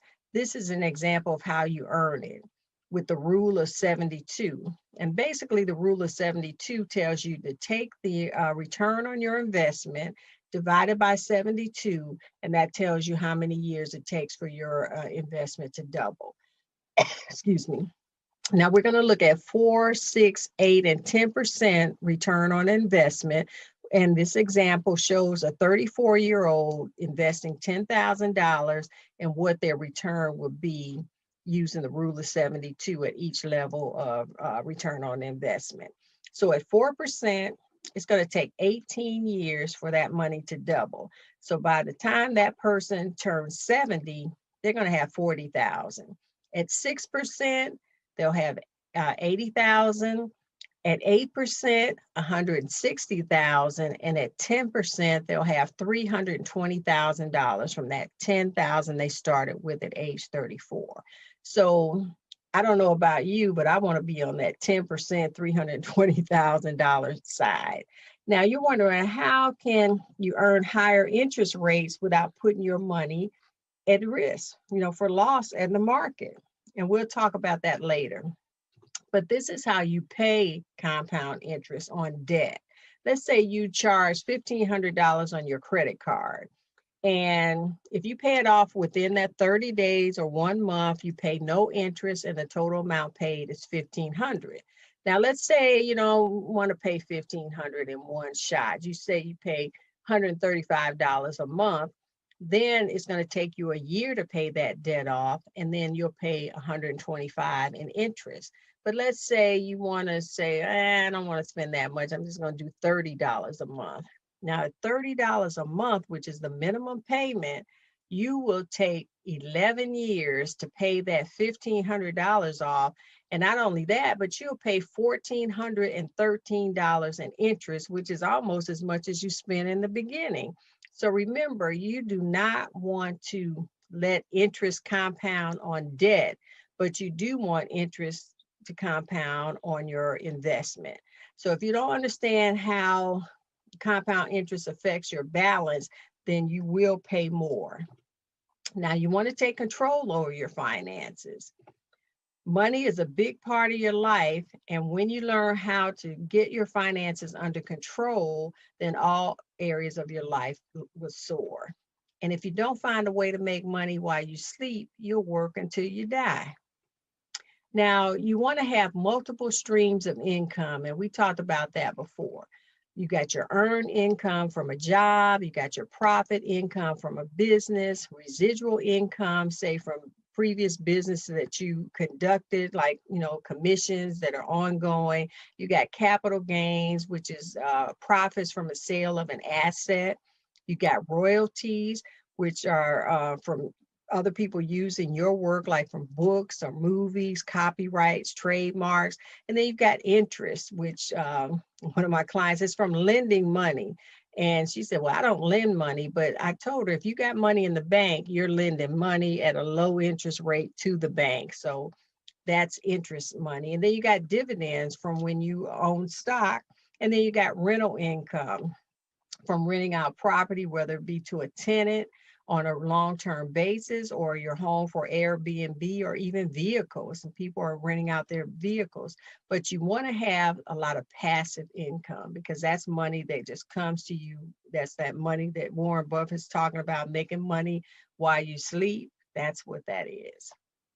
Okay, now you want to be able to distinguish between your needs and your wants. A need is something you got to have, you can't do without, you can't live without. I don't mean desire, but I mean like food, clothing, roof over your head, utilities. Wants are things that you may think you need, but you really could do without, like, designer clothes, or those extra shoes or purses, or gourmet dining out. Those are wants. So those are things that you really want to kind of put down on your budget, or not have it on your budget at all. You just want to do without for now. And then you want to control your spending, because just like the faucet in the picture, if you don't control it and you just spend outrageously, it's like money going down the drain. And then you have to distinguish expenses versus debt. Expenses will come back around, even if you pay them off, like your utility bills. You can pay that off each month, but it's still going to come back around with a new balance the following month. But debt is something you can pay off and it'll be eliminated, like a car loan or a personal loan or even a mortgage. Once that's paid off, then that's eliminated. You no longer have to pay that money out again. Now, here's some ways to reduce expenses without spending more money. You want to avoid late fees, overdraft fees, and penalties, because that's just doubling. That's like paying compound interest. So you want to avoid those. You want to use coupons, rewards, and discounts, because those coupons can get you things for free.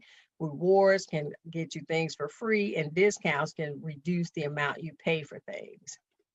Reevaluate and renegotiate service contracts, because just because you signed up, or like in your utilities, I just did this with my cable.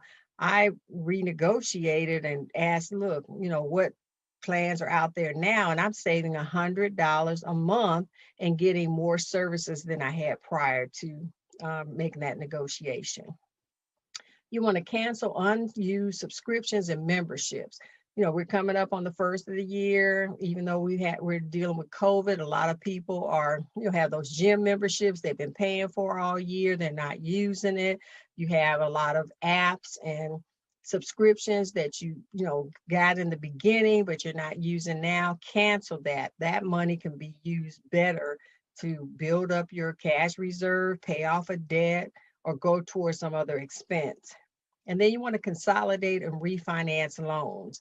Interest rates are pretty low now. And if you're in a position to refinance your home or any other loan that you have, there are a lot of credit card companies are offering people, now you got to have good credit for this, 0 interest for 18 months. Transfer some of those balances with interest to the 0 interest, and you've got 18 months where you can do some things with that interest money. And then this is a point that really kind of hurt my heart when I read it.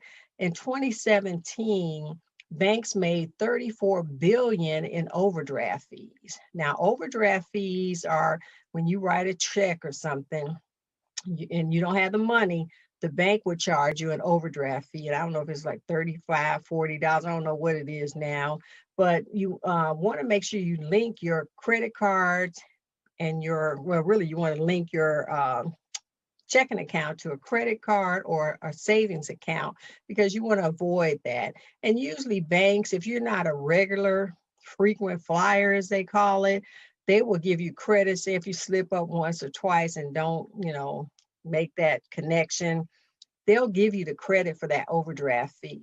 But if you don't and you constantly do it, those overdraft fees, they probably end up being 5-6 times more than what you wrote the check for. So they're making $34 billion over people off of people that really can't afford to pay that kind of money. So be conscious of that.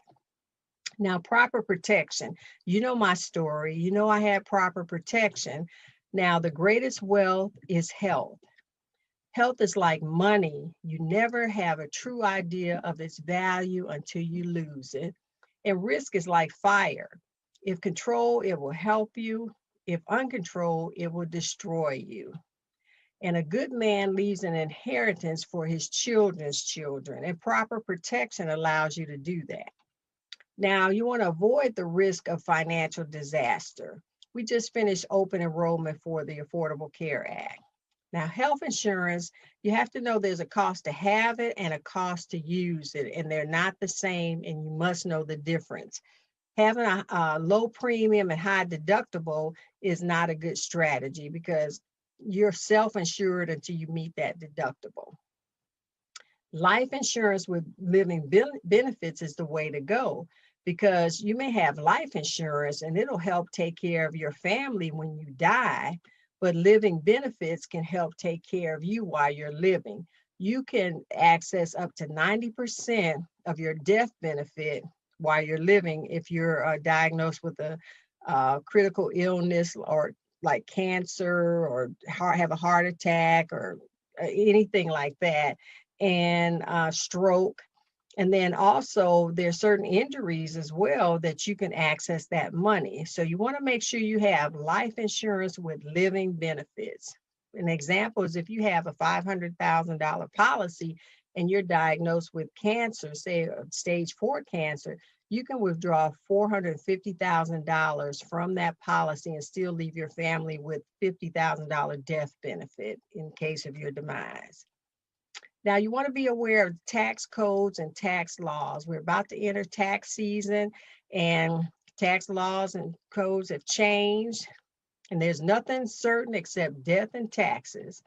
And the codes are like 401k, IRAs, 403bs, and a lot of us don't think of those as tax codes. We think of it as retirement vehicles, but it's those tax codes allow you to get a pre-tax benefit or not have to pay taxes on the money that you invest in that retirement vehicle, but you don't realize that you're paying money on the harvest.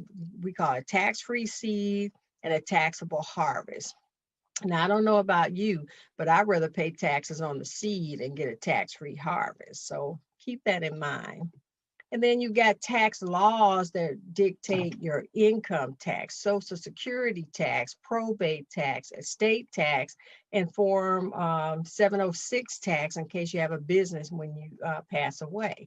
So these are things that you have to be aware of, and don't look for the cheapest tax preparation service, look for the best, because what you save in tax prep can cost you thousands of dollars in either a reduced refund or an increased tax liability.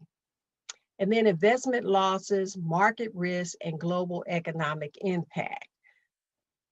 A chain is only as good as its weakest link. We're in a global economy.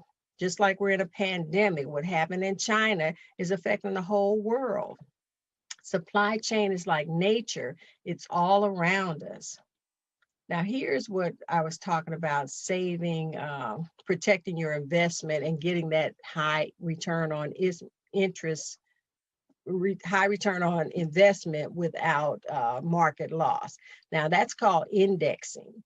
And indexing is having a ceiling and a floor. Now, the ceiling will cap the amount of money you can make. Let's say your ceiling is 18, but the market is paying 20. You're only going to get 18%. Now, the floor is usually 0, but there are products out there that'll pay you 0.25%. Now, when the market crashes, that floor is going to protect you from going in the gutter with everybody else in the market. Now, look at this chart. In this chart, the red line is indexed to the market and the blue line is in the market. As you can see, in 2000, that's when we had the dot-com boom. And these are real numbers. So this is based on a dollar invested beginning in 1998. So that dollar by 2000 became $1.47 for the people in the market. Indexed to the market, they only got, because of the cap, they got the 130. But now look at when the dot-com market crashed. Those folks on the blue line went down to 94 cents, which was less than what they started with. But the people that were indexed to the market, they got $1.30. So let's look how it goes up. The people in the market had to come up from the gutter at 94 cents, but the people indexed to the market came up from the floor at $1.31. And as the housing market began to boom, then the people in the market, they got some money back, $1.48, but the people indexed to the market, they doubled their money from the initial investment. And then the market crashed. The housing market, mortgage industries crashed. And as you can see, the people in the market, they fell to 90 cents, which was below what they had when the dot-com market crashed. But the people indexed to the market, they had already doubled their money and made a few cents more. So as the market picked up, the people indexed to the market, they came up from the floor, and the people in the market came up from the gutter. And as you can see, at the end of that time in 2017, the people indexed to the market had a return of 4.2 or $4.25, where the people in the market had $2.35. Let's imagine that was $100,000 that was invested. If you were indexed to the market, you would have $425,000, and the people in the market would only have $235. So remember, indexing is the way to go. Now, the final obstacle is taking action. If you study long, you study wrong. Faith without works is dead. And the distance between what you want and what you get is what you do. So I'm offering a complimentary guide that talks about these 6 obstacles to winning the money game. So if you text the word guide, that's GUIDE, to 770-796-4944, you can get a complimentary copy. Now, this financial blueprint works like this. First, you want to set your financial goals. Next, you want to develop a plan. Then you want to take action, because remember, what you get is is based on what you do. And then you want to review and update that plan regularly, either semi-annually or annually. Then your results are you're building a financial and secure legacy, and you're walking away with a nice financial nest egg, or nice resources, I should say. Now, there are 4 sites to optimizing your financial health. The first one is hindsight, which is always 2020, but your hindsight is basically looking at the actions you took and the decisions you made and look at the results. Were those actions resulting in positive, did you get positive results, or were there things that you were like, wow, I wish I hadn't have done it? But regardless, if it's something that worked for you, stick with it. If it's not broke, don't fix it. But if it's something that you feel like, oh, wow, I need a pity party to get over this, have a pity party, but don't stay there long. Get out of there. But you want to take that hindsight, that 2020 vision, and develop some insight. And when that insight, you want to have foresight to move forward with a new strategy or a revised strategy. And then you want to have oversight, which is basically the checks and balances to make sure you can catch anything that's causing a negative, where you won't have that hindsight that you regret and need to go to that pity party for. So remember, hindsight to develop insight, and strategize for foresight, and develop oversight. So I just want to thank you for being part of this session. And I have a book out. It's also a #1 new release on Amazon called Diagnose Your Financial Health. You can order it today on Amazon. And remember, you can text the word guide to 770-796-4944 to get your complimentary copy. Thank you, and I appreciate you. Hello, everyone. This is Constance Craig Mason. I am here today, hopefully, to empower you to go into your 2021 pumped up, fired up, and super excited about your next. I want to talk with you a little bit about myself before I hop into my talk. So I am Constance Craig Mason. I am a financial expert. I'm also an insurance agency owner, as well as an international speaker and an author. And I am before you because I have put in the time to work on myself. Much of what I'm going to talk with you today is about the same thing. Now, my mentors and coaches always tell me to talk about what you know, write about what you know. So that is what I'm going to do with you here today. So just to give you an idea of what we're going to go over, I'm going to share 3 tips, okay? The first one is how to use resilience as a catapult for defining your success. Also, how to use fear as a fuel to create legacy now. And then I want you to think about the third thing, which is how to invest in the most valuable commodity ever. And I'm going to leave that one for last. I'm not going to share right now what that one is, what to invest in. But to give you a little bit of background on myself. So I grew up in the inner city of Baltimore, Maryland. And I grew up with a mom who was very young. You know, she had 2 little girls by the time she was 17. And although we didn't have a lot of money and a lot of resources, we had a lot of love. And that is something that I feel like a lot of moms who grow up, you know, not having a silver spoon in their mouth, you know, trying to make the ends meet for their children. And even, you know, some dads as well. You know, I grew up in a single parent home where, you know, we had a lot of love, not that much resources, but it didn't stop my mom from being determined to be the best person that she could possibly be. And some of the things that I'm going to share with you today are those very things that I watched my mom do and that I repeated for myself in my life. So when you think about being a financial expert, you know, an insurance agency owner, even an international speaker and author, all of that sounds amazing, but that is not how it started out. It wasn't that way for my mom. It wasn't that way for my grandma.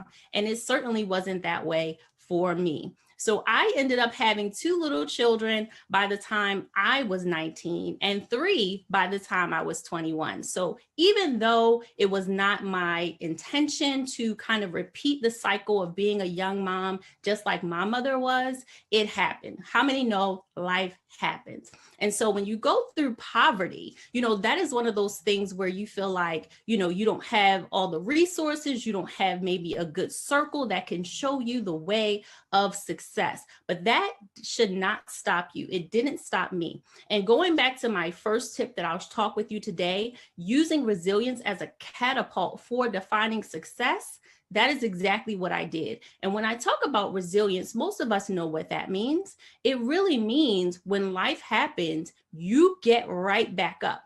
When you get knocked down, you get right back up as fast as you possibly can. And I'll share a little story with you. Over the last year, I want to say about 16 months of the last 2 years, actually, I had been stricken with some really, really serious illnesses. I had not experienced these illnesses before in my entire life. And here I was at 40 years old in the hospital bed. First, my mental crashed, then my physical body crashed. And at 40 years old, they say that things change when you hit 40. You come into your own self. You kind of feel like you have life down pack a little bit. And here I was, disabled in the bed, not able to mentally function, not able to physically do for myself. And I'm 40 years old. And I was super excited about turning 40 because I had heard great things about it. And here I was in this space, not knowing what my next day was going to be about. I went to a mental health practice 3 days a week for 6 hours a day. And I was determined that these people were going to help me or I had no other options. And so sitting in here, I had a cap on my head. I had unironed clothes. I had fuzzy socks with Crocs on. And I was sitting there like this. And even though I knew I needed all of the help that I could possibly get for my mental health, I was still a little bit frustrated. And I was like, what are these people going to possibly do for me? This mental health thing came down on me all at once. I had a thriving business. I had a loving family, an awesome marriage. My kids were all grown. And I was so looking forward to being 40. And here I was sitting in a room full of strangers talking about our problems and our challenges and why we had difficulty getting up in the morning to start the day and what our childhood traumas had to do with our now. And here I was sitting there, not worried about what clients I was going to get, not worried about my next speaking opportunity, but sitting here in unironed clothes, unkempt hair, a cap on my head, fuzzy socks, and Crocs. Not knowing what time of day it was, not even knowing what day of the week it was. I did not care. And when I look at myself today, just a little under 2 years later, I am not looking like what I went through. Now, some might say that's resilience. I have a hashtag that I use every day, and it's called Wake Up Running, because I feel like I was able to bounce back from what had hit me almost 2 years ago, and I came out running. I came out running because I knew my legacy was bigger than me. It was bigger than even my children and my children's children. It is about all of the people like you that I get to talk to every day, that I get to empower every day, that I get to impact every day. So I have to get up running. And resilience is the key to that. When you go through something, you get back up running as fast as you possibly can. And you take those lessons, not the losses, you take the lessons right along with you as you rise every day. Super excited about who you're going to touch and what you're going to do. Now, when you think about resilience, during that time, I spent $331,000 of medical claims during that 16-month period. That's usually for people who have chronic illnesses such as heart disease and Alzheimer's and things like that. And I had mental health challenges at the time. I had blood clots. I had respiratory issues, all of which come down on me at one time. And that was where all of those claims was coming from. But I am healed and healthy today. I thank God that he was able to bring me back from that time frame and allow me to be here with you sharing these tips. So resilience, use it as a catapult. You know what catapults do? It skyrockets you to the next place. And so that's what I want you to do. Define your success from your resilience. And how do you do that? Again, when you go through something, don't just go through it and not reconcile what did you go through it for. Think about what did you learn so you can turn those lessons into legacy. I want you to think about that. What have you gone through that you can now say that you are an expert in that thing? Now you can define it as a success in your life versus a loss. The next thing I want to talk to you about is using fear as fuel. Now, you use fear as fuel to create legacy now. Again, I wake up running every day because I've almost lost 2 years of my life being down, being sick, being frustrated.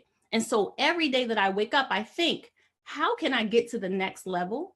What can I do that I can show my children that they don't have to repeat the same mistakes that I made? So when I'm afraid of something, because there was no blueprint, there was no roadmap, there was no silver spoon left for me or my sister. And so when I think about being able to go and be first, I said on Clubhouse the other day when I was in a room and they talked about first generation wealth and first generation college grads and first generation people who are successful. And I raised my hand and I said, you know what? I am a first generation everything. A first generation everything, because not taking anything away from my ancestors, but there was not a roadmap for how to be successful in marriage, for how to be successful in your finances, for how to be a successful parent. There was no roadmap. And so when you think about fear and you are the first person, you know that there's some fear, some anxiety, some palpitations, some chest pain, you name it, that comes with having to be the first person to do anything. And so what I want to encourage you to do is to be fearless.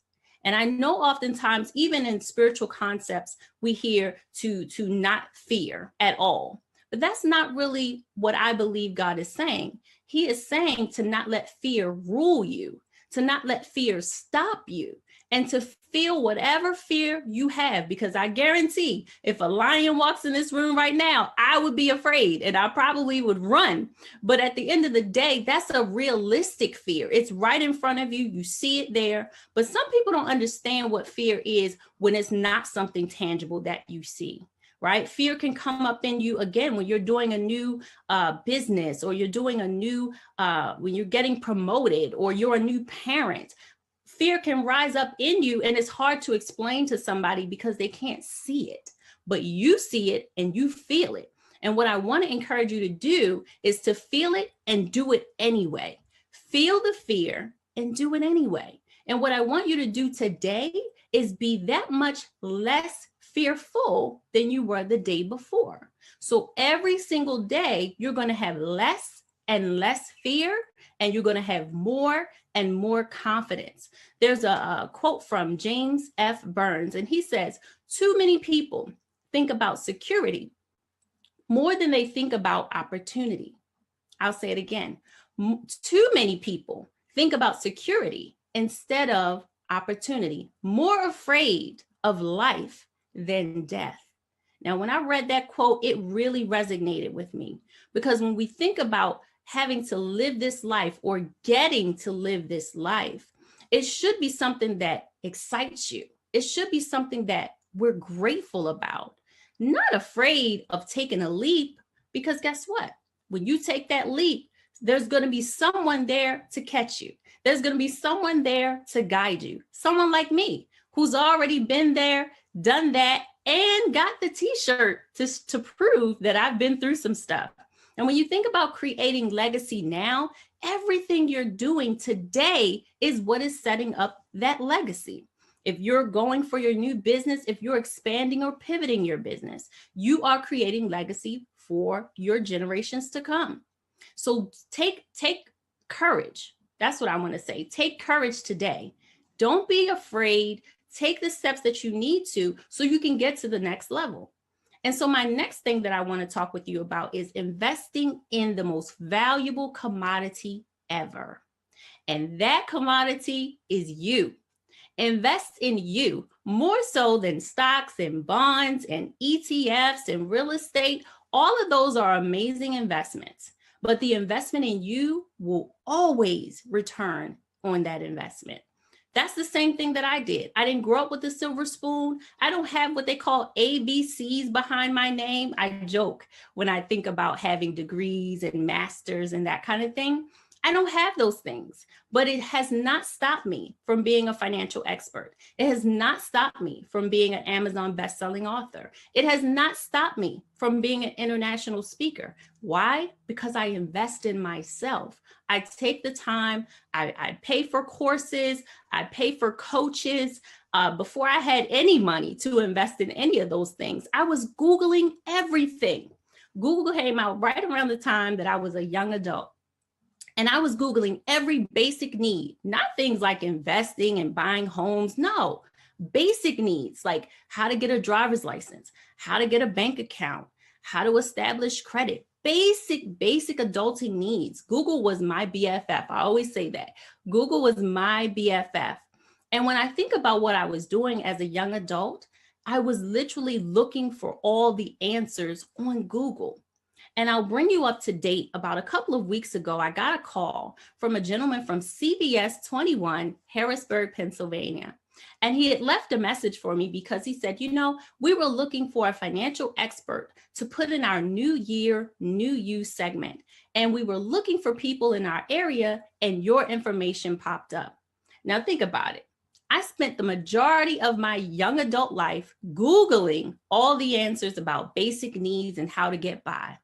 And here it is, 20 years later, I am the answer for somebody's questions.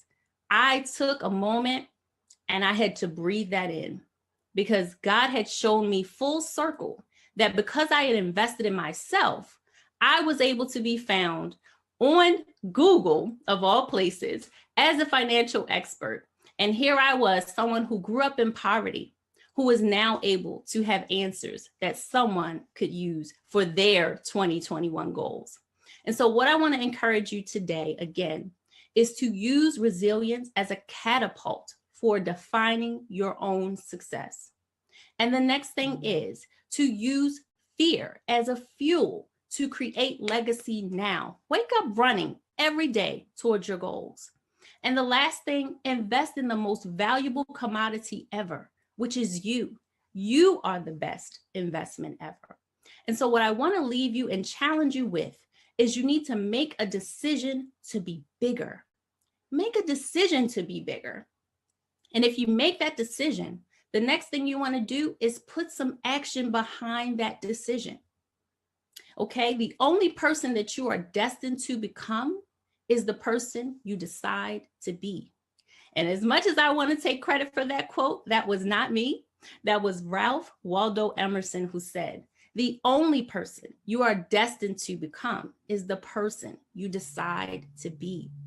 And so what I want to leave you with is a juicy freebie today. If you would be able to go to bit.ly/4sabotage, it is the number 4 and the word sabotage, you will be able to find an ebook where I help you to define what self-sabotage looks like and how to avoid it. And you will not have a cost if you put in the code SELF, SELF. And I also challenge you to follow me on social media on all of the platforms as C. Craig Mason. So I am challenging you today. Make a decision to be bigger. Use your resilience as a catapult for defining your success, and use fear as fuel to create your legacy now. And the last thing I want to restate for you is to invest in yourself, because you are the greatest investment ever. Thank you so much. And I'm looking so forward to connecting with you in 2021.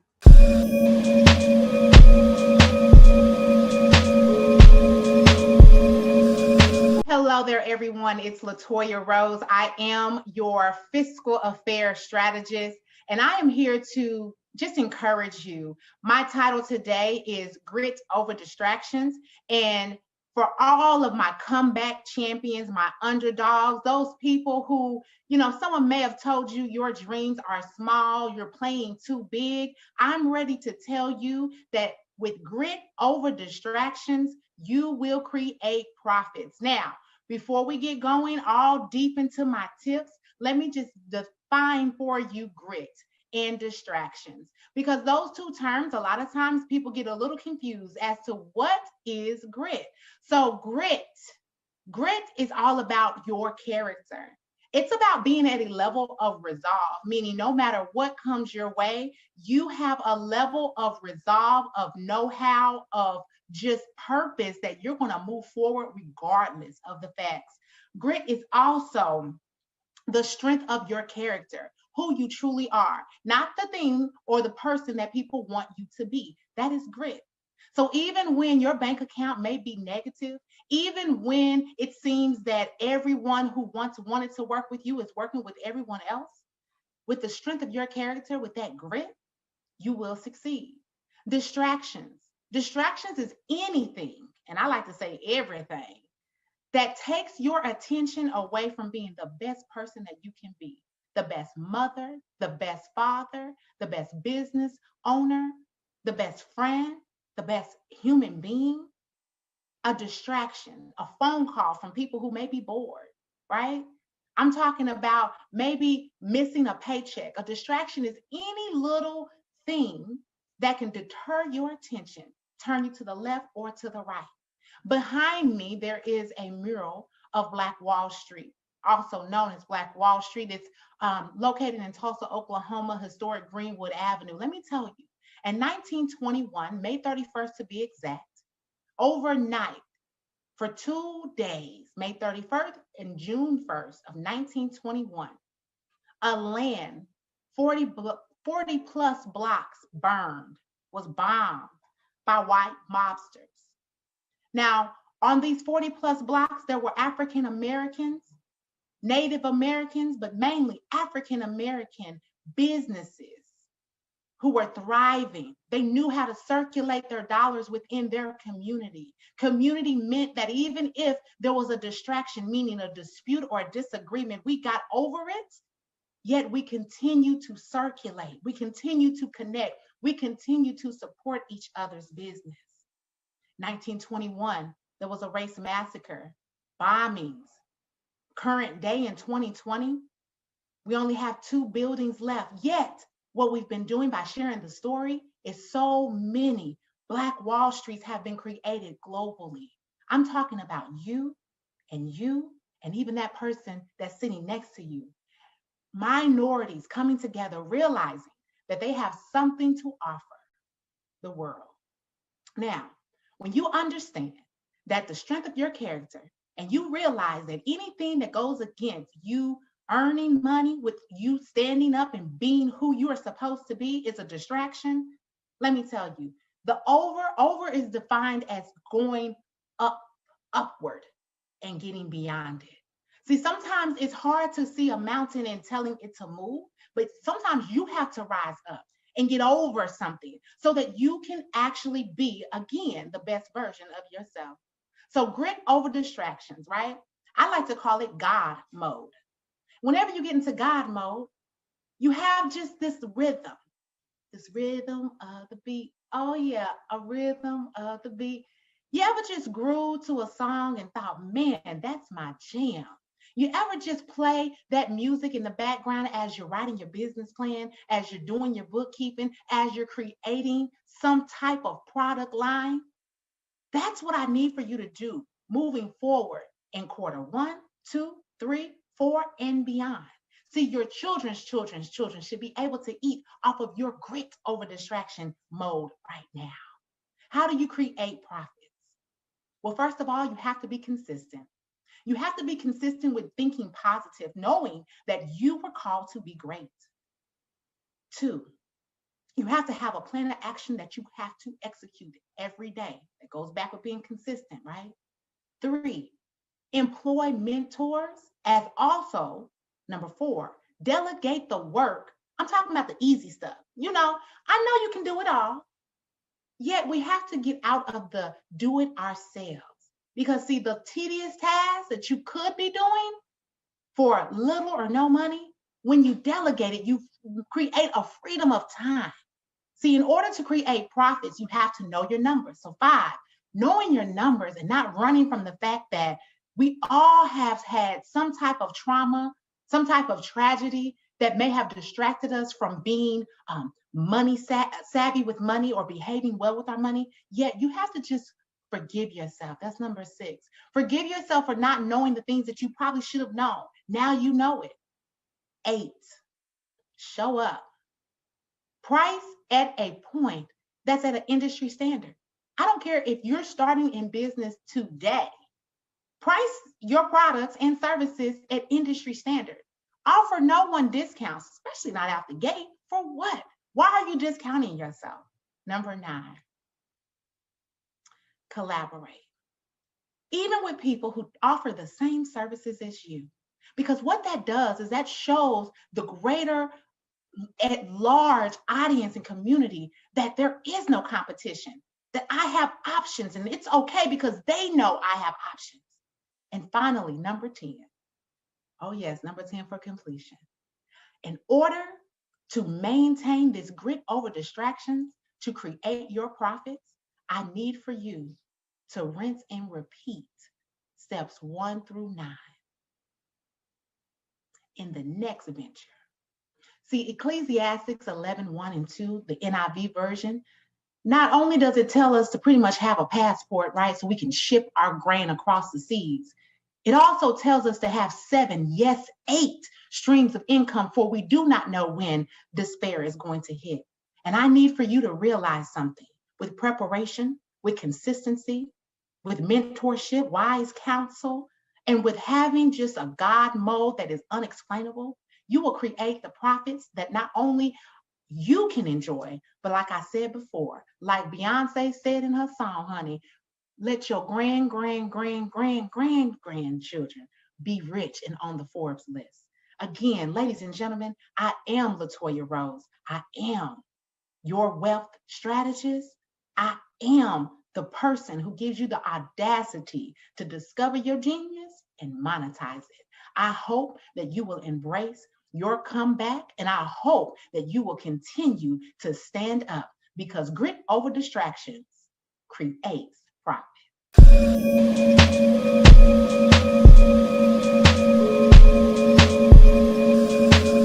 Welcome, everyone. I'm Michelle Teague from A Teague of Your Own, and it is a beautiful day in the neighborhood. Several years ago, right after a ceremony installing the officers to a women's group that I belong to, I stepped up to the podium, looked out at the 50 or so women who were sitting in the audience, and I could see they were full of smiles. You could see hope and happiness in their eyes. And then it hit me. Oh, heck, I'm their leader. They're waiting for me to say something. They're waiting for me to do something. I had a choice to make of what kind of leader I was going to be for them. There are lots of bad leaders out there, and I certainly didn't want to be one of them. But there's lots of good leaders out there too. I thought to myself, what kind of leader would I want to follow? I want to be that leader. Think about some of the leaders you admire. What do they have in common? How would you describe them? Many people would say that a great leader is honest. They're trustworthy. They have integrity. Most would say leaders communicate well, they're confident, and they're able to make good decisions. Great leaders hold themselves accountable, not just to themselves, but to their followers. They inspire others to go above and beyond, always putting other people first. Great leaders think about what is best for their followers. Who wouldn't want to be a great leader like that? Let's take a look at what you can do to be the leader you want to follow. We're going to take a look at 3 different areas to help you become the leader you want to follow. We're going to look at the differences between managers and leaders. We're going to discuss both the golden rule and the platinum rule. And we're going to describe how you need to choose between simply surviving or succeeding. And at the end, I've got a free resource that will help you become a better leader, one that you will want to follow. First, let's take a look at the differences between being a leader and being a manager.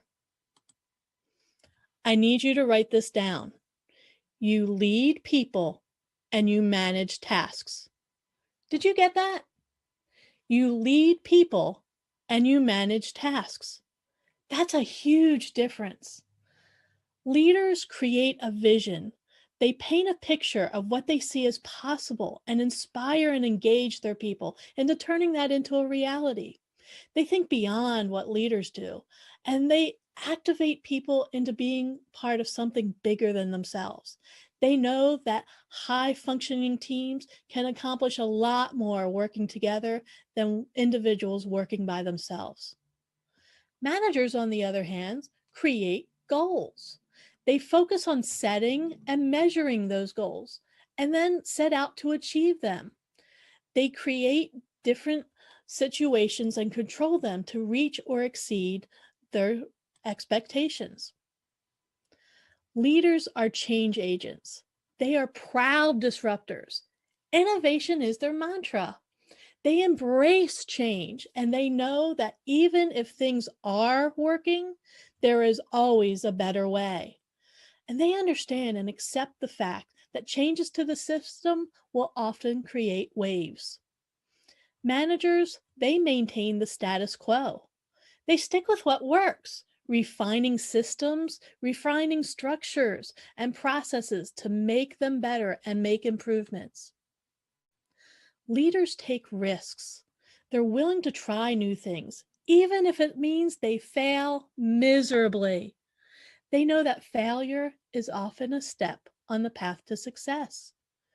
Conversely, managers control risk. They work to minimize risk. They seek to avoid and control problems rather than embracing them. Leaders grow both personally and professionally. They know if they aren't learning something new every day, they're falling behind. They remain curious and seek to remain relevant in an ever-changing world of work. They seek out new people and information that will expand their thinking. Managers rely on established skills. They often double down on what made them successful, perfecting existing skills and adopting proven behaviors. Leaders build on relationships. They focus on people, all the stakeholders they need to influence in order to realize their vision. They know who their stakeholders are and spend most of their time with them. They build loyalty and trust by consistently delivering on what they promised. Managers build systems and processes. They focus on the structures necessary to set and achieve goals. They focus on the analytical and ensure systems are in place to attain desired outcomes. Leaders coach people. They know that people who work for them have the answers or they're able to find the answers. They see their people as competent and they're optimistic about their potential. They resist the temptation to tell people what to do or how to do it. Managers, they direct people. They assign tasks and they provide guidance on how to accomplish those tasks. Leaders create fans, and we're not talking about your average fan. They have people who will go beyond following them. Their followers become raving fans and avid promoters, helping them build their brand and achieve their goals. Their fans help increase their visibility and their credibility. Managers, they have employees. They have staff who follow direction and seek to make sure that the boss is happy. Are you a manager or are you a leader? Sometimes if you're an entrepreneur, you might have to be both. Maybe you're working for a small organization where you have to do both. For the women's group that I was leading, I chose to be a leader because that's what they needed. Next, let's take a look at both the golden rule and the platinum rule and how great leaders can use this information to better communicate and lead their followers. Just about everyone has heard of the golden rule, which goes something like this: do unto others as you would have them do unto you. In other words, treat other people in business and in life the way you want to be treated. Dr. Tony Alexander writes in his book, The Platinum Rule, that the golden rule doesn't always work. Everyone is different. And the truth of the matter is that in many cases, what you would want to happen to you isn't exactly what your business partner, your employees, your customers, or your investors would want done to them. Dr. Alexander's book explains the platinum rule.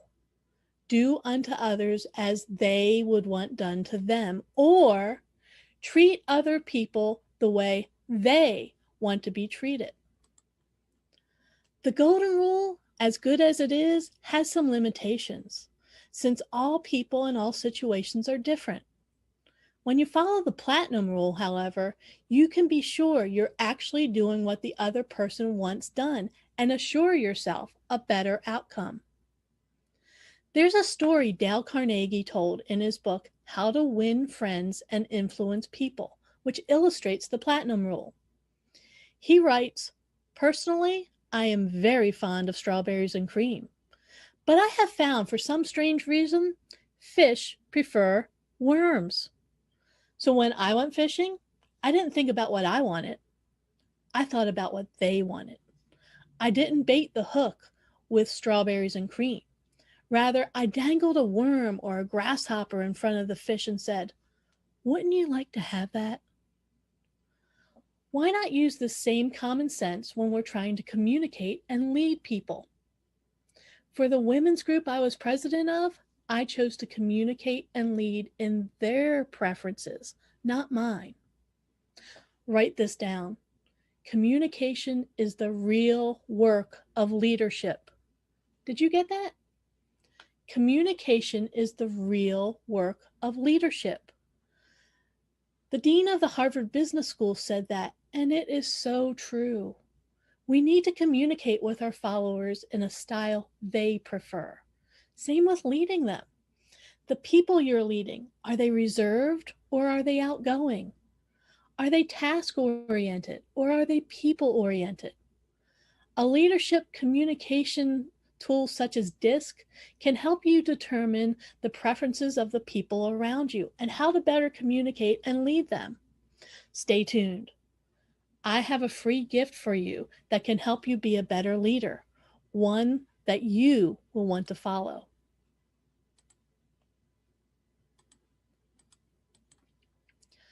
Finally, we're going to take a look at how great leaders choose to move an organization from beyond surviving to thriving and succeeding.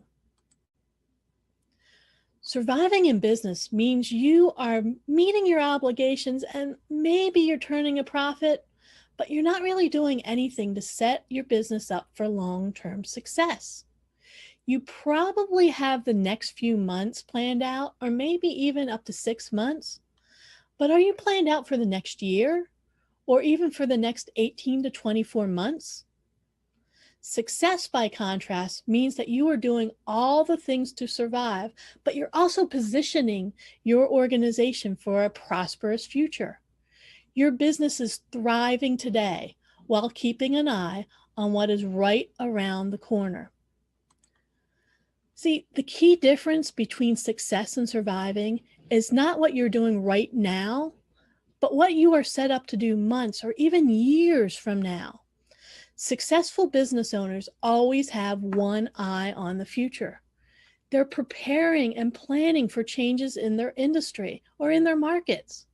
They're looking for ways to increase their market share while preparing for the lean times that most businesses face. They invest in new employees, new ideas, and new equipment with the goal of ensuring prosperity felt today will last long into the future. They also invest in marketing their organization to increase their customer base. All of this takes time. Write this down. Success doesn't happen overnight. Did you get that? Success doesn't happen overnight. As Steve Jobs once said, overnight success stories take a long time. You have to be willing to put in the effort, to put in the hard work, to put in the time to be successful. What are you going to choose? A great leader will choose to thrive and succeed. They will choose to put in the time and the hard work to help their people and their organization be successful. Your followers need to see that you are willing to roll up those sleeves and work right alongside of them to get things done. They want to see you as a role model. To succeed, you can't ask people to do what you aren't willing to do yourself. You need to lead by example. For the women's group that I was president of, I chose to succeed and to lead by example. You see, being a leader you want to follow is really about choices. What are you going to choose? Are you going to choose to be a leader or a manager? Are you going to choose to communicate and lead people how you prefer, meaning the golden rule, or how they prefer, meaning the platinum rule? Are you going to choose to simply survive? Or are you going to choose to thrive and succeed in your business? To be the leader you want to follow, you need to make a choice and you need to lead by example. Do you know anyone, could be yourself, could be a family member, could be a friend, who's struggling with team members not communicating with each other or aggravated with the conflict that prevents their teams from working together to accomplish their organization's goals? Or maybe, just maybe, what keeps them up at night is the thought of not having people ready to fill management or supervisory roles. What if it didn't have to be that way? At A Teague of Your Own, we help people lead to succeed, communicate to elevate, and build teams to fulfill dreams. As promised, I have a free resource for you. Simply go to our website, ateagueofyourown.com, and sign up for the free leadership discommunication tool. It will help you follow the platinum rule by providing you with insight into how to best communicate and lead the people around you based on their preferred styles. Thanks so much for joining me. With the right choices, I'm sure you are going to be a great leader and you are going to become the leader you want to follow.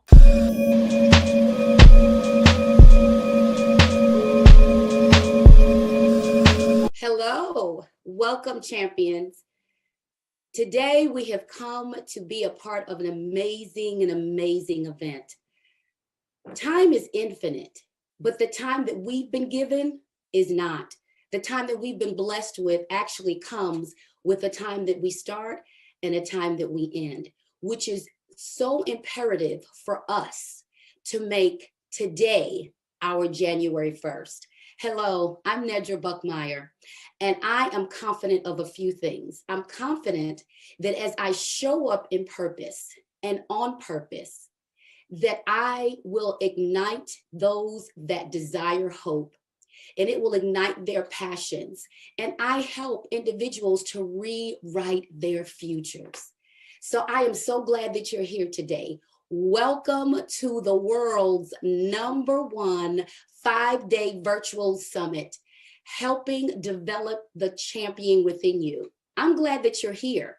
I believe that you're here today because you've already accomplished many things in your life. But there are still some things that you desire to accomplish. So I'm glad that you've joined me today because we are going to talk about how to navigate from hope to fulfillment. As I've experienced success as well as failures in my life, I've actually come up with a fun acrostic or acronym, if you would say. Hope is heightened optimism, passionately expecting. Is something that you are passionate about. So it's heightened, you are optimistic about it, you are passionately expecting it. And that's one of the terms that I use when I'm trying to help individuals navigate from hope to fulfillment. So I'm so glad that you've joined me today.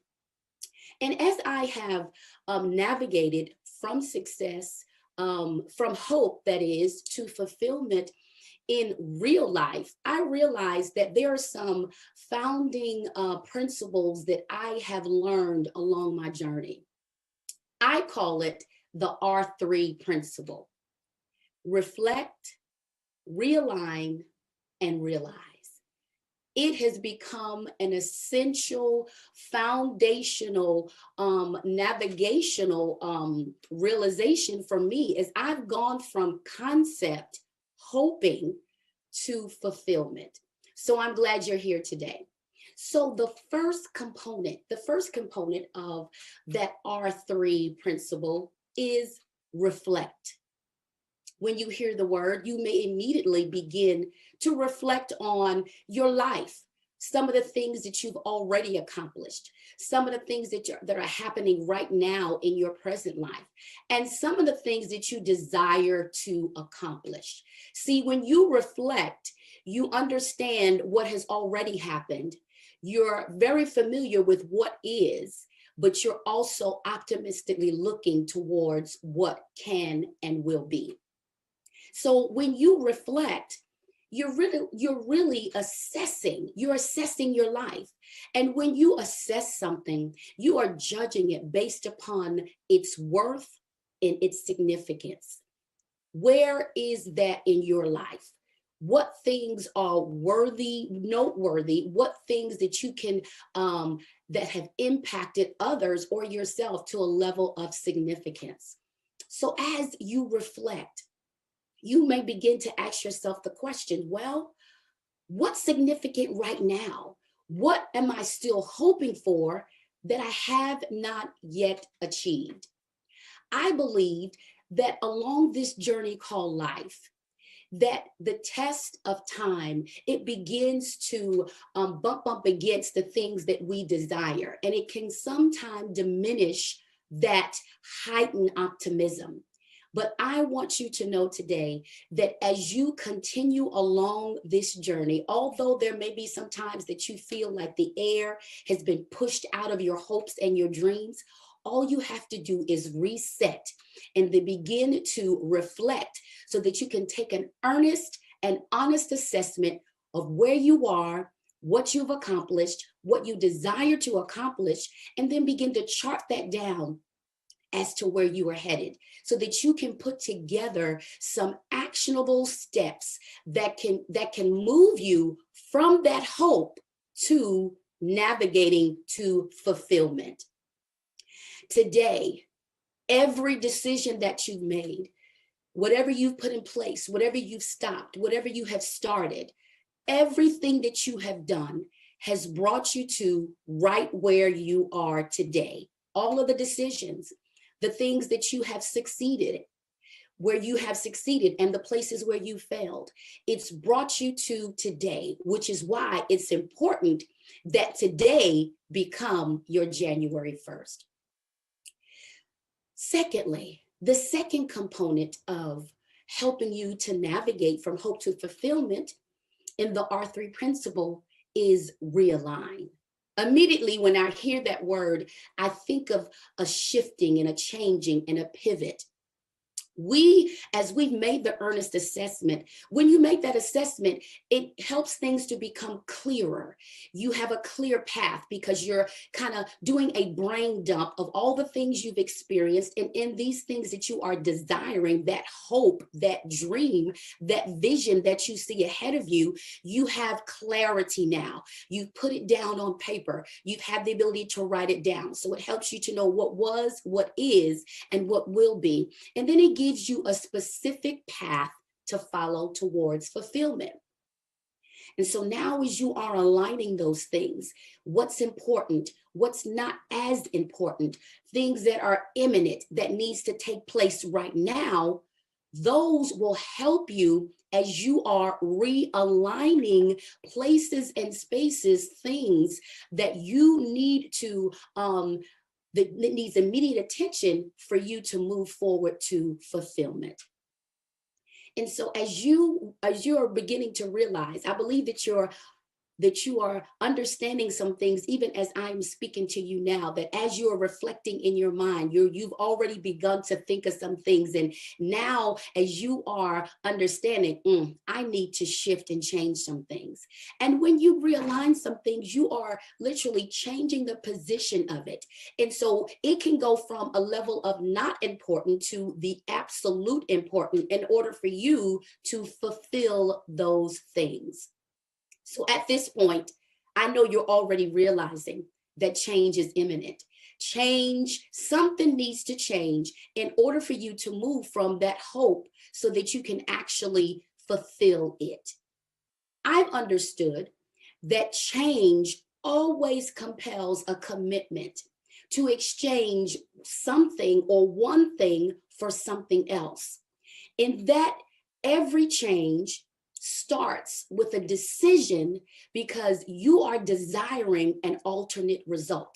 There's something else that you are desiring to achieve or see happen, which is why you realize as you are aligning these priorities, aligning these desires, aligning these hopes so that you can actually walk in fulfillment.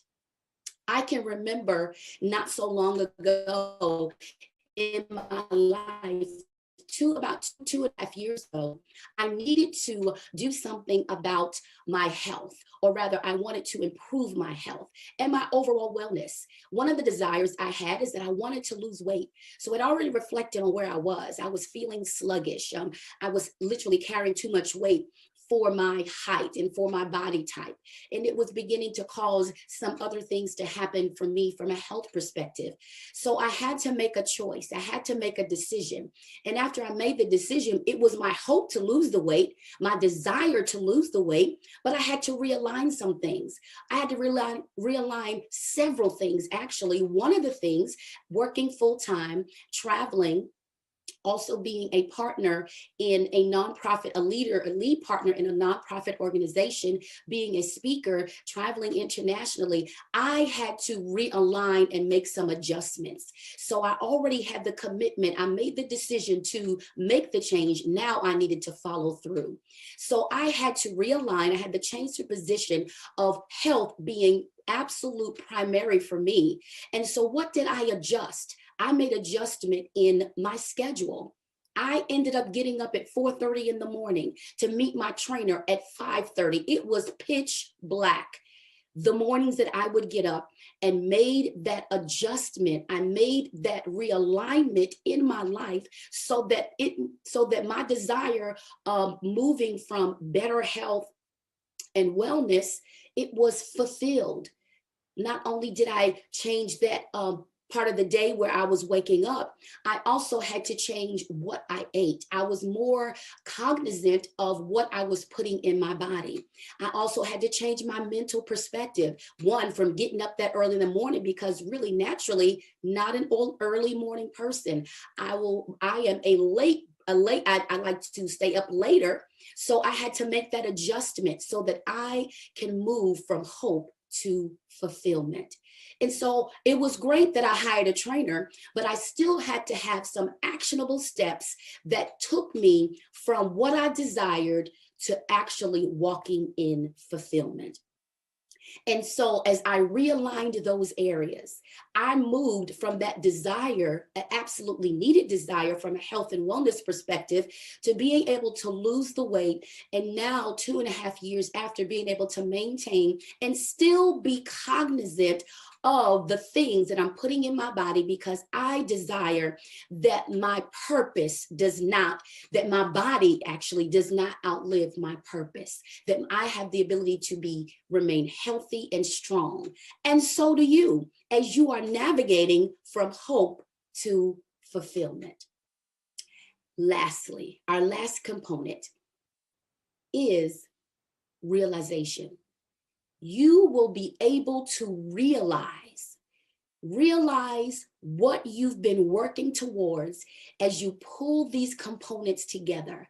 Once you've reflected, you've made the earnest and the honest assessment. You've gotten clarity from the assessment. You've put together some goals. You've written it down, because listen, it's not real until you write it down. So you've written it down, and now you're making actionable steps to move toward that place of fulfillment. Reflection coupled with realignment will help you realize your hope. And when you realize, the meaning of that word is actual concrete evidence. You now have evidence that you've been able to not only reflect, realign, but now you have the proof in your hands. Whatever it is that you have desired to achieve, you have the capability to do that as you couple these together. No longer is it a hope, but it's now a realization. No longer is it a dream, but now it's a realization. No longer is it something that you're striving for, but now it's a completed task. It's a completed goal. You've finished it. Now you have the evidence. Remember, you can be the limitation or the solution to your success and what you desire to change and achieve. Because at the end of the day, you are the common denominator. You are the central focus in whether you are successful or whether you failed. And I believe that you've realized this throughout some of the things that you have already achieved. But as you are navigating from hope to fulfillment, I believe along your journey, you'll realize some things about yourself. You may realize some strengths that you did not realize you had.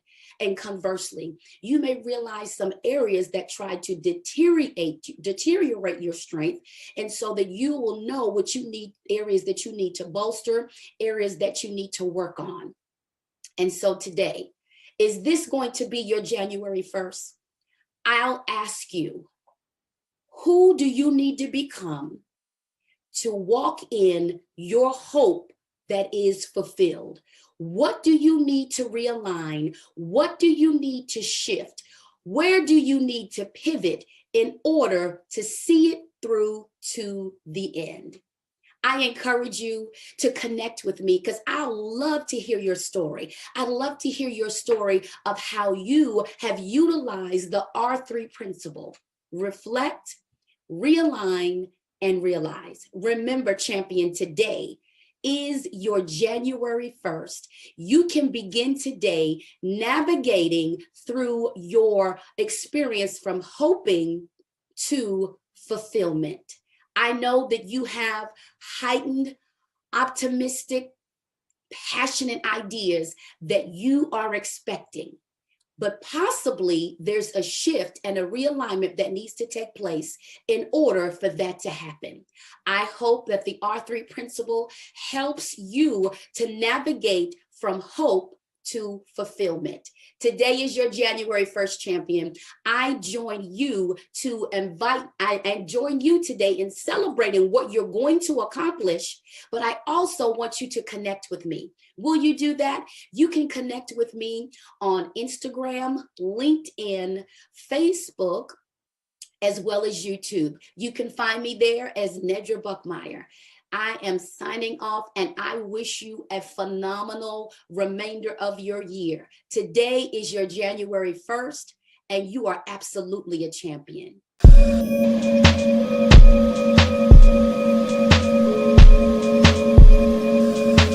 Queen, it's time to play your royal position. I'm your girl, Minister Nikita Davis, the proud CEO and founder of Jesus Coffee and Prayer Christian Publishing House, the #1 Christian publishing house in the land. And I'm honored to be here with you on this amazing summit, the Comeback Champion. Come on, y'all. Look, if you made it through 2020 and you are here and you are under the sound of my voice, you are a comeback champion.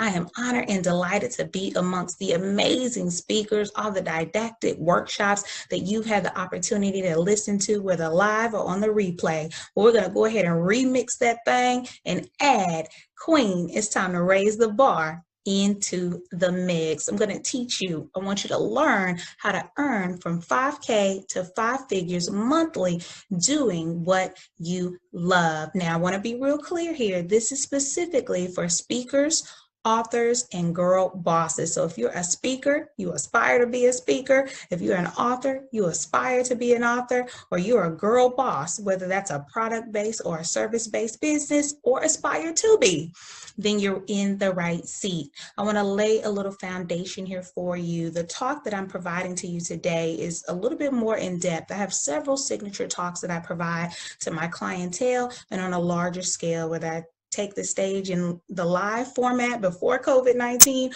or virtually here today. The first one I talk about is called the Queen Play Your Royal Position, and there's 5 key components there. That's really where we get clarity about who you are, whose you are, and what God has called you to do. This is the level up. So if you're listening to me now, you're listening to part 2, the level up portion. And that's why we call this one Queen, Raise the Bar. See, after you're already playing your royal position, meaning you've stepped out on faith and you're doing the thing that God has called you to do in your speaker, author, girl, boss business, now it's time to raise the bar. So today I'm going to give you those fundamental tips so you can do just that. So I pray that you already have pen and paper and you are taking these bite-sized nuggets to get you in the game, because if you do it right, you should be able to apply this immediately if you're not already doing it and make money. I've had clients take a course similar to this, and within 2 days, they've already told me how they've been able to level up and increase their revenue, their profit, their bottom line from listening to some of the fundamental pieces I'm about to share with you. So let's go ahead and jump right into it.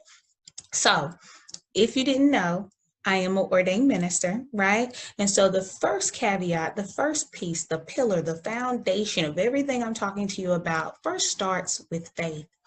I know it seems so cliche. I know it seems like, well, yeah, that makes sense, but you'd be surprised how many people set out on a mission, set out on a task, set out to do the unimaginable, and they don't have any faith. They don't have any courage. They don't have any guts to do it. It's just an idea. It's just a thought. It's a dream, but they don't have the faith to do it. So they remain stuck and stagnant. My hope, my prayer is that that is not you, that you have faith of more than a mustard seed. And if you're under the sound of my voice, you are ready to activate and ignite the thing that God has called you to do. You've been doing it. You've been dibbling. You've been dabbling. Now you're really ready to make it pop. And that's why you're here. So the first piece that you need to write down on your paper, pen, pad, live or replay is faith. That is going to be monumental to you having the courage, the heart of a champion, right? A comeback champion to take it to the next level. You got to have that. So for me personally, it was getting in my word. Again, I know everybody listening may not have the same belief system, but I just got to tell you what worked for me, right? And what worked for me was getting in my word.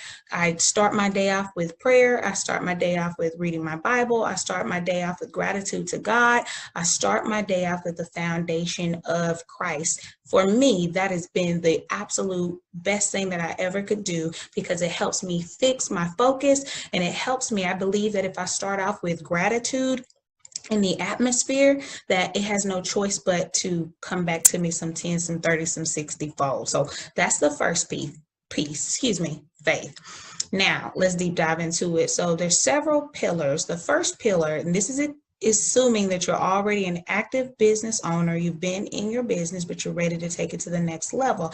I want you to get real granular in 2021 and beyond on your power of the pre-sale. Write that down. That's number 2, the power of the pre-sale. This is so pivotal. How do you vet and let people know or find out that people are really interested in your product or your service? You've got to find a way to vet it. And the best way to do it is to pre-sale. 98% of the products and services that I provide to my clients, whether they are establishing their own best-selling book, joining a collaborative book that I'm producing, which I've got several in the works for 2021, whether they're stepping on one of my global international stages like this, where they're going to be in front of thousands or millions, depending on the press that they provide, or whether they need help packaging their media, their marketing, and their PR efforts so that the world can truly know who they are. It's the pre-sale, meaning that I don't immediately provide a product as soon as they make a purchase towards my PayPal, my Stripe account, okay? So I want you to get really good at that. And I want to encourage you. You may say, well, I've tried to pre-sale this or I've tried to pre-sale that and nobody's purchasing it. It doesn't mean that it's not a good offer. It could mean that you're not pitching it right. It could mean that you don't have the right people being targeted that would see your product or service as a value. So I would encourage you to get back to the drawing board on that before you just ditch the idea altogether. So what I want you to walk away with is go back and look at your system, whether you have a product-based or a business-based, or excuse me, a service-based business, and look at your power of the pre-sale. Have you been doing it? Has it been effective? If it hasn't, can you make small tweaks before you just toss the whole program away? I encourage you to look back at that. I make the majority of my money on pre-sale on any product or service. And so I want to encourage you to do the same. You can be just like Apple or iPhone, how they sell out all the iPhones and people in front of Best Buy camped out in a camper.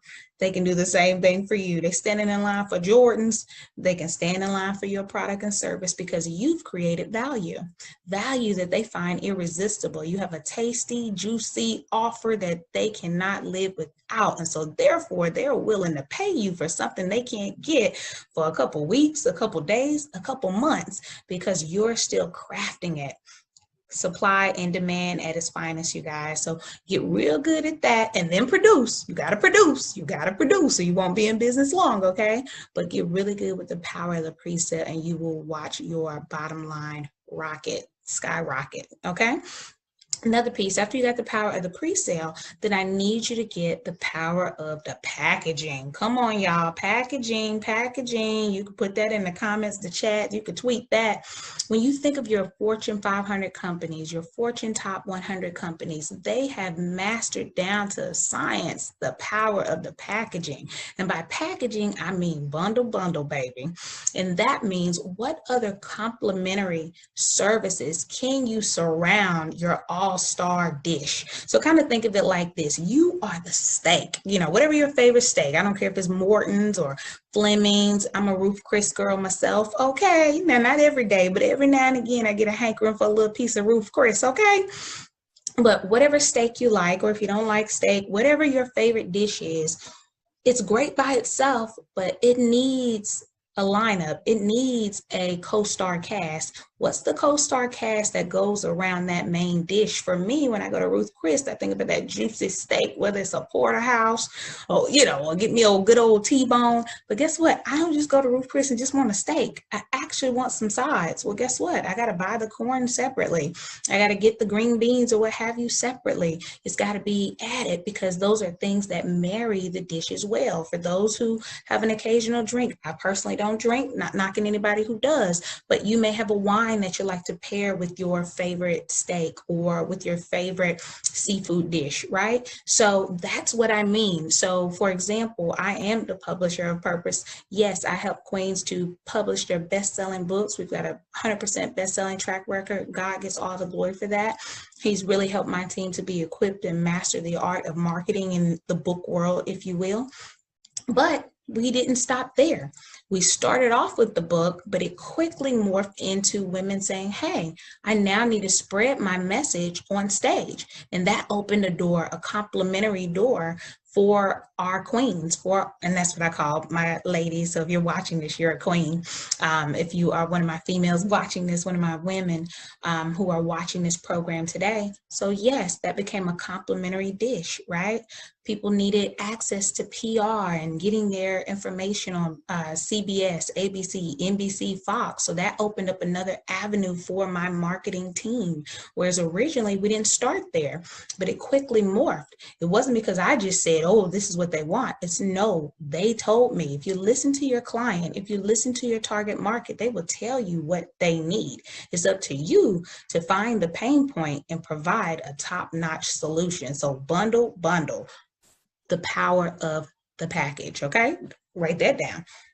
The next piece, after you've got your faith, you understand the power of the pre-sale, you understand the power of the packaging. Now, Queen, I need you to understand the power of the price. Cha-ching, let's get to the money, the coin, the bag, the Luchagrino, whatever you want to call it, okay? Now I'm having some fun, you guys. Business doesn't always have to be so square. We can still laugh and we can still smile because guess what? God gets all the glory and we can smile and laugh all the way to the bank, okay? So I want to help you secure the bag. And I'll just be honest with you. Many of the women, and I literally have helped in the past year during the pandemic, I mean, I just can't even count hundreds of women. I mean, probably close to 200-300 women become either best-selling, international best-selling authors, in addition to helping women get major media coverage, ABC, NBC, Fox, CBS, you name it. So just God has equipped me to be a connector of my queens, to get them in the right places and to get their brand, their product, and their service seen and heard, which ultimately should add up to the bottom line. But what I notice many times is they're not charging enough. They're not charging enough. When you price your products and services, yes, you want to look at the market. Yeah, you may want to look at the competitor, but can I be honest with you? I don't spend too much stock. I probably spend 10% there, if that, because for me, I don't care what anybody else is charging. It's not what other people are charging, it's what people are willing to pay. And how you create that is the value. Think about the years it took you in school, your college education. Think about your years of experience on your corporate job. Think about the years of life experience you had to go through, all the bumps and bruises and the heartache and the pain and just all of those things you had to endure. If you are providing someone your signature service, your signature program or your package or your product, then you're giving the best of you, all of that education, whether it be from school, whether it be from work, whether it be from life, whether it be from pain, you're giving all of that to them bundled up with a bow on it. They get to skip past all the mud and get straight to the solution with your help. What would somebody pay for that? I really need you to think about that. Stop cutting yourself short. And I know many times people will say, well, if I charge all of this, then I won't have any business. I'll be honest with you.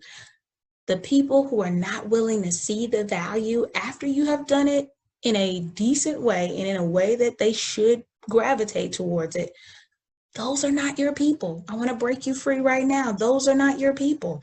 If you're doing what you're supposed to do and you've got the right target market and you've niched it down correctly and you're providing tons of value and you're doing all the right marketing and they don't want to buy at that price point, 9 times out of 10, you don't have the right people in place. If that's not the case and you do have the right people in place, then I need you to look back at how you're trying to attract the right people to do business with you. So my philosophy, and somebody may have said this before, so anonymously, if it's somebody else, forgive me, but my philosophy is to charge my value, add interest, and then add tax. I'm gonna say that again. Charge my value, charge what I'm worth, add interest, and then add tax. So I want to recommend and encourage you in this season in 2021 and beyond to charge your worth. No more shortcuts. You're overworking yourself. You're being underpaid. You're increasing the ability for you to be burnt out, which is the very thing the enemy wants to happen. Maybe he couldn't get you to stop from not going forth with the business or the book or the speaker or the author business, but now he's going to burn you out and you're going to stop on your own. So don't do that. People have to pay you for your time. You are valuable. Your time is outside of your life is one of the only things that you can never get back, baby. So your time is valuable. Stop giving all this free. There are certain things that can be free. You do got to crawl before you walk, crawl before you walk, and you got to walk before you run. However, everything is not free. Even for my folks that are in the ministry, amen, right? You've got to get paid what you are worth. Otherwise, you will burn out, or you'll find yourself in this rat race your entire life, never achieving your full potential. The moment I began to truly charge what I was worth, what I was bringing to the table, how I was making life-changing transformations in folks' lives, helping them level up, meet people they never met before, connect with people they never connect with, getting their business the visibility that it deserved. And I began to charge what I truly was worth. Again, what I was worth at interest plus tax. That is when I began to see my business just blow up, go from making $2,000 in January of 2019 to clearing almost $20,000 a month by the end of 2020. So what I'm trying to encourage you, and make a six-figure business in the first year of my full year in business. Matter of fact, it was less than a year. I hit six figures before it was a year. I think it was month 10 or month 11 that I was able to hit it. All the glory belongs to God. This is no brag or no boast, but I'm trying to tell you, I'm not telling you what I read in school. I'm not telling you what they told me at Harvard or on Forbes, which those are reputable companies.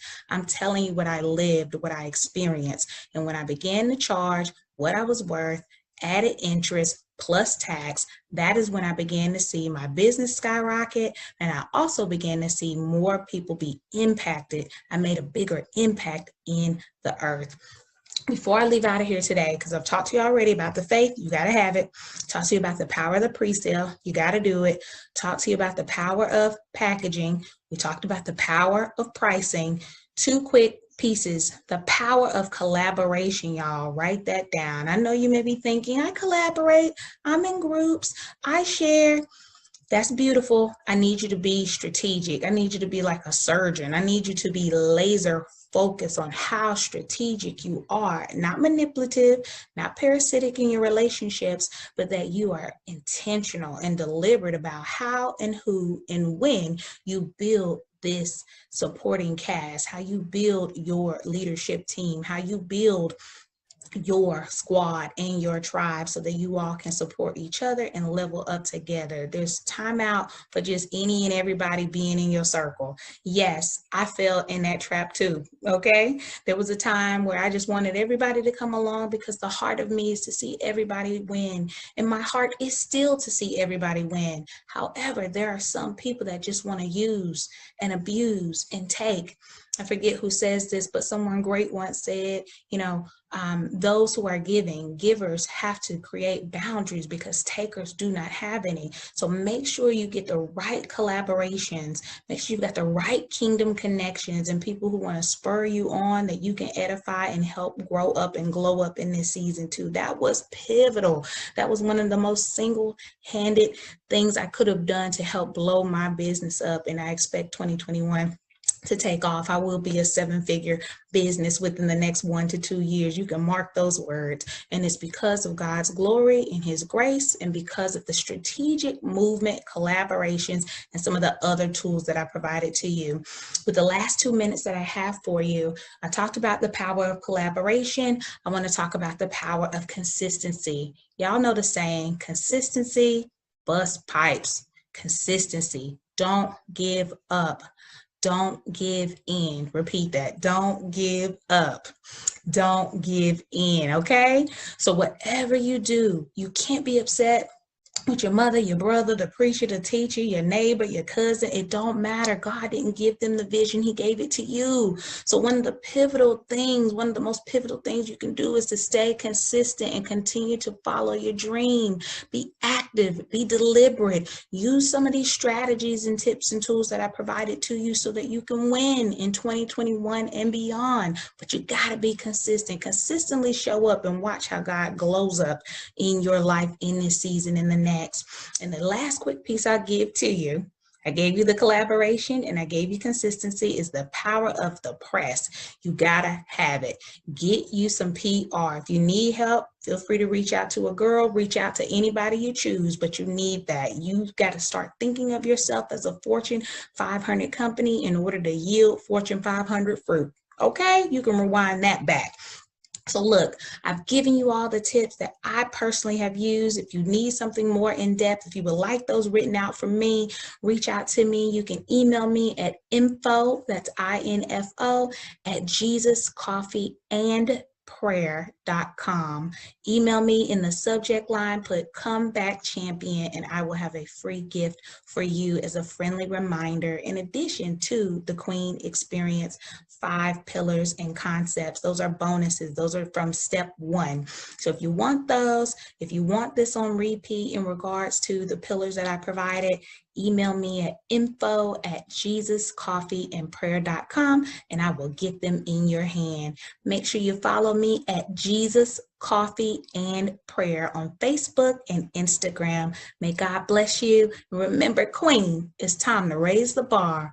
Learn and earn from 5K to 5 figures doing what you love. God bless. Have an amazing 2021 and beyond.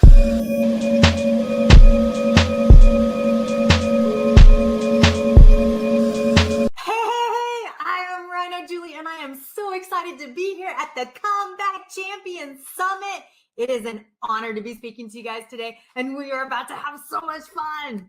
Guys, before we get started, I just have to tell you where I started. So I do own 3 gyms, and I've owned them for 16 years, but that is not how I started. I started 16 years ago. I was 65 pounds heavier.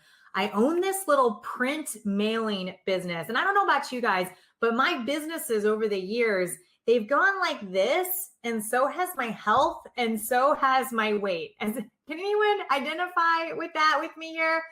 Oh my goodness. Okay. So 16 years ago, I just remember I was at a client's office and I was talking to them about their marketing and I was putting their package together. And this guy's name was Rusy Bostangiev, and he was really intimidating, okay? And I just remember I couldn't get my skirt. It was the skirt I was wearing. I couldn't get my skirt buttoned.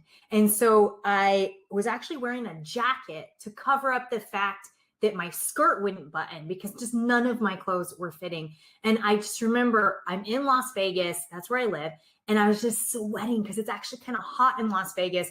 And my top button, my skirt was unbuttoned. And I was just so uncomfortable. I could hardly stand it. I was so unconfident and I was feeling so bad about myself. And I was driving back home after this meeting. And I remember hearing this commercial for this doctor, and the doctor said, "Hey, I will help you lose weight. Give me $500. And I was like, oh, it's a doctor. So I drove to this little house that was on Eastern, and it was renovated into offices. And I went in there, and I just remember this doctor giving me this diet plan where I was eating like this much chicken and just a tiny slice of tomato, and just this diet plan that I was put on, life was not worth living on this diet plan. I was grumpy. I was tired.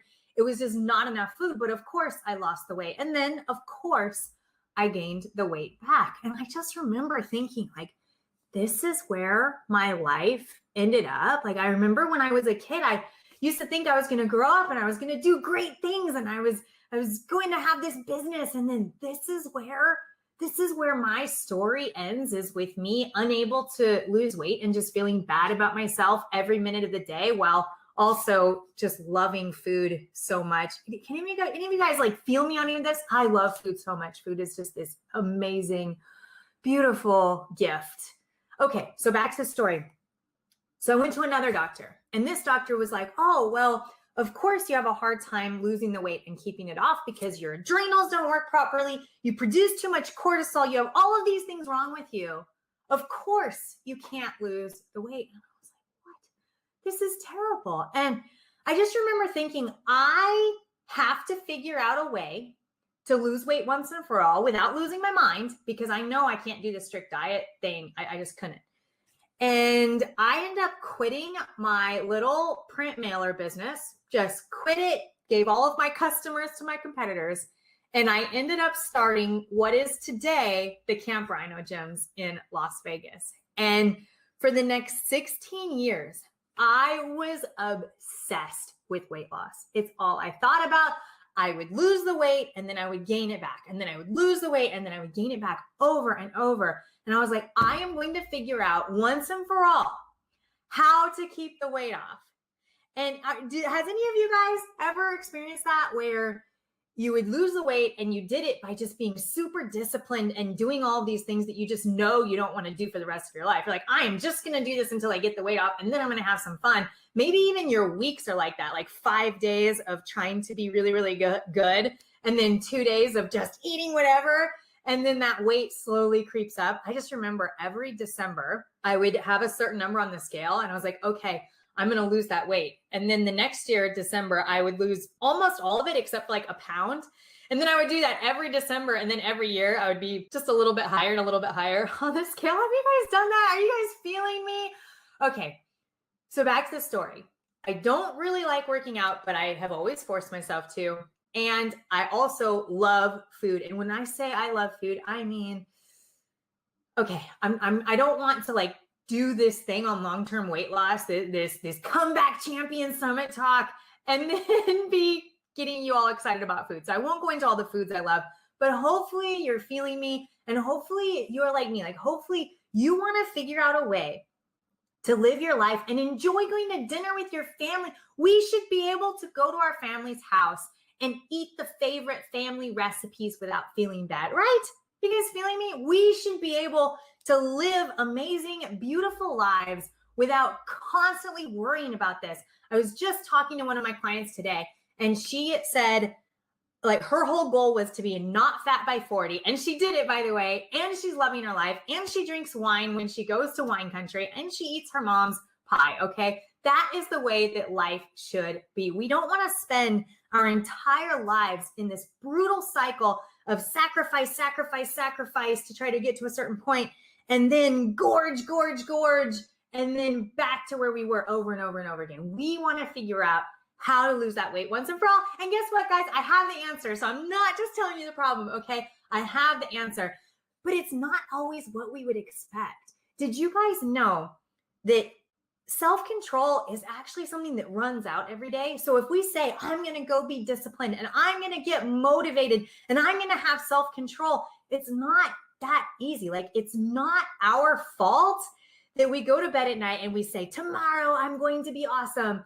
And then we wake up and then every interaction we have chips away at our self-control until all we're left with is the inability to choose wisely when it comes to lunch. And instead of having the healthy lunch that we wanted to have, we just go all out and just eat whatever we happen to be craving. So knowing that self-control is not really on our side when it comes to trying to make these long-term changes, what are we left with? I tell you what we're left with. We are left with choosing habits that we know we can implement into our lives with a 9 out of 10 certainty. And we're left with implementing one habit at a time until that habit becomes this healthy addiction, this routine that we just automatically do and we don't even think about it. And then we move on to the next one. And so is it okay if I tell you guys about something I made? So I made this for me, and it's called the Rhino 11 program. And by the way, I'm probably going to invite you guys all to come and check it out because it's the answer to this. So yes, like, it's easy for me to stand up and say, okay, you need to choose one habit for you to do. And then once you have that habit, choose the next habit. Okay, but what habits do we choose? What habits are the best for us? What habits fit into our lifestyle? What habits are we going to stick to that also give us those long-term results? Like, those are the questions that we need to ask. And I'm just going to give you an example. So a lot of you guys are just these high achievers. You're these A-type personalities. You guys like go for things and you go hard. So maybe all of the times before that you tried to exercise and eat healthy, like, you went all out and you did all kinds of crazy, unnecessary things. Like keto, unnecessary. It's a means to an end. Like, it is a way that people have used to get, like, to lose weight. And for some people, it's a great way because they love protein and vegetables and, it's a great way for them, right? But for other people, keto is extreme and it's hard and it makes them grumpy and sad. I'm talking about myself here. I get grumpy and sad on keto, right? So you guys have tried these maybe extreme things and then they're not sustainable. Did you know that the number one requirement for long-term weight loss and health is picking something that you can stick to? That's the number one thing. And so we're right back to talking about these habits and saying, okay, we need to pick one habit that we can stick to. And let's say that you say, I don't have time. I don't have time. I am a busy entrepreneur. I am a busy working professional. I do not have time to exercise, or insert whatever you want on that line. Some of our members in my Rhino 1-1 program, they are waking up every morning, and right after they go to the bathroom, you know, we all go pee first thing in the morning, they go and they just hold plank. So they just hold plank on their hands and on their feet for as long as they can. And I have one girl, she lasted 2 seconds the first day. And then the next day she did it, she lasted 5 seconds. And the next day she did it, she lasted 7 seconds. So do you have 7 seconds for me? Do you have 30 seconds for me that you can hold plank, that you can knock out some squats first thing in the morning or right before you take a shower at night? We can find that time when you're waiting for something to come out of the oven, or maybe you're like, who knows, maybe you're at your desk right now. Like, I'm always squatting at my desk. I'm always doing push-ups on my desk, just trying to get any little bit in that I can. And guess what? All of that counts. You don't have to go and do these crazy hour-long routines at the gym to get results. Isn't that cool? So more importantly than getting into a program that's super hardcore or that's going to help you do X in X amount of time, the most important thing is picking something that you know you can stick to. And if it's just doing a 30-second plank every morning, that's where we start. But here's the kicker. This is the secret, right? Is that you have to celebrate at the end of each day and at the end of each week. You have to celebrate that you did that thing, because motivation does not happen without celebration, guys. Our brains are wired to where when we focus on the wins and we focus on what we did and we celebrate what we did, then we're motivated to continue.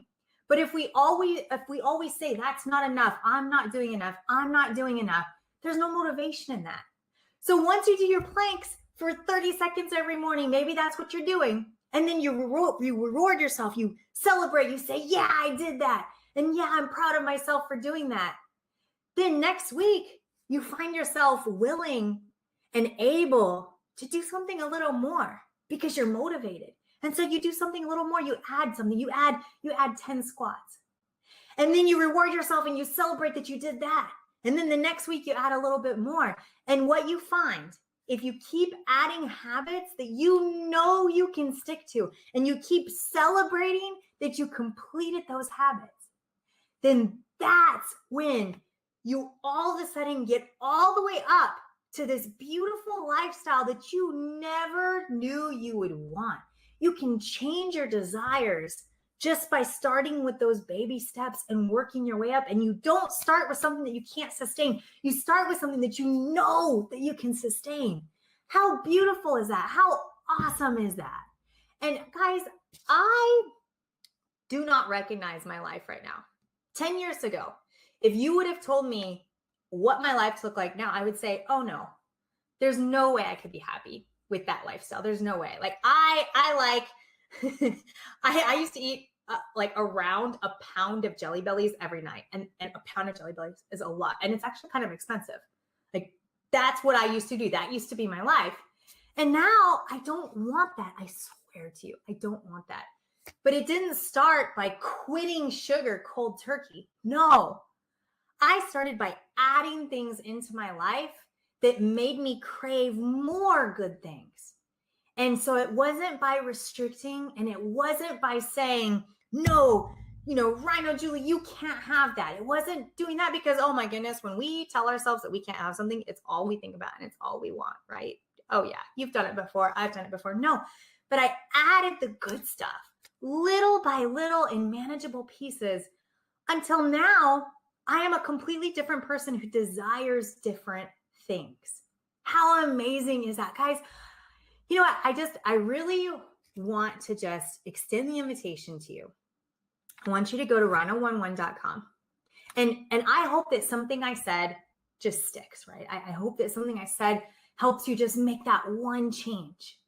But I want to invite you to come into my Rhino family.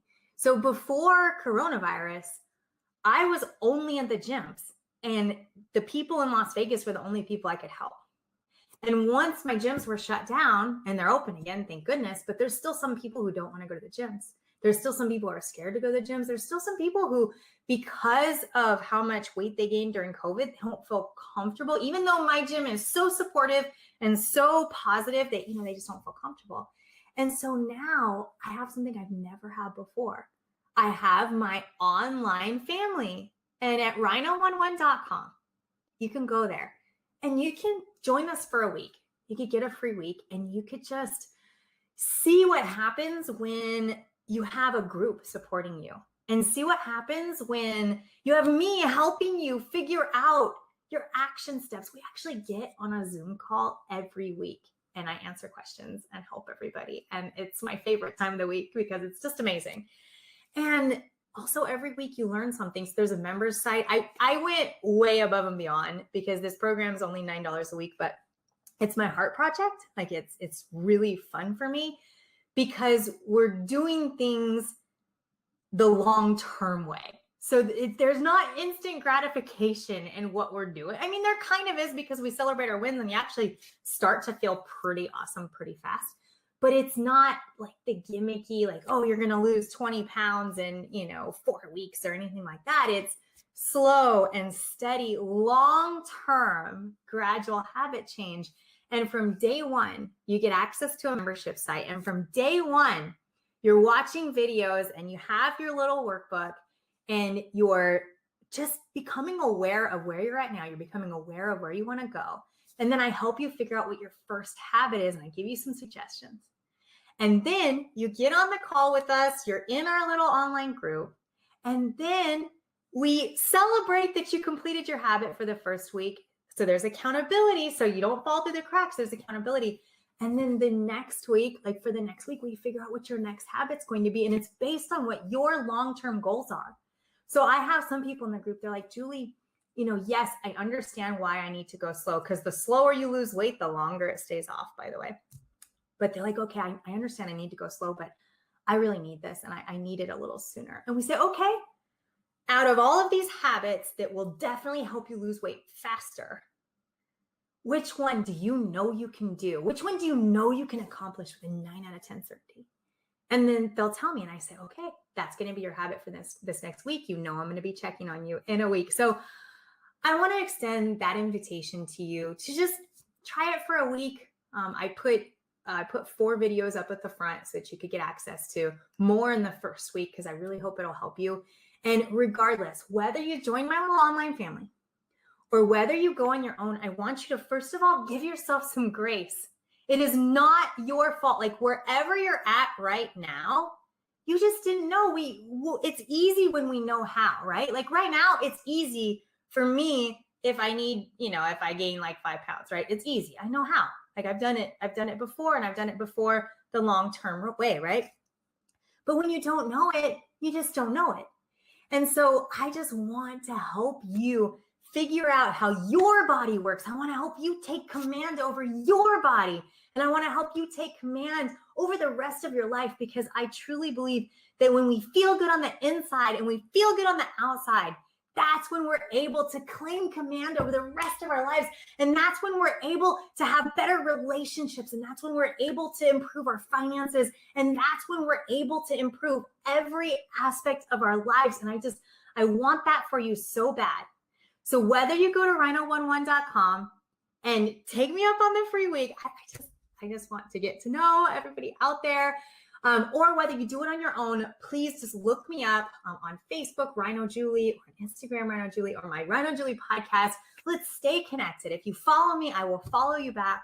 I would just love to be as connected with as many people in the world who want to improve their mind and their body, and who want that inside and out joy and happiness improvement. So guys, I just want to encourage you, from someone who is the comeback champion, of losing weight, someone who's been told by doctors that I would have a hard time losing weight if I could at all, for someone who has gained and lost weight publicly as a gym owner over and over and over, I just want to encourage you guys to be the comeback champions in your own life and claim command over your bodies so that you can claim command over the rest of your lives once and for all. I look forward to connecting with you guys, and I just cannot wait to see what the future brings all of us.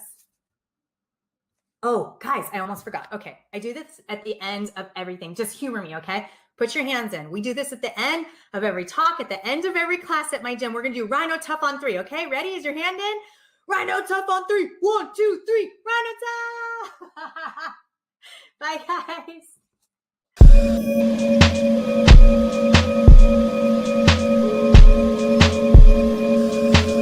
Hello, everyone, and thank you for attending the Comeback Champions Summit. I want to thank Shay Brown for giving me the opportunity to come here and share my story with you all today.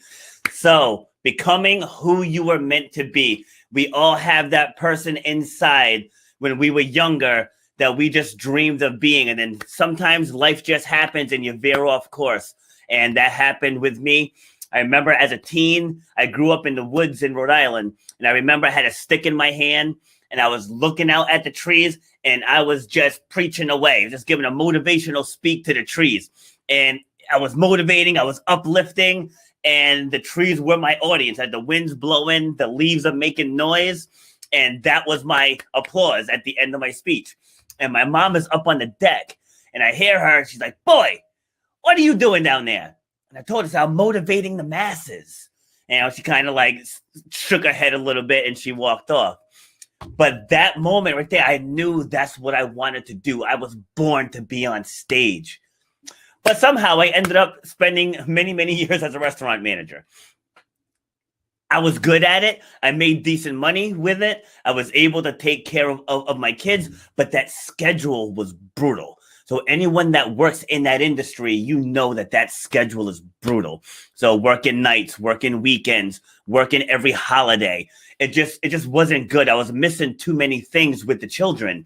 And I always had dreams in the back of my mind of being out there with the trees and just imagining myself in an arena full of people just pouring out from my heart.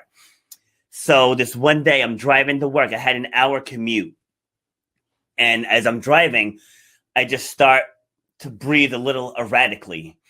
And then my heart started racing. I started pouring in sweat.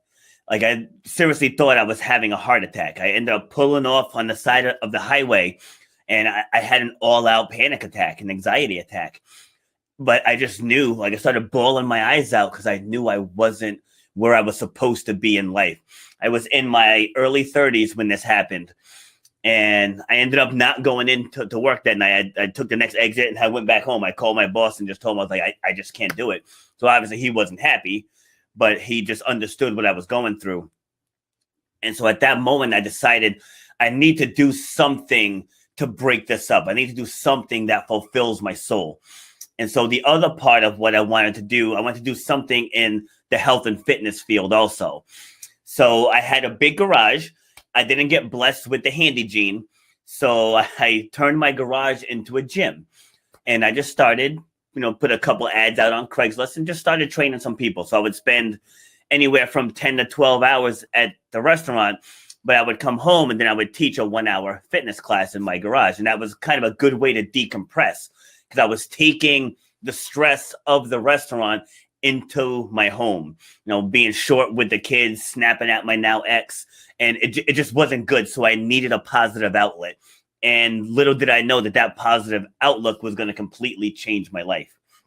So from there, it just started to grow just organically. People started bringing other people in. And this was right when Planet Fitness started popping up all over the place. So there's these $10 gyms, and I had people paying me at the time. It was 5 times as much. I'm more than that now, but back then I was only charging $50 a month for three classes a week. And it just grew, and it grew to the point to where I had to rent space at a facility. And that was great. So another thing I wanted to do too is I always had dreams of being a DJ. So I had the most ghetto DJ booth that I built because, as I said earlier, I don't have the handy gene. So it was just old wood that my dad had out in the yard. I got it, I nailed it in. I made a stand. I bought a mixer. I bought the 2 turntables. Younger people, you guys don't know about turntables. So I bought the 2 turntables. I bought the DJ speakers, and I had my little system all set up. So, and I'll show you where that ties in as the story goes on. So what I wanted to do is I wanted to do something in the health and fitness field. I wanted to be a speaker and motivate people, and I wanted to be some type of DJ. But I fell into the restaurant trap. So now, as things are starting to progress in fitness, lo and behold, I lose my management job. So talk about the universe speaking, because I was putting out some good into the world, but I had that comfort of that steady paycheck coming in from restaurant management, along with, the benefits that go with it. So it was a little scary at first. My ex was pregnant with my twin boys, children number 4 and 5. Yes, 5 kids. So I remember I picked up the phone and I called. I was like, hey, great news. She's like, ooh, what? With the excitement in the voice. And I said, I lost my job. And she's like, what? And I'm like, you're 7 months pregnant with twins and already with 3 other smaller kids in the house. She's like, what do you mean you lost your job? How is that good news? I was like, no, it's good news because I don't have to do that ever again. Because remember, I wasn't happy. I wasn't fulfilled. I was coming home grumpy all the time. And she's like, well, what are we going to do about money? I'm like, we'll figure that out. I said, I have to follow the dream. It's like, I was meant to be a certain person. I was meant to be doing a certain thing. I was meant to be impacting people's lives. And yeah, I was training and developing people in the restaurant industry, but it wasn't fueling my soul. So there's nothing against the industry. It just wasn't for me. So I was like, yeah, we can make this happen. But now there's a whole process, because it definitely didn't just happen. I didn't have great credit. I didn't have savings. I didn't have any business background. I dropped out of college, not once, not twice, but 3 times. But you got to look on the bright side. I at least started it 3 times. See, so there's got to be some type of silver lining there. But I dropped out 3 times. So I didn't have that background. But what I did have was a lot of skills that I learned being a restaurant manager. So learning the hiring, firing process, learning sales forecasting, budgeting, income statements, so on and so forth. So I actually had a lot more knowledge than I gave myself credit for. But I said, I'm just going to focus on helping people change their lives. As long as I focus on that, doors are going to open. The universe always gives back when you put out good. So I remember speaking with my parents and my mom, because, like I said, it took a minute for things to pick up. So we struggled for the first few months. And my mother was like, how much longer are you going to keep this up? Like, you need a steady income. And I told her, like, I know I'm getting close. Like, it keeps growing. Like, I'm getting close. It's going to happen. So finally, the time came for me to open up my own facility. Now, I had written it down on a piece of paper, maybe a year and a half prior, what I wanted my gym layout to be. And so I wrote it down in a notebook, and, the notebook was somewhere just collecting dust. But what had happened was I was renting space in a facility. I had 41 people in class. And at the end of class, one of my clients approaches me and says, Rob, why don't you have your own facility? And I said, stupid choices when I was younger that I'm still paying for now, credit wise. I said, and I don't have any savings. And he's like, really? He's like, I'm going to talk to a friend of mine. We'll see if we can help you out. So 2 of my clients, we met. They put me through like a Shark Tank style interview, and they decided to back me. And we opened up a 5,000 square foot facility. And so I got the fitness part down, but now it's like, what style of fitness do I want to do? Because as I said, I wanted to be a trainer. Like, I don't want to just help people lose weight. Like, I want to inspire people to change their lives. And so I said, I think I can do that using fitness as the platform, because there's many different platforms to do it. So I wanted to do it using fitness. And having a facility like that, you got to have a banging system. And that's where I was able to scratch the DJ itch because I control the music, what I'm playing during class. Had a microphone, and I was in my happy place once we got this place open. But I'm going to talk to you really quick about the power of vision. So as I said a second ago, I wrote down what I wanted the layout of the gym to be. So a year and a half prior to my clients approaching me about collaborating. And we were going around looking at different sites, and we walked into this one site. And when I tell you, this place was a dump, it was an absolute dump. It smelled. There was mold. I don't know if it was mold, but it was just stained up carpet. There were holes all over the wall. It used to be a call center. So there was like, just little phone jacks all over the place. And it was just dirty, dirty, dirty. But I walked in and I immediately went back to what I had written down. The layout was perfect. And I said that, and my partners looked at me like, this place is perfect.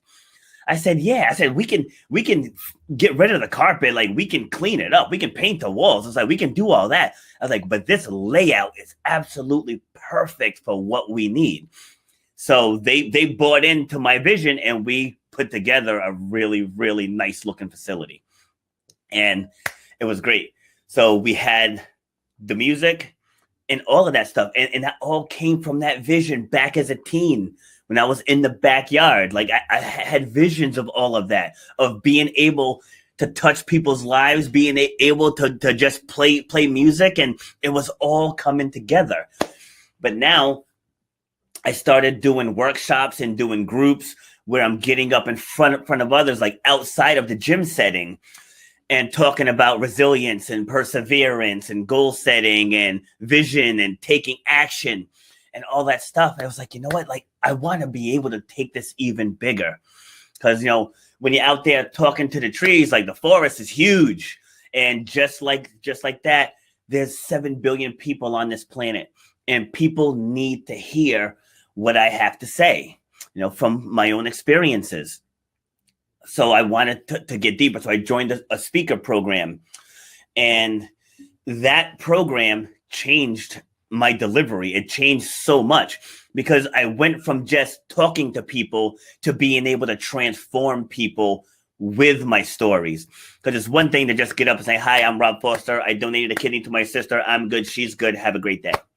Right? That doesn't inspire anyone. But without going into the whole story, but if I say, Christmas Day, 2009, I'm getting the table ready for dinner. And then the phone rings. And when I answer the phone, I see it's my sister calling, thinking she's calling to say, hey, Merry Christmas. How are the kids? And I talked to her kids, and it was but she had a somber tone in her voice. So I knew something wasn't right. And I was like, sis, what's going on? And she tells me, I just went to the emergency room with pain in my leg. And from the testing, they found out that my kidneys are operating at 15% function, and they're going to fail. And I was definitely not expecting to hear that, but just see the difference in that delivery.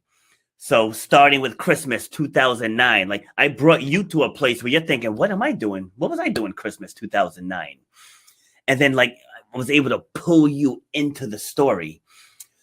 And that's what I mean about this power in the things that you go through. There's absolute power. So to make it all come full circle now is I've created a program called Speak About Yourself Out Loud. And in that program, I teach you how to take those stories and how to craft your experience into a powerful message. Because it could be something so simple. Like I'll share another quick one with you about an apple bob contest. So anyone over the age of 35, you should know what the apple bob contest is. So back in the day, we used to do it in school for our field day. People wouldn't think twice about doing that now with COVID being around. But I remember waiting in line.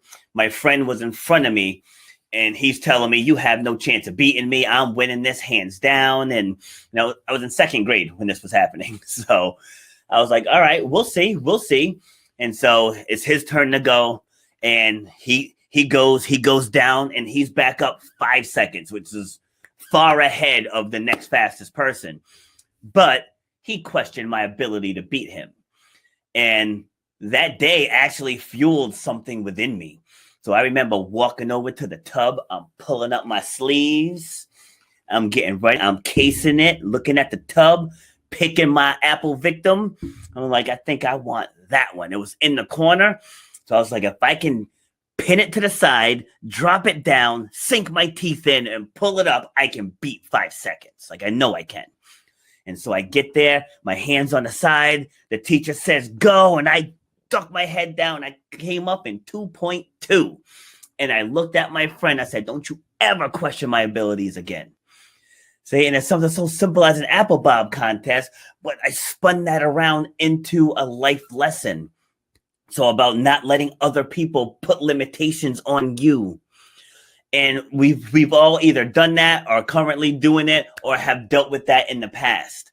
Is don't let people put limitations on you. Whatever your goal is, whatever your dreams, your hopes, your wishes, you can make that happen. You have the power to become who you were meant to be.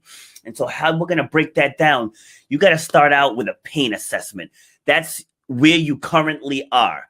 Say using the GPS theory, that's your starting point. And you got to be brutally honest with yourself right out. Am I happy in the job I'm in? Am I happy in my relationship? Happy, fulfilled? Do I have a fulfilling relationship with my children? You know, my closest friends, are they supportive or are they life suckers? You know, and you got to write all that stuff down because that's the only way you can move forward. And then you go through with each one and say, all right, how can I improve in this area? Right. So that's the first step is your current assessment. Where am I? The second one is you got to cast that vision. Like, what do I want? And you know, you're not just setting generic goals here. You got to cast a vision. You got to see it. The way I saw my gym when I wrote it down and I walked into that building, I saw it. I felt it. And I knew that that was the right place. So once you know exactly what you want, now you got to get rid of all the excuses. Get rid of everything. Be like, what could possibly stop me from making this happen? And write it all down ahead of time. Time, money, you know, making other excuses, just, you know, support system, no matter what it is, credit, just write it all down. Because once it's on paper, you can now write a plan of action to get past each thing. Like, do you have to borrow money? Do you have to put it on credit card? Do you need a credit repair company? Whatever it is, you take that next leap. Then you start writing out your goal. And then from the goal, you write out your success plan. Don't call it an action plan. Call it a success plan. If you stick to these steps, you're going to have the success that you want. So you write out that success plan. And then you got to assess your support system. And I'm not saying you have to cut people out, but you can cut people out of the conversation. So if you're with someone who's negative all the time or telling you you can't do that, you're not able to, just don't talk about your goals with that person. You can still keep them in your life, but that conversation's off limits because they're going to put doubt in your mind. And once you have doubt, procrastination comes next, and then you're going to end up staying exactly where you are. And you don't want that. So then from there, you got to go all in. You got to be relentless. You got to take massive, purposeful, specific action and focus daily. Don't worry about what's going to happen a year from now. Focus on what's happened today. Crush today. Start with the morning. Make the morning productive, and the rest of your day is going to flow beautifully. But crush each day as it comes. And then the last one is grind. Get on that grind, and then you adapt. You grind harder, you adapt again. You grind even harder, you adapt again. And then that's how you're going to become who you were meant to be. And again, thank you very much for allowing me to come here and share with you. Hope you guys got a lot of good out of this. If you want to reach me further, my website is robertbfoster.com/speaker. Thank you very much. Look forward to working with you.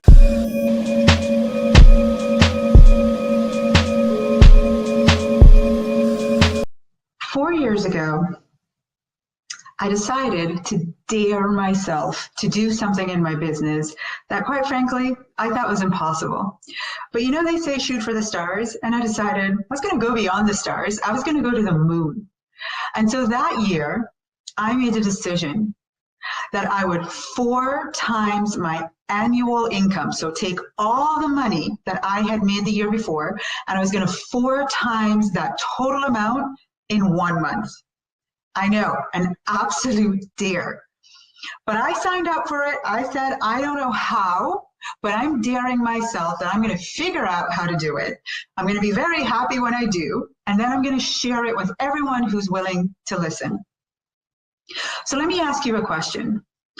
When you think of how can I multiply my income? How can I grow my business? How can I make more money in my job? Bottom line, I want more money in my bank account than I'm receiving today. And I want to multiply what I'm making. I'm not talking about a 10% increase, 5%, 20%. Like, how about double? Or 3 times or 4 times like I did, or 10 times your income? I don't know about you, but most people, and this used to be me too, once we ask that question, the next thing we do is we go into the logical part of our brain and we start thinking about the strategy. What do we need to do so that this can, work out for us? What is the new product we need to launch? What is 10% going to look like? What do I have to do in order to make that happen? How do I have to pivot in my business? And all these questions are really logical. And the thing that we're missing is that we have a part of us that supersedes our logic. I will share a little bit more about that with you. But let's continue this, this sort of game that we're playing about multiplying our income, and what are some of the things that we typically do. So I know for me, in the past, once I made a decision that I was going to grow my business, multiply my income, get a 5 or 10% increase, I would do things like grab a calculator, look at my QuickBooks, open up my Excel spreadsheet with all my numbers from the prior year. And then I would get very distressed, because I don't know about you, but math was not my favorite subject in school. So this became very disheartening, right? Because here I am, I want to grow my business, I want to make more money, and I don't really love sitting there with this calculator and crunching numbers and trying to rack my brain to figure out how I'm going to do this. So Tony Robbins says, the quality of your life depends on the quality of the questions you're willing to ask yourself. Remember that. The quality of your life depends on the quality of the questions you're willing to ask yourself. When I did this exercise back in the day, one of the things that I would sit there and look at it and go, oh my gosh, can I do this? How am I going to do it? What do I need to figure out so that this can become a reality? And then I realized that Tony Robbins question, it wasn't about how can I do it? What do I need to do? Really, a more empowering question was, can I see what that would look like in my business? If I were to 10 times my income, can I see what that would look like financially to me, to the bottom line, to my way of life, to my kids and what I'm able to do for them, for my retirement and my investments? Can I see what that would look like in reality? Not can I do it or how can I do it? But could I see that it has happened, and what does that look like in my life? So I want to encourage you, before we go forward anymore, for you to start to think about this conversation about 4 times in your income and making this year your comeback year, right? Your financial comeback year. It's not so much about how are you going to do it. It's really, can you believe that you can? Can you see yourself as having done it? Because I'm going to show you the way that I did it, the exact process that I used to 4 times my income, but none of it's going to really stick and make a difference for you and transform your finances if you can't see yourself in that end result. So let's start there. Start imagining, wow, my bank account, I'm looking at my bank balance and it is this much. I just bought a new car. For me, one of the big things was I was able to pay for my daughter's college in cash. That was a really fulfilling feeling for me to be able to do that. Those are things that are the measurement of success. Yes, it was through my business, but having the ability to have that choice and the freedom, and that she doesn't have student loans, was really fulfilling for me as a parent. Those are some of the things that I saw when I looked into the future and seeing it as done. Now, I've been talking for a while, and I just want to pause and let you know a little bit about me. My name is Tasha Chen, and I'm the co-founder of the Science of Getting Rich Academy. For the last 7.5 years, along with my best friend and business partner, we have been showing people from all over the world how to use mindset principles, money mastery, really delve in and using our internal God-given power to create any desire that we want, especially in our money and our finances. And those clients have gone on to create well over $47.5 million. So what I'm about to share with you, it's not something that I only did and it worked one time for me. It has worked for people multiple times, and in every economic situation, every cultural situation, every type of business, any type of industry, the principle applies. Think of the law of gravity. If you throw an apple up, it's going to fall back down, no matter where you are in the world, right? Well, what I'm about to show you is a universal principle that applies no matter what, whether you have a business, whether you have a job, whether it's a side hustle, it doesn't really matter. The principle always applies. Now, I want to, bring this back to where I was at the time in my life when I decided I was going to give this a try. Several years ago, I had a very successful franchise business. I decided that I wanted to live the entrepreneurial dream, the American dream, really, because one of my top values is freedom. I don't know about you, but I love choice. I love the ability to choose and the freedom feeling that more than enough money allows us all to have. And so for me, I thought, it's not going to happen for me in a job. I really need to go run my own business. And so I bought a franchise business. I worked really hard, built it up to 7 figures, 25 employees. I won every award imaginable, featured in the newspaper. I was like a little local celebrity in my hometown, and life was amazing. Talk about having an entrepreneurial dream and then realizing it. For me, it was like, check, check, check. Everything that I'd ever desired in business was happening for me. And then, like that, I failed.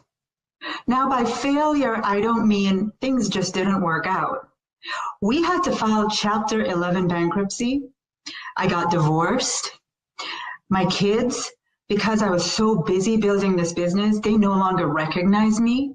I remember I have a picture of me and my son, and he's a baby, and we're both looking at each other in this picture. I'm holding him, he's looking up at me, he's crying, I'm looking at him, and literally it was like, we're both confused, like, who are you?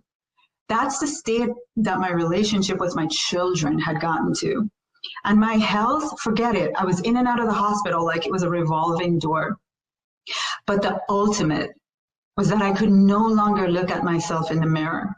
My soul, my spirit, it was like, what have you become, Tasha? And so, yes, on paper, I was extremely successful. But by every other standard personal to me, I had failed.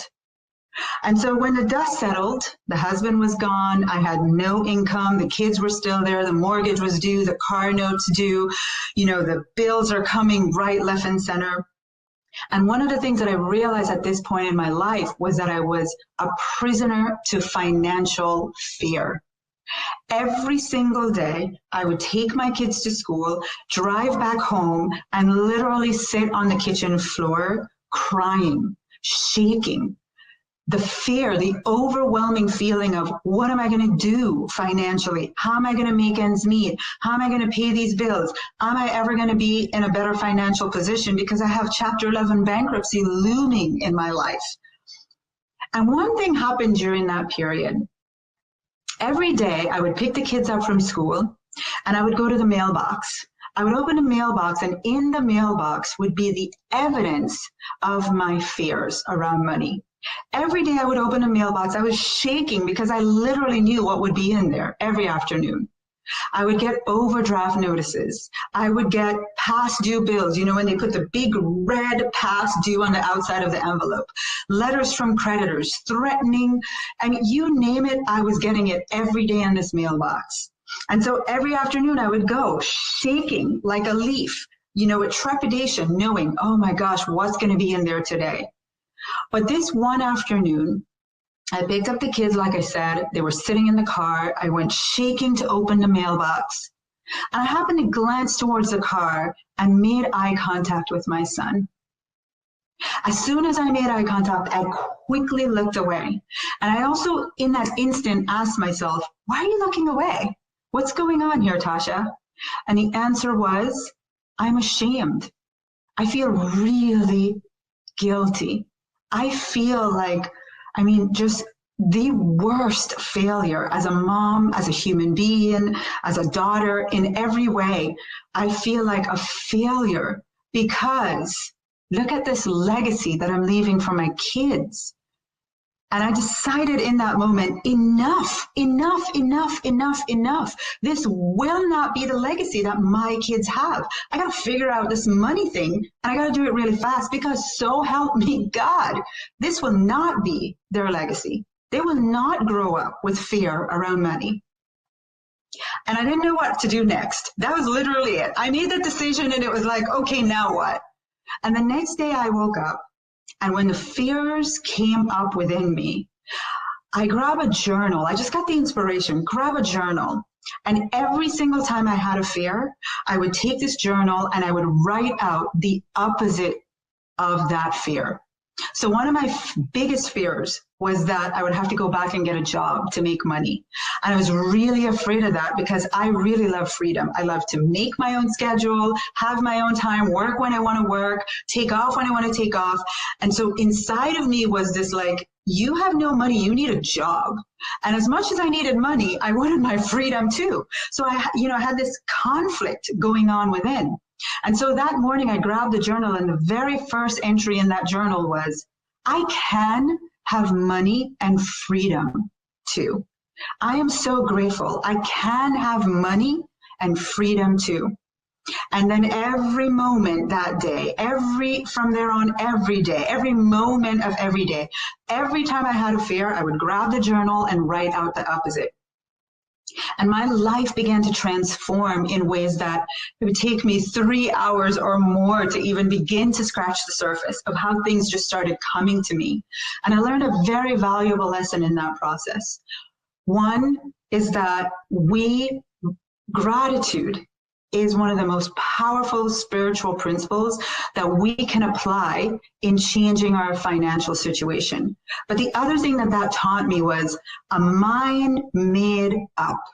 I had made up my mind that I was going to change my financial reality, and everything that I needed to support me in doing that started coming into my life. Fast forward a few years, I had changed the results in my finances, and I had the opportunity to start to share with other women what it was that I had done, the spiritual principles that we all know about, right? We all know about law of attraction. We all know about the biblical principles of abundance.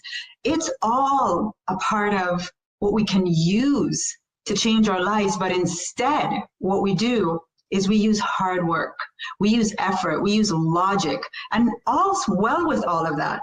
I'm just saying we have access to something that's far more powerful than our logic, far more powerful than the finite ability of our effort and our labor. And these are these spiritual principles which I want to share with you. I simply applied. I not only changed my life, I 4 times my income in 1 month, my annual income in 1 month, I 4 times it. I've gone on to live my own financial dreams, but to teach people from all over the world how to live theirs just by applying these principles. I share that with you because what I'm about to show you, it doesn't require a calculator. You're not going to need your Excel spreadsheet. You're not going to need your QuickBooks and any fancy logical thing. You're really just going to have an open mind and a willingness to try this. Hey, if it worked for me and it's worked for lots of people, millions of dollars all over the world, if I were sitting there, I'd be willing to try it too. But I also want to put myself in your shoe, because if I were sitting there, I would say, you know what you sounds like everything you want to say, Tasha. It sounds easy. And I know that you know, everything out there says you have to hustle and grind and, you know, you have to really push and put effort to create results, especially if you want to 4 times your income. You have to do a lot of hard work.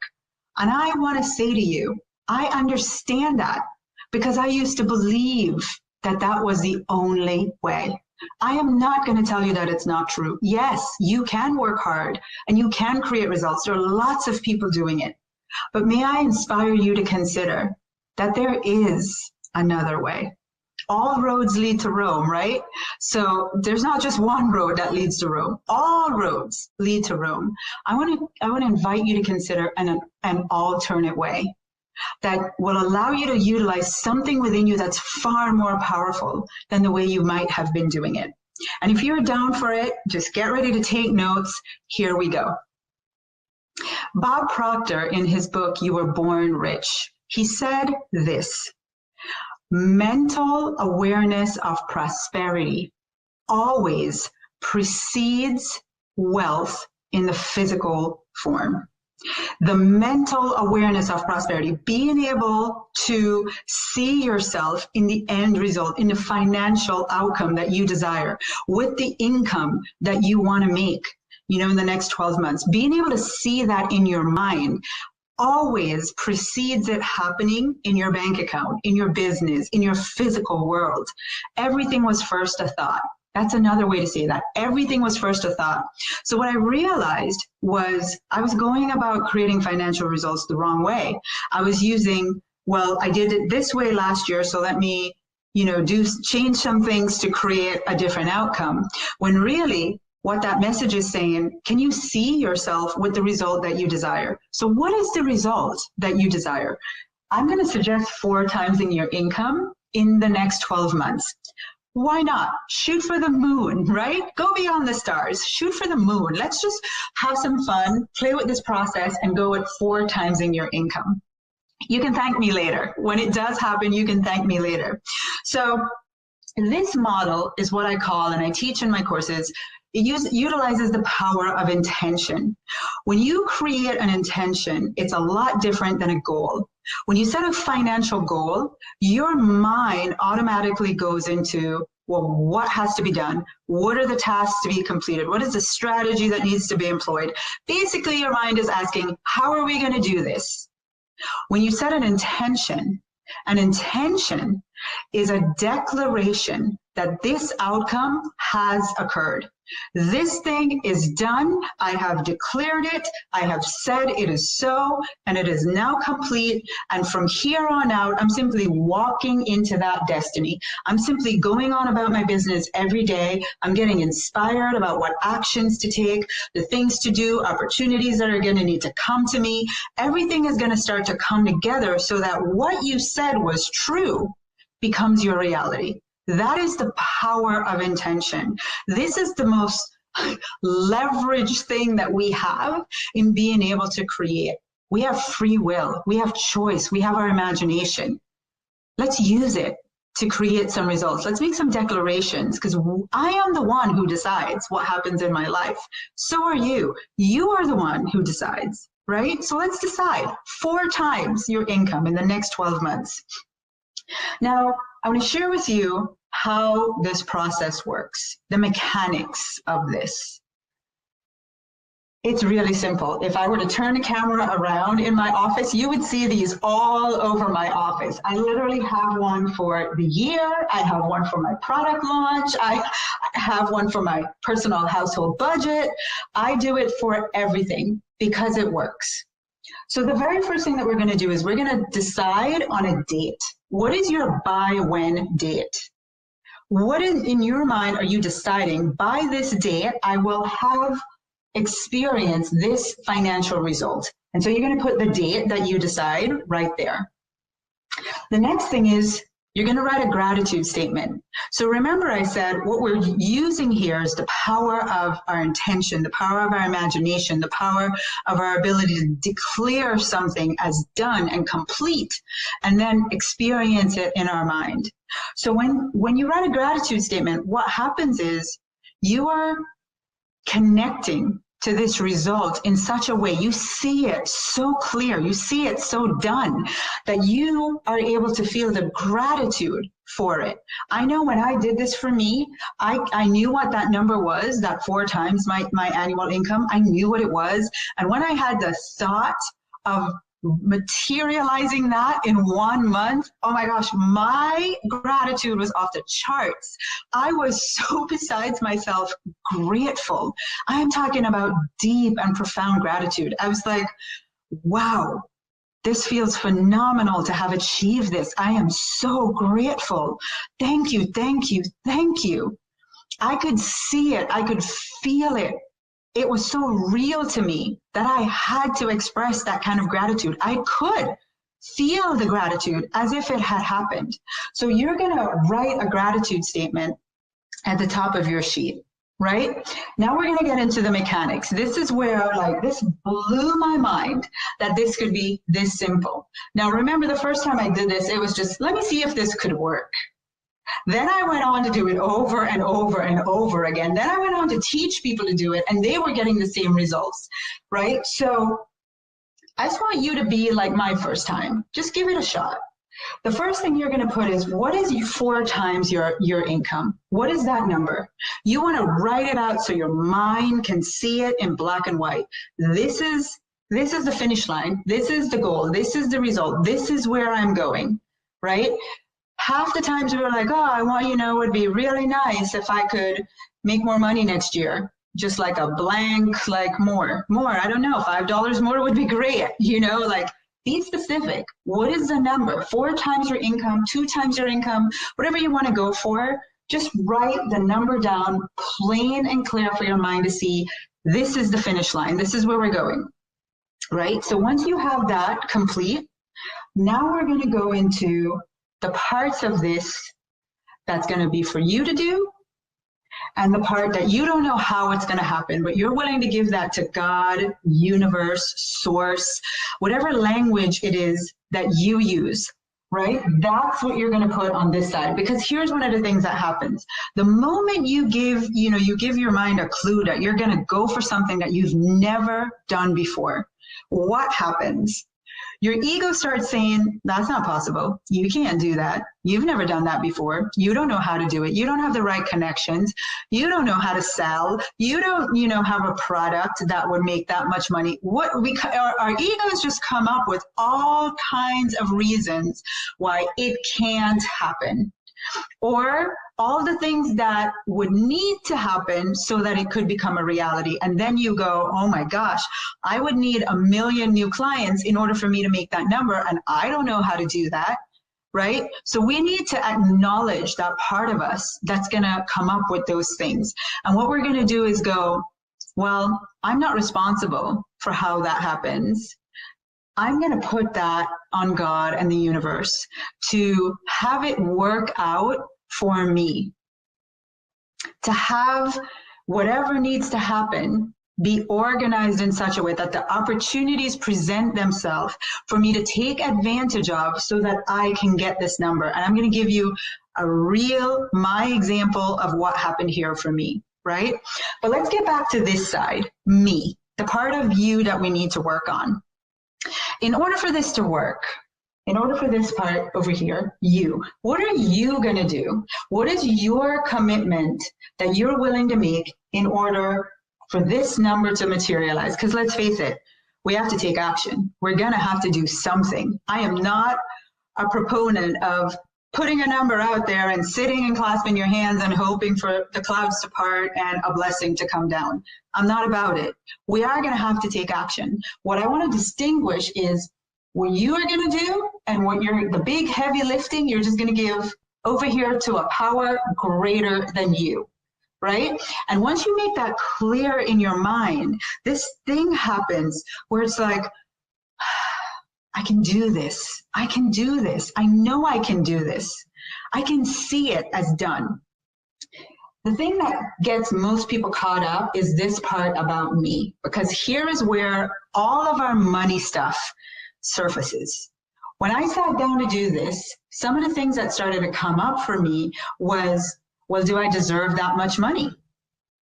right? Do I deserve that much money? And really, if I'm saying that I'm going to give the heavy lifting to God and the universe, that means this is going to be relatively easy for me to create. You know, like, is that right? Is that okay? I'm starting to feel guilty that I'm saying I want to sign up for not working hard, right?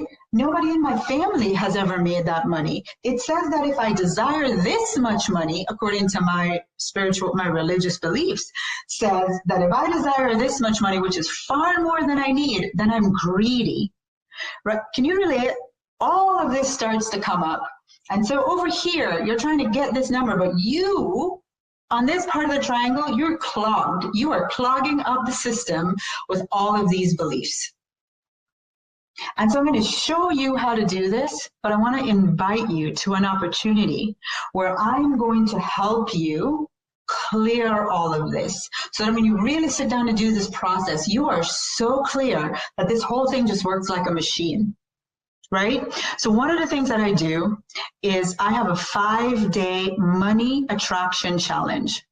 During this challenge for 5 days, every day I get on and I have conversations around money and the things that get in the way of us experiencing the kind of financial reality that we desire. Because everybody wants financial freedom. We all want, whether you want to be a millionaire or not, every one of us wants to know our bills are paid and we have more than enough sitting in the bank to do the things that we want. That is like baseline for every human being. Some of us want way more than that. But every single person wants to know that their financial responsibilities are easily taken care of, and there's a little bit more or a lot more that they can use to enjoy other things in life beyond bills, right? So let's just keep it real. What are the things that get in the way of you having whatever financial experience you desire? One of the things that, I talk about during this money attraction challenge is, what is your money trauma? What is your money trauma? A lot of people don't even realize they have money trauma. I know for me, once I started to see that things were coming up for me, the more money I wanted, the more stuff that would come up, the more fear I had, the more resistance I had, the harder it was. It was like something is going on.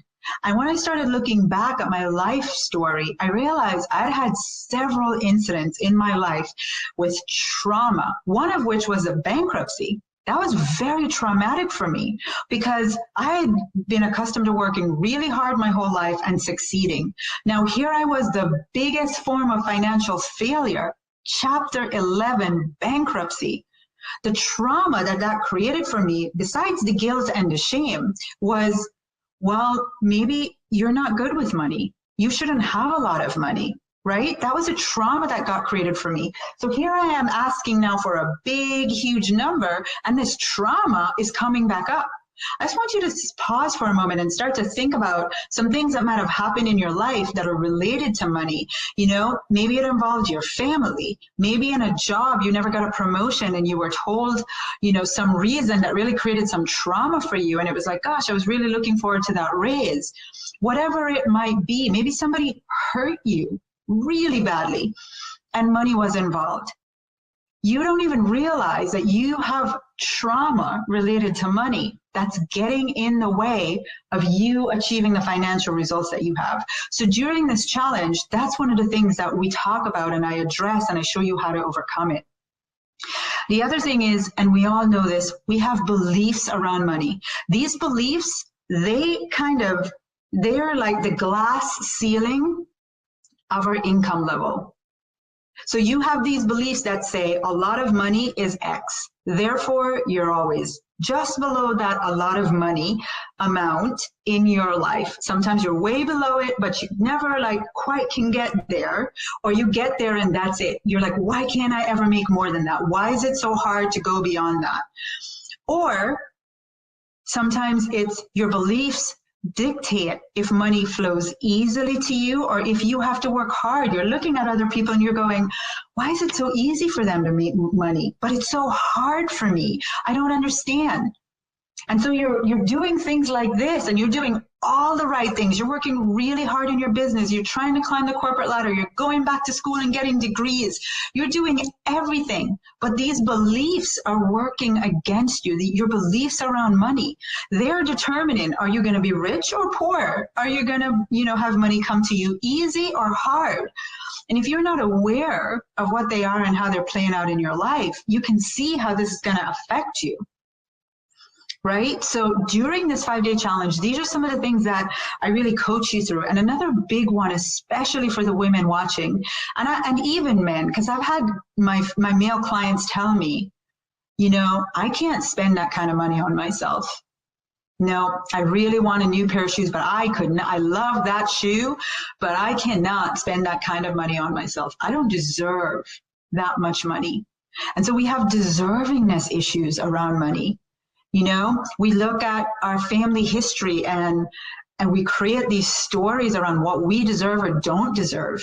And so I just want to help you clean all of that up. So when we come to your side of the triangle, you are just firing on all cylinders. You are a magnet to this amount of money that you have in here because you have cleared all the things that could block it. Right? During the Money Attraction Challenge too, one of my famous things I love to do is show people how to create $1 million plan, because I believe every single human being on planet Earth has the capability and the capacity to make $1 million or more. The thing is, we just don't know how. Nobody taught us how to make $1 million. So during this challenge, I'm going to show you how to do that. No matter what business you're in, no matter what job you have, it doesn't really matter. We can all do it, right? So if that's something that you're interested in, go ahead and go to moneyattractionchallenge.com, moneyattractionchallenge.com, and get yourself registered for the next challenge. All right, so once we've done that work, we've cleared that all up, I want you now to make a decision. What are some of the things that you are willing to do as actions in exchange for this financial result? So one of the things, like for me in my business, I would say things like, I'm willing to do some Facebook Lives. I'm willing to do some advertising. I'm willing to speak at events. Anything that I can get myself in front of other people, because ultimately serving people is going to help me get to this result, right? I call myself a messenger of God. I'm doing God's work. I'm doing the universe's work. I'm sharing my gifts and talents, my know-how, all the things that I've been blessed to experience in my life. I'm willing to share it, and I'm willing to put in the time and the energy that's required in exchange for this. And I'm very clear. What are the things that I'm willing to do? Here's the thing. I don't sign up and put on this side of the triangle anything that I feel is impossible or super difficult for me. I'm not signing up for extremely hard work. What I am saying is I'm committed to doing these things. One of the things that's really popular that goes on my list every time I make it is I'm willing to visualize. I'm willing every day to close my eyes and see myself, right? Bob Proctor says mental awareness of prosperity, meaning I have to see it in my mind first before I can translate it into my bank account. So every day I'm going to sit and close my eyes and see myself as someone who has achieved this financial result. That's not hard work at all. In fact, I love it. That's daydreaming, right? And it is a spiritual law. We all know it. Whatever the mind can see and believe, it must achieve. Not maybe, sometimes on a whim. Whatever the mind can see, Napoleon Hill, Think and Grow Rich. Whatever the mind can see and believe, it must achieve. So one of my actions that I'm committed to is I'm going to spend the time to see myself in that financial result, right? So that's what I'm going to put over here.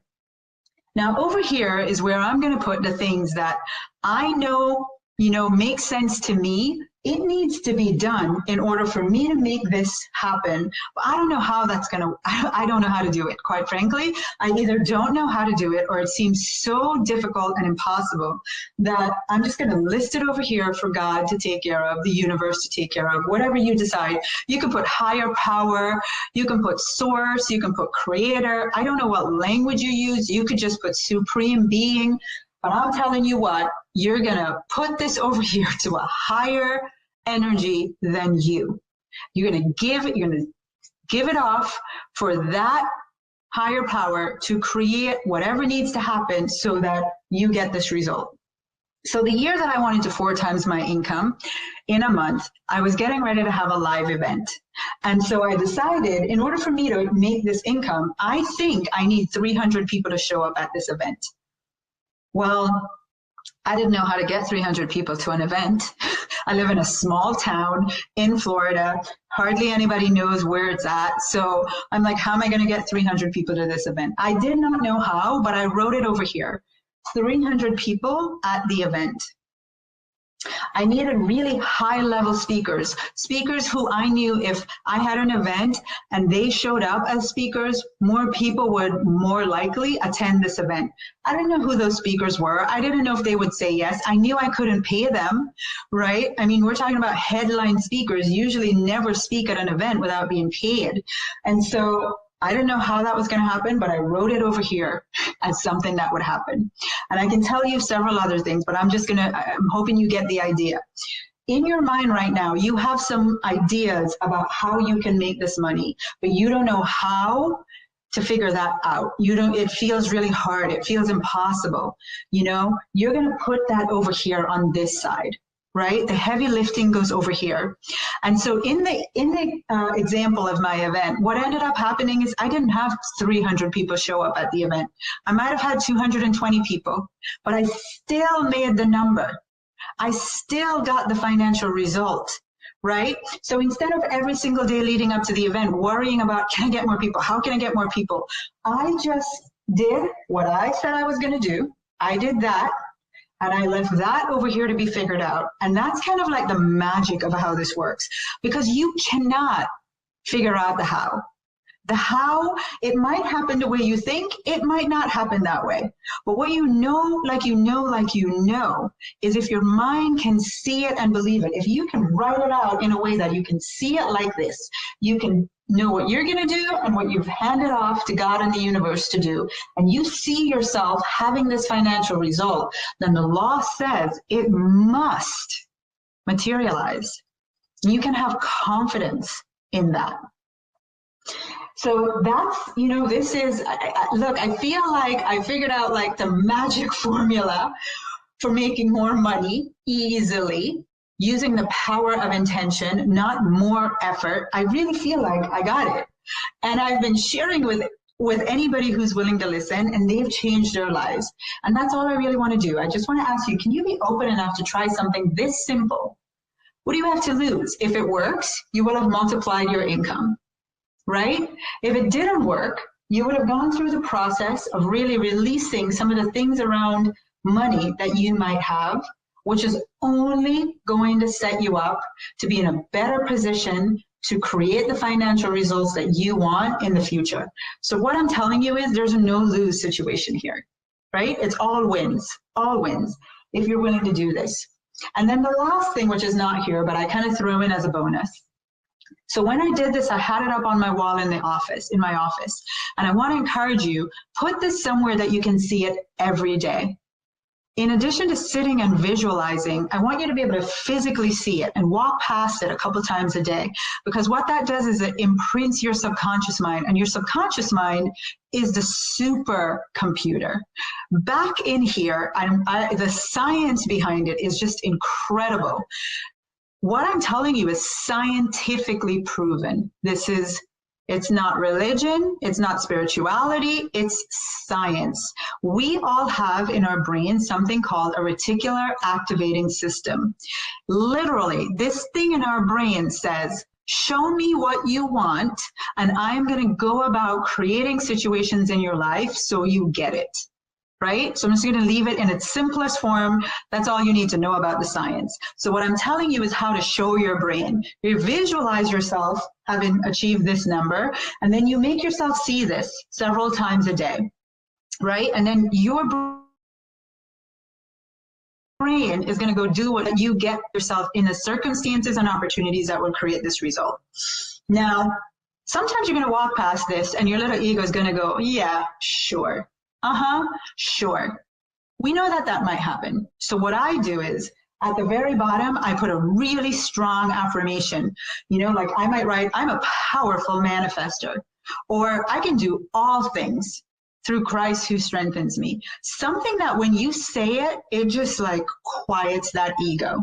That would be my bonus thing that I would put at the bottom of this. My intention is that this was of value to you, that you are beginning to see that this is one of the roads that could lead to Rome. And it's not hard.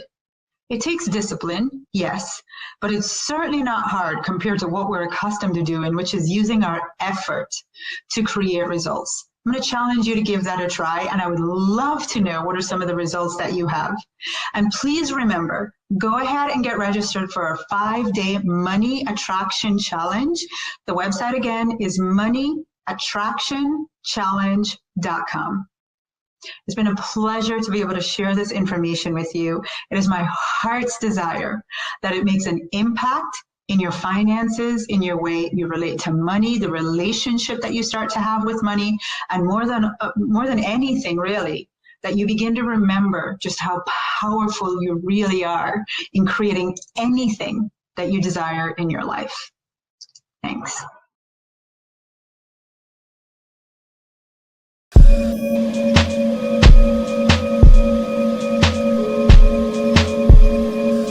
So excited to share today the 5 simple strategies that every leader must learn to stop repelling success, make smarter decisions, and build a winning team. I learned that one of the biggest challenges as a leader or someone in leadership today is the lack of team engagement, especially during this time, post-pandemic or during pandemic. We're having challenges as leaders to be able to engage our team in this virtual space. So studies actually show that 71% of teams or team members are actively disengaged with their companies or their company's mission. So what does that mean? That means that there's a lot of people in our teams, in our organizations that are really disengaged. So what that does is it poses a problem. It poses a problem to be able to move forward and lead a successful team if we know for a fact that most of them are not engaged. So what do we do? Before I went to prison, I was a good leader. I was highly competent and efficient at my work, and I did my job well. But when I was released, I started to recognize that there were more spaces that were necessary for people to learn how to grow, to not just be good and ordinary and average leaders, but to be the type of leader that was extraordinary and not only live a life that they could be proud of, but they would really desire to set a legacy. My name is Allison Garrett, and I am known as the Prison Break Coach. I was sent away for 7 years. I was given a sentence for 7 years, and I was declared a habitual offender. And I was locked up away from my family. I was away from my career, and I was away from my business. And while in prison, I learned a few things. The one thing that I learned was I was in a mental prison long before I had ever experienced a physical incarceration. And more importantly, I learned that there were so many people who experienced those same mental prison blocks that prevented them from reaching their maximum potential. So once I was released and I started doing the work, I knew that it was my life's mission to not only remain free myself, but to free as many people as I could. So I developed what's called the Prison Break Success System. And that is where I work with women who have struggled with life setbacks, and I help them break free from their mental prison so that they can experience true freedom in their lives, in their business, emotionally, relationally, professionally, and financially. And in the implementation of this system in my own life, not only did I become a better wife, a better mother, and a better leader in my community, but I became an award-winning leader who was known for building in highly engaged and highly successful performing teams. So right now, we have a choice, right? We all have a choice. We can choose to just continue down the ordinary path. Like I said, I did my job well and I was efficient. But what if there was a way to be even more successful, to create even more impact, not just in your work, but with the people that you work with around you? And I look at it like this. I look at ordinary leaders are able to fish and they can help their teams eat for today. But an extraordinary leader not only has the knowledge of fishing, but teaches someone how to fish, and they learn how to eat for a lifetime. So for some of you, you're going to get exactly what you need. I'm going to share these 5 simple strategies. Some of you are going to want to go a little bit deeper, and I'll show you how to do that. So when you think about where you are today, right? I know we're seeing so many messages. We've taken the class, we've read the book, we've had the workshop, we've invested in programs and coaches. So what makes today any different? Maybe today you are more prepared than you were before. Maybe some things have happened in your life over these past several months that made you look at things differently. And maybe there's just a different approach. And maybe I can share some things with you today that'll allow you to go a little bit further.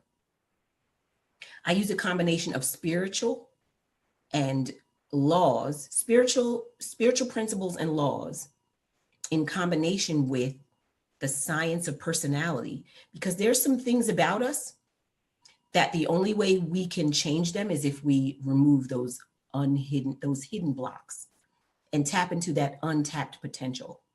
And that's where I found myself in my life, tired of, I read the books, I've been there, I've done that. What was it? There was a gap. So today I'm going to share with you some things that'll help you release yourself into that extraordinary life. Not that all of the things that happened to you that have programmed you to just remain ordinary, but the way you were created to be, which is considered extraordinary. So the 5 simple strategies that every leader must learn to stop repelling success, make smarter decisions, and build a winning team begins with the very, very first thing, and probably the most important. It's you have to know who you are. That sounds really cliche. And what I've learned is when I ask people who they are, they immediately start to explain maybe their title or their role. You know, like, my name is Allison. I'm a CEO of Pamper Perfect Mobile Spa. I'm also the founder and director of Prison Break Coaching. I'm a certified life coach and personality assessor. We start to say all these things. I'm a wife, I'm a mother, I'm on this board, I participate in this thing. And what that does is creates a false sense of self because we have connected solely to our external titles and roles. So what do you think happens when you lose that role? I was all of these things before prison. What do you think happened when I lost that? When I was sitting somewhere where none of that mattered? I begin to question my identity. And when we think about knowing who you are, it has to start with being more authentic. And that doesn't just mean tell the truth, because as a matter of fact, we are all not 100% honest 100% of the time. I mean, to just make a bold statement, we all lie, right?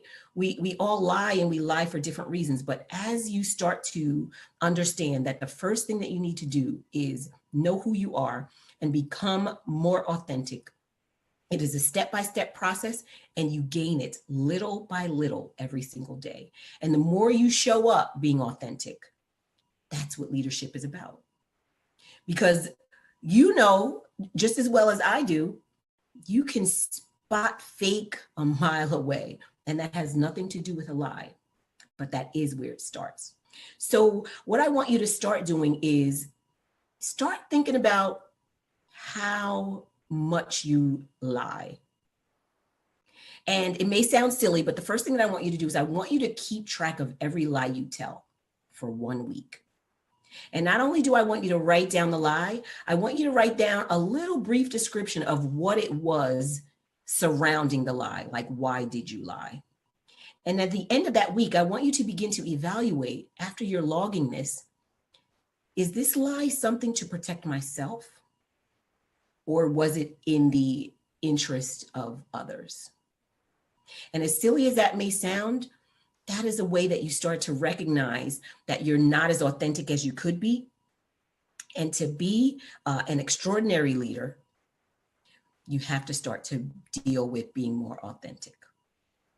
So that's the first thing that you need to do. The second thing you need to do is you need to know your team. When I speak with, high-level successful managers, and they will tell me that they know their team, I'll ask them something as simple as, okay, give me one of the team members that you know well on your team. Say, Susan. All right, tell me, what is Susan's favorite candy? They're like, I don't know. What difference does that make?